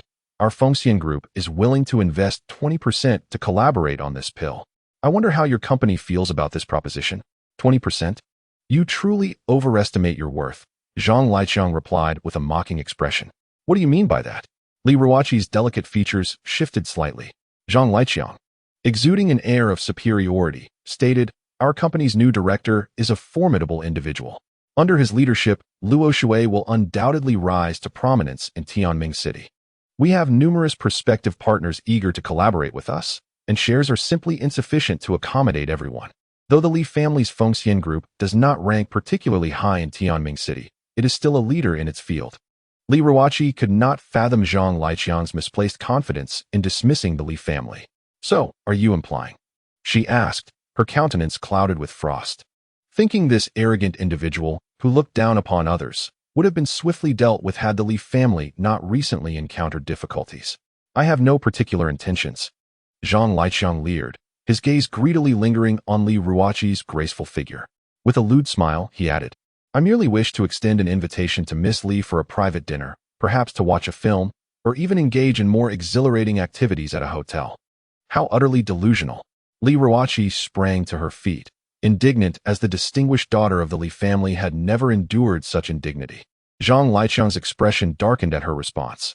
Then your Fengxian Group can forget any prospect of collaborating with Luo Shui. I am not interested. Li Ruoqi's face was icy as she seized Jiang Ning and attempted to leave. With a manager like you at Luo Shui, I can only surmise that your boss is equally unsavory. Partnering with you would undoubtedly lead to a plethora of troubles. I owe you my gratitude for revealing your true colors. Jiang Ning, caught in the crossfire, felt it was time to intervene. Zhang Liqiang, still wearing a mocking grin, remarked, I have heard that the Fengxian Group is currently in a state of decline. Should new collaborations fail to materialize, the Li family's standing in Tianming City will plummet to the depths. Miss Li, I advise you not to make hasty decisions. When you have pondered it thoroughly, do come back to me. I will be waiting for you at the hotel. Zhang Liqiang's arrogance was emboldened by the Fengxian Group's predicament. A modest manager wields considerable influence over the collaborative projects of Luo Shui, confident that he can seize this opportunity to win over Li Ruoqi, one of the illustrious four beauties of Tianming. A mischievous grin spreads across his face. Unable to contain her frustration, Li Ruoqi instinctively reacts, opting to throw a cup filled with steaming coffee at him rather than sully her hands with a slap. Zhang Liqiang's face instantly flushes crimson from the scalding liquid, and he frantically dabs at his face with the tablecloth. I tell you, even if I were to beg on the streets, I would never seek the favor of someone like you. Enraged, Li Ruoqi shatters the cup in her fury. Though our Fengxian Group is currently struggling, we are far from being intimidated by a mere manager like you. You vile woman, how dare you splash me? I will make you pay. Zhang Liqiang's face contorts with rage as he rises to strike her.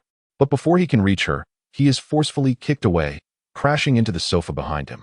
It seems you thrive in this role, feeling bold enough to confront the owner of a major enterprise, Jiang Ning remarks coldly, casting a disdainful glance at his opponent. You, a convict, dare to strike me on my turf? Stand your ground if you have the courage. Zhang Liqiang, now flustered, scrambles to his feet. pointing at Jiang Ning with a furious shout. Jiang Ning crosses his arms defiantly.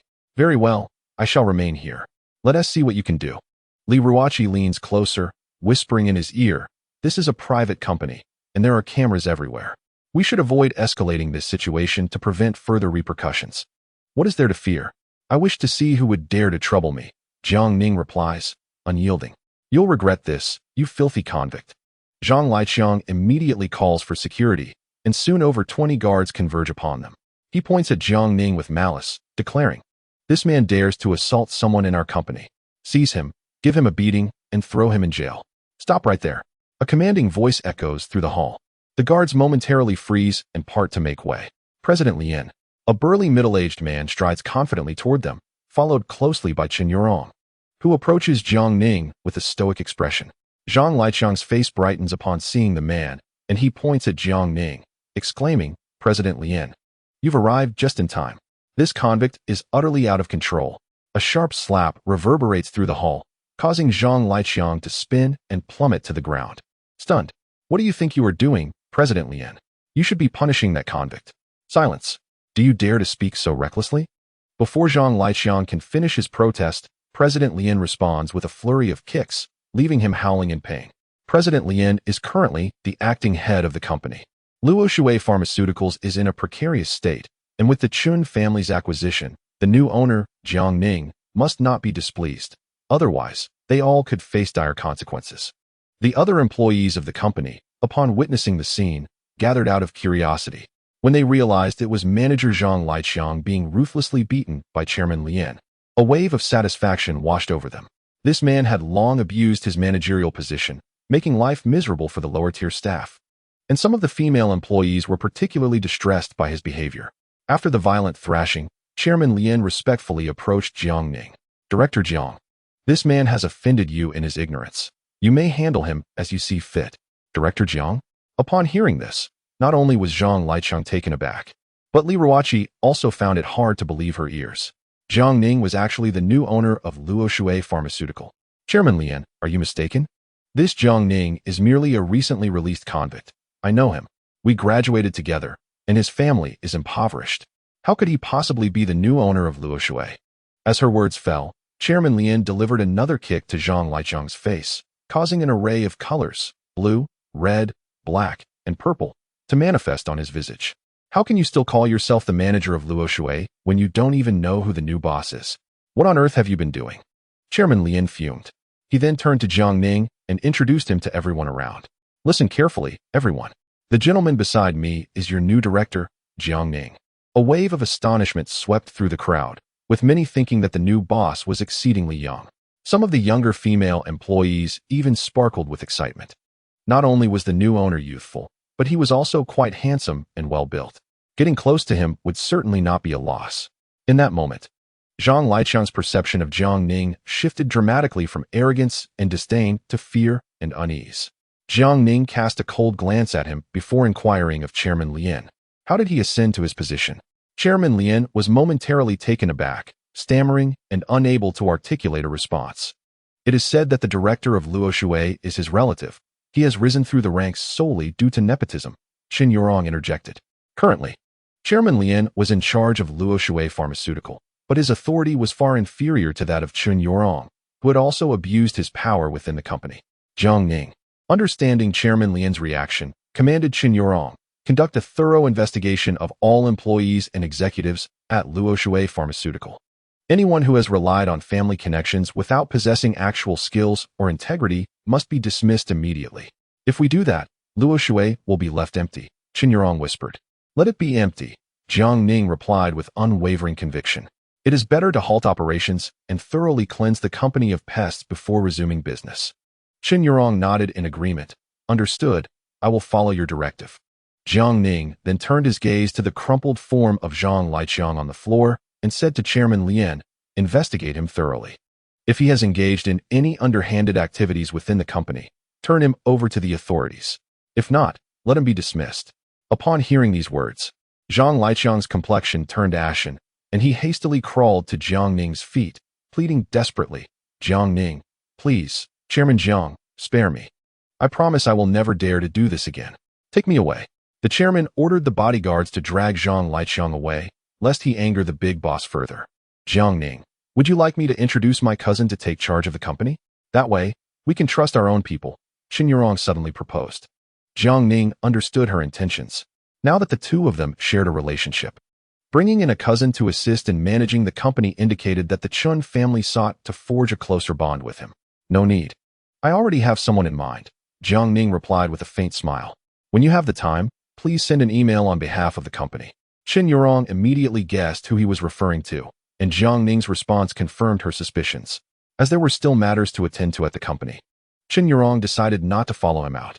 Moreover, she noticed Li Ruoqi beside Jiang Ning, and thus chose not to intrude, to avoid irritating him. I truly cannot see it, Li Ruoqi remarked, her eyes glinting with amusement as she fixed her gaze on Jiang Ning after they exited Luoshui Pharmaceuticals. I never would have imagined that just a few days ago, you were a newly released convict, and now you've become the chairman in the blink of an eye. Your speed is astonishing. So, are you happy for me or envious? Jiang Ning chuckled. Both, Li Ruoqi replied, feigning a look of being duped. You. Clearly the chairman of Luoshui, didn't he bother to tell me? Were you hoping to make a fool out of me? Not at all. I chose not to reveal my identity to observe the various facets of the company, Jiang Ning said with a playful grin. Spare me. Li Ruoqi tugged at Jiang Ning's collar, her tone carrying a hint of threat. That so-called timeless prescription, could it possibly be your own creation? Then, her face lit up with realization. Ah, no wonder you praised the prescription earlier, claiming it has a bright future. Turns out you were just flattering yourself. How thick-skinned. Jiang Ning feigned innocence. Is it wrong for someone as remarkable as I to praise themselves? Where else can you find such unabashedness? Li Ruoqi tugged at him more forcefully, their faces drawing close enough that they could feel each other's breath. With a cunning smile, she said, since you are indeed the chairman of Luoshui, and that prescription is yours, can we collaborate with the Li family Fengxian group? My dear young lady, do you think you can negotiate a partnership with me in this manner? Jiang Ning pointed at her hand, gripping his collar. Li Ruoqi adopted a stubborn stance. I don't care. You've taken advantage of me multiple times, so this time I'll take my share. Hand over that prescription. Jiang Ning looked skyward, adopting a brazen demeanor. That prescription cannot be given away for free. Here is my offer. I will provide half the funding to support Luoshui. But I want 25% equity. Quite the bargain, wouldn't you say? The prescription, deemed exquisite by Yi Tianlong, is now known to have been penned by Jiang Ning, which fills Li Ruoqi with great optimism for the promising future ahead. She is confident that this 25% stake will elevate the Fengxian group among the top contenders in Tianming City. Yet, what I desire is not merely this. As you well understand, Jiang Ning gazes skyward, hinting at something else. Li Ruoqi quickly comprehends, cursing him under her breath as a flush spreads across her cheeks. What do you intend to do?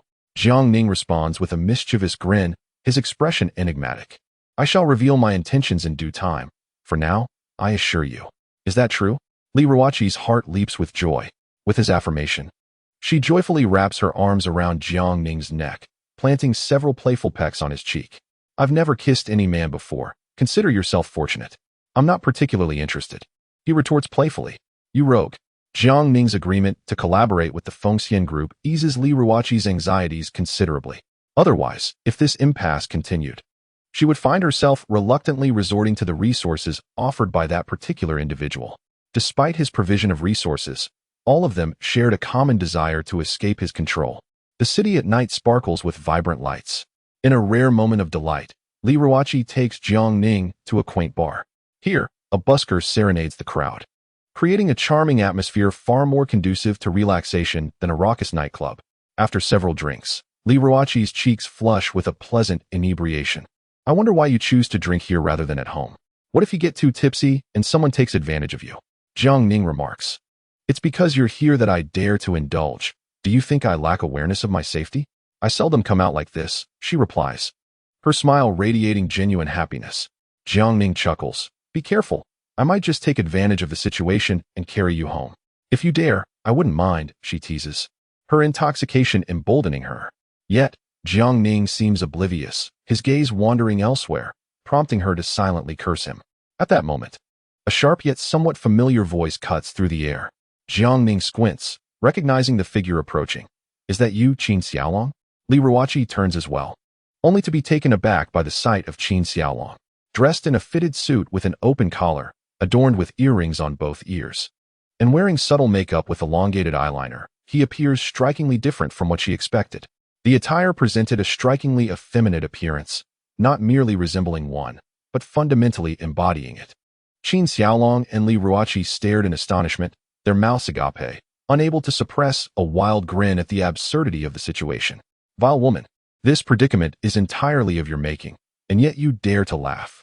Qin Xiaolong's gaze seethed with resentment, his voice a sharp and melodious pitch. Previously, he had endured a kick from Go Luoshu, followed by a second from Li Ruoqi, resulting in his current disheveled state. Li Ruoqi, on the verge of tears, stammered, "If you must find blame, it lies solely with your own folly. And still, you laugh." Qin Xiaolong roared in anger, only to realize that not only Li Ruoqi but also Jiang Ning was watching him with a mocking grin, inciting his fury further. "Jiang Ning, Li Ruoqi, you wretched couple. Tonight I shall ensure you are utterly incapacitated, slicing away your very organs." Listening to Qin Xiaolong's twisted thoughts, Li Ruoqi narrowed her eyes. Jiang Ning raised an eyebrow. "Is it just you alone?" "Of course not." Qin Xiaolong gestured, and from behind him emerged a pair of burly twin brothers. Moments ago, one of Qin Xiaolong's subordinates had spotted Li Ruoqi's car and witnessed her entering the establishment with a man. Suspecting Jiang Ning, Qin Xiaolong summoned the formidable twins. Jiang Ning shook his head with a smile. "Qin Xiaolong, it appears you have not learned your lesson. You think these two can retaliate against me? I am well aware of your prowess, but do you truly know who these individuals are?" A sinister smile crept across Qin Xiaolong's lips. "These two are formidable warriors in my father's entourage, though their strength is merely at the pinnacle of the Yellow Realm. As twins, they share a unique bond. Their martial arts unparalleled. Together, they can rival an initial stage Earth Realm warrior." "Ah, I see," Jiang Ning replied nonchalantly. "Then it should suffice to incapacitate one of them." Taken aback by the response, Qin Xiaolong shouted to the twins, "Charge. Do not give this brat an opportunity." The atmosphere thickened with tension as the twins, with determination in their eyes, lunged at Jiang Ning. As Qin Xiaolong had asserted, while their individual strength was lacking, together they could achieve a synergistic effect. Boom. The twins' combined force sent tremors through the surrounding patrons, causing them to shudder. One threw a punch while the other delivered a kick. One targeted the upper body while the other focused below. For an ordinary individual, resisting such a duo would be nearly impossible. Slap, slap. With effortless grace, Jiang Ning merely raised his hand, seizing one brother's arm and the other's leg, leaving them astounded. "Your strength is commendable, and your speed adequate, yet alas, you have the misfortune of encountering me," Jiang Ning remarked coldly. With a sudden surge of force, he crushed their limbs with a sickening crack. The air filled with heart-wrenching screams. Releasing his grip, Jiang Ning then unleashed a powerful strike to their chests. Bang! Bang! The twin brothers shot backward like cannonballs, shattering the booth behind them. Qin Xiaolong stood frozen in shock, unable to believe that the twins were no match for Jiang Ning. Could it be that Jiang Ning's realm had ascended beyond the mid-level of the earthly realm? Realizing they were powerless against Jiang Ning, the brothers swiftly redirected their attention towards Li Ruoqi. As long as they could subdue either of the two tonight, their mission would not be deemed a failure. The brothers positioned themselves, one to distract Jiang Ning and the other to strike at Li Ruoqi. "You are quite tenacious," Jiang Ning remarked, his gaze sharpening as he executed a knee strike that incapacitated one of them. However, the other managed to bypass him, charging toward Li Ruoqi. "Well done, De Wu. Tear that wretched woman apart." Qin Xiaolong's mind twisted in malice, showing no mercy toward Li Ruoqi, one of the four beauties. As she saw the ferocity on his face rushing toward her, Li Ruoqi's complexion turned pale. Jiang Ning's eyelids twitched as he grabbed a nearby iron stool and hurled it. With a resounding thud, it struck the assailant from behind, causing him to cry out in agony and collapse on the ground, blood spilling from his mouth. Jiang Ning, startled, Li Ruoqi hurried to Jiang Ning's side, clutching his arm tightly. "With me around, you will be safe," Jiang Ning reassured her with a gentle pat on her hand. Li Ruoqi nodded, feeling a surge of safety from Jiang Ning, her heart racing. Jiang Ning turned his gaze to Qin Xiaolong, a sinister smile forming on his lips. "My dear young Master Qin, don't you have anyone else to send to deal with me? These two are hardly enough for me to handle." Recalling the terror he had previously experienced at Jiang Ning's hands, Qin Xiaolong's face turned pale, a dull pain throbbing in his thigh. Just days prior, he had been shot twice at the same spot, and now he limped as he walked. Jiang Ning, I was just joking. I don't know these two. Qin Xiaolong immediately cowered, unsure if it was the pain or fear that overwhelmed him, and he dropped to his knees before Jiang Ning. The onlookers, well aware of Qin Xiaolong's status, were astonished to see him kneel, their faces filled with disbelief. You don't know them? Jiang Ning's smile concealed malice as he coldly stated. Then go and incapacitate one of the twins, forcing the other to watch helplessly. I trust that. Given your status as the young master of the Qin family, they will not dare to resist, correct? Chapter 62. Savor the essence of your 20-plus years of life. Qin Xiaolong was momentarily dazed, the murderous intent in Jiang Ning's gaze instilling fear in his heart. Slowly, he retrieved a silenced gun from his waist, though he dared not aim it at Jiang Ning. The lesson from their last encounter etched deeply in his mind. Instead, he pointed the gun at the injured De Wu, who was bleeding from the blow of the stool. A soft crack echoed as the twin brother fell lifelessly. The onlookers gasped in shock and hastily retreated, some fleeing the scene entirely, yet not a single person dared to call for help. They all knew that this was Qin Xiaolong, the son of the infamous underground emperor, Qin Anmin. In the city of Tianming, the Qin family was revered as the epitome of power. The twin brothers, with their crimson eyes, dared not make a move, merely watching helplessly. Qin Xiao, I merely asked you to teach them a lesson, not to take a life, Jiang Ning remarked with a sardonic smile, provoking frustration. Qin Xiaolong trembled as he spoke. They dared to target Li Ruoqi. Even if I were to let them go, my father would not easily forgive them. I am saving another. So it was. It appeared that Qin Anmin indeed held great concern for Miss Ruoqi.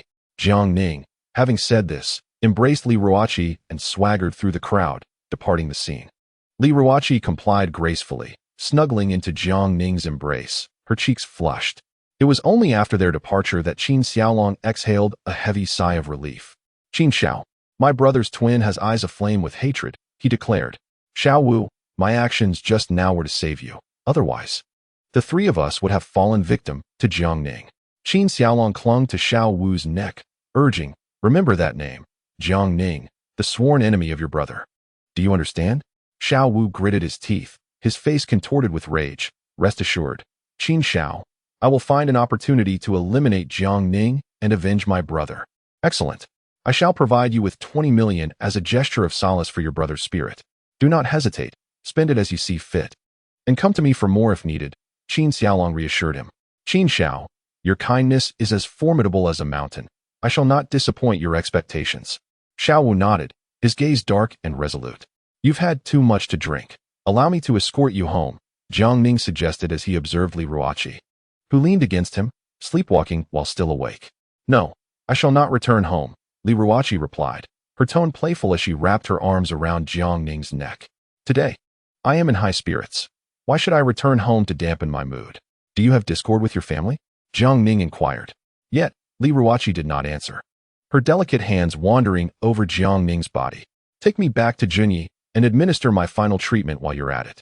My dear Miss Li, are you genuinely inebriated or merely pretending? Must your hands wander so indiscriminately? A misfire could lead to regret, Jiang Ning expressed in exasperation. He summoned a designated driver to take them back to the Junyi Grand Hotel. Upon arriving, the beautiful manager, upon seeing her boss in Jiang Ning's company and inebriated, regarded them with a knowing glint in her eye. Mr. Jiang, there is a grand bed in President Li's office. You may take her up directly. I shall not accompany you. Remember to lock the door, she advised. Jiang Ning felt a twitch at the corner of his mouth. Contemplating the manager's adeptness in handling situations, no wonder she became a manager at such a young age. Once inside the office, he secured the door. Li Ruoqi promptly removed her blazer and loosened the two garments beneath. Where do you intend to place the needle? I am not yet prepared. Why the rush? Jiang Ning's eyes were glued to her, captivated. With a half-drunken, enchanting demeanor, Li Ruoqi was utterly irresistible. Look in the drawer, she instructed. With a simple search, Jiang Ning swiftly located the set of silver needles. However, his attention was drawn to other items within the drawer. Having spent 5 years in prison, he appeared somewhat unfamiliar with certain novelties. Hurry up, I can't wait any longer, urged Li Ruoqi. Jiang Ning promptly approached her, took a deep breath, and began the acupuncture process. The scene before him was truly enchanting. Coupled with Li Ruoqi's captivating appearance, It was challenging for him to maintain his focus. Jiang Ning, do I look good? Li Ruoqi suddenly inquired. You look beautiful, he replied. Then why aren't you looking at me? Huh. Jiang Ning, momentarily bewildered, looked up, realizing she was referring to her appearance. You rascal, I knew you would be like this. Li Ruoqi's cheeks flushed pink, and she shot him a playful glare. You've managed to catch 2 of the 4 most beautiful women in Tianming City. If this gets out, you will become the enemy of all men in the city. Jiang Ning smiled faintly, for in reality, he had already captured 3. Seeing him smile in silence, Li Ruoqi asked again, Jiang Ning, do you like me? I do. He responded while continuing with the acupuncture. Upon hearing this, Li Ruoqi felt a surge of delight. Do you truly like me, or are you simply attracted to my body? Of course, I am attracted to your body. As soon as the words left his mouth, Jiang Ning received a firm kick. You scoundrel. I thought you were different from other men, but in the end, you're just the same. Li Ruoqi's face wore an expression of feigned disappointment. Come on. With your beauty, which man wouldn't he be tempted? If not, could he even be called a man? Jiang Ning replied innocently. So, do you desire my body more? Or do you like me more? Li Ruoqi asked, her cheeks flushed. Certainly your body. After saying this, Jiang Ning quickly dodged to the side, narrowly avoiding a kick to his face. I'm treating you. If you keep moving around, I'll ouch. Another unexpected kick landed on Jiang Ning's mouth. You rascal. I will never treat you again. Li Ruoqi shielded herself with her arms, her eyes shimmering with unshed tears. Stop messing around, Mississippi. If we don't resolve this now, you might relapse in the future. Jiang Ning pleaded earnestly. Do you want an old man to treat you instead? Although she was still somewhat reluctant, she gradually relaxed her grip. The beautiful scenery re-emerged, making Jiang Ning's heart race. It was simply overwhelming. The treatment continued for several minutes, and all remnants of the knots were cleared away. Li Ruoqi felt an unprecedented sense of relief, both physically and mentally, finally free from the burdensome pain. Watching Jiang Ning tidy up the silver needles, her gaze was filled with tenderness. Seizing the moment, she cupped his face and pressed her lips against his. Jiang Ning was momentarily taken aback, but soon surrendered to the moment, responding with fervent enthusiasm. Li Ruoqi suddenly awoke, hastily pushing him away, her delicate face flushed crimson, her eyes wide with astonishment as she gazed at Jiang Ning. You scoundrel. I merely wished for a gentle kiss, yet you. I simply wanted to savor your 20-some years of life. Get lost. Chapter 63. Chai Ying's interview. Personally overseeing the process brother. Ying Jie just informed me that she received an invitation from Luoshui Pharmaceutical for an interview this afternoon. How wonderful. The following morning, Jiang Xiu exuberantly burst into Jiang Ning's room, bouncing on his bed with uncontainable energy. Jiang Ning, groggy and disheveled from a restless night, was roused from his slumber, his expression one of utter disillusionment. She has an interview, but does that warrant such exuberance? Why wouldn't I be excited? If Ying Jie secures a position at Luoshui, she can bring me along. Then, we can unite and bring you in as well, and the 3 of us can commute together every day? Seeing his sister's eager demeanor, Jiang Ning couldn't help but smile. How would she react if she discovered that he was, in fact, the chairman of Luoshui Pharmaceutical? After breakfast, Jiang Ning instructed Chun Yurong to drive him to the Chun residence. Today marked the final treatment for Chun Boguang. Following acupuncture, Chun Boguang appeared revitalized. His condition significantly improved. Dr. Jiang, I cannot thank you enough for your assistance these past few days. Should you require anything in the future, do not hesitate to ask. If Luoshui Pharmaceutical encounters any financial issues, feel free to bring them to my attention. As he spoke, Chun Boguang immediately instructed his son, Chen Xianding, to transfer 200 million to Luoshui, further easing Jiang Ning's efforts in establishing the company.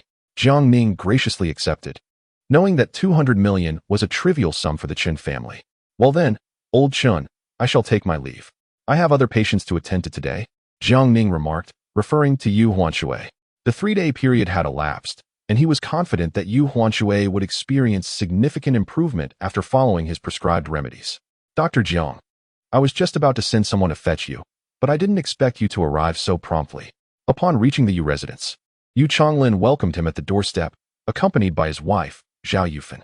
The guidance from their video call 3 days prior had instilled in Zhao Yufan a sense of urgency to impress Jiang Ning upon their meeting.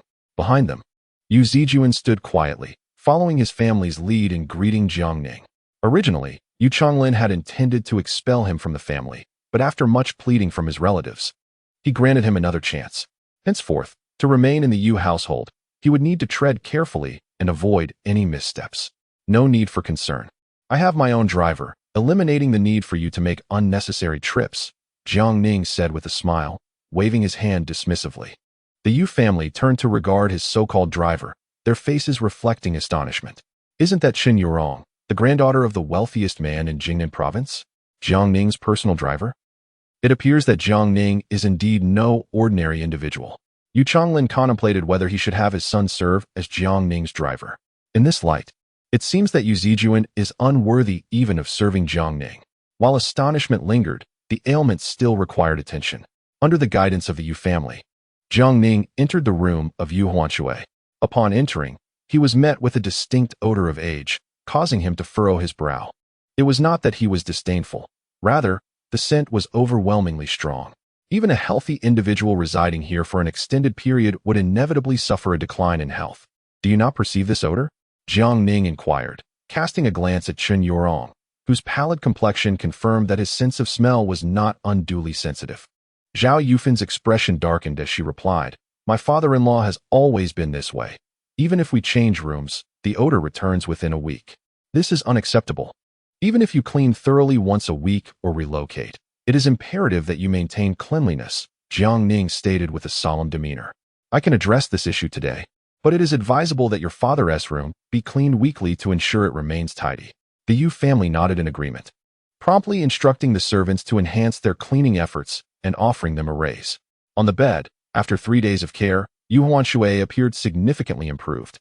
Realizing that it was this young man before him who had saved his life 3 days prior, his aged eyes were filled with astonishment. "Dr. Jiang, I have been afflicted with this ailment for many years without resolution." "I understand," Jiang Ning responded. "Your elder suffers from a lung disease, which, while not severe, has taken a toll on his health." Turning to the others, he continued, "Any illness related to the lungs is contagious. It is likely that everyone in your household, including the servants, is experiencing mild coughs or difficulty breathing." Zhao Yufan's eyes widened at his words, as she had been in close proximity to the elder, caring for him frequently. "You are correct, Dr. Jiang. Particularly at night, I often find it hard to breathe. In that case, I too have been experiencing a slight cough," her sister-in-law remarked with realization. The other servants chimed in, confirming their mild symptoms. Jiang Ning smiled gently. "There is no need for concern. Once we treat your elder, I will prescribe a remedy for you all to take for 3 days, ensuring your family remains in good health." Following this incident, the Yu family held Jiang Ning in even higher esteem. Many who initially doubted his youthfulness were now convinced of his capabilities. Subsequently, Jiang Ning proceeded with acupuncture for Yu Huanshui. With each needle inserted, Yu Huanshui felt an invigorating breath filling his chest, accompanied by a cool, intangible energy gradually saturating his lungs. Observing Yu Huanshui gasping for air, the Yu family members were astonished. This treatment was finally yielding evident results. After approximately half an hour, the treatment concluded. Yu Huanshui's face glowed with vitality. It had been years since he had breathed so freely. "Elder, the odor here is too overwhelming. Let us move outside," Jiang Ning suggested. The Yu family promptly assisted the elder into the garden, where the fresh air instantly revitalized Yu Huanshui. "This is delightful," he exclaimed. "Dr. Jiang, thank you. It has been a long time since I felt this invigorated," Yu Huanshui exclaimed, his voice robust, with tears glistening in his aged eyes as he knelt before Jiang Ning. Jiang Ning promptly assisted him, saying, "Yu Lao, you are being too courteous. Make sure to get out and move around more. Do not confine yourself indoors all day." Nodding gratefully, Yu Huanshui expressed his heartfelt appreciation. Witnessing his father's renewed vitality, Yu Chonglin was filled with elation and promptly arranged for a sumptuous meal to be delivered from the hotel. In gratitude to Jiang Ning, he contemplated purchasing the No. 1 villa in Haiding Bay from Tang Yuani as a gift for him. However, he was taken aback to learn that Tang Yuani had already gifted the villa to Jiang Ning, shocked that Tang had outpaced him. At the dining table, Yu Chonglin urged his family to raise their glasses in honor of Jiang Ning and Qin Yurong, bestowing upon them the utmost respect. He then transferred 500 million in consultation fees to Jiang Ning's account and discussed potential business collaborations. Jiang Ning promptly penned a prescription for a cough syrup that could effectively alleviate coughing and expel phlegm with just one dose.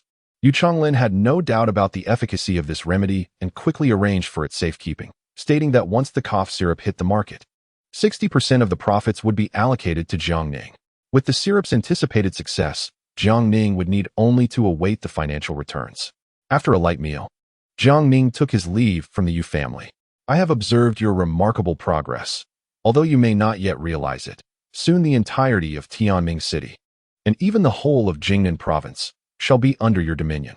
Even having witnessed Jiang Ning's extraordinary abilities, Qin Yurong increasingly understood her grandfather's reasoning for wanting her to accompany him. What you perceive of my capabilities is merely the tip of the iceberg, Jiang Ning said with a slight smile. Qin Yurong misinterpreted his remark, her cheeks flushing. The memory of being under Jiang Ning's influence sent her heart racing uncontrollably. Why is your face so red? Drive on. Jiang Ning observed her with a curious gaze. Is my face red? Where are we going? She stammered. To Luoshui. I need to be present for an interview shortly. Chapter 64. Let's wait for your husband to arrive before discussing further. My name is Chiang. I am 26 years old, a graduate from a local university in Jingnan, with a degree in finance and resource management. Currently, I hold a supervisory position at Yuhuan Group. In the interview room of Luoshui Pharmaceutical, Chiang faced 3 senior executives, presenting herself with poise and confidence. Yet, she found it peculiar that the office was partitioned with a screen. Behind it, she could faintly discern the silhouettes of a man and a woman. Were they the chairman and his wife? Chiang, is it? The interviewer inquired, smiling warmly as he reviewed her resume. Impressive qualifications and excellent demeanor. When could you start working with us? Chiang momentarily faltered. Typically, after an interview, candidates are sent home to await news. She did not expect such promptness. Could it truly be a reflection of her merit? Are you saying that I have been hired? Indeed, you have been officially employed by our company, with no probation period, and have transitioned directly into a permanent position.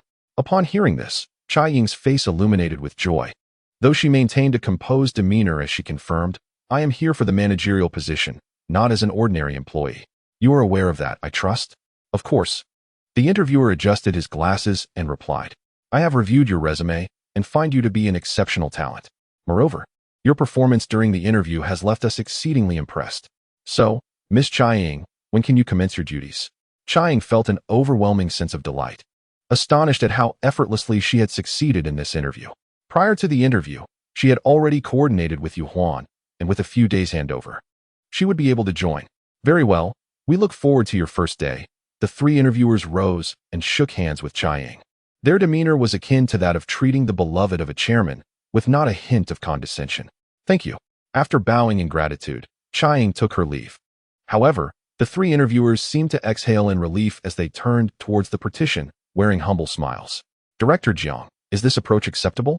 Behind the partition sat Jiang Ning and Qin Yurong, enjoying tea. Yes, it is flawless. You have all performed admirably, Jiang Ning remarked as he stepped out from behind the screen, patting the shoulders of the 3 individuals. As seasoned employees of Luoshui, should you find yourselves in dire straits after leaving here, you may seek assistance from Chiang. After all, she is likely to become the head of the company, and arranging a position for you to earn a living should not pose a problem. The 3 nodded in agreement, subsequently gathering their belongings to exit the company. These 3 have exploited their power to amass wealth in Luoshui. Will you dare to employ them again? Qin Yurong inquired, puzzled. Yesterday, Jiang Ning had instructed her to conduct a thorough investigation of the entire company, uncovering these 3 significant rats. Thus, today he orchestrated this performance, intending to expel them afterward. Their potential return would serve as a warning to other employees, prompting them to curb their ambitions. Jiang Ning smiled faintly as he spoke. Just then, a phone call came through. Glancing at the caller ID, Qin Yurong, somewhat envious, remarked, has she come to share good news so swiftly? Jiang Ning chuckled helplessly and answered the call. Jiang Ning, are you available at the moment? Chai Ying's voice trembled with restrained excitement on the other end. What is it? Jiang Ning feigned ignorance, eliciting an eye roll from Qin Yurong beside him. I successfully interviewed at Luoshui. I would like to treat you and Xiaoyu to a meal. Where are you now? Congratulations. I am currently out and about, on my way home. All right, please wait for me at home with Xiaoyu. I shall be there shortly. With that, Chiang hung up, leaving no room for Jiang Ning to decline.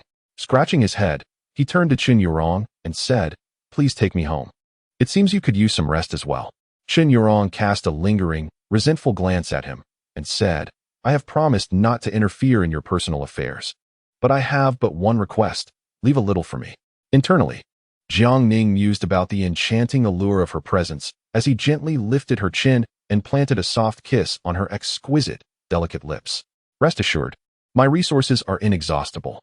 I do not believe you, unless you prove it to me every night," Qin Yurong retorted.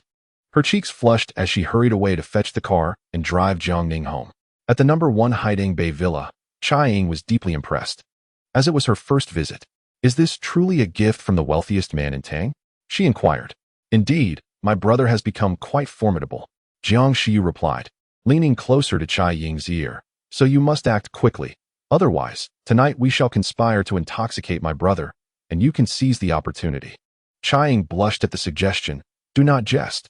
I have yet to even hold his hand formally." "Sister Ying, you are far too serious. Which is why you have never had the chance to approach my brother," Jiang Shiyu teased. An idea struck her. "Our villa is quite spacious. Why don't you move in with me? That way, you can see my brother every day." Chai Ying promptly declined, well aware that although her relationship with Jiang Shiyu was amicable, certain boundaries must not be crossed. Gazing at the opulent villa, she recalled how Jiang Ning had once assisted Ying Ying, even receiving help from the renowned physician Yi Tianlong. In retrospect, it seemed less surprising that the wealthiest man in Tang would bestow such a gift. When Jiang Ning emerged, the trio made their way to a newly opened barbecue restaurant. The establishment was bustling with patrons, with many waiting outside. Fortunately, Chai Ying had made a reservation in advance, leading them to a table in the farthest corner. "Sister Ying, congratulations on your successful interview. To celebrate, I shall indulge," Jiang Shiyu exclaimed with delight as she perused the menu. Chai Ying affectionately watched her and replied, "Eat as you please. I hardly think you could eat me into poverty." "Jiang Ning, do order as well. Do not hold back." Just as Chai Ying handed the menu to Jiang Ning, it was suddenly snatched from her grasp. A woman, exuding arrogance, declared, "Do not order yet. This seat is mine. I did not hear my number called earlier, so I leaped ahead of you. Move aside." Behind her stood two imposing bodyguards clad in black suits, suggesting her elevated status. Chai Ying furrowed her brow. Having finally managed to invite Jiang Ning out, she refused to yield to such impudence. "You missed your turn. We should not bear the consequences of your oversight. We will have to queue again once we leave," she asserted. The woman, however, remained dismissive. "I do not care. This seat was rightfully mine. I suggest you vacate it promptly, or my husband will arrive and instruct the owner to have you removed," which would not be a pleasant sight. Jiang Ning seized the menu from the woman's hands. "Then let us discuss this when your husband arrives." Chapter 65. Yu Zijuan pleads for mercy. Jiang Ning? You are Jiang Ning. Upon seeing her menu snatched away, the woman was initially poised to express her indignation. However, as she caught sight of Jiang Ning's visage, astonishment washed over her. Jiang Ning, casting a brief glance, found her somewhat familiar. "Who are you?" he inquired, bewildered. "You don't remember me? I'm Zhang Xiaowen, your classmate from university." Her disappointment was palpable, for during their college days, she had made numerous advances towards Jiang Ning, who had consistently disregarded her. The reason was simple. At that time, Jiang Ning's affections were solely reserved for Yao Lily, and he harbored a rather unfavorable impression of Zhang Xiaowen, considering her akin to Jiang Yuan. "Ah," Jiang Ning acknowledged, returning to his meal selection. "Zhang Xiaowen." Incensed by his indifference, retorted Jiang Ning, "What are you so arrogant about? I hear you've just been released. Those 5 years must have been quite harsh." With a mocking smile, she regarded him with disdain. Glancing at Chai Ying, she added, "Well, it's surprising that after being jilted by Yao Lily, you could find such a beautiful girlfriend, but with your poverty juxtaposed against her beauty, I truly worry you'll soon find yourself in a veritable field of green atop your head. Are you finished?" Jiang Ning lifted his gaze. Zhang Xiaowen, looking down at him, sneered, "What? Are you afraid of my words?" "Not at all," he replied, then took a 1 yuan note from his sister, standing to tuck it into Zhang Xiaowen's decolletage before resuming his seat. "Thank you for your efforts. Please continue. I enjoy a lively atmosphere." Zhang Xiaowen's face flushed with anger, and she slammed her palm on the table, exclaiming, "Jiang Ning, don't overstep. If you don't leave, I'll have my bodyguards throw you out." "Just those two?" Jiang Ning scoffed, glancing at her companions with disdain. "They're not sufficient to handle me." Feel free to test it. Zhang Xiaowen's countenance darkened. At that moment, Jiang Xiu furrowed her brow and interjected, "Don't be unreasonable. My brother simply doesn't wish to engage with you. Don't take yourself too seriously." "What did you say?" Zhang Xiaowen's expression turned icy as she advanced menacingly towards Jiang Xiu. Observing this, Jiang Ning sprang up, seizing Zhang Xiaowen and flinging her aside, causing her to tumble to the ground in disarray. "You, a convict, simply cannot change your ways, always resorting to violence." Zhang Xiaowen waved her arm, shouting, "What are you all waiting for? Get him." Two bodyguards immediately surged forward, flanking Jiang Ning. "Brother, don't damage anything. Otherwise, we'll have to compensate." "Understood," he replied, launching his fists toward the bodyguards' faces, sending them crashing down. Zhang Xiaowen, taken aback, found herself questioning whether it was the ineptitude of her bodyguards or Jiang Ning's stealthy tactics that had caught them off guard. "Where's the manager? Someone is causing a ruckus in your establishment." She yelled towards the interior, summoning the owner of the barbecue restaurant. Pointing at Jiang Ning, she sought to cast him in a negative light. "Manager, hurry and expel these individuals. They're taking up space and resorting to violence." However, the events that just transpired were not entirely lost on the owner, who, with a forced smile, remarked, "Madam, they queued properly to enter. Since you missed your turn, you must rejoin the line." "You want me to queue again? Is this how you conduct business?" Zhang Xiaowen immediately retorted, her displeasure evident as she pointed an accusatory finger at the owner. "Do you have any idea who my husband is? If you do not expel those 3 individuals today, I shall ensure your establishment is removed from this area." The owner's expression darkened, well aware of the powerful figure Zhang Xiaowen referred to. This street was, after all, their family's property, and a single word from him could indeed spell the end of his venture. With no choice but to concede, he approached Jiang Ning, attempting to placate him. "Ladies and gentlemen, would you kindly endure a brief inconvenience and queue again? This meal will be on the house." "On the house? Just throw them out. Otherwise, you can forget about doing business here."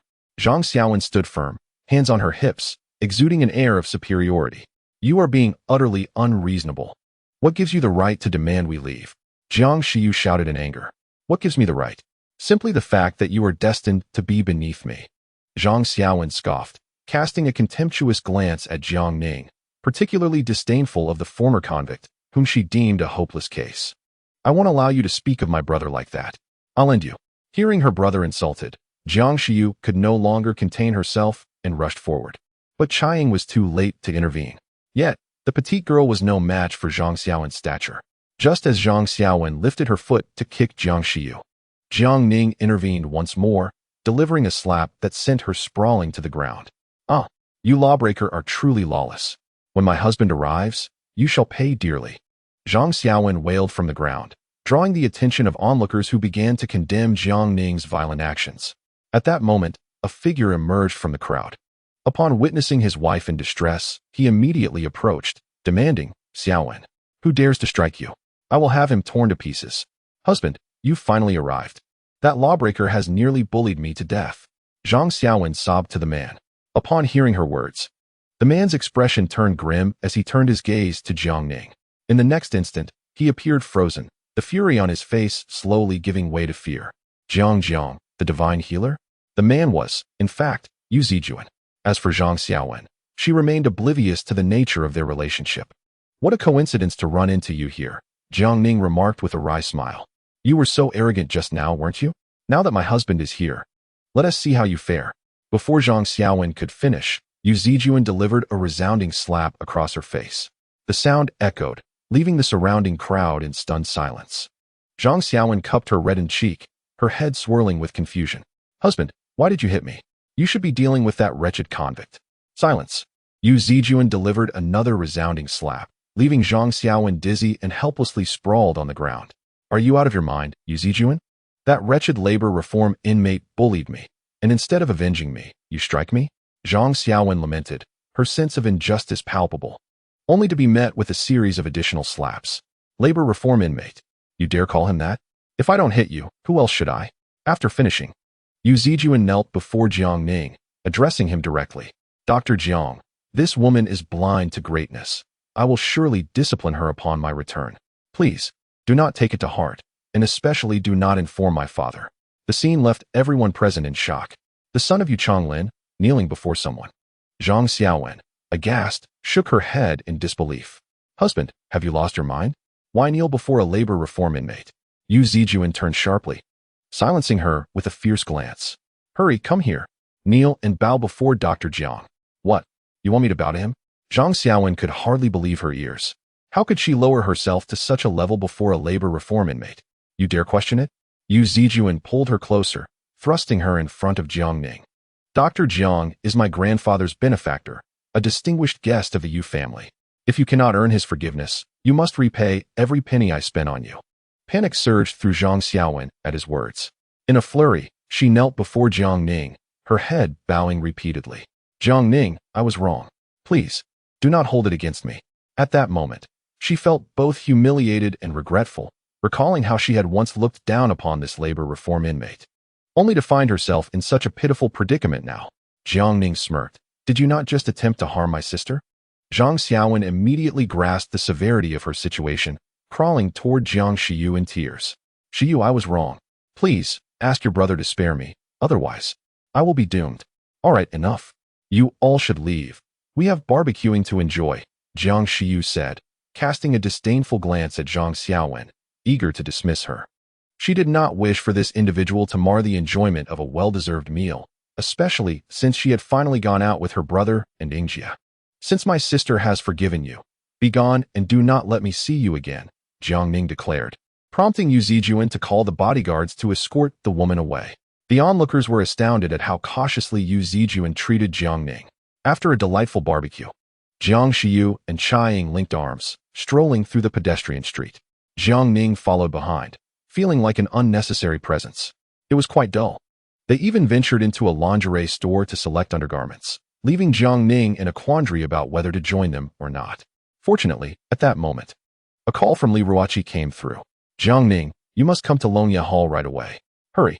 The voice seemed urgent, and Jiang Ning greeted them before leaving. Xiaoyu, this is all your fault. You mentioned that selecting lingerie would attract your brother's attention, and now he has awkwardly run off. Chai Ying lightly scolded Jiang Shiyu with a playful pat. The young girl scratched her head in helplessness. I'm sorry, Ingjia.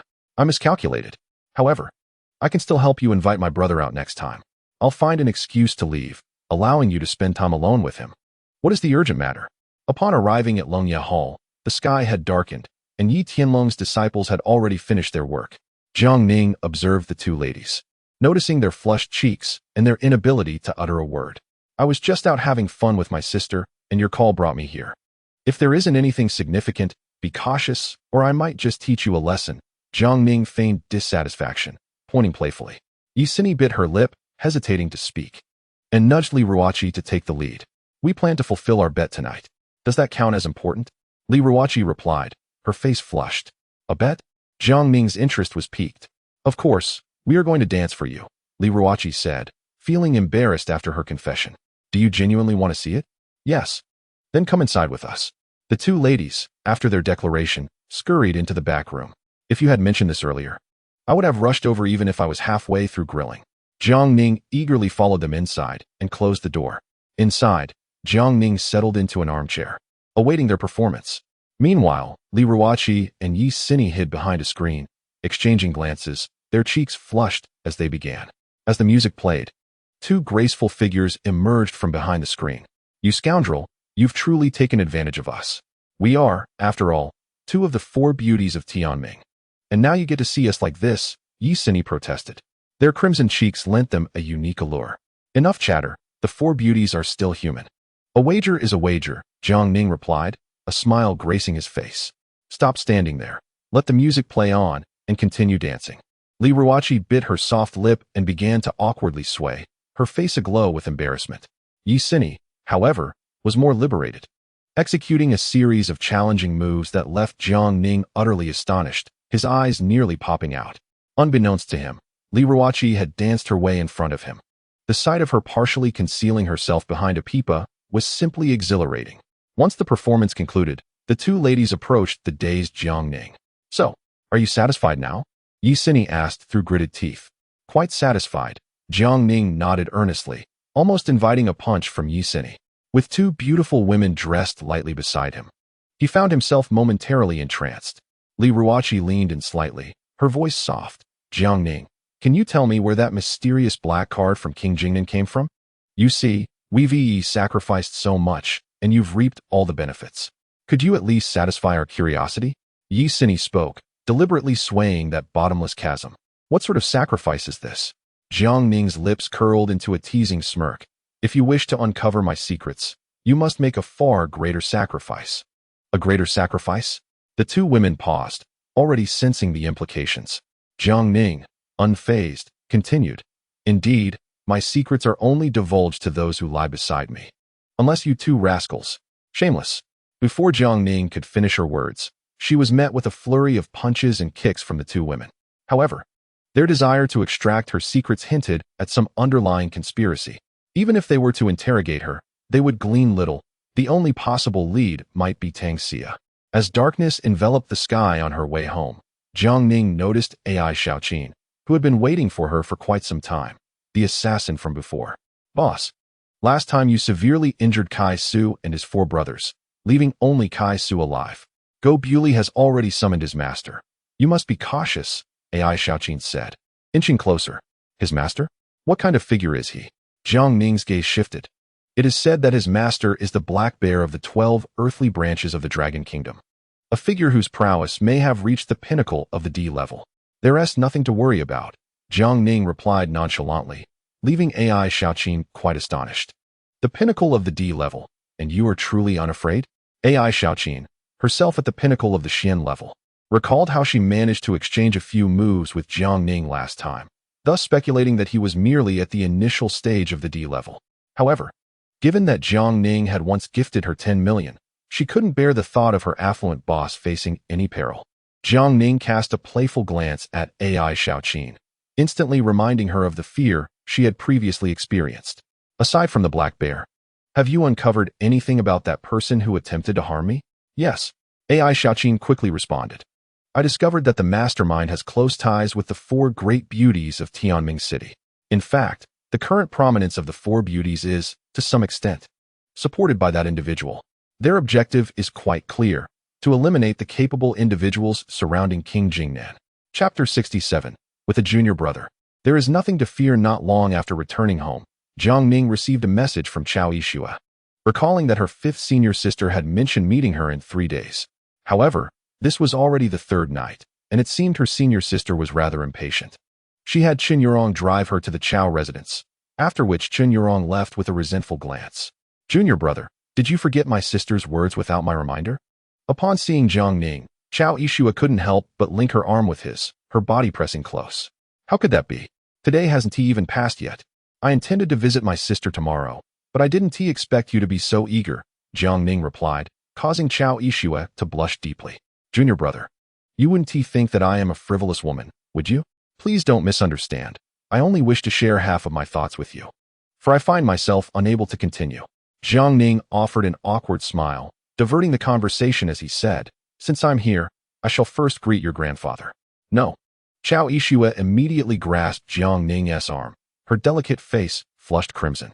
When you arrived tonight, I specifically dispersed the staff to prevent them from knowing about your visit. Junior brother, let us speak in the room. In a daze, Jiang Ning was pulled into the room by Chao Yixue, who promptly locked the door behind them.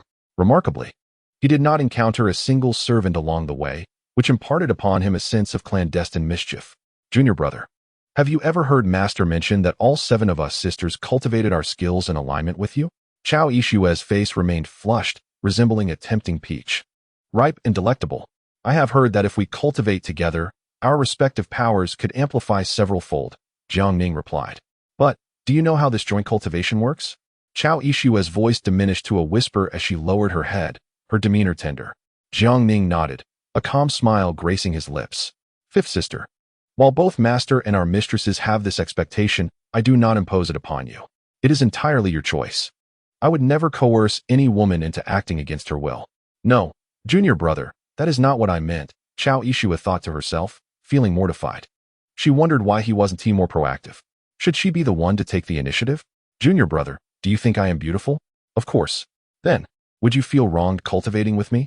Jiang Ning was taken aback, thinking that he certainly would not feel wronged. Indeed, he would welcome it. Not at all.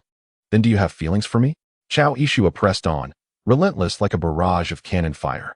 If I were to cultivate with you right now, would you mind? Would you then come to dislike me? Of course not. Then what are you waiting for? Do you intend for me to make the first move? Upon uttering this, Chao Ishua mentally scolded herself for being so brazen, lacking any sense of modesty. Sister, I hope this decision comes after careful consideration, rather than a fleeting impulse. At this moment, Jiang Ning found it increasingly difficult to maintain his composure. Having been stirred by Li Ruoqi and the others earlier that evening, he had scarcely managed to calm his thoughts, and now Chao Ishua's direct seduction was overwhelming. Sister, I possess no resistance in this regard. If your desire is merely a whim, I advise you to reflect carefully, lest you end up in tears. Upon hearing no resistance, Chao Ishua found an unexpected surge of courage, suddenly wrapping her arms around Jiang Ning's neck and sealing his lips with hers. Jiang Ning was equally astonished. Her prowess in this aspect was remarkable, and he was curious about how their mistress had instructed her. Gradually, the air was filled with soft, intermittent cries, echoing throughout the night. After their passionate encounter, the two leaders lay down, seemingly reconciled, exhausted to the point of slumber. Observing Jiang Ning, who had succumbed to fatigue, Chao Ishua smirked mischievously and stealthily took a selfie with him. Subsequently, she sent the photograph to her group of female peers. In the image, a man and a woman lay beneath a single quilt. Though only their shoulders were visible, the marks of a fierce struggle were evident on their faces and necks, revealing the intensity of their encounter.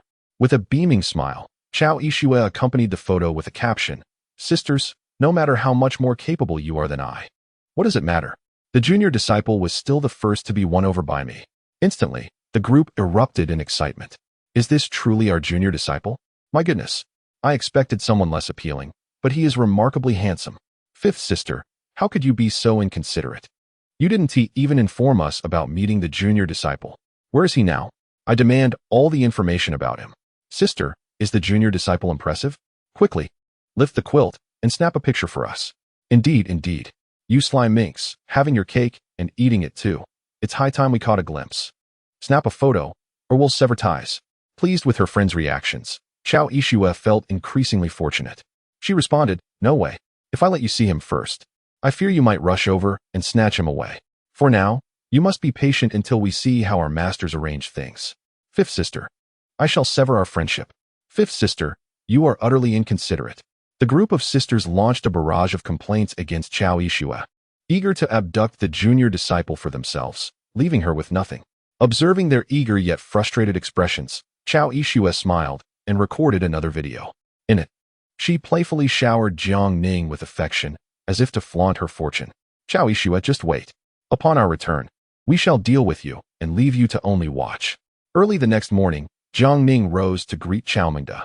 The Chao family was astonished, unaware of his arrival. However, Jiang Ning sensed that Chao Mengde appeared troubled. After a round of inquiries, he learned that Yuan Benchu had publicly challenged the Chao family, and a duel was slated for that evening at a martial arts venue in Tianming City. Without bloodshed, both sides reached an agreement to send 10 martial artists each to contest. Should Yuan Benchu lose, he would expand his business into Jingnan province. If he triumphed, the opposing side would have to relinquish their ambitions and never set foot in Jingnan again. Doesn't your Chao family have 4 esteemed protectors? Simply gather another 6 individuals. Why fear Yuan Benchu? Jiang Ning questioned in confusion. Chao Mengde had 4 great generals at his command: Dian Wei, Su Zhongkong, Zhang Wenyuan, and Xia Yuanrang. One had just reached the pinnacle of the Earth realm, one was at the latter stage, and 2 were at the intermediate stage. Throughout Jingnan province, a pinnacle Earth realm martial artist was a rare treasure. With such a lineup, the Chao family could practically dominate the region. Currently, only Dian Wei and Wenyuan are by my side among the 4 esteemed protectors of the Chao family. Moreover, I have just learned that Yuan Benchu has summoned a formidable peak warrior from the Earth realm, and although Dian Wei has recently achieved the pinnacle of this realm, his foundation pales in comparison to that of his opponent. Chao Mengde sighed and remarked, otherwise, how could Yuan Benchu suddenly possess such confidence to provoke me? Chao Zijin added, it is said that this Earth realm warrior is one of the 12 earthly branches of the Dragon Kingdom. Grandfather, do not worry. If necessary, I shall join the fray tonight and contribute to the Chao family's efforts. Chao Ishua interjected. After her joint training with Jiang Ning the previous night, her strength had already reached the initial stage of the Earth realm. How can that be allowed? Chao Zijin immediately countered. Tonight's duel is not a mere competition. As a young lady, you would be walking into the lion's den. Chao Mingda also disagreed and intended to recruit 8 additional individuals, preparing to stake everything tonight. However, Chao Ishua harbored her own plans. If she could ensure that the weakest fighter was unable to take the stage before the conflict commenced, she could then step in herself. Junior brother, will you be coming tonight? With you by my side, I fear nothing, Chao Ishua said softly, a gentle smile gracing her lips as she addressed Jiang Ning. I will be there. With me around, no one can harm you, Jiang Ning assured her. Chapter 68. The battle commences, strength overwhelmed upon returning home. Jiang Ning discovered Tang Xia engaged in a lively conversation with her parents, precisely when he had intended to seek her out. Noticing Jiang Ning's arrival, Mr. and Mrs. Jiang discreetly retreated into the house, leaving the 2 young adults alone in the courtyard. So, have you come to urge me to catch up? Jiang Ning remarked with a teasing smile. The phrase catching up implied a progression towards intimacy following their familiarization, leading to an eventual revelation of feelings. Tang Xia's face flushed at his words, and she shot him an exasperated glare. The last time they were in the car, things had been quite tangled, leaving her feeling somewhat awkward in front of him now. After days of absence, you've transformed into a board member of some company. You're quite impressive. Tang Xia raised an eyebrow. It seems you have been watching me closely. That feeling is rather unsettling, Jiang Ning chuckled. You have the audacity to say that? I have at least shielded you from poison darts, and yet you Haven Tea called me even once these past few days. Tang Xia pouted, feigning grievance. She then approached and wrapped her arm around Jiang Ning's. For the entire day today, you belong to me. Let us go out and explore. Very well. I shall defer to your wishes, Miss Tang, Jiang Ning replied with a resigned smile. Call me Yaya, Tang Xia insisted. The 2 then proceeded to the shopping mall, where Jiang Ning made a point to visit the previous shoe store to check on Jiang Wanner. However, she appeared somewhat discontented. Tang Xia commented, though she is the manager, she is the youngest and most beautiful among the staff, which has led to her being isolated by the others. If I were to recruit her, you wouldn't mind, would you? Jiang Ning nodded in tacit approval, prompting Tang Xia to call out to Jiang Wanner. Upon encountering Jiang Ning, the previously listless Jiang Wanner instantly blossomed with vivacity. Yet, constrained by the presence of Tang Xia, she refrained from exhibiting any overly intimate gestures. After a brief inquiry, Jiang Ning learned that Jiang Wanner was indeed unhappy with her current situation. He proposed that she consider an opportunity at Luoshui Pharmaceutical. Jiang Ning placed greater value on a person's character than mere competence. Moreover, Luoshui Pharmaceutical was not lacking in skilled individuals. What it truly needed was someone trustworthy. Upon hearing the suggestion, Jiang Wanner was eager to give it a try. Compared to her role as a store manager in a shoe shop, the potential for advancement in a large company was significantly greater, promising a bright future if she excelled. Tang Xia promptly transferred a sum of money to Jiang Wanner, including not only this month's salary, but also an additional 50,000 as a bonus. Mr. Jiang, Miss Tang, you are my benefactors. I shall not forget you. With a deep bow, Jiang Wanner gathered her belongings and departed. What do you think? I treat your little admirer rather well, don't I? Tang Xia asked, casting a somewhat jealous glance at Jiang Ning. Indeed, quite well. But how many little admirers can you tolerate? Jiang Ning replied with a playful smile. Dream on. Tang Xia retorted, tightening her hold on his arm, and added softly, will you stay tonight to keep me company? You can skip the confrontation between the Chao and Yuan families. Jiang Ning squinted slightly, surprised that Tang Xia was even aware of this matter. Give me a reason not to go. What reason could there be? Shouldn't you be here with me? Tang Xia shot him a lingering glance, continuing, besides, you ought not to meddle in the struggles between these 2 factions. What else do you know? Might you share a bit more with me? Jiang Ning felt increasingly intrigued by this enigmatic woman. Classified information. Tang Xia tightened her grip further, contemplating before revealing. One of the 12 earthly branches of Longhua harbors a peak-level black bear in the realm of D. He is Yuan Binchu's trump card for tonight's showdown. Ah, that explains his confidence. Jiang Ning nodded slightly. Tang Xia added, the black bear's arrival in Tianming City is not merely to fight for the Yuan family. His primary objective is to avenge his disciples. He intends to kill you. So, you fear I might be slain by the black bear if I go? Jiang Ning observed the delicate beauty before him, and upon receiving confirmation, he continued, then why not divulge a bit more insider information? It would enhance my chances of success. As long as you don't go, You will be safe, Tang Xia assured him. This black bear is a wanted criminal. As soon as the battle commences, the police will immediately target him. Thus, if you evade tonight, he will not be able to pursue you later, as he will need to evade law enforcement. However, I must go tonight, Jiang Ning replied calmly. Later that evening, Qin Yurong drove Jiang Ning to a martial arts academy named Hailing. Upon arrival, the place was already bustling with noise. As soon as he entered, he unexpectedly crossed paths with an adversary. Kid, I didn't expect you to deliver yourself right to my doorstep. Truly, hell has no gates, yet you come seeking your own doom. The speaker was none other than the severely injured Kai Su from before. However, this evening, he was particularly arrogant, pointing a finger at Jiang Ning's nose and shouting, "If you have the guts, stay until the end of the match and don't run away. My master is right here, and tonight, he will surely cripple you." Slap. As Kai Su's words fell, Jiang Ning swiftly retaliated with a resounding slap, sending him spiraling into the crowd, which immediately erupted into a cacophony of hostile murmurs. All eyes filled with animosity turned toward them. Faced with such a multitude of murderous glares, Qin Yurong beside him paled slightly, her composure wavering. In stark contrast, Jiang Ning remained utterly unfazed under the scrutiny, casting a frigid glance at Kai Su. "Trash, you dare to chatter before me?" Kai Su lay among the crowd, his face mangled and bloodied, a grotesque sight that instilled terror. He could no longer bear to meet Jiang Ning's gaze, desperately wishing for his master to avenge him swiftly after the match. Through the throng, Chao Yixue quickly spotted Jiang Ning. "Junior brother, I am overjoyed that you could come." She initially intended to rush forward and embrace him warmly, but upon noticing Qin Yurong beside him, she abruptly halted. "Miss Qin, you are here as well?" "I am Jiang Ning's personal driver. Wherever he goes, I follow," Qin Yurong replied with a faint smile. Upon Jiang Ning's arrival, Chao Mingde was filled with excitement and honor, joining his son and others to greet him. On the arena, the battle had already commenced.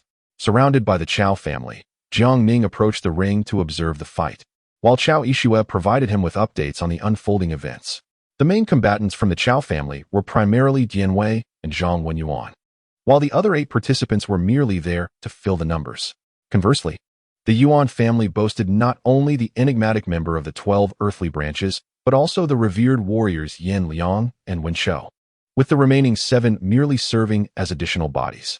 At present, Zhang Wenyuan had already dispatched 7 martial artists from the Yuan family, with Yin Liang preparing to take the stage next. Observing the 2 fighters on the platform, Jiang Ning seemed to foresee the outcome of the battle. Yin Liang was a late-stage Earth Realm warrior, while Zhang Wenyuan was merely at the mid-stage of the Earth Realm, a stark disparity in power. Chapter 69. The Yuan family's trump card. As Jiang Ning drew nearer, several individuals began to notice his presence. "Is that Jiang Ning, the one who crippled my brother?" A dark and youthful voice echoed. "Do not underestimate that lad. His connection with the Chao family is noteworthy, and it appears he has an excellent rapport with both the Chao and Qin family ladies. This young man is certainly not trivial," Qin Anmin remarked, his gaze fixed on Jiang Ning. Qin Xiaohu, the second son, glared at Jiang Ning with envy, his heart ablaze with jealousy as he beheld the 2 exquisite beauties by his side. One day, he vowed to avenge his brother, Qin Xiaolong, and seize all the women surrounding Jiang Ning. Meanwhile, the Ma family also recognized Jiang Ning's presence. Ma Lidong did not know Jiang Ning personally, but seeing his close ties with the Chao family piqued his interest. Beside him stood his 2 children, Ma Wenkai and Ma Dingling.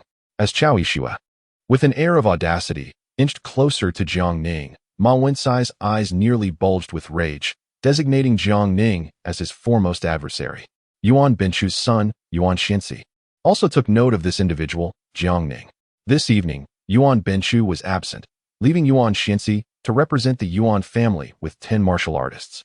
His hawk-like gaze was fixed upon Jiang Ning, who commanded such respect from the Chao family at such a young age, undoubtedly exceptional. The battle commenced upon the arena. Zhang Wenyuan, a mid-level martial artist of the Earth character realm, had already distinguished himself among the warriors of Jingnan. However, when pitted against Yin Liang, who possessed a slightly superior realm, he soon found himself retreating steadily. With a resounding thud, Yin Liang seized a fleeting opportunity from a minor misstep, delivering a powerful punch that struck Zhang Wenyuan in the abdomen, causing blood to spurt from his mouth as he collapsed to the ground. The members of the Chao family looked on with complex expressions as the scene unfolded. Following Zhang Wenyuan, Only Jianwei remained capable of combat, while the other 8 could be disregarded entirely. Yet, the Yuan family still had 3 formidable fighters, not to mention their hidden trump card. It was likely that Dianwei would have to confront both Yin Liang and Wen Chou, which would undoubtedly drain at least half of his stamina. By the time he faced the hidden ace, he would possess little strength left for battle. Beneath the arena, the Yuan family erupted in raucous laughter. Casting derisive glances in this direction, Zhang Wenyuan, gritting his teeth, resolved to rise and fight again, willing to sacrifice himself for a glimmer of hope for the Chao family. If I go up again, it will only lead to death. Let me step down, Jiang Ning interjected. The Chao family members were taken aback. Allowing Zhang Wenyuan to withdraw would only worsen Dianwei's predicament. Kid, if you don't understand, refrain from speaking out of turn. I can still expend some of the opponent's energy, which would lessen the pressure on Dianwei. Zhang Wenyuan shot a disgruntled glare at Jiang Ning. This youth only stood there spouting bravado. It was beyond him how the Chao family had placed their trust in him. Indeed, Jiang Shini, if he steps down, we will have no chance of victory, Chao Mingda added. However, if you insist on him continuing, not only will we gain nothing, but he may also lose his life. Jiang Ning replied, his demeanor indifferent. Upon hearing this, Zhang Wenyuan bristled, pointing an accusatory finger at Jiang Ning. You, kid, do not speak if you have no idea of the stakes. If I withdraw, can you bear the consequences of the Chao family's defeat? Wenyuan, mind your manners. Chao Mingda admonished, sighing in resignation. Since Jiang Shini advises you to step down, you shall do so. His judgments are invariably astute. Reluctantly, Zhang Wenyuan descended. His eyes filled with frustration. He shot Jiang Ning a resentful glare before taking his place behind Chao Mingda. Ha ha ha, is everyone from the Chao family this cowardly? You might as well concede Jingnan and spare us the waste of resources. Yin Liang jeered from the arena. Zhang Wenyuan, seething with rage, felt his teeth grind in frustration, simultaneously loathing his own impotence and harboring deep resentment toward Jiang Ning. Soon, Dianwei entered the arena. He patted Zhang Wenyuan's shoulder, cheerily saying, Do not worry, brother Zhang. You have done your utmost. I shall ensure that the Yuan family will not have the last laugh. Dianwei, all rests upon you now, Chao Mingda stated, his expression grave. Rest assured, Chao Gong, I shall not disappoint you, Dianwei declared, casting a disdainful glance at Jiang Ning beside him. If the Chao family relies on such a pretty boy, they may soon find themselves devoured by other forces. Jiang Ning, sensing the animosity, merely smiled in silence. Junior brother, if old Dian fails, I shall have to step in. You must speak well of me to grandfather, otherwise, he will not permit me to compete. Chao Yishua whispered delicately into Jiang Ning's ear. Jiang Ning nodded, ostensibly acquiescing, yet he was resolute, much like Chao Mingda, in his determination to prevent Chao Yishua from taking unnecessary risks. The contest resumed. Dianwei, tall and robust, immediately instilled considerable psychological pressure upon his opponent upon ascending the stage. Yin Liang swallowed nervously, rallying himself. After all, Dianwei's original prowess was akin to his own, having only recently ascended to the pinnacle of strength. Perhaps, he mused, the opponent's foundation was lacking, and his power was only marginally superior. With a flicker of hope, Yin Liang advanced, his fist, as large as a sandbag, aimed directly at Dianwei's face. Dianwei's eyes narrowed slightly, and with a swift motion, his massive hand clamped down on Yin Liang's fist, rendering it immobile. Weren't you quite arrogant just now, claiming the Chao family squandered resources? Yin Liang attempted to withdraw his fist, but it remained firmly ensnared, refusing to budge. Panic surged within him as his pupils quivered and cold sweat cascaded down his brow. Release your grip if you dare. Let us engage in a truly exhilarating battle, Yin Liang challenged. Very well, as you wish, Dianwei replied, amusement glinting in his gaze as he loosened his hold. Yet, the moment he did so, Yin Liang swiftly elbowed him. With a resounding slap, Dianwei effortlessly dislocated Yin Liang's arm. Shocked and horrified, Yin Liang retreated rapidly. However, barely having distanced himself, he received a solid kick to the abdomen from Dianwei. With a thunderous crash, Yin Liang's body plummeted to the ground like a cannonball. The arena erupted in cries. Several onlookers below were struck down, spewing blood and collapsing in disarray. This terrifying spectacle left the audience in stunned silence, their hearts racing with disbelief. Excellent, Zhang Wenyuan shouted, while those aligned with the Chao family erupted in cheers. From his elevated position, Dianwei jeered at the Yuan family. Is your champion so feeble? Be wise and retreat to Dongping at once, or I shall make you witness bloodshed tonight. Yuan Xianxi's complexion darkened. He had not anticipated Yan Liang being so swiftly overwhelmed by Dian Wei, left without a shred of counterattack, and he feared for Wen Chao's chances as well. Black Boss, we have no hope with the remaining one. Shouldn't you take the stage yourself? Yuan Xianxi suggested to the burly man beside him. The man narrowed his eyes, casting a cold glance that silenced Yuan Xianxi. Yuan Xianxi then turned to another warrior. Wen Lao, it is your turn. Perhaps Dian Wei is fatigued from that last match, and your condition is excellent. The odds may be in your favor. As Wen Chou listened, his lips twitched in disdain. The formidable Dian Wei had effortlessly triumphed in the initial bout. He was hardly fatigued. Now, if he were to engage again, it would be tantamount to offering himself as a sacrifice. Yet, with no alternative, Wen Chou resigned himself to the command of his master and steeled himself for the confrontation. Noticing the displeasure etched on Yuan Xianxi's face, the Han warrior smirked. Rest assured, I shall not allow your Yuan family to falter. Allow your champion to take the stage first. I wish to conserve my strength for the impending reckoning with my foes. Chapter 70. The ruthless black bear representing the Yuan family. Wen Chou ascended the stage. The crowd from the Chao family erupted in fervent cheers, urging Dian Wei to dismantle his opponent. With trepidation, Wen Chou felt his fighting spirit wane. All he desired was to preserve his life amidst the chaos. Does your Yuan family not have a trump card? Sending forth this insignificant figure to challenge me. Be wary, for a single misstep on my part could lead to a fatal outcome. Dian Wei regarded his adversary with utter disdain. Wen Chou, humiliated by the taunts, charged forward despite the shame. He was, after all, a martial artist of the latter stage of the Earth realm, yet he found himself belittled so profoundly it was intolerable. Clenching his fists tightly, he unleashed a series of powerful strikes. Dian Wei raised an eyebrow, acknowledging that his opponent possessed some skill, deftly evading each assault. Seizing an opening, he delivered a single, decisive blow that sent Wen Chou crashing to the ground. The audience erupted into a cacophony of excitement. Chao Mingde was thoroughly pleased with Dian Wei's performance, yet a shadow of concern lingered in his mind regarding the Yuan family's hidden ace.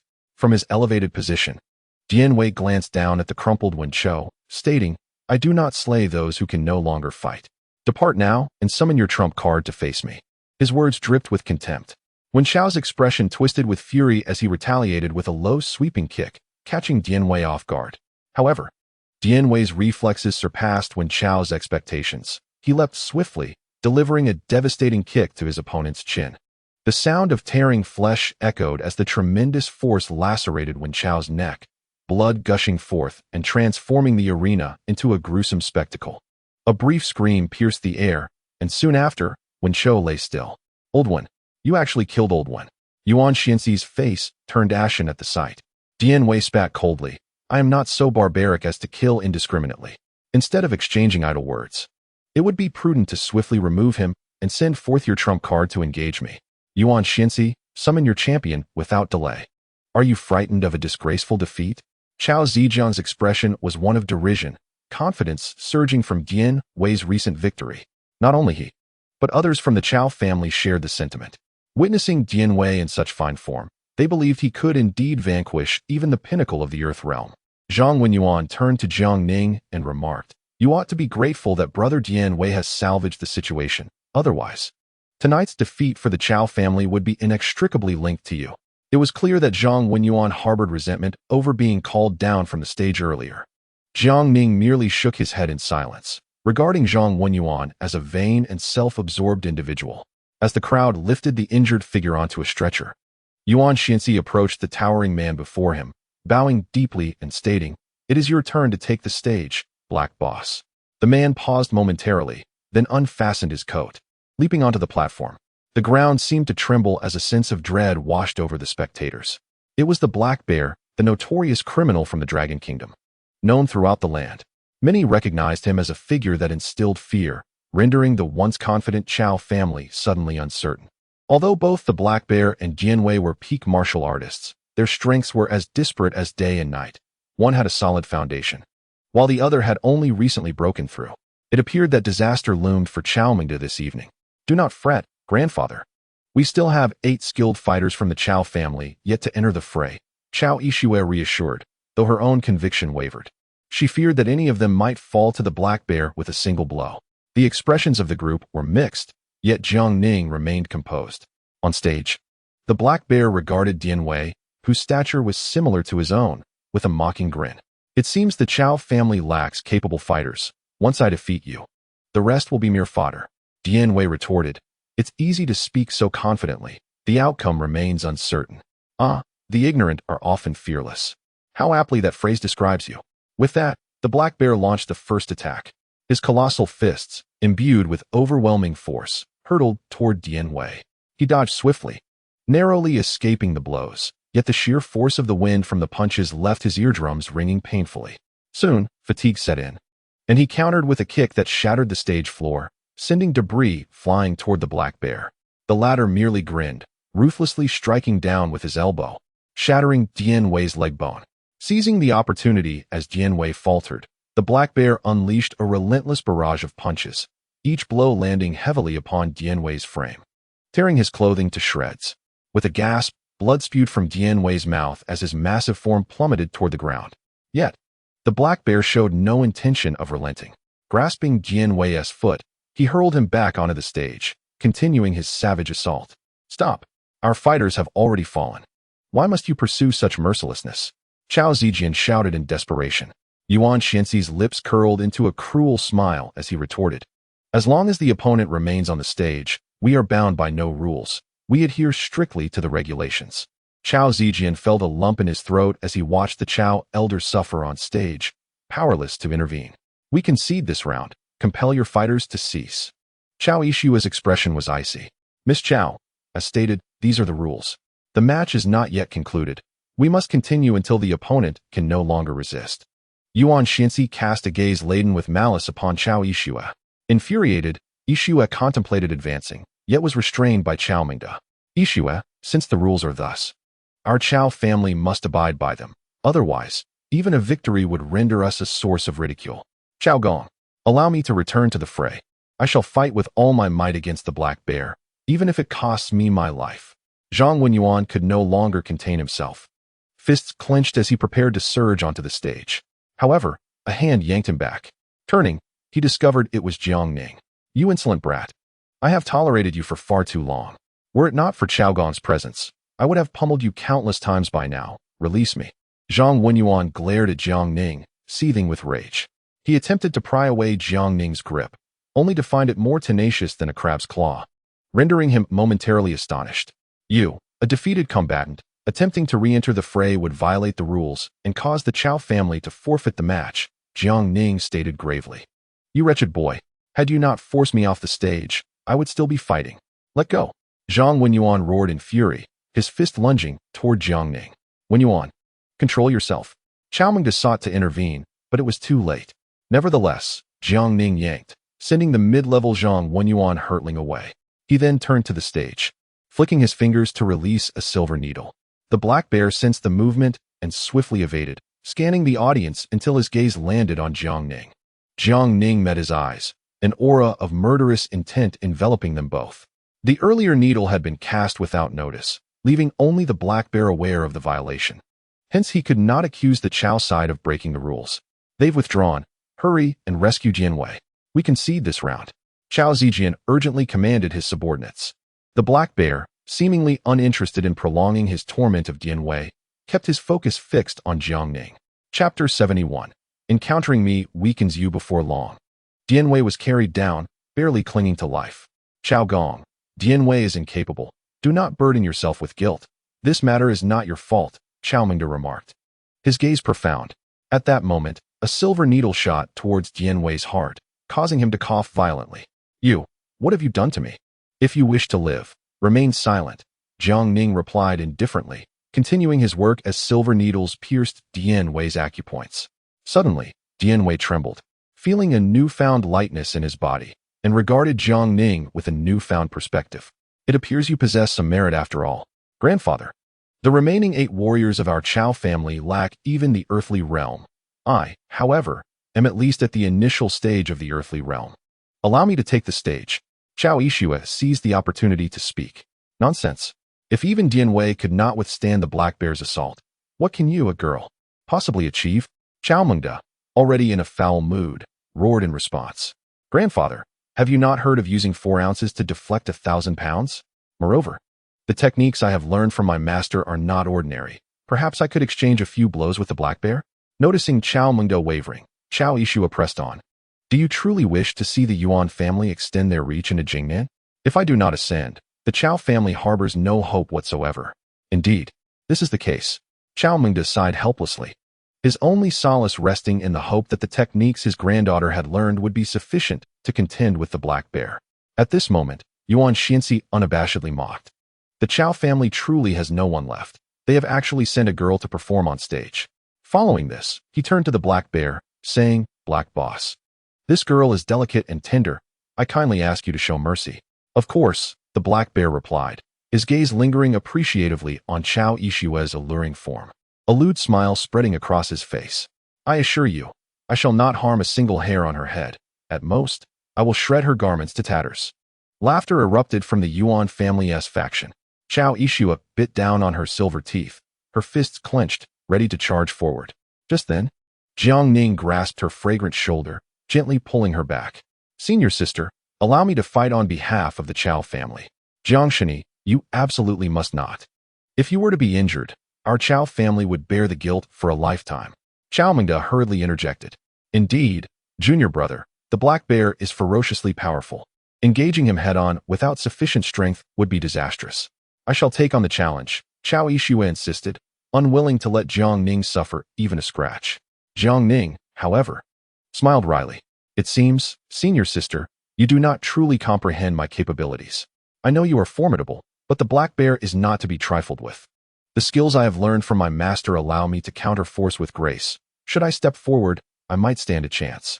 Before Chao Yishua could finish her words, Jiang Ning abruptly drew her into his embrace. In front of so many witnesses, with her father and grandfather present. Such an act caused her cheeks to flush crimson. I will never allow my woman to take risks, Jiang Ning whispered close to her ear. Feeling the warmth of his breath, Chao Yishua instinctively raised her shoulders, her face blushing fiercely. Chao Mengde exchanged a knowing glance with his son, a smile shared between them. It appeared that the Chao family had formed a bond with Jiang Shini. As Jiang Ning ascended the stage amidst the bewildered stares of the Chao family's subordinates, he heard a voice cry out, Master, kill him. He is the one who murdered my 4 senior brothers, Jiang Ning. Kai Su shouted at the black bear. Having sensed Jiang Ning's aura earlier, he had an inkling that this individual was extraordinary. Now, with Kai Su's confirmation, the black bear's eyes glinted with malice. The young man before him was the avenger of his 4 beloved disciples. Were it not for the demands of Go Bewley, who required him to leave Jiang Ning alive for treatment, the black bear would have relished the opportunity to dismember Jiang Ning on the spot. Has that boy lost his mind? How dare he confront the black bear? Qin Amin pondered, utterly perplexed. Meanwhile, Qin Xiaohu was brimming with excitement. Isn't the splendid? Let the black bear incapacitate that boy. Once the competition ends, we can tie him up and take him back for my brother to torment. It may not be that simple, Qin Anmin replied, his expression grim. Ma Lidong from the Ma family was equally baffled by Jiang Ning's actions, while Ma Wenkai secretly wished nothing more than for Jiang Ning to be crushed by the black bear right there on stage. This way, no one could compete with him for Chao Yishua. You are Jiang Ning? The black bear growled ominously. Jiang Ning offered a faint smile. If I am correct in my conjecture, you must be that so-called bear. The black bear, enraged yet amused, retorted, Youngster, you are clearly unaware of your own limitations. You should feel fortunate that Gu Bewley has granted you a reprieve. However, I can only sever your legs at most.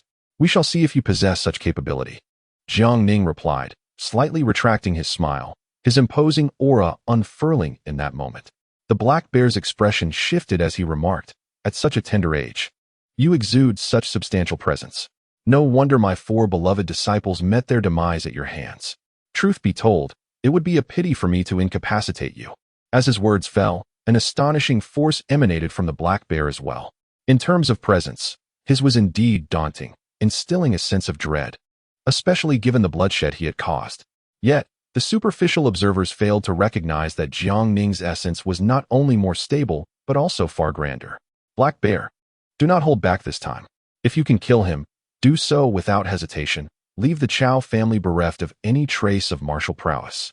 Yuan Xinxi bellowed, his countenance twisted in rage. The battle was imminent.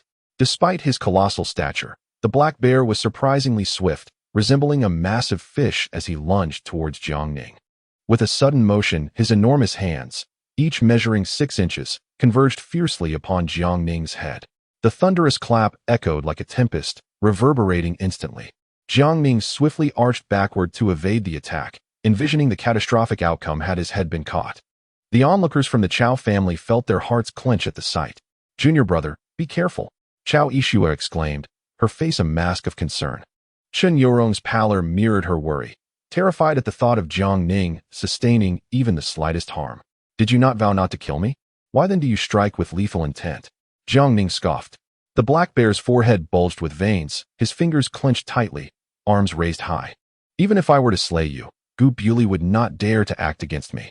As his words echoed, his fists descended with a thunderous crash. Jiang Ning nimbly leapt aside, avoiding the onslaught as the bear's fists smashed into the ground, sending shards flying. "Your punches may be solid, but they soften upon meeting me," Jiang Ning taunted. "You seek your demise." The black bear unleashed a tempest of furious strikes. Jiang Ning evaded momentarily before slipping beneath the bear's legs, delivering a kick to his rear. "You little wretch, watch as I crush you." The black bear thrust his hands downward, but by then, Jiang Ning had already maneuvered behind him. With a swift leap, he unleashed a series of heavy blows upon the black bear's back, culminating in a powerful kick aimed at the back of his head. With a resounding thud, the black bear stumbled forward, the sheer force nearly causing his eyes to bulge from their sockets. "Oh!" he roared in fury, swiftly pivoting to swing his fist, as Jiang Ning landed gracefully, unable to evade in time. Yet, he maintained a calm demeanor, chuckling, "I told you, your fist softens upon contact with me." A single punch struck Jiang Ning's chest. Yet it felt so feeble and insipid. The black bear could not help but widen his bloodshot eyes in astonishment. "When did you?" Jiang Ning replied with a peculiar smile, raising his fist. "Now, it's your turn to experience my strength." Chapter 72. Perhaps she could indeed shed a layer of skin. The black bear never anticipated that this seemingly ordinary lad possessed such profound inner strength. With one blow, he felt his entire chest surge with chi and blood. Bang! What appeared to be a casual punch from Jiang Ning concealed immense power. The spectators below were still processing what had transpired when they witnessed the black bear's massive form hurtling towards the Yuan family crowd like a cannonball. Instantly, cries of despair erupted, plunging the scene into chaos. Supported by his subordinates from the Yuan family, the black bear wore an expression of disbelief. How could he, a peak martial artist of the earthly realm and one of the 12 earthly branches, be defeated by such an inconspicuous youth? His eyes were filled with vengeful fury. Jiang Ning stood on the platform, smirking coldly, fully aware that once the contest concluded, the black bear would surely seek him out for retribution. "Excellent. We have triumphed," Chao Yishua exclaimed. The Chao family members had yet to recover from their earlier pessimism when Jiang Ning emerged victorious, their faces now a mixture of shock and awe. Who exactly is this Jiang Shini from the Chao family? Zhang Wenyuan, dumbfounded, could not help but inquire. Chao Mengda smiled faintly. "He is a remarkable individual I encountered during my time in prison, a true treasure of our Chao family." At that moment, both Zhang Wenyuan and Dian Wei comprehended why Jiang Ning garnered such favor from Chao Mengda. It turned out he was not only a skilled physician, but also a martial arts expert, to effortlessly defeat the peak earthly realm black bear. What level of mastery did he possess? Could it be that he had already attained the heavenly realm at such a young age? Black bear, how could this be? Are you toying with that lad? Yuan Xianxi clearly struggled to accept this outcome. Initially, the knight was supposed to guarantee victory, but unexpectedly, this youth appeared out of nowhere. Now that defeat was upon him, how would he explain this to his father upon returning? "Do you think I would toy around at such a critical moment?" The black bear, already in a foul mood, glared with bloodshot eyes, causing Yuan Xianxi to refrain from speaking further. He continued, "It was my oversight. However, that lad will not survive the night. Later, lend me 10 of your Yuan family members, and I will certainly eliminate this significant threat." Yuan Xianxi nodded, his expression cold and stern. That lad must not be allowed to live. He would undoubtedly become an immensely powerful adversary in the future.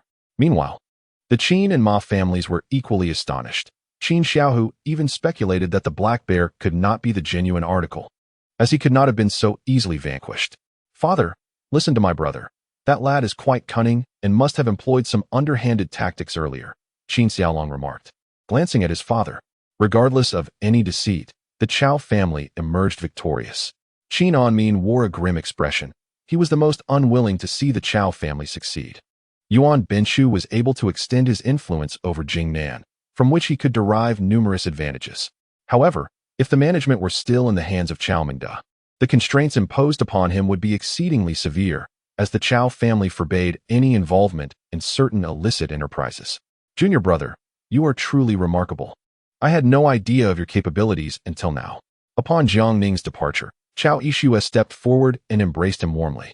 Chao Mengda and his son approached with evident delight, exclaiming, Dr. Jiang, we owe you our deepest gratitude tonight.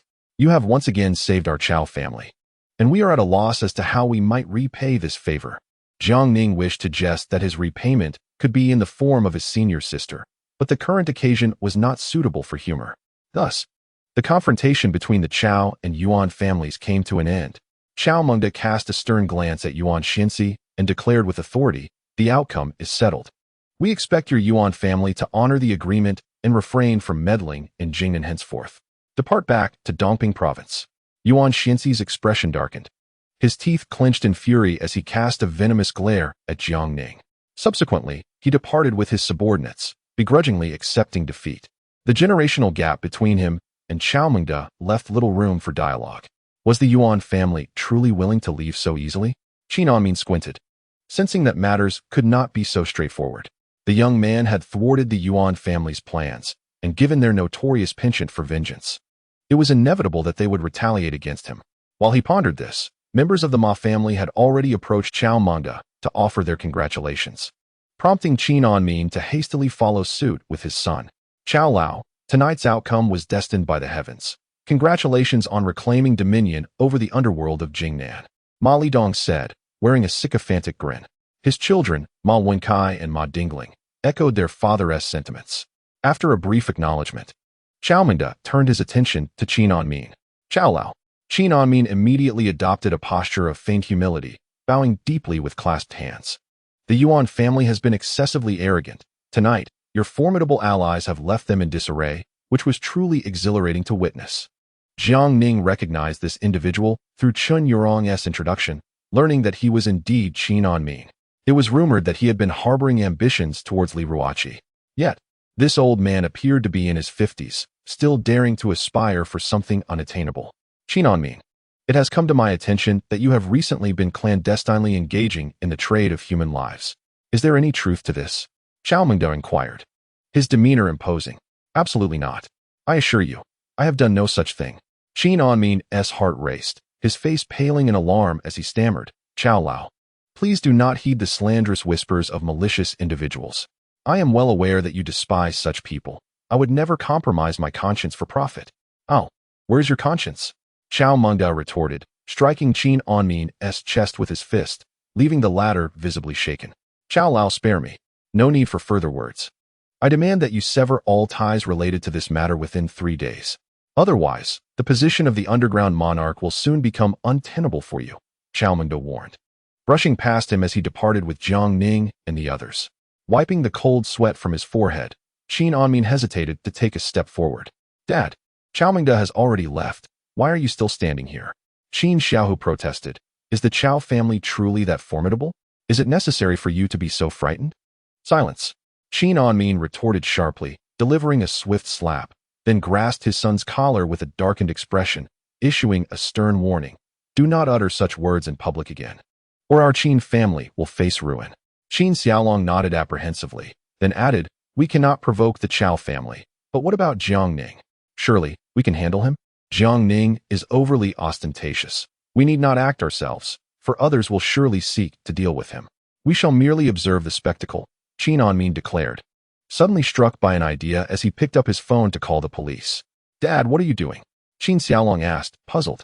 Neither the Yuan family nor Black Bear will allow Jiang Ning to leave so easily tonight. Just wait and see, Qin Anmin replied. But why call the police? Isn't that saving him? Qin Xiaolong inquired, increasingly bewildered. What do you understand?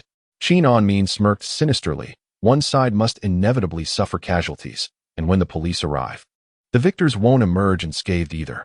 But can the police truly manage the Chow or Yuan families? Qin Xiaolong questioned. Under normal circumstances, they could not.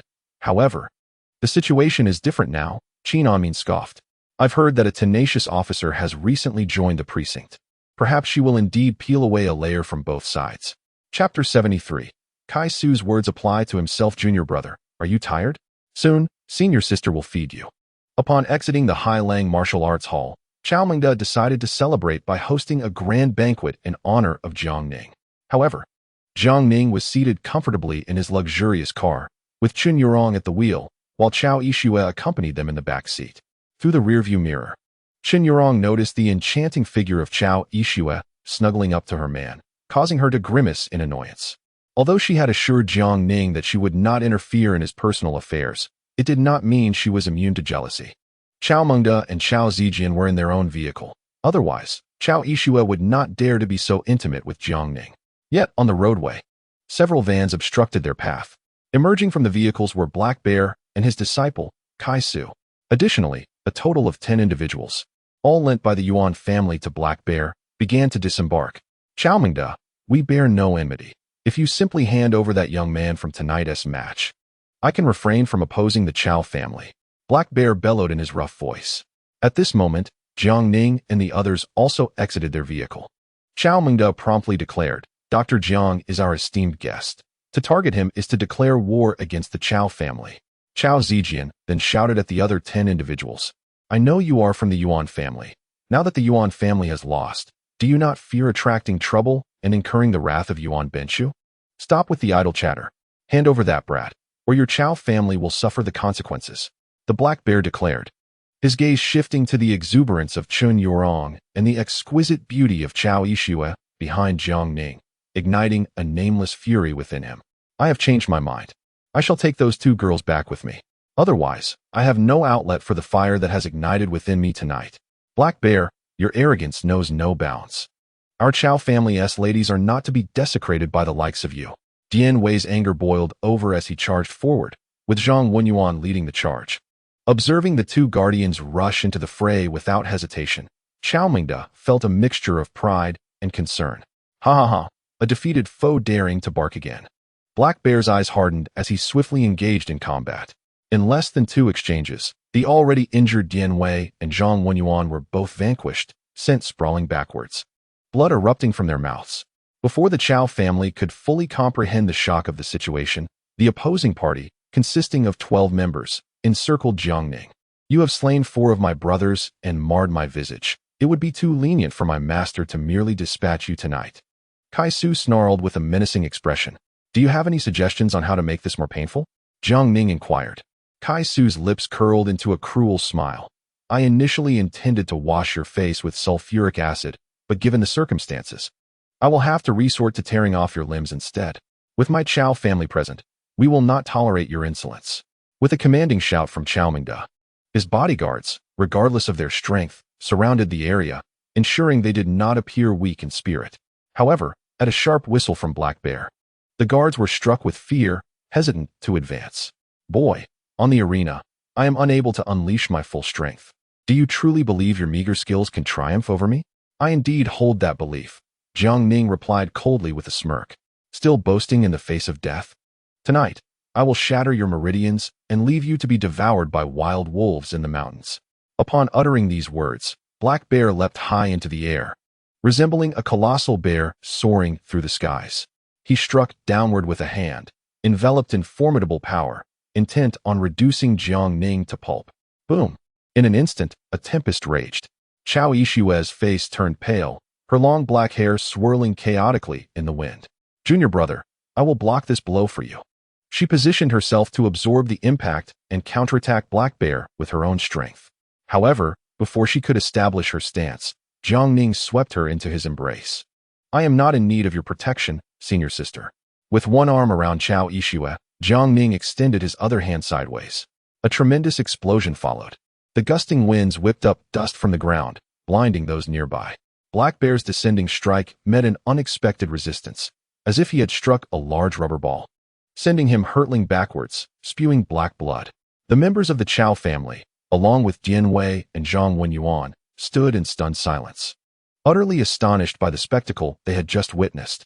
"Is this truly your doing, junior brother?" Chao Ishua gasped, her delicate lips agape in disbelief at the spectacle before her. To think that her junior brother had attained such remarkable prowess. This realization compelled her to hasten her pursuit of him. Otherwise, the chasm between them would only widen. "Senior sister, you mustn't be so naive from now on," Jiang Ning said with solemnity. Nodding, Chao Ishua felt a blush tint her cheeks. "It's impossible, absolutely impossible." The black bear stammered as he staggered to his feet. Incredulity etched across his countenance as he regarded Jiang Ning. "You can't be more than 25 or 26. How could you possess such formidable internal power? I have devoted over 40 years to my cultivation to achieve this pinnacle of mastery. What is impossible? Have you never heard that there are always those more skilled than oneself?" Jiang Ning replied with an enigmatic smile. The black bear immediately rallied his companions. "All of you, attack. I refuse to believe that we cannot overpower this kid together." However, the 10 members of the Yuan family, witnessing the scene, had completely lost their will to fight. "Kaisu, what on earth are you doing? We have the advantage in numbers, and yet you stand idle? If you're so capable, then step forward," Jiang Ning taunted, inciting further frustration. Kaisu's veins bulged with rage. "If it weren't for you dismantling my cultivation, I would have teamed up with my master and dismembered you, tearing your limbs apart and using acid to wash your face.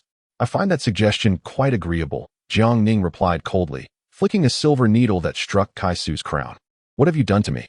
Kaisu exclaimed, terror flooding his visage as he reached to extract the needle from his forehead. "Disciple, no?" The black bear attempted to intervene, but it was too late. As the needle was withdrawn, Kaisu's once proud visage began to rot and ooze at a visible pace. Even the battle-hardened black bear gasped in shock. The air was soon filled with gut-wrenching screams that sent chills down spines. Kaisu clutched his face, writhing in agony, seemingly enduring unimaginable torment. My face," he cried out. But the horror did not cease there. His hands and feet began to decay as well, flesh peeling away in chunks. This affliction was more gruesome than that of Go Dongshi, though he suffered for nearly 10 days. Before long, Kaisu fell utterly silent. Chapter 74. Shinan means daydream, you wretched boy. I, the black bear of the 12 earthly branches, have lost 5 disciples at your hands. If I do not avenge this tonight, I vow I shall not be known as a man. The black bear glared fiercely, the veins at his temples bulging as a fierce whirlwind began to swirl around him. This is dire. The black bear is unleashing his full potential. "Jiang, you must be cautious," Dianwei exclaimed in alarm.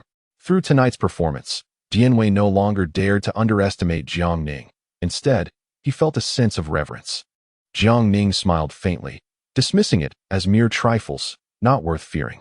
"Young man, you shall pay for your arrogance." At that moment, the black bear had gathered his breath and charged toward Jiang Ning with overwhelming momentum. In contrast, Jiang Ning remained unfazed, with the fierce winds merely tousling his hair. The black bear spread his arms wide, channeling all his strength to his chest before thrusting his palms forward with a mighty force. With a thunderous crash, an invisible shockwave surged forth. To everyone's astonishment, Jiang Ning charged straight ahead. The black bear's full force strike was as inconsequential to him as an ornament, requiring no evasion. Breaking through the shockwave, he delivered a direct punch to the black bear's chest. Bang! It was unimaginable that such powerful, tyrannical force emanated from a mere 25 or 26-year-old youth, utterly overwhelming the black bear. Waves of shock coursed through the black bear's mind, and he spat out a mouthful of blood as his entire body was sent flying backward, crashing into an oncoming vehicle. The members of the Chao family watched this scene in increasing astonishment, while the 10 subordinates of the Yuan family turned to flee in their vehicle. Just then, a commanding voice rang out from a distance. "Everyone, stand still." A tall, attractive policewoman in uniform emerged from the night, flanked by several subordinates brandishing firearms. "We received a report of a brawl or a mass murder event here. Cease all actions immediately." The 10 subordinates of the Yuan family were swiftly subdued by the officers. The policewoman glared at Jiang Ning and the black bear, her eyes filled with a fierce clarity. "You should be aware of the wanted criminal, Black Bear, right?" Chun Yurong stepped forward, stating, "He attempted to encircle us. Our actions were entirely in self-defense." "No need for so many explanations," the policewoman retorted, directing her chin towards Jiang Ning. "Come back with me. If you are innocent, I will naturally release you." Upon hearing that Jiang Ning was to be taken away, Chao Mingde was displeased. Officer, Dr. Jiang is a distinguished guest of our Chao family. Perhaps you could show some leniency and clarify matters here. I don't care if you are from the Chao family or even the emperor. The law applies equally to all. No exceptions. The policewoman's tone was resolute, leaving Chao Mingde in an awkward position as he scrutinized the officer before him. It was indeed rare to encounter someone in Jingnan who displayed such firmness and fearlessness. The policewoman approached the black bear, her gaze filled with disdain. Black bear, I didn't expect you to fall into my hands tonight. Your good days are over. Bring him in, handcuff him, and take him away. The black bear remained silent, inwardly acknowledging the timely arrival of the officers, as this would prevent Jiang Ning from acting against him in front of so many witnesses. Moreover, during the transportation, he possesses the full capability to escape. He cast a glance at Jiang Ning, his eyes filled with both hatred and mockery. Allow you to revel in your triumph for a few days. I shall undoubtedly return. The latter part of his statement was inappropriate to utter in the presence of the female officer. Nevertheless, the implication was unmistakable. Do you truly believe I would let the tiger return to the mountain?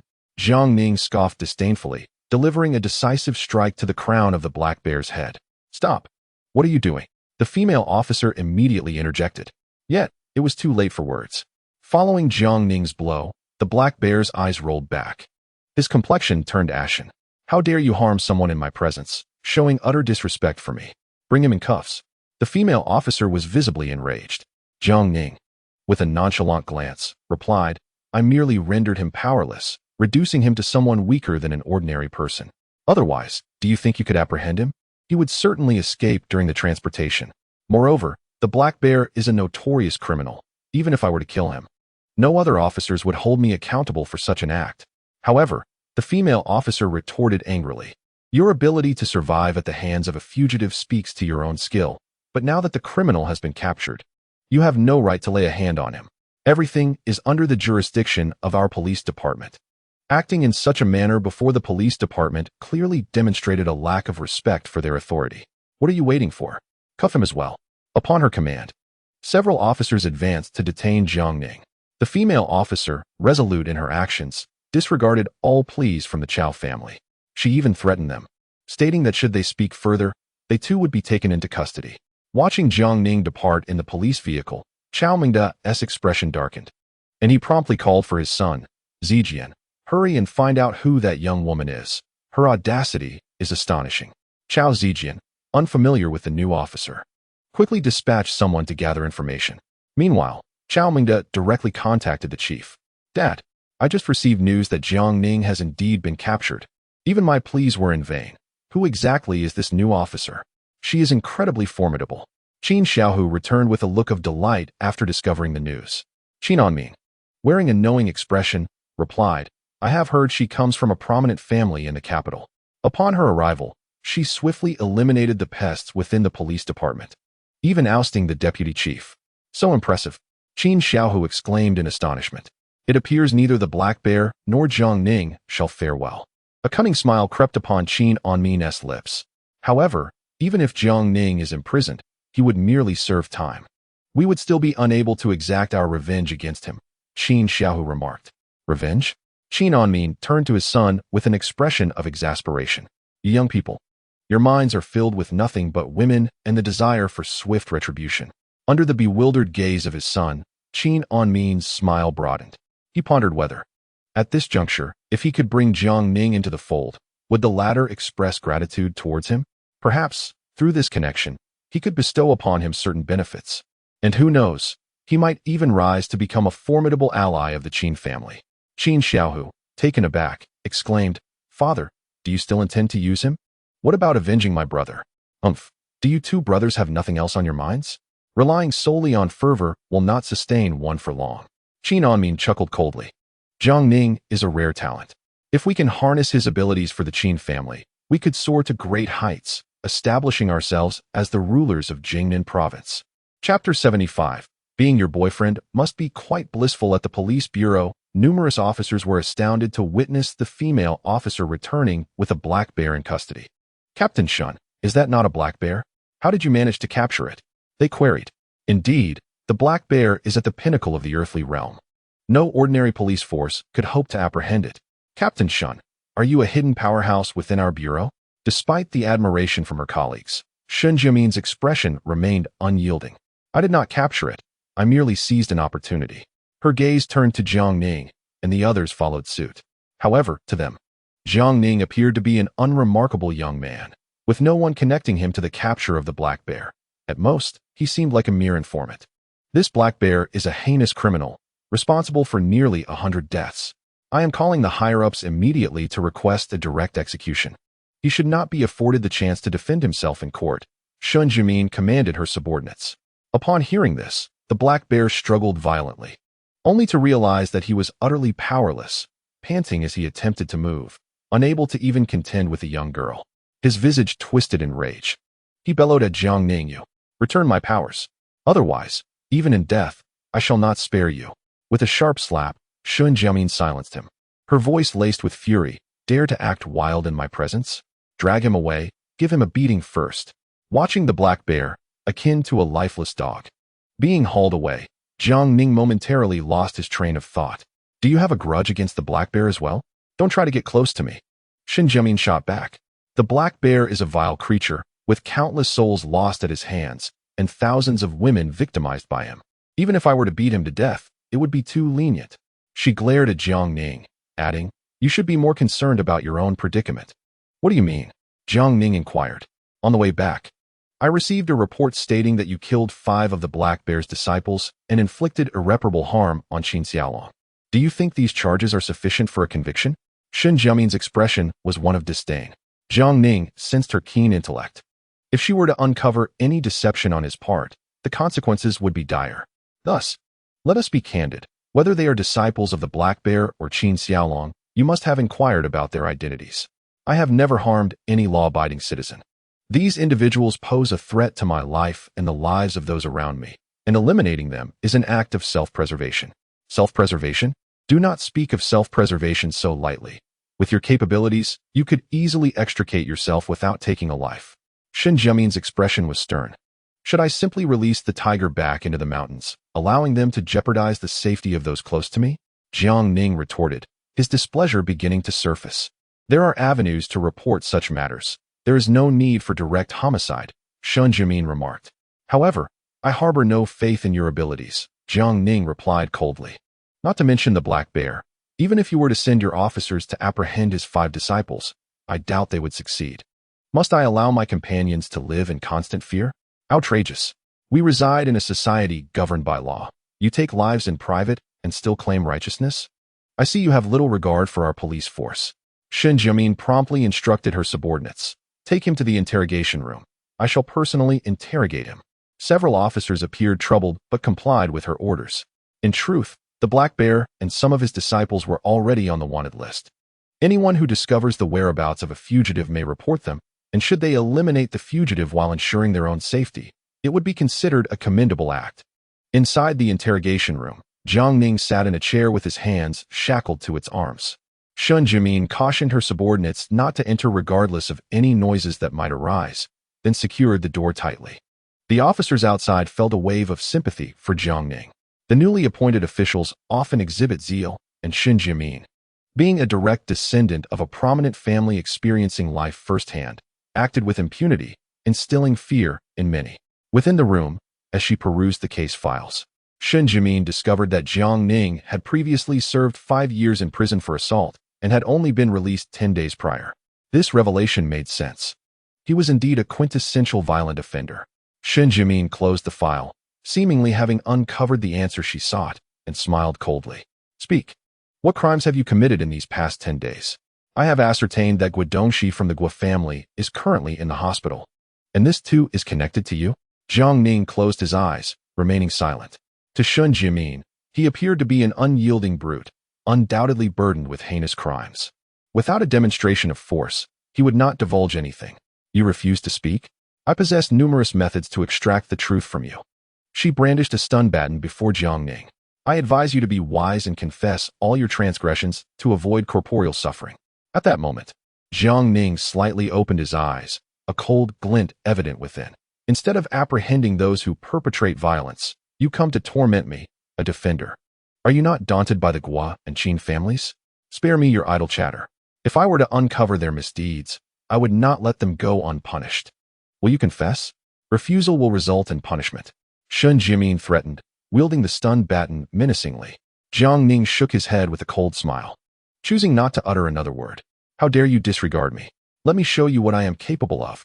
With that, Shen Jimin thrust the stun baton directly into Jiang Ning's chest.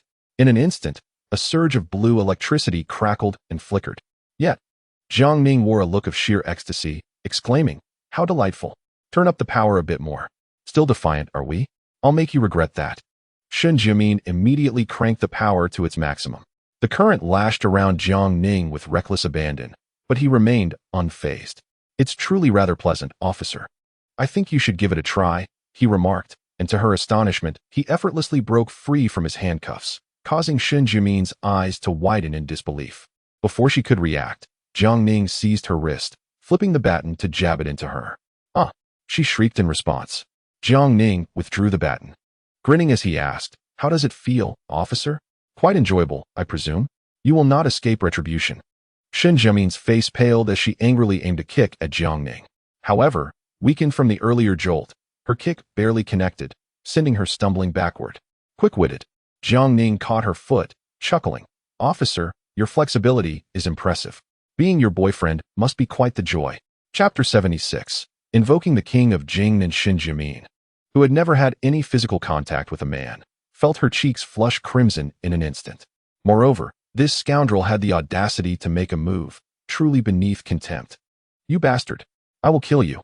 Shen Jimin seethed with indignation. Such an area was not to be trifled with. With determination, she pushed Jiang Ning away and swiftly drew her service weapon from her waist. Yet, Jiang Ning, with remarkable agility, snatched the gun from her grasp just as she aimed it at him, leaving Shen Jimin momentarily paralyzed. "Officer, I believe my crimes do not warrant a death sentence." "Do they?" he teased, returning the gun with a playful smirk. "For that little advance you made, 100 executions would be too lenient." Shen Jimin reclaimed her firearm, pressing it against Jiang Ning's forehead. Yet, despite her fury, she could not bring herself to pull the trigger. Just then, a knock resonated at the interrogation room door. "Captain Shen, please open the door. I have something to discuss." It was the station chief, who, despite being her superior, addressed her with a formal tone. "Chief, if you have something to say, just speak. I am currently interrogating a suspect and cannot open the door." Shen Jimin shot a warning glare at Jiang Ning, signaling him to remain silent. The chief, exuding a sense of helplessness, replied, "Captain Shen, the man you apprehended has a history of serving 5 years in prison for assault. However, what you may not be aware of is that during those 5 years, he assisted the police in capturing over 10 major criminals. Having just taken down the notorious Black Bear and subduing his 5 unruly disciples, he is not only innocent, but has also rendered significant service. You must release him at once, or we may face the wrath of higher authorities." Upon hearing this, Shen Jimin furrowed her brow, her expression shifting to one of astonishment as she turned to look at Jiang Ning. Upon witnessing the situation, Jiang Ning revealed a benevolent smile, which, paradoxically, ignited Shen Jimin's fury. "Releasing him is absolutely out of the question," she declared. "This individual, so brazen and contemptuous, would only bring harm to the women of Longhua if set free." Shen Jimin's obstinacy took everyone by surprise, including the director, whose expression was one of resignation. "Captain Shen, the higher-ups have yet to issue any directives. It would be prudent to release him swiftly. The Chao, Chun, and Tang families are collectively advocating for the suspect's bail. We must resolve this matter before it escalates further." "Absolutely not. Regardless of his merits, he has just disrespected me. For the sake of both justice and personal grievance, the police department must impose sanctions, otherwise he will become even more arrogant." The mere suggestion of releasing him was intolerable. Furthermore, his smug demeanor was utterly detestable. Shen Jimin could not swallow her indignation and was determined that he would not escape unscathed. After several failed attempts at persuasion, the director could only shake his head and depart. "Officer, do you harbor a personal vendetta against me?" Jiang Ning inquired. "No, it is a matter of public outrage." Shen Jimin pressed her firearm more firmly against Jiang Ning's forehead, gritting her teeth in anger. "Countless unfortunate women are victimized by men like you, and the perpetrator is typically a scoundrel in a suit." She vowed, "Tonight, I shall not let you go. I will first give you a beating, then confine you for 5 years, ensuring you cannot harm any women. Jiang Ning sighed and shook his head. Your intentions are commendable, but you have misidentified your target. Spare me your words. I have a keen eye for character. Individuals like you are nothing but predators of innocent girls. Shen Jimin hissed, seemingly recalling grievances that fueled her wrath, directing it all towards Jiang Ning. The pressure of the gun against his forehead was beginning to irritate him. Can you release me now? How long do you intend to carry on like this? Me? I am merely reacting to the provocation of scoundrels like you. Shen Jimin retorted, swiftly subduing Jiang Ning from behind. Behave yourself. I will ensure you suffer less. Are you resorting to extrajudicial punishment? That is one way to interpret it. Dealing with scoundrels requires severity. With a glint of defiance, Jiang Ning proclaimed, your repeated insults compel me to demonstrate otherwise. He swiftly extricated himself from her grasp and embraced her tightly. Let go of me, you scoundrel. Shen Jimin was taken aback by his audacity. I will not release you. The moment I do, you will strike me, Jiang Ning remarked, leaning in to inhale the scent from her neck, causing her face and neck to flush a deep crimson. Officer, what shampoo do you use? It smells delightful. I will kill you. Meanwhile, Chao Mingde learned from the director that the suspect remained unyielding. At that moment, Chao Zijian had also discovered Shen Jimin's identity. Father, she is none other than the granddaughter of General Shan, one of the top 5 in the Longwo War Department. So, she is a member of the Shen family. No wonder she is so unyielding. Chao Mingde pondered for a moment before instructing someone to fetch a phone, dialing a highly confidential number. Unexpectedly, the greatest challenge they faced that night was not the black bear, but rather that young girl. At this juncture, there was no choice but to call him. Soon, the old dragonhead in the prison received a call from Chao Mingde. Upon learning that his beloved disciple was being troubled by the young lady of the Shen family, he revealed a playful smile. So, the Shen girl has engaged with my disciple. If we leave that lad alone, perhaps in a few days, the Shen girl will willingly release him. The old dragonhead's words caused Chao Mingde's lips to twitch. He was well aware of what the other was insinuating. However, while the old dragonhead could toy with his disciple, the Chao family could not abandon Jiang Shini in his time of need. After exchanging a few words, the old dragonhead eventually agreed to assist. The Shen girl is quite willful. Even her grandfather might struggle to rein her in. Thus, I shall send someone to inform old Guan of Jingnan. Perhaps his words might resonate with her. After their agreement, they hung up the phone. In the interrogation room, Shen Jimin appeared utterly exhausted, slumped in her chair, panting heavily. Her delicate face was flushed crimson. In stark contrast, Jiang Ning strolled leisurely around the interrogation room, engaged in a battle of endurance with the young lady. Old Chao's efficiency was truly lacking. He couldn't help but shake his head. You scoundrel, just wait. Once I have regained my strength, I will fight you to the bitter end. Shen Jimin clenched her silver teeth. Jiang Ning regarded her with a disdainful smile. It is evident you have little experience in such matters. Faced with someone as invincible and undefeated as myself, your only option is to surrender. His words referred, of course, to the normal sparring match between them. However, as the young lady from the Shen family, Shen Jimin indeed lacked practical experience, despite her abundant energy. At that moment, her phone rang. Seeing it was her grandfather, she answered without hesitation. Grandfather, I am busy right now, if there is nothing urgent. Before she could finish, a stern reprimand echoed from the other end. Chapter 77. Your dedication deserves a proper reward. At the entrance of the police station, members of the Chao, Chun, and Tang families awaited, finally witnessing Jiang Ning being released unscathed. Among these 3 prominent families, 3 young ladies rushed towards Jiang Ning. Junior brother, you weren't wronged in there, were you? Chao Ishua asked, her lovely face filled with concern. Jiang Ning, it's a relief to see you unharmed. We were almost worried sick, Chen Yurong chimed in. Equally concerned. He may be fine, but I suspect the officer has some issues, Tang Xia remarked. Fully aware of Jiang Ning's character and noticing the disgruntled expression on Shen Jimin as she emerged, her hair somewhat disheveled, eliciting a wave of disdain within her. Seeing Jiang Ning surrounded by 3 beautiful ladies from influential families, Shen Jimin felt her suspicions solidify. He truly belonged to the same ilk as those individuals. A scoundrel who preyed on women. Were it not for her grandfather Shen Chongshan's earlier reprimand, coupled with the esteemed old Guan's intervention, this man would undoubtedly have fallen into her grasp. However, one must ponder the true background of this individual. Beyond the Chao family, how could he possibly have persuaded Grandpa Guan to speak on his behalf? At this moment, After confirming that Jiang Ning was indeed unharmed, the three women turned their gazes towards Shen Jimin. What are you staring at? Are you all lingering here, waiting for me to apprehend you? Shen Jimin exclaimed with a hint of indignation.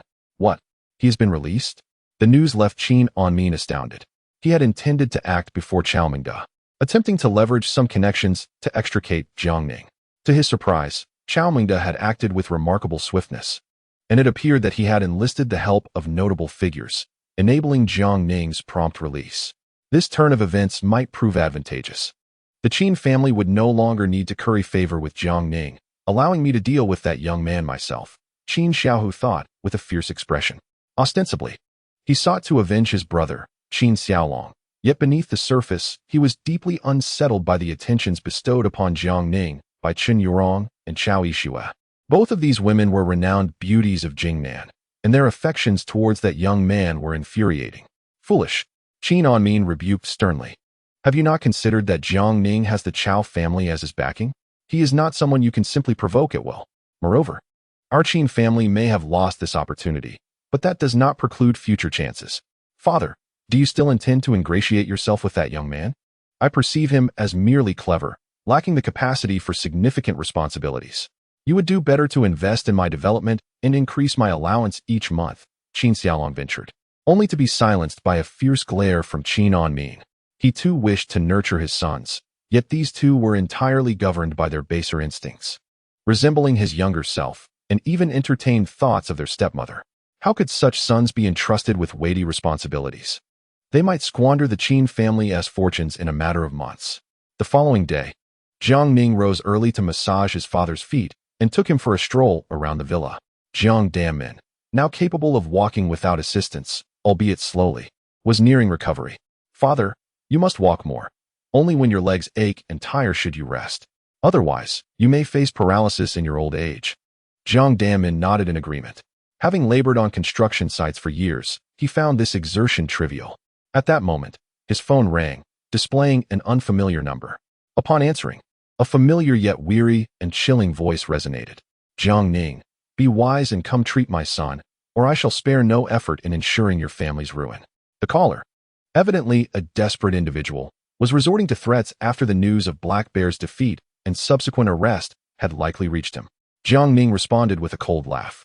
Perhaps it would be prudent for you to bring your son and kneel before my family to apologize. Otherwise, counting today, the Go family has merely 5 days left. When the time comes, not only will your son meet a gruesome demise, but the Go family will also have to pay for their transgressions from 5 years ago. Having said this, he abruptly ended the call, denying Go Bewley the opportunity to retaliate with harsh words. He then dialed Chen Yurong. Upon receiving Jiang Ning's call, Chen Yurong was elated, bouncing on her bed. Jiang Ning, is there somewhere you wish to go this early in the morning?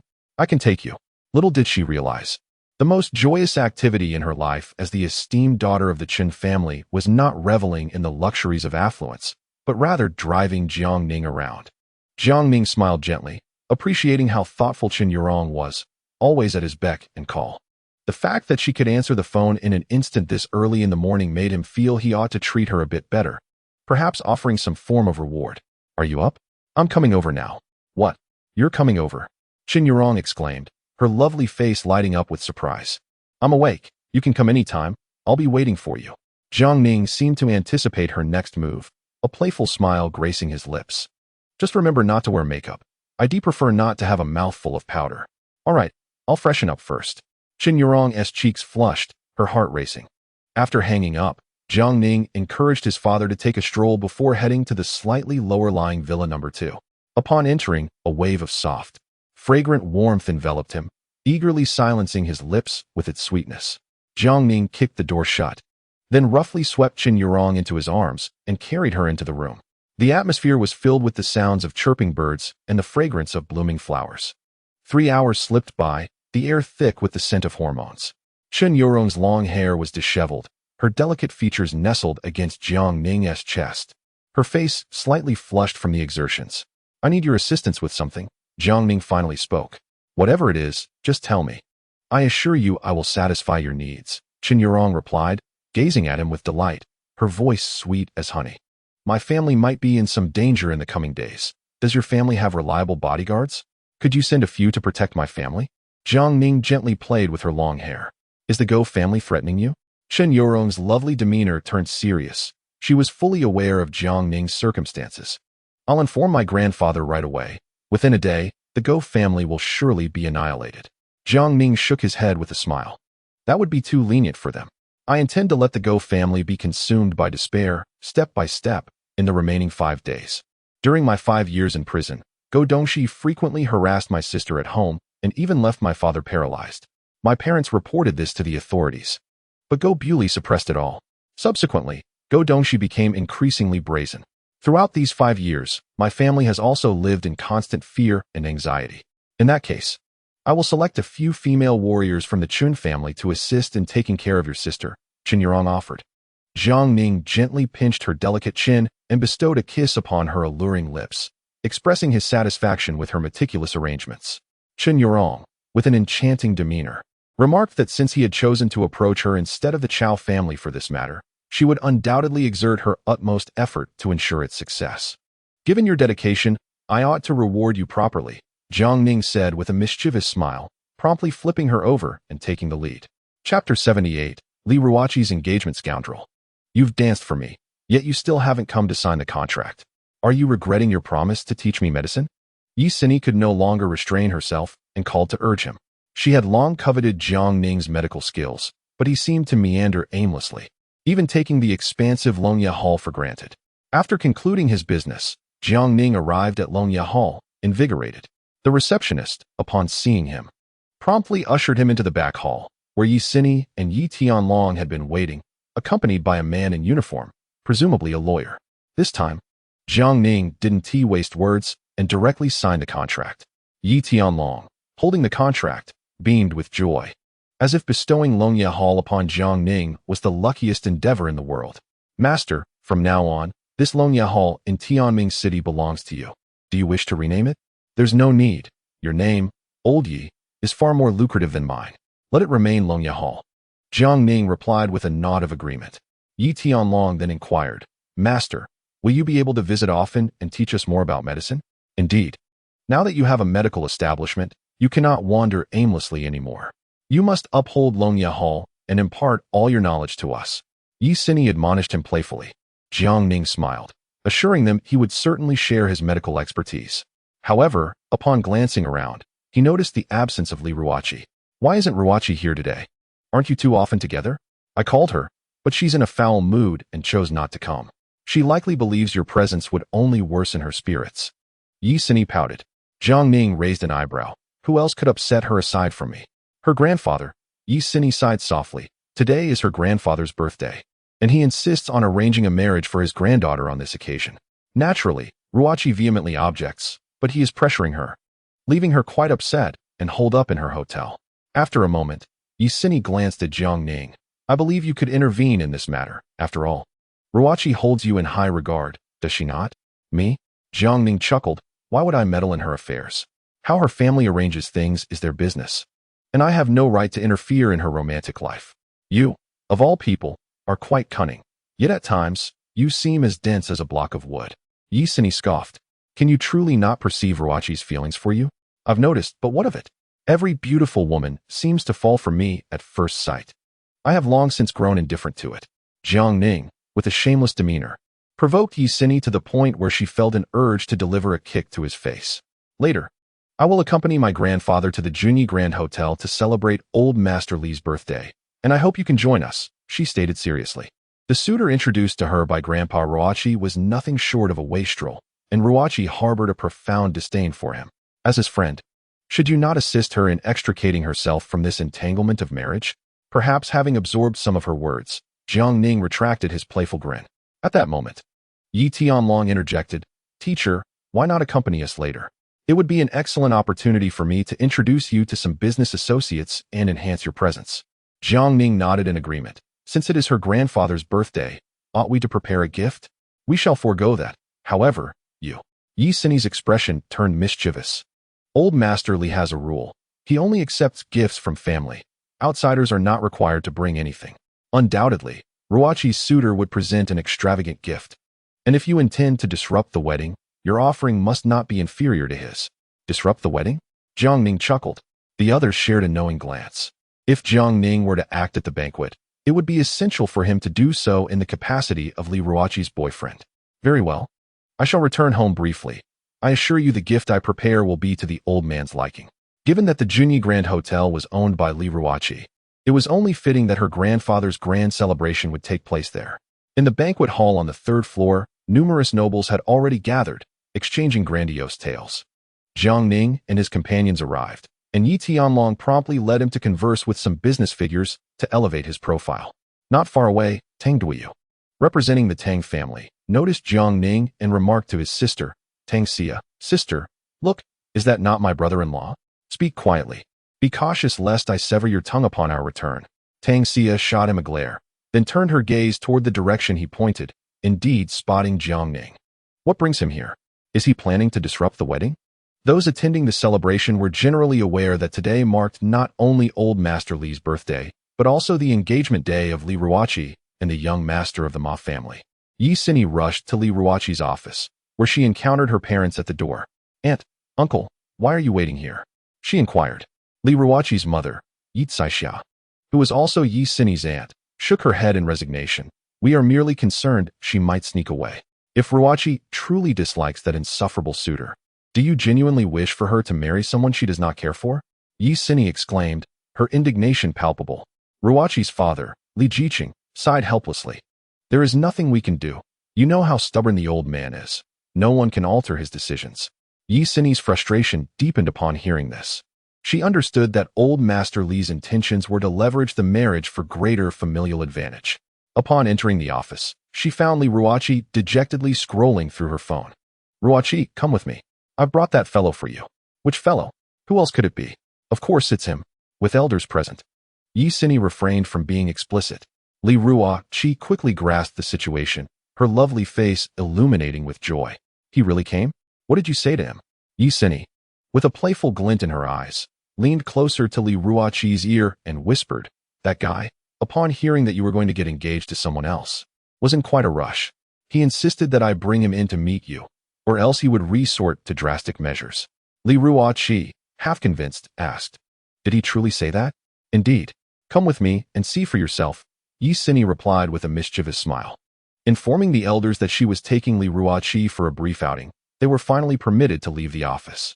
Upon arriving at the banquet hall on the third floor, Li Ruoqi indeed spotted Jiang Ning. However, he appeared rather indifferent. Was he truly as heartbroken as Yi Xini had claimed? Li Ruoqi approached him, grasping his hand, her eyes glistening with unshed tears. "Jiang Ning, is what Xini said true? Is there any doubt?" Jiang Ning responded, his tone earnest. "I cannot simply stand by and watch you suffer." Although he was unaware of the full context, he presumed she was referring to his willingness to help her escape the burdens of her impending engagement. Li Ruoqi, touched by his affirmation, disregarded the curious gazes of those around them and embraced Jiang Ning's arm, tears shimmering in her eyes. "It's truly wonderful that you are here. I have no desire to marry that scion of the Ma family. Come, I shall introduce you to my family." With that, she took Jiang Ning towards the reception room. Along the way, numerous distinguished guests observed the scene with astonishment. According to their knowledge, Li Ruoqi was to be betrothed to the young master of the Ma family today, yet here she was, displaying such intimate behavior with a stranger.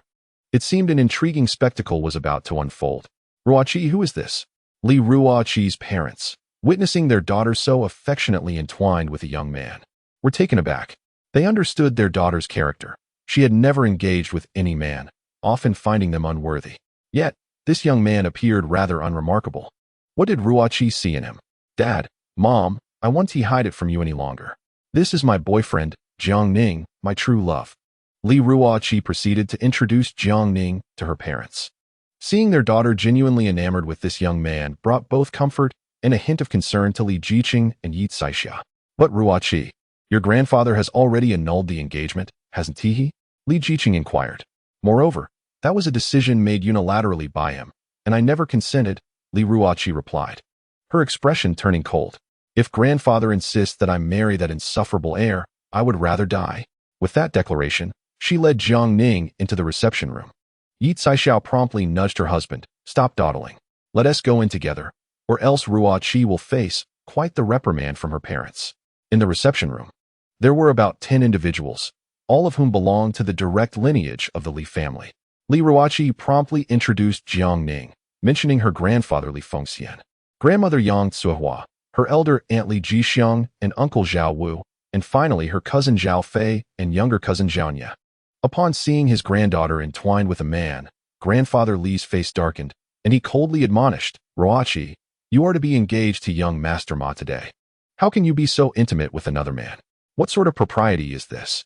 Elder aunt Li Jixiang added with a disapproving expression, Ruoqi, you are a renowned beauty in Tianming City, the owner of Junyi Hotel, and the president of Fengxian Group. Behaving in such a manner with a man is detrimental to our family's reputation.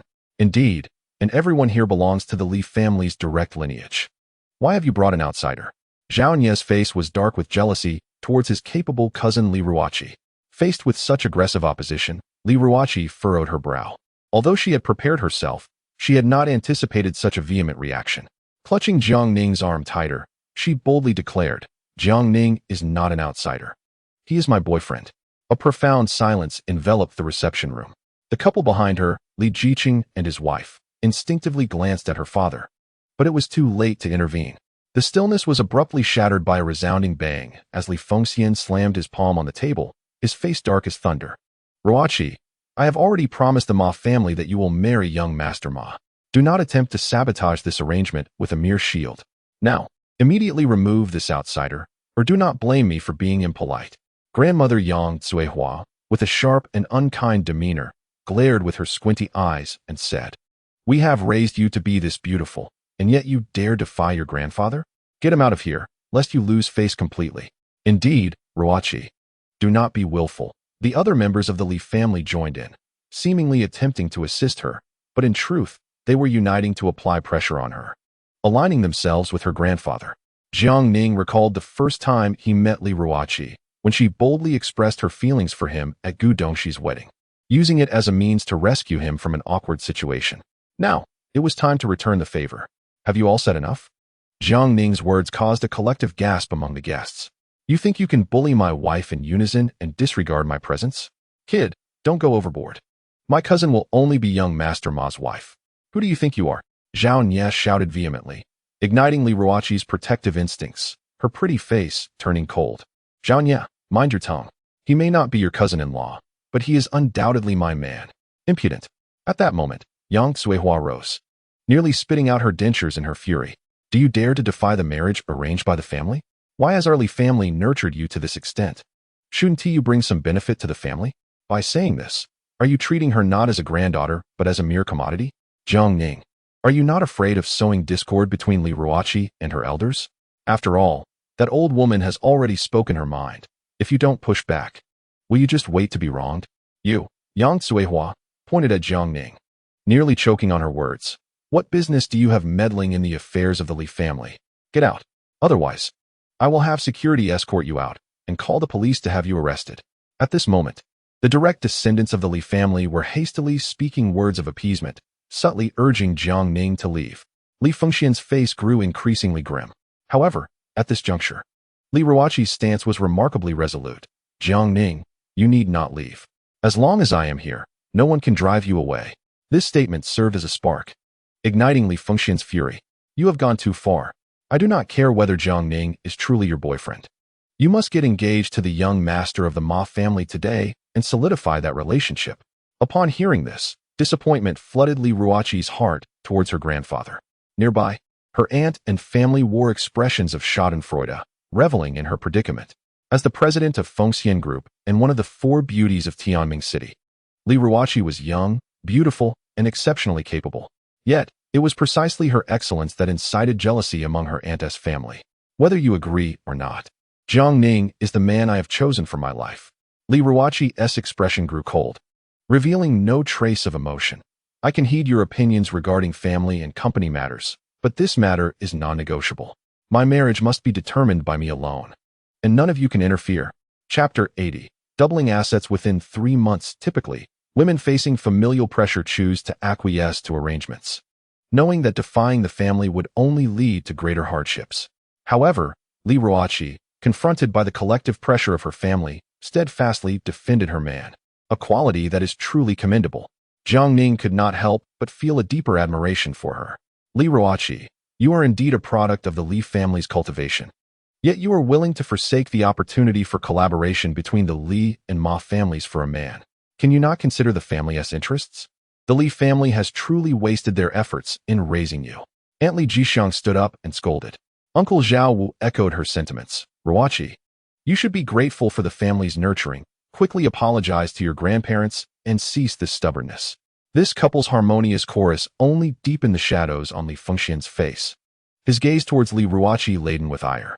I am indeed a product of the Li family's nurturing, but I do not feel indebted to them. Li Ruoqi replied, unfazed.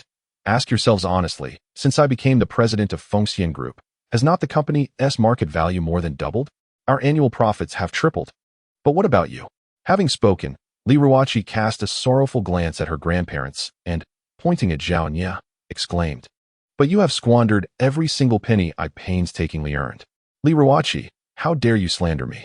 Zhao Nye retorted, visibly displeased. You claim all your earnings were given to me. I find that hard to believe. Surely, you must have secretly pocketed some for yourself. Aunt Li Jixiang interjected with a look of envy. Indeed, I refuse to believe you Haven Tea amassed some wealth from the company. Where did your hotel come from? If not from company funds? If you didn't take company money, how could you afford to open your own hotel? Li Ruoqi shot a frosty glance at her relatives, who, devoid of familial affection, resembled mere parasites of the Li family. Part of the funding for Junyi Hotel came from my own loan, and another portion was through sponsorship. Sponsorship? Li Jixiang's face twisted in derision as she scanned Li Ruoqi's delicate figure. Could it be that you engaged in some unspeakable act with a wealthy benefactor in exchange for their support? Li Ruoqi was momentarily speechless with anger, while Li Jixiang's unfounded insinuation threatened to push her further into despair. Elder sister, is this how you speak? Our daughter has always maintained her virtue. Do you not think your words are excessively malicious? Li Jiqing and his wife were outraged at the baseless slander against their daughter. It's not that I doubt your daughter's integrity, but she is simply too beautiful. To say no one has ever made a pass at her is hard to believe, Li Jixiang remarked with a sneer, her eyes narrowing maliciously. To run a hotel as grand as Junyi, I can only imagine how many men she has had to entertain. No sooner had she spoken than Li Jixiang was struck hard, crashing against the wall. The assailant was none other than Jiang Ning. To speak of a young woman in such a manner before so many is truly vile. Jiang Ning stated coldly, you brat, how dare you lay a hand on someone? Zhao Wu shouted, pointing angrily at Jiang Ning. Jiang Ning smirked coolly, what is there to fear? I have just emerged from prison. If you wish to keep that hand intact, I suggest you withdraw it within 3 seconds. Startled, Zhao Wu quickly retracted his hand, feigning an attempt to assist his wife. You little punk. How dare you strike someone? You must be tired of living. Zhao Nye charged at Jiang Ning. In response, Jiang Ning swiftly delivered a kick to Zhao Nye's abdomen, sending him rolling to his mother's side. This act incited fury among the family. Grandmother Yang Tsuehua rose in anger, declaring, is this what you call a boyfriend? Even without the Ma family's backing, our Li family will never allow you to marry such a man. Yet, Li Ruoqi's face remained cold as she replied, I have made it clear. You cannot dictate my choices. If necessary, I will sever ties with the Li family. At her words, the faces of those present turned pale with shock. Yang Tsuehua was utterly furious, pointing at Li Ruoqi and berating her. How could you utter such outrageous words? The Li family has truly wasted their efforts on you. Are you really going to be with this boy? Li Fengxian raised his hand to halt Yang Tsuehua's tirade, narrowing his eyes as he inquired.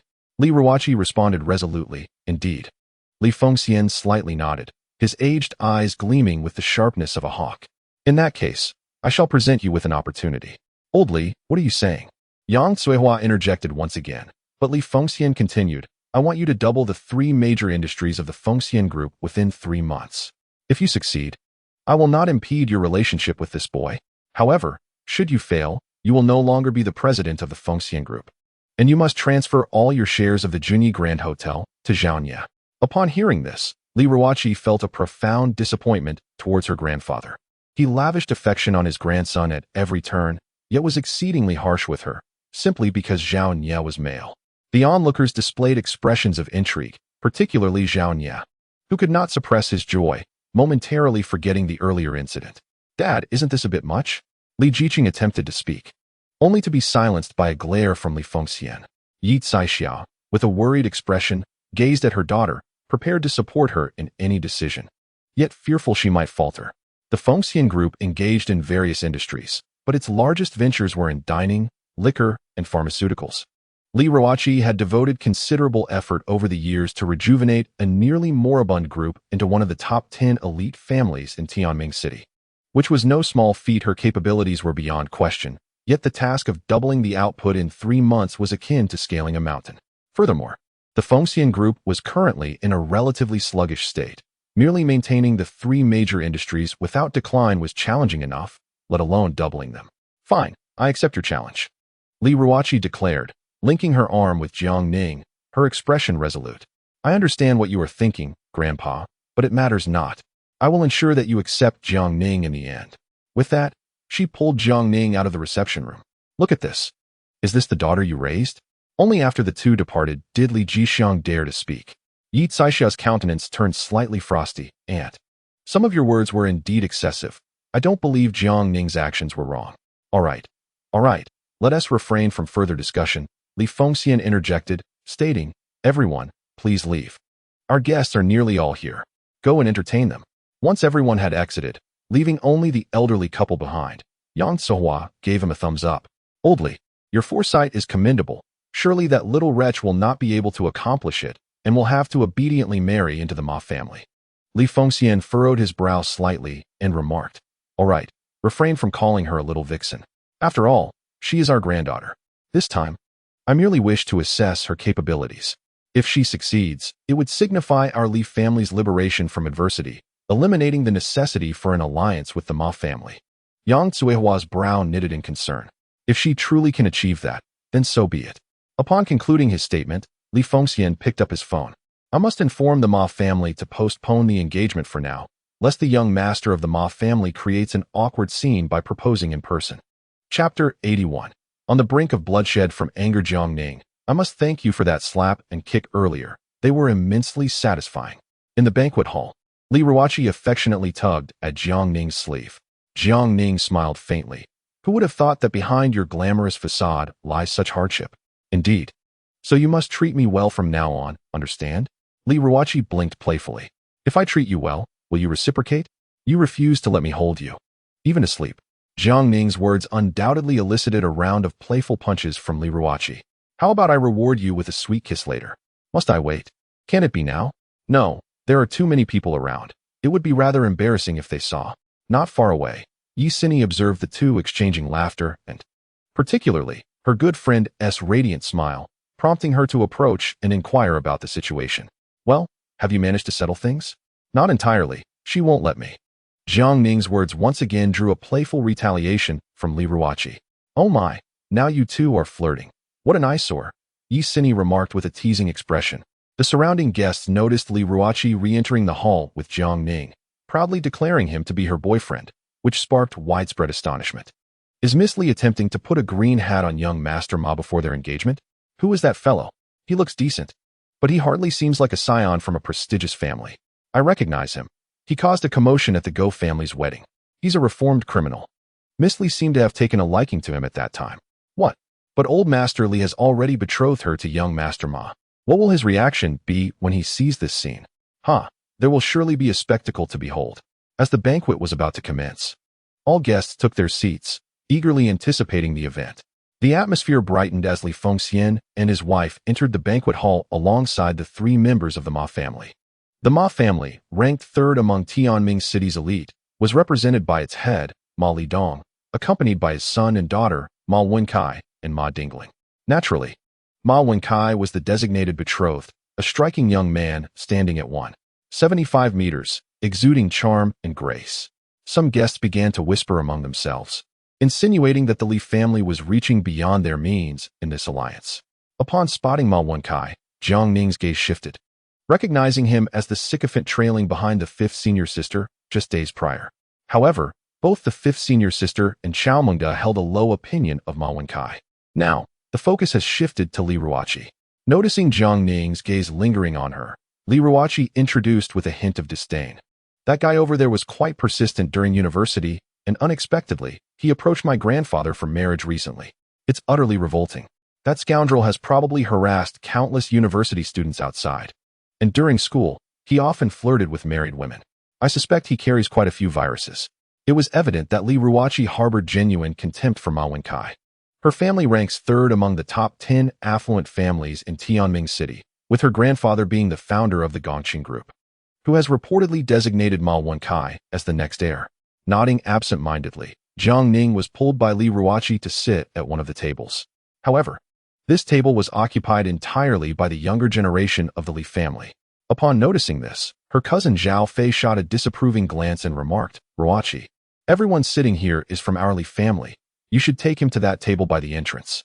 Li Ruoqi frowned. "He is my boyfriend. Wherever I sit, he sits. This convict can be violent at any moment. If he sits here, we won't be able to dine in peace," Zhao Fei retorted. Then turned to the other Li family relatives at the table, adding, "In my opinion, you should heed the majority's wishes. If everyone agrees, then he may stay. But the Grand Hotel is mine. If you do not allow him to sit, I shall have you all leave." Li Ruoqi declared with formidable authority. This statement rendered everyone present speechless. Zhao Fei's expression darkened as she shot a resentful glare at Li Ruoqi, choosing to remain silent thereafter. Meanwhile, at the main table, the elders of the Li family, including Li Fengxian and his wife, had already taken their seats. Li Fengxian warmly invited Ma Wenkai to join their table. Looking back with a bright smile, Ma Wenkai responded, "Grandpa, I think I'll sit at Ruoqi's table." "Very well.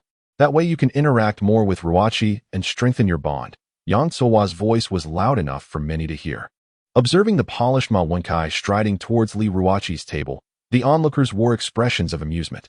Upon seeing Ma Wenkai, Zhao Fei's demeanor shifted entirely from her earlier attitude towards Jiang Ning, as she warmly exclaimed, "Young Master Ma, come sit with me. I've saved a spot just for you." After speaking, Zhao Fei changed her seat, positioning herself next to Li Ruoqi. "Thank you, Miss Zhao." Ma Wenkai replied politely with a bow and a smile, confidently taking a seat beside Li Ruoqi. "Ruoqi, you look stunning today," he began, but Li Ruoqi coldly turned away, choosing to sit at the opposite end next to Jiang Ning. Momentarily, Ma Wenkai found himself in an awkward situation, wishing he could disappear into the ground. However, upon spotting Jiang Ning seated a position away, his eyes widened in shock. "You, what about me?" Jiang Ning replied, mimicking Zhao Fei's earlier words. "This table is not for outsiders. You should sit at the table by the entrance." After speaking, she cast a glance at Zhao Fei that was both infuriating and unrepentant. "Don't you think so, cousin?" Zhao Fei's expression darkened, her cheeks puffing out with indignation. Seizing the opportunity, Li Ruoqi remarked, "Earlier, you said my boyfriend is an outsider and shouldn't sit here, yet isn't Master Ma an outsider as well? What kind of rule is that?" Zhao Nye hurriedly smiled to ease the tension, saying, "Master Ma, Ruoqi is just joking. Please don't take it to heart." Ma Wencai's expression shifted dramatically, forcing a smile as he replied, "It's fine. I find Ruoqi's demeanor quite charming." Li Ruoqi, upon hearing this, furrowed her brows, feeling a wave of nausea. "Master Ma, please refer to me as Miss Li. If you call me Ruoqi, I fear it might cause misunderstandings with my boyfriend." Her deliberate avoidance and distancing only served to amplify the awkwardness and irritation in Ma Wencai's eyes. He had not anticipated such blatant disrespect from Li Ruoqi. "Ruoqi, the Ma family and the Li family have had dealings over the years, and you are university classmates. What is wrong with being a bit more familiar?" Zhao Fei interjected. Li Ruoqi cast a dispassionate glance at her, saying, "Then why did you just call him Master Ma? He refers to you as Miss Zhao. Why not address each other by your names?" Zhao Fei was momentarily at a loss for words, her face flushing with embarrassment. Noting the darkening expression on Ma Wencai's face, Zhao Nye inquired, "Master Ma, are you not going to sit here?" Suppressing his anger, Ma Wencai forced a smile that was more painful than tears. "I see some business associates. I think I should join them at their table." With that, he left without a backward glance, knowing that remaining here would surely provoke him to the point of fury. Chapter 82, the greatest of all time. Zhao Nye at the Guan family estate in Jingzhou. Dozens of luxury cars were parked outside the grand entrance. From one of the vehicles emerged a woman in her 30s, though she was nearly 50, exuding an air of refined beauty that suggested she had once been a stunning beauty in her youth. She was Biansu, one of the top 10 divine physicians in the Dragon Kingdom and the only woman among them. "Grandfather, that esteemed individual did not come, but his wife has arrived." In the hall, Guanting excitedly rushed to report to her grandfather. An elderly man seated in the main chair suddenly opened his squinting eyes wide and rose, saying, "Quick, take me to welcome the divine physician." This man was Guan Yunchang, the true leader of all Jingnan. As he stood, his two sons, Guanping and Guanxing, quickly stepped forward to assist him. "Father, such matters are best left to us. There is no need for you to welcome her personally," one son protested. "What do you know?" Guan Yunchang responded coldly. "She is one of the wives of the old dragon head and possesses exceptional medical skills. Furthermore, she is here to treat our little Ran. We must at least show her our sincerity." Soon, the Guan family members stepped outside to greet her. However, Bu Yinsu did not enter, but instead stated with a calm demeanor, "Old Master Guan, your little Ran's condition is quite troublesome. I am unable to treat it." Upon hearing this, everyone was taken aback, their faces filled with astonishment and disappointment. "But divine physician Bu, you haven't even seen my sister yet. How can you know you cannot treat her?" Guan Ting protested, unwilling to accept this outcome. Bu Yinsu merely pointed to her nose and remarked, "I can smell it." This statement left the members of the Guan family astonished. "May I inquire, esteemed physician Bu, who in this world possesses the capability to cure my dear Xiaoran's ailment?"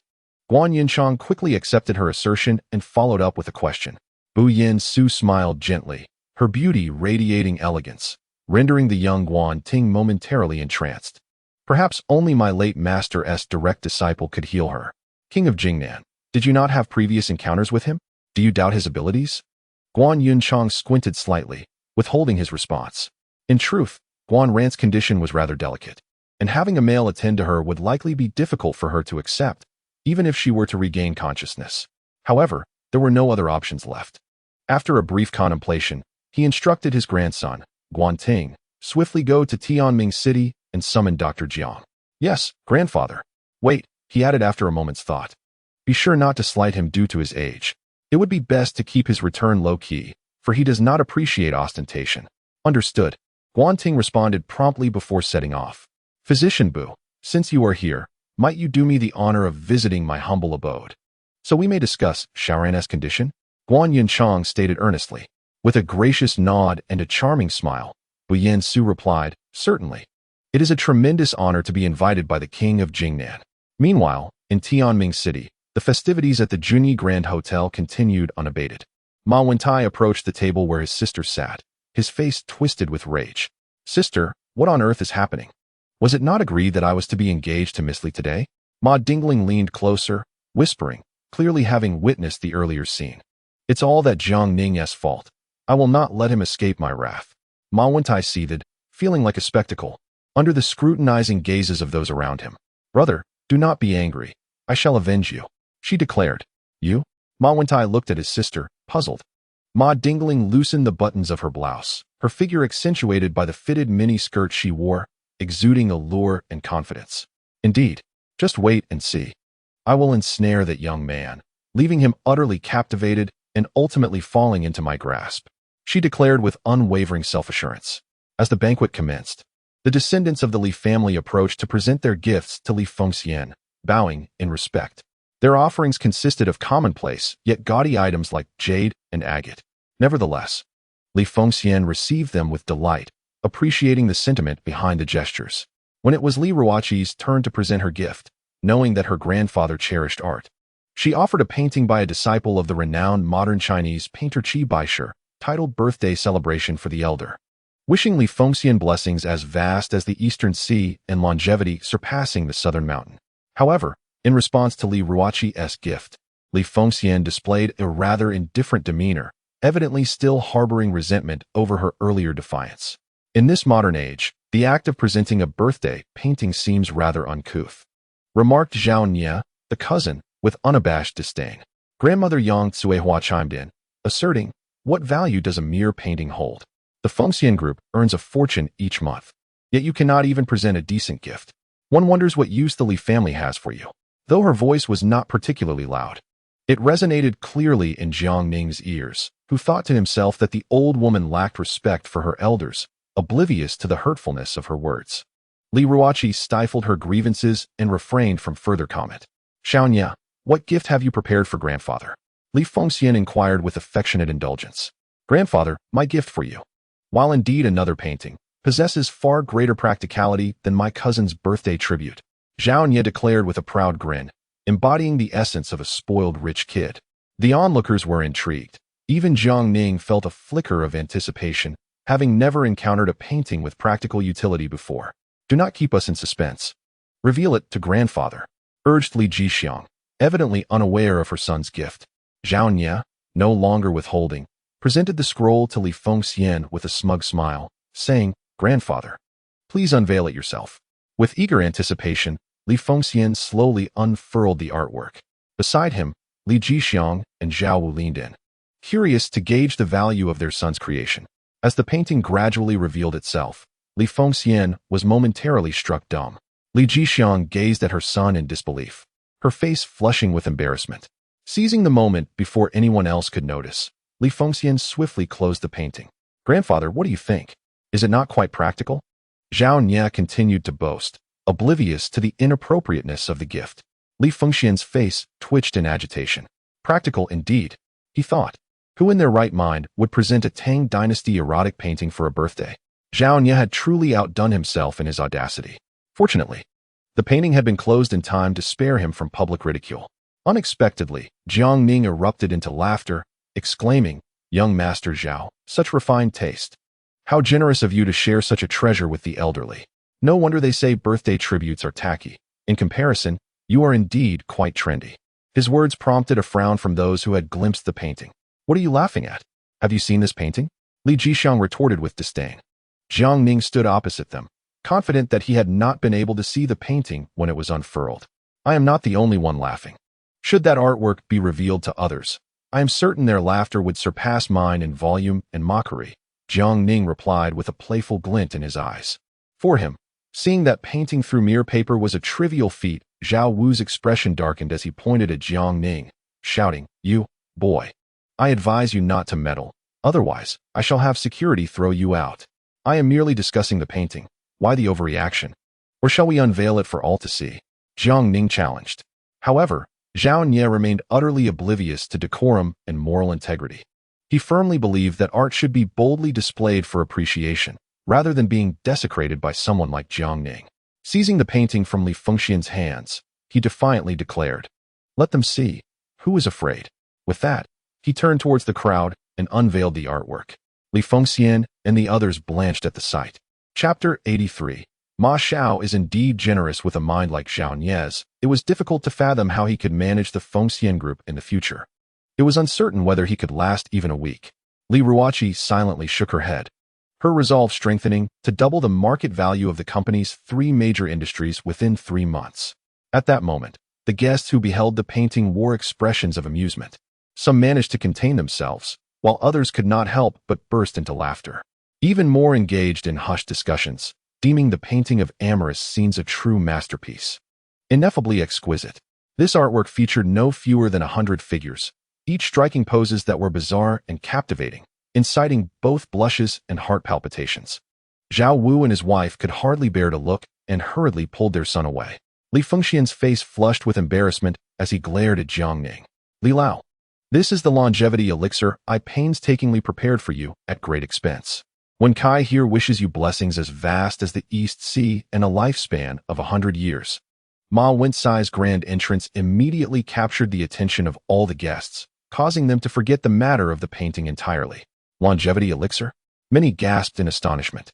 Li Fengxian was equally taken aback, standing up in disbelief to inquire, "Is this truly the longevity elixir? I have heard that even the foremost divine physician of Longhua can only concoct a half-finished product. As the name suggests, the longevity elixir is a potion that grants extended life. Previous reports indicated that the foremost divine physician of Longhua had spent nearly 5 years using fragmented ancient texts to finally produce a semi-finished version. Even that was but a third of the efficacy of a complete product, yet it could still extend life by 2 or 3 years. The ingredients were exceedingly rare, making the cost exorbitant. Even a half-finished elixir commanded a princely sum. Indeed, this was a semi-finished longevity elixir. Ma Wenkai, brimming with enthusiasm, explained, "Not long ago, our family encountered an old divine physician, reputed to be a disciple of the foremost divine physician of Longhua, who possessed the longevity elixir. He sold us the last 2 remaining elixirs, One for my grandfather and the other for you, Li Lao. Li Fengxian trembled with excitement, exclaiming, "This is far too precious. You should take it back for your grandfather.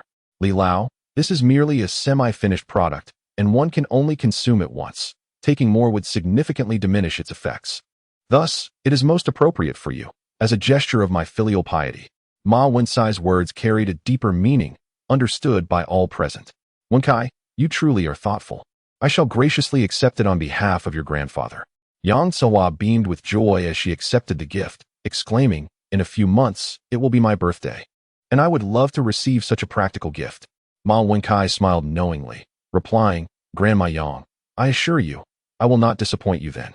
Good, good. How fortunate the Ma family is to have such a sensible child like you." Yang Tsuehua's delight was palpable, observing her grandparents' evident favoritism towards Ma Wencai. Li Ruoqi felt a swirl of complex emotions within her. Jiang Ning, noticing her unease, gently patted her back and whispered reassuringly, "Do not worry. I will never allow you to fall into Ma Wencai's clutches."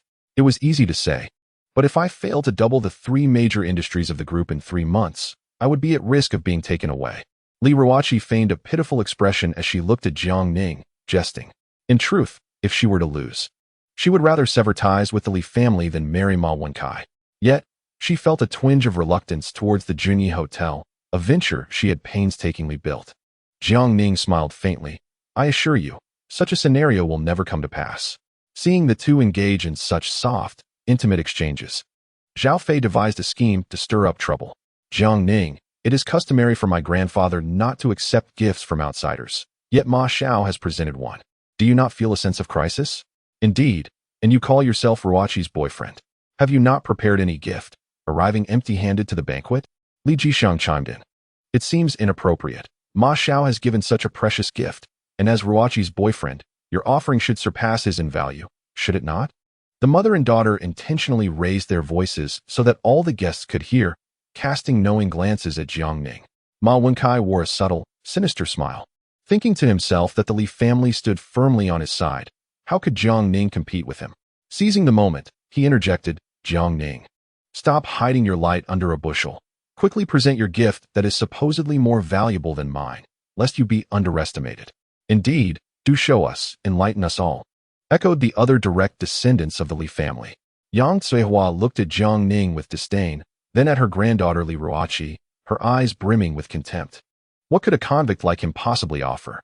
Jiang Ning noted the scornful gaze, and with a cold smile, retorted, "I certainly possess a gift of greater worth. However, before that, I must pose a question to Ma Xiao. Is what you presented truly a longevity elixir? What a farce. Are you insinuating that our Ma family would present a counterfeit?" Ma Wencai's expression darkened. Zhao Fei frowned and said, "Jiang Ning, do not underestimate others' integrity. Given the Ma family's stature, does Ma Xiao have any need to gift a fake?" The surrounding guests nodded in agreement, finding Zhao Fei's argument reasonable. "Is that so?" Jiang Ning sneered. "Yet, to my knowledge, last year a national treasure-level collector was willing to exchange half of his fortune for a semi-finished longevity elixir. This incident was reported in the news and even reached the prison. Ultimately, the collector relinquished half of his assets along with a portion of his antique collection, only to acquire a single semi-finished product, having spent over 10 billion. Thus, it can be said that Master Ma is indeed magnanimous, casually purchasing 2 pieces, one of which he generously gifted. To bestow a longevity elixir valued at over 10 billion so nonchalantly is truly admirable." Jiang Ning's words immediately altered the expressions of the Ma family members. The realization dawned upon all present, their gazes instinctively shifting to the longevity elixir that Yang Tsuehua had tucked away. Even at that moment, Li Fengxian felt a jolt of dismay, as his previously exuberant spirits plummeted. It was apparent to even the most naive that the Ma family could not possibly be so generous as to give away 100 billion, not even to their own elders. Hence, everyone was convinced that this semi-finished longevity elixir must be a counterfeit. Chapter 84. Of course, your grandfather has issues at that juncture. Yang Tsuehua, furrowing her brow, interjected, "Regardless of the authenticity of the longevity elixir, it is evident that Master Ma's intentions are sincere. He too has been deceived and would never intentionally present us with a fraudulent elixir." Indeed, Li Fengxian nodded in agreement. "I understand Master Ma's goodwill, and my dear boy. One should not be excessively narrow-minded, clinging to this matter. Ma Wentai paused momentarily, then flashed a victorious smile at Jiang Ning, as if to imply that others still sided with him, rendering any of Jiang Ning's arguments futile. However, even with the elders defending him, this incident had already become a source of amusement in the eyes of many guests, an immutable truth. With his son embarrassing himself, Ma Lidong's demeanor was equally grim, as he felt the stares of those around him, filled with mockery, igniting a deep-seated resentment towards Jiang Ning. Jiang Ning, after all this, where is your gift? You didn't come empty-handed, did you? Zhao Fei challenged him, her expression one of scrutiny. Li Ruoqi felt a pang of worry. Today was her grandfather's birthday, and she had not informed Jiang Ning in advance, thus he would surely arrive unprepared. Just as she was about to speak, Jiang Ning interjected. I certainly could not come empty-handed. After all, you are also Ruoqi's grandfather, and I should express my heartfelt sentiments. As he spoke, he produced a small box. Addressing Li Lao, today is your grand celebration, and I wish you endless joy and longevity. Upon opening it, a rather unrefined pill was revealed. Yang Cuihua reacted with disdain. What is this? It looks like dirt. Coincidentally, I too possess a longevity elixir, Jiang Ning boldly proclaimed, but mine is a finished product. At this declaration, astonishment and skepticism swept across the gathering. A finished longevity elixir? How could that possibly be? Only moments ago, he had stated that even a semi-finished longevity elixir was valued at 100 billion. What then could the worth of a finished longevity elixir even be? Though its efficacy may be thrice that of the semi-finished version, its value must surely exceed that of the semi-finished product by over tenfold. After all, whether it is a finished or semi-finished longevity pill, each individual can only consume it once. Any additional intake will significantly diminish its efficacy or render it completely ineffective. In that moment, it was evident that 99% of those present did not trust Jiang Ning. How could Ma Wenkai possibly possess authentic semi-finished products? This obscure young man could hardly procure the genuine article. Even Li Ruoqi furrowed her brow, pondering that although her grandfather was unpleasant, Jiang Ning ought not to mock people in such a manner. How absurd. A convict managing to obtain a genuine longevity pill and being generous enough to offer it. What a laugh. Ma Wenkai could not help but burst into laughter. The other guests merely shook their heads, wearing bemused smiles. Nonsense. Yang Cuihua immediately slammed her hand on the table and stood up, pointing at Jiang Ning as she berated Li Ruoqi. Look at this. Is this what you call a boyfriend? With such character, how could he possibly compare to young Master Ma? Now he dares to present a fake elixir to deceive people. What a disgrace. This is not an elixir. It is a longevity pill, Jiang Ning insisted earnestly. All right, it's a longevity pill. Quickly put that thing away. It's an embarrassment. Yang Cuihua scowled fiercely. If it weren't for Ruoqi, I would have had the security throw you out already. Ma Wenkai and the other direct descendants of the Li family reveled in Jiang Ning's public humiliation, feeling a sense of satisfaction. Jiang Ning, this thing reeks so badly. Could it possibly be a mudball? Zhao Fei jeered. Will it make one extend their legs and roll their eyes after consumption? Zhao Nye laughed boisterously. Li Jixiang pointed at Jiang Ning and scolded. You, a convict, have ill intentions, trying to poison my father with such rubbish. The other Li family members echoed, claiming the pill emitted a fragrance, clearly infused with food additives. Almost no one present believed Jiang Ning's claims. Li Fengxian's face darkened as he disdainfully remarked, Take your nonsense back, sit down, and eat your meal. For Ruoqi's sake, I won't hold this against you. Li Ruoqi wanted to interject, but Jiang Ning raised his hand to stop her.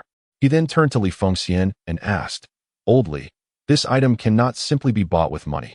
It primarily depends on fate. Are you certain you do not want it? Who would want your stinking thing? Yang Cuihua interjected. Since you claim that pill is genuine, why not sell it? Who knows? You might become one of the affluent families in Tianming City and no longer be looked down upon. Initially, Li Fengxian hesitated, but his wife's words brought him back to reality, rendering him silent. Jiang Ning chuckled self-deprecatingly. It is precisely because of my humble origins that even if the longevity pill were real, it would be dismissed as false, while some, due to their noble lineage, can pass off forgeries as genuine. Is that not so? Indeed, someone of your social standing is wholly unworthy of possessing a genuine longevity pill. Yang Cuihua retorted loudly. With a resigned sigh, Jiang Ning found himself lacking patience for the elderly couple of the Li family. Were it not for Li Ruoqi's sake, he would not have persisted earlier. Since that is the case, Elder Yi. With a gentle call, Yi Tianlong immediately responded, "Master, what is your command?" This form of address left everyone present momentarily stunned. One of the 10 greatest physicians of the Dragon Kingdom, Yi Tianlong, was actually referring to that young man as his master? What could possibly be the reason behind this? Before anyone could ponder further, Jiang Ning spoke up. "Since they do not believe that the longevity pill is real, I shall gift it to you." Upon hearing this, Yi Tianlong's scalp tingled, his aged eyes widening in disbelief. "Master, are you truly serious?" "Indeed, but I require you to consume it now," Jiang Ning replied. "Absolutely," Yi Tianlong exclaimed, his face alight with joy. Stepping forward, he took the longevity pill from Jiang Ning and, without hesitation, placed it in his mouth to savor it thoroughly. "Hey, are you certain this is safe? What if something happens to my grandfather after he consumes it?" Yi Sini questioned with skepticism. "Of course, if your grandfather consumes it. Something will certainly happen," Jiang Ning replied with a faint smile. "What did you say?" Yi Sini was taken aback, glancing anxiously towards her grandfather. Just then, Yi Tianlong let out a deep, resonant exhale that captured everyone's attention. They watched in astonishment as the white hair at his temples visibly darkened. His previously wrinkled skin began to rejuvenate, gradually becoming smooth and even. Within mere minutes, Yi Tianlong transformed from a man well past his 60s into a figure resembling a slightly older middle-aged man, appearing over a decade younger. My heavens! Some guests gasped in shock. Everyone stood frozen, witnessing a miraculous transformation akin to a scene from a television drama. Chapter 85. A close encounter with Ma Dingling. The atmosphere grew eerily silent, all eyes fixated on Yi Tianlong's metamorphosis. "Grandpa, is that truly you?" Yi Sini could hardly believe her eyes. Once he regained his composure, Yi Tianlong radiated vitality, his spirit remarkably uplifted. "Sini, I feel extraordinarily refreshed. It has been ages since I felt this good." Witnessing this, Li Fengxian seemed to be struck by a sudden realization, his face flushed with embarrassment, trembling with regret. Yang Cuihua gritted her teeth, wishing she could eliminate Jiang Ning. Noticing their gazes, Jiang Ning coldly remarked, "The longevity pill not only prolongs life, but also possesses the power of rejuvenation. In essence, my perfected longevity pill has allowed old Yi to regain 10 years of youth and extend his lifespan by over 2 decades. With a thud, Yi Tianlong knelt before Jiang Ning. "Master, your kindness overwhelms me. To bestow such a precious gift upon a student is something I could never repay in this lifetime. Old Yi, please rise. Your willingness to believe in me signifies that you possess this opportunity, unlike others who have squandered theirs," Jiang Ning said as he and Yi Sini assisted Yi Tianlong to his feet, adding with a touch of mischief. Upon hearing these words, Li Fengxian nearly lost his breath, feeling as though his heart were being relentlessly pounded by a heavy hammer. Yang Cuihua's face turned pale with fury, her aged features trembling as she pointed at Jiang Ning and scolded, "You rascal! If you truly possess the longevity elixir, why did you not disclose it sooner? If old Li and I shared it, we could extend our lives by a decade."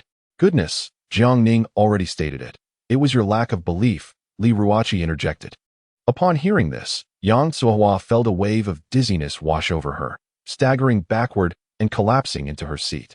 Li Fengxian's face flushed crimson, as if he were on the verge of vomiting blood. "Enough of this. Let us sit down and enjoy the feast," he urged. At that moment, everyone became convinced of the authenticity of Jiang Ning's longevity elixir. Many cast envious glances toward Yi Tianlong, lamenting the fortune bestowed upon the esteemed healer.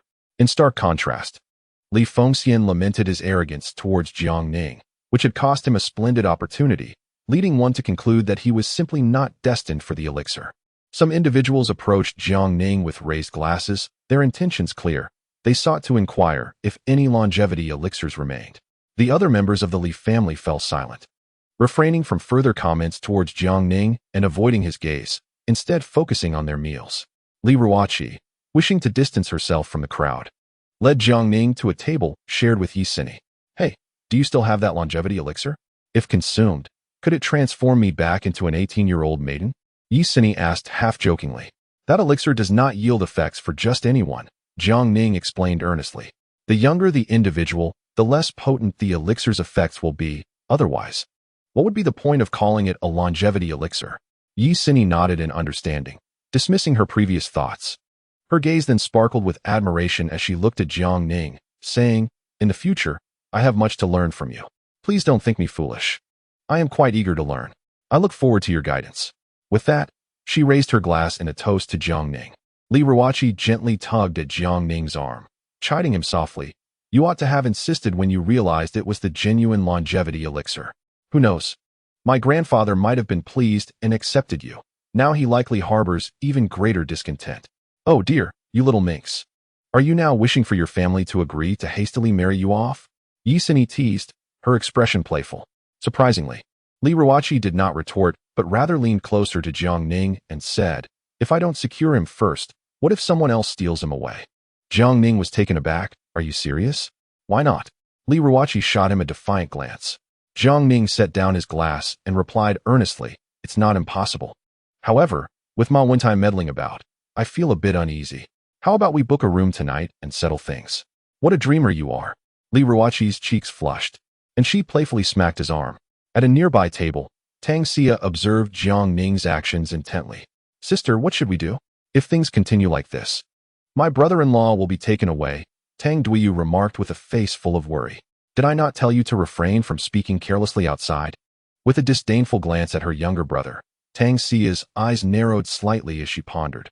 Li Ruoqi, are you approaching him with the same intentions as I have? Or is it merely a simple affection you harbor for him? As the banquet progressed, many seemed to have forgotten the earlier incident, not uttering a word about it. However, a considerable number still sought to ingratiate themselves with Jiang Ning, while the atmosphere around Ma Wenkai remained rather desolate. Stop, where are you going? Li Ruoqi noticed Jiang Ning, having had his fill, preparing to leave, and quickly grasped his attire to prevent his escape. Of course, I'm heading back. I have no desire to mingle with those people. Jiang Ning replied, rubbing his stomach. You are not allowed to leave. Li Ruoqi's cheeks flushed slightly as she lowered her voice, saying, my mother just messaged me, asking me to find an opportunity to introduce you to them. Jiang Ning was somewhat taken aback. Was he really to meet her parents? All right then. I'll just go to the restroom first. With that, he made a beeline for the washroom, nearly bursting as each person approached him with a drink. Upon seeing Jiang Ning vacate his seat, Ma Dingling and Ma Wenkai exchanged glances, promptly adjusting their ample plates in order to follow him to the restroom. As Jiang Ning entered the men's restroom, Ma Dingling waited by the sink. However, the men's restroom was merely separated by a wall from the sink area. And upon hearing the loud commotion within, Ma Dingling felt her cheeks flush. This rascal, his physique is quite impressive. When Jiang Ning emerged, Ma Dingling's gaze involuntarily drifted downward, feeling a slight shock within. Since Ma Wenkai had been the only representative from the Ma family throughout, Jiang Ning was not familiar with the young woman before him. Approaching the adjacent sink to wash his hands, he detected a fragrant scent drawing near and glanced sideways. Miss, why are you standing so close while washing your hands? Do you expect me to assist you?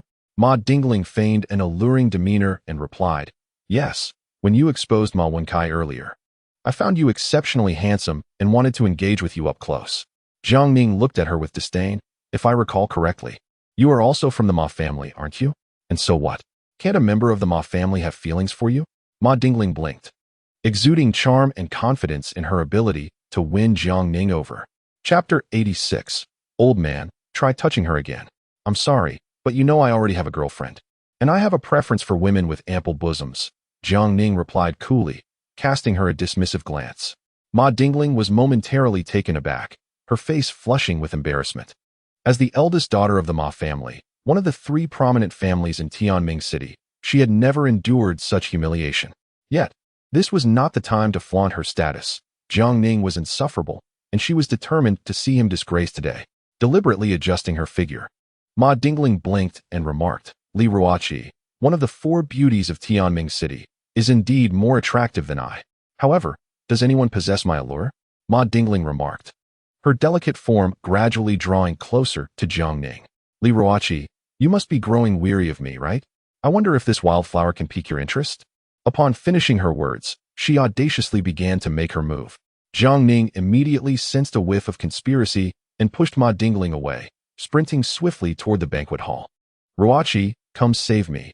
A seductive enchantress is attempting to force herself upon me in the restroom. Jiang Ning exclaimed in feigned panic.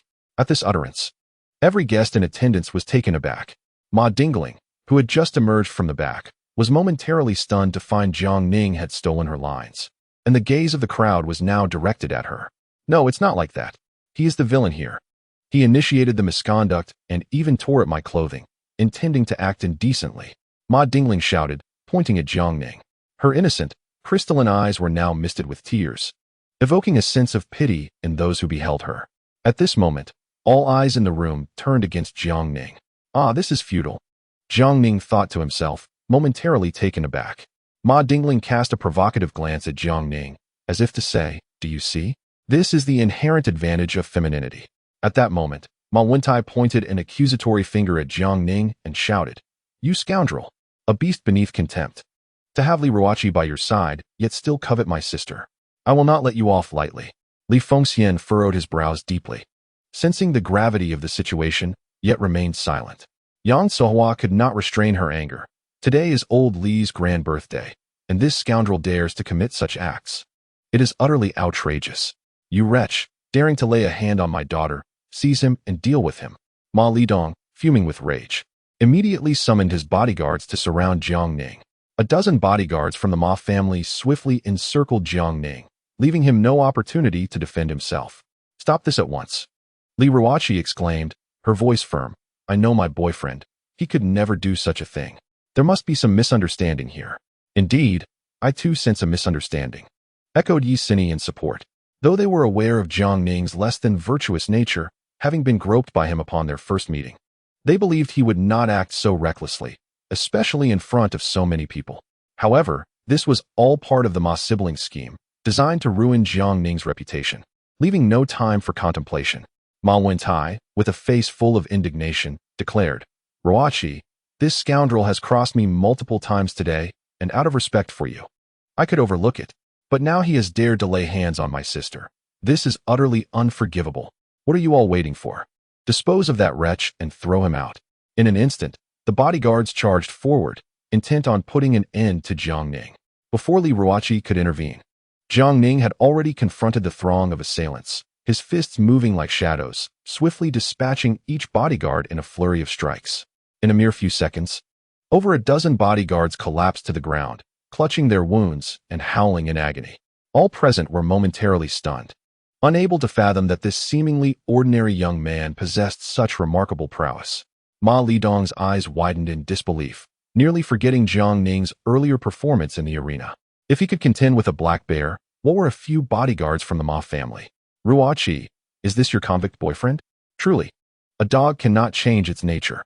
Zhao Fei sneered opportunistically. Li Ruoqi furrowed her elegant brows. Zhao Fei, mind your words. My boyfriend may have served time, but his heart is 100 times purer than yours. Be silent. At that moment, their grandmother, Yang Sohua, erupted in fury, pointing at Li Ruoqi and scolding. You've brought disgrace upon our family. Look at the sort of person you've chosen. Did you invite him here today to provoke us on your grandfather's birthday? Grandma. It's not like that, slap. Before Li Ruoqi could finish her sentence, Yang Suehua struck her hard across the face. If you still care for me as your grandmother, break up with him now and marry young Master Ma. Li Ruoqi clutched her stinging cheek, tears glistening in her eyes. Grandma, I implore you, do not pressure me like this. I do care for you, but I will never marry Ma Wenkai. Yang Suehua glared, raising her hand to strike again. However, in the next instant, she felt her wrist firmly seized. Jiangning gripped Yang Suehua's hand and forcefully twisted it, his expression darkening. Old woman, dare to lay a finger on her again and see what happens. Yang Suehua froze in place, inexplicably feeling an overwhelming chill emanating from the young man before her. She involuntarily shuddered, retreating a few steps, her face paling. Jiangning, don't. Li Ruoqi quickly intervened. Out of respect for her, Jiangning had no intention of truly harming the elderly lady. His intention was merely to intimidate. You filthy convict. If you do not give me an explanation today, I will fight you to the death. Ma Wenkai declared, adopting a defiant stance. The crowd murmured in disapproval, casting blame upon Jiangning. Ma Dingling seized the opportunity to weep dramatically, her tears flowing like rain. Why should I owe you an explanation? Your sister came on to me. Had I not escaped quickly, I would have been thoroughly taken advantage of, Jiangning retorted with a cold smirk. You're talking nonsense. Who do you think you are for my sister to be interested in you? That remains to be seen. Perhaps it was a scheme concocted by you too. Aimed at extorting my longevity pill, Jiangning replied. Upon hearing this, some guests began to find his argument quite plausible. It was entirely possible that Ma Lidong had indeed instigated his daughter to act this way. After all, what was a daughter worth compared to a longevity pill worth billions? Several attendees even contemplated offering their own daughters in exchange. Regrettably, beside Jiang Ning stands the stunning Li Ruoqi, and in comparison, their daughter is simply unbearable to behold. Chapter 87. The Young Master of Jingnan. You insolent brat. What did you just say? Ma Lidong's eyes widened in fury, wishing to tear Jiang Ning to shreds. Would I sacrifice my daughter's purity for such a thing? What do you take me for? Indeed, how could we possibly tarnish your name using a girl's virtue? Jiang Ning, you hold yourself in far too high esteem. Ma Wencai's expression twisted into a snarl. At this moment, Li Fengxian finally spoke. Today marks my grand birthday. I wish to see no more disputes. Since Miss Ma has already accused you, why do you bother to refute? He then turned to his granddaughter. Ruoqi, do not disappoint your grandfather any further. Swiftly sever ties with this man to avoid being implicated. No, grandfather, I believe in Jiang Ning. He would never stoop to such depths. Li Ruoqi declared resolutely. She could not fathom Jiang Ning as a beast who would act in such a manner in this setting. If there were a necessity, why would he not be the first to act, instead of seeking out Ma Dingling from afar? Moreover, Ma Dingling was not even as beautiful as herself. As the atmosphere became increasingly tense, Ma Dingling began to wail. Dad, brother, I am no longer pure. If this scoundrel is not punished, I will have no face to live in this world. Sobbing, she stood up, preparing to crash into a nearby table. Ma Wencai, quick on his feet, immediately intervened to prevent his sister's desperate act. Jiang Ning, are you satisfied now? You have harmed my sister to this extent. I will ensure you rot in prison. Yes, such scum must not be spared. Li Jixiang incited the crowd, and the other members of the Li family joined the outcry. A criminal like him deserves to remain imprisoned for life. Releasing him is a danger to society. He should be executed outright. Ruoqi, do not be so deluded. A person like him is not worthy of your affection. The claim that Miss Ma had seduced him was utterly ridiculous. Upon hearing this, Ma Dingling grew even more agitated, crying out as if to end her life. While restraining his sister, Ma Wencai addressed Li Fengxian. Old Li, as the esteemed guest of honor today, I entrust this matter to you. We hope you can provide the Ma family with a resolution. Li Fengxian's face darkened as the birthday celebrant. He was obliged to take control. Jiang Ning, no girl would ever use her purity to slander another. A true man takes responsibility if you admit your actions. Out of respect for Ruoqi, I may choose to overlook this, but you must leave her. I have done nothing. Why should I confess? Jiang Ning's tone was icy. Do not refuse a toast, and instead accept punishment. You claim innocence, but who believes you? As Li Fengxian's words echoed, a robust voice resonated through the room. I believe him. Yi Tianlong stepped forward with vigor, asserting, I am well aware of my teacher's character. He is certainly not the type to commit such acts. Upon witnessing Yi Tianlong emerge with vibrant energy, Li Fengxian felt an even deeper sense of frustration, as if he were bleeding internally. That longevity elixir should have been his, yet it had fallen into the hands of that old wretch. Dr. Yi, your assurance holds no weight, for Mr. Jiang has just rendered you a favor. Li Fengxian's countenance darkened further. Just as his words hung in the air, two more voices resonated. The newcomers were none other than Tang Xia and Tang Duiyu, siblings from the illustrious Tang family, the wealthiest in Tianming City. Old Li, we too have faith in Mr. Jiang's character. He would never stoop to such actions. The assembly gasped in astonishment, for the Tang family's endorsement of this young man came as a surprise. Within the gathering, the Tang family undoubtedly boasted the highest status, and aside from Li Ruoqi and Yi Sini, others were expressions of sheer disbelief. Li Fengxian found himself perplexed, pondering the true nature of this young man, who seemed far more complex than he appeared. Ma Wencai's expression soured. Yet another of the Tianming Four beauties had surfaced, and this one was connected to Jiang Ning. Sensing the tide turning against him, Ma Dingling sobbed, Why should your words hold any weight? You know nothing.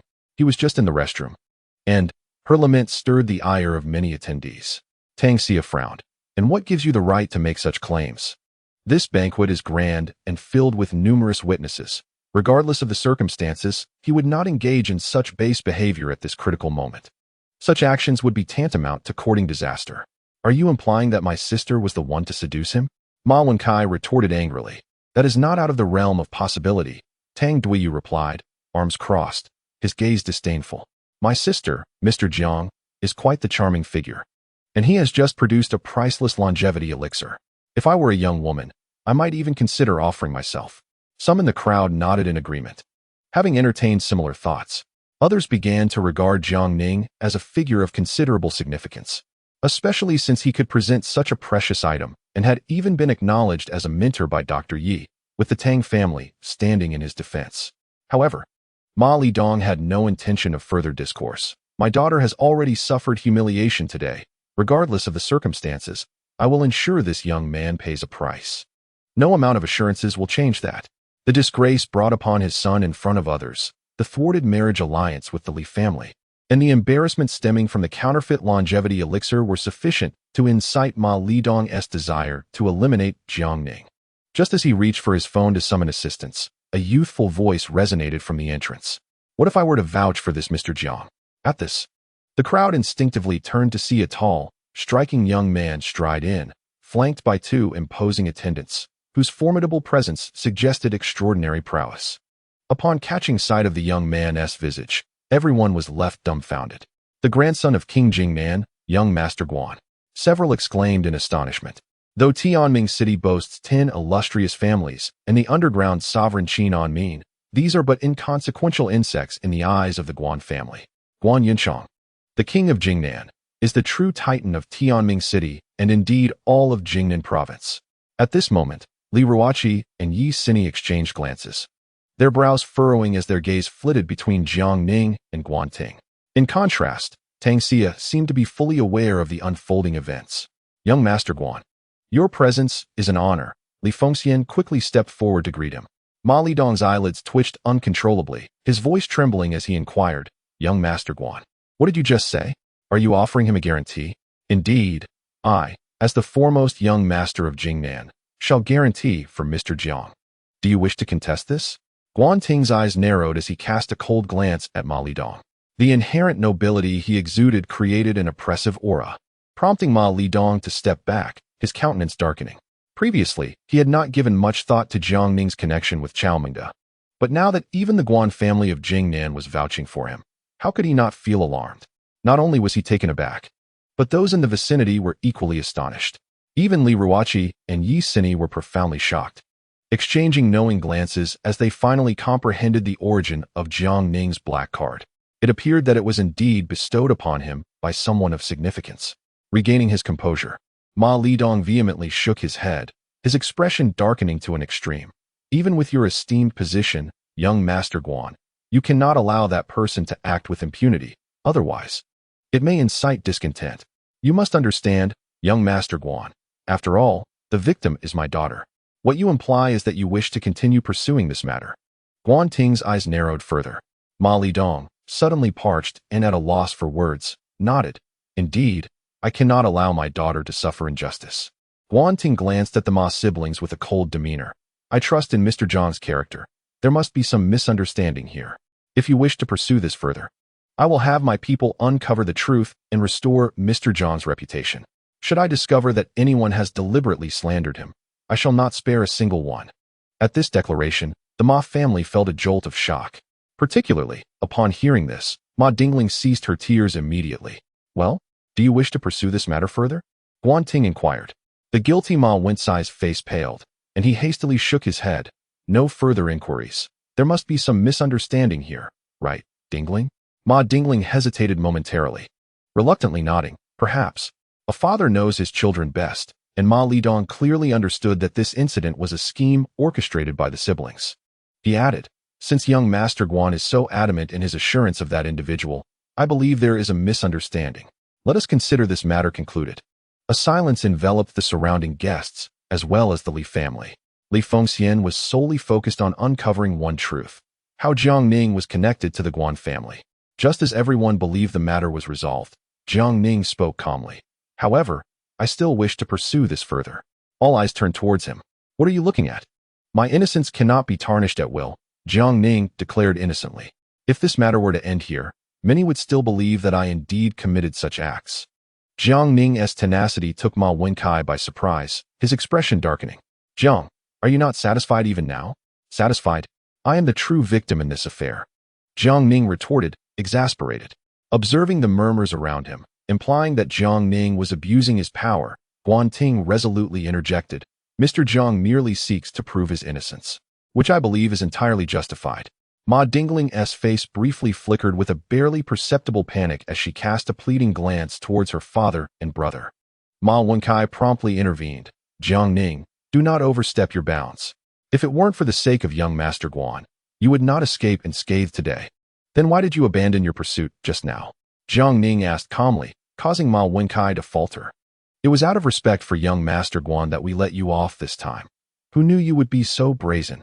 Ma Lidong shouted, pointing an accusatory finger at Jiang Ning. Is that truly the case? It seems to me that you harbor a guilty conscience, Jiang Ning remarked, slowly approaching the visibly flustered Ma Dingling. Tell me, did I lay a hand on you in the restroom just now? If you are honest, I would not seek to ruin your reputation. His words were whispered, audible only to Ma Dingling. She trembled, torn between conflicting emotions. Jiang Ning, you have crossed the line. To torment a girl in such a manner is simply cruel, Ma Wenkai exclaimed in anger, only to receive a resounding slap from Jiang Ning. The impact left him stunned. He had not anticipated such audacity from the youth. I have not inquired of you. Remain silent. Jiang Ning's voice was cold. Ma Lidong, incensed, retorted. Do not think that young Master Guan's backing allows you to act recklessly. Mr. Ma, are you implying that I am shielding Mr. Jiang? Guan Ting questioned icily. I did not mean that, Ma Lidong stammered, his demeanor shifting to one of submissiveness.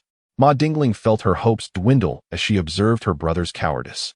Ma Wenkai, having been struck, fell silent, silently praying that his sister would not betray him.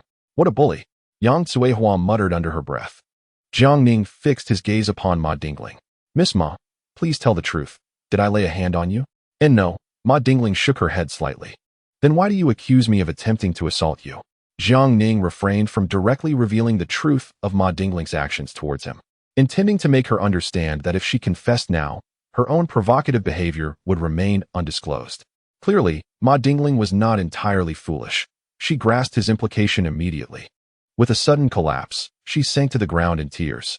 I was wrong, Mr. Jiang. You did not do anything to me. I falsely accused you. I merely wanted to retaliate because you and my brother were at odds, and I found you displeasing. Please, spare me. Jiang Ning had just mentioned that one should honestly confess to avoid tarnishing one's reputation. Indeed, it turned out that Miss Ma acted out of a desire to avenge her brother. While her intentions were commendable, it was unjust to slander Mr. Jiang. Undoubtedly, a man's reputation holds significant weight, and Miss Ma's actions were rather severe. Observing the shift in the crowd's perception of Jiang Ning, Li Ruoqi appeared markedly more at ease. Suddenly, Ma Lidong stepped forward and struck his daughter across the face. You shameless wretch, how could you stoop to such actions? Hurry and kneel to apologize. Jiang Ning, witnessing this, narrowed his eyes, contemplating the old man's eagerness to showcase his authority. For whom this display was intended, only he could answer. With tear-filled eyes, Ma Dingling knelt at Jiang Ning's feet, her face a mask of grievance as she bowed her head in apology. Mr. Jiang, I was wrong. Please forgive me. Jiang Ning waved his hand lightly, allowing her to rise. At that moment, Guan Ting approached respectfully and addressed Jiang Ning. Mr. Jiang, I have a matter that requires your assistance. Would it be convenient for us to speak privately? Let us go. Jiang Ning nodded, bidding farewell to Li Ruoqi before following Guan Ting and others outside. What is happening here? As they exited, the onlookers began to murmur among themselves. It appeared that young Master Guan held Mr. Jiang in high regard. What exactly was Mr. Jiang's status? How would I know? However, the fact that he could present a genuine longevity pill today indicates that he is no ordinary individual.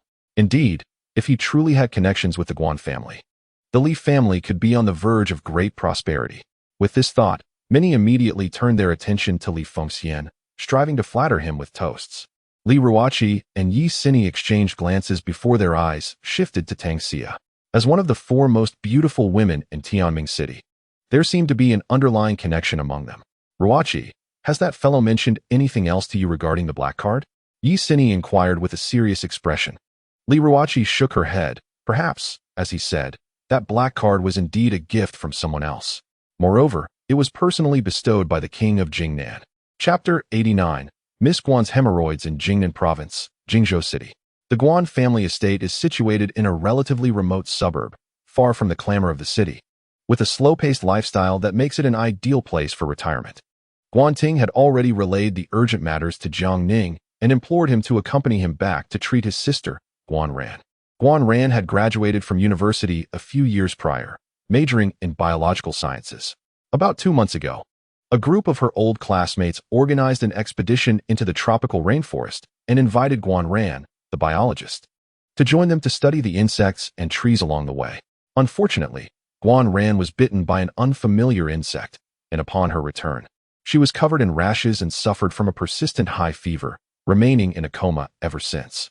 After alighting from the vehicle, Jiang Ning followed Guan Ting into the Guan family estate. It has been a considerable time since I last encountered the venerable Lord Guan, and I find myself curious about his current state. I recall the occasion during his imprisonment when Guan Yunzhang, while visiting an old friend, chanced upon Jiang Ning, who was diligently attending to the sick. Due to Jiang Ning's youth, remarkable talent, and humble demeanor, Guan Yunzhang was inclined to adopt him as an adopted son. Yet Jiang Ning graciously declined. Paradoxically, this very refusal only deepened Guan Yunzhang's admiration for him. Subsequently, upon learning that Jiang Ning was a direct disciple of the esteemed Old Dragon Head, he bestowed upon him a black card symbolizing his identity as the king of Jingnan, expressing that should Jiang Ning desire a splendid future, he should seek him out in Jingzhou. Upon entering, Guan Yunzhang's second son, Guan Xing, greeted him. "Father, has the divine physician Jiang arrived?" "Indeed, this is Jiang Shini." Guan Ting gestured towards Jiang Ning. Although already aware of the divine physician's youth, Guan Xing was taken aback by the fact that he appeared to be under 30. After a brief moment of surprise, he quickly extended his invitation. "Jiang Shini, please come in. My father has been awaiting you for quite some time." Upon reaching the inner hall, Guan Yunzhang personally welcomed him. "Xiao Jiang, you are here. Lord Guan, I trust you are in good health," Jiang Ning replied with a calm and respectful smile. Guan Yunzhang cheerfully invited Jiang Ning to take a seat. Witnessing his father's treatment of a junior with such warmth, Guan Xing felt a mixture of astonishment and confusion. Within the inner chamber, besides the Guan family and a few servants, there resided a captivating and voluptuous lady sipping tea. Upon noticing Jiang Ning's arrival, the lady stood in slight astonishment. "Are you the direct disciple of that rascal?" Jiang Ning was momentarily taken aback, as he had never encountered this enchanting woman before. Her figure was alluring, reminiscent of ripe fruit, captivating in every sense. "You little rascal, and yet you fail to greet your Shermu?" she teased, her expression playful. "Shermu?" Jiang Ning raised an eyebrow, unable to fathom that this alluring woman could indeed be the partner of the old rascal. "Indeed, to be precise, I am your fourth Shermu, Bu Yansu," she said with a beguiling smile that exuded an irresistible charm. After a brief moment of astonishment, Jiang Ning greeted her. "Greetings, fourth Shermu. I was unaware that you were present here. I extend my regards." "Oh, what do you mean by elderly? Do I appear so aged?" Bu Yinsu inquired with a laugh. "Certainly not. You appear to be around 30 years old. It is merely due to the generational hierarchy that I must address you thus." Jiang Ning replied with a gentle smile. "Cease your flattery. I know you merely respect me because you find me beautiful," Bu Yinsu teased, her laughter ringing melodiously. Caught off guard, Jiang Ning felt a touch of embarrassment, surprised by how perceptive his fourth Shermu was. Guan Xing and Guan Ting, witnessing this exchange, were astonished, realizing that Jiang Ning truly was a disciple of the old dragon head. Having heard rumors before, they were now convinced. After a brief conversation with fourth Shermu, Jiang Ning shifted his focus to the matter of Guan Ran's ailment. Guan Yunchang helplessly shook his head. "The ailment afflicting my granddaughter is beyond the capabilities of major hospitals. Even the esteemed physician Bu has stated that only you possess the skills to heal her. Physician Jiang, do you truly have complete confidence in your ability to treat my daughter's condition?" Guan Xing inquired, a hint of unease in his voice. To cure this illness inevitably means that his daughter will be laid bare before Jiang Ning. Previously, they had sought the expertise of female specialists, and even now, they had summoned the only woman among the 10 great physicians of Long Country, physician Bu Yansu. If these renowned individuals could not find a solution, could this young man truly succeed? He feared that should he fail, his daughter would have been subjected to scrutiny for naught. "I do not yet fully understand Miss Guan's specific condition. I must first assess her before making any determinations," Jiang Ning replied. "However, as of now, no ailment has proven insurmountable for me."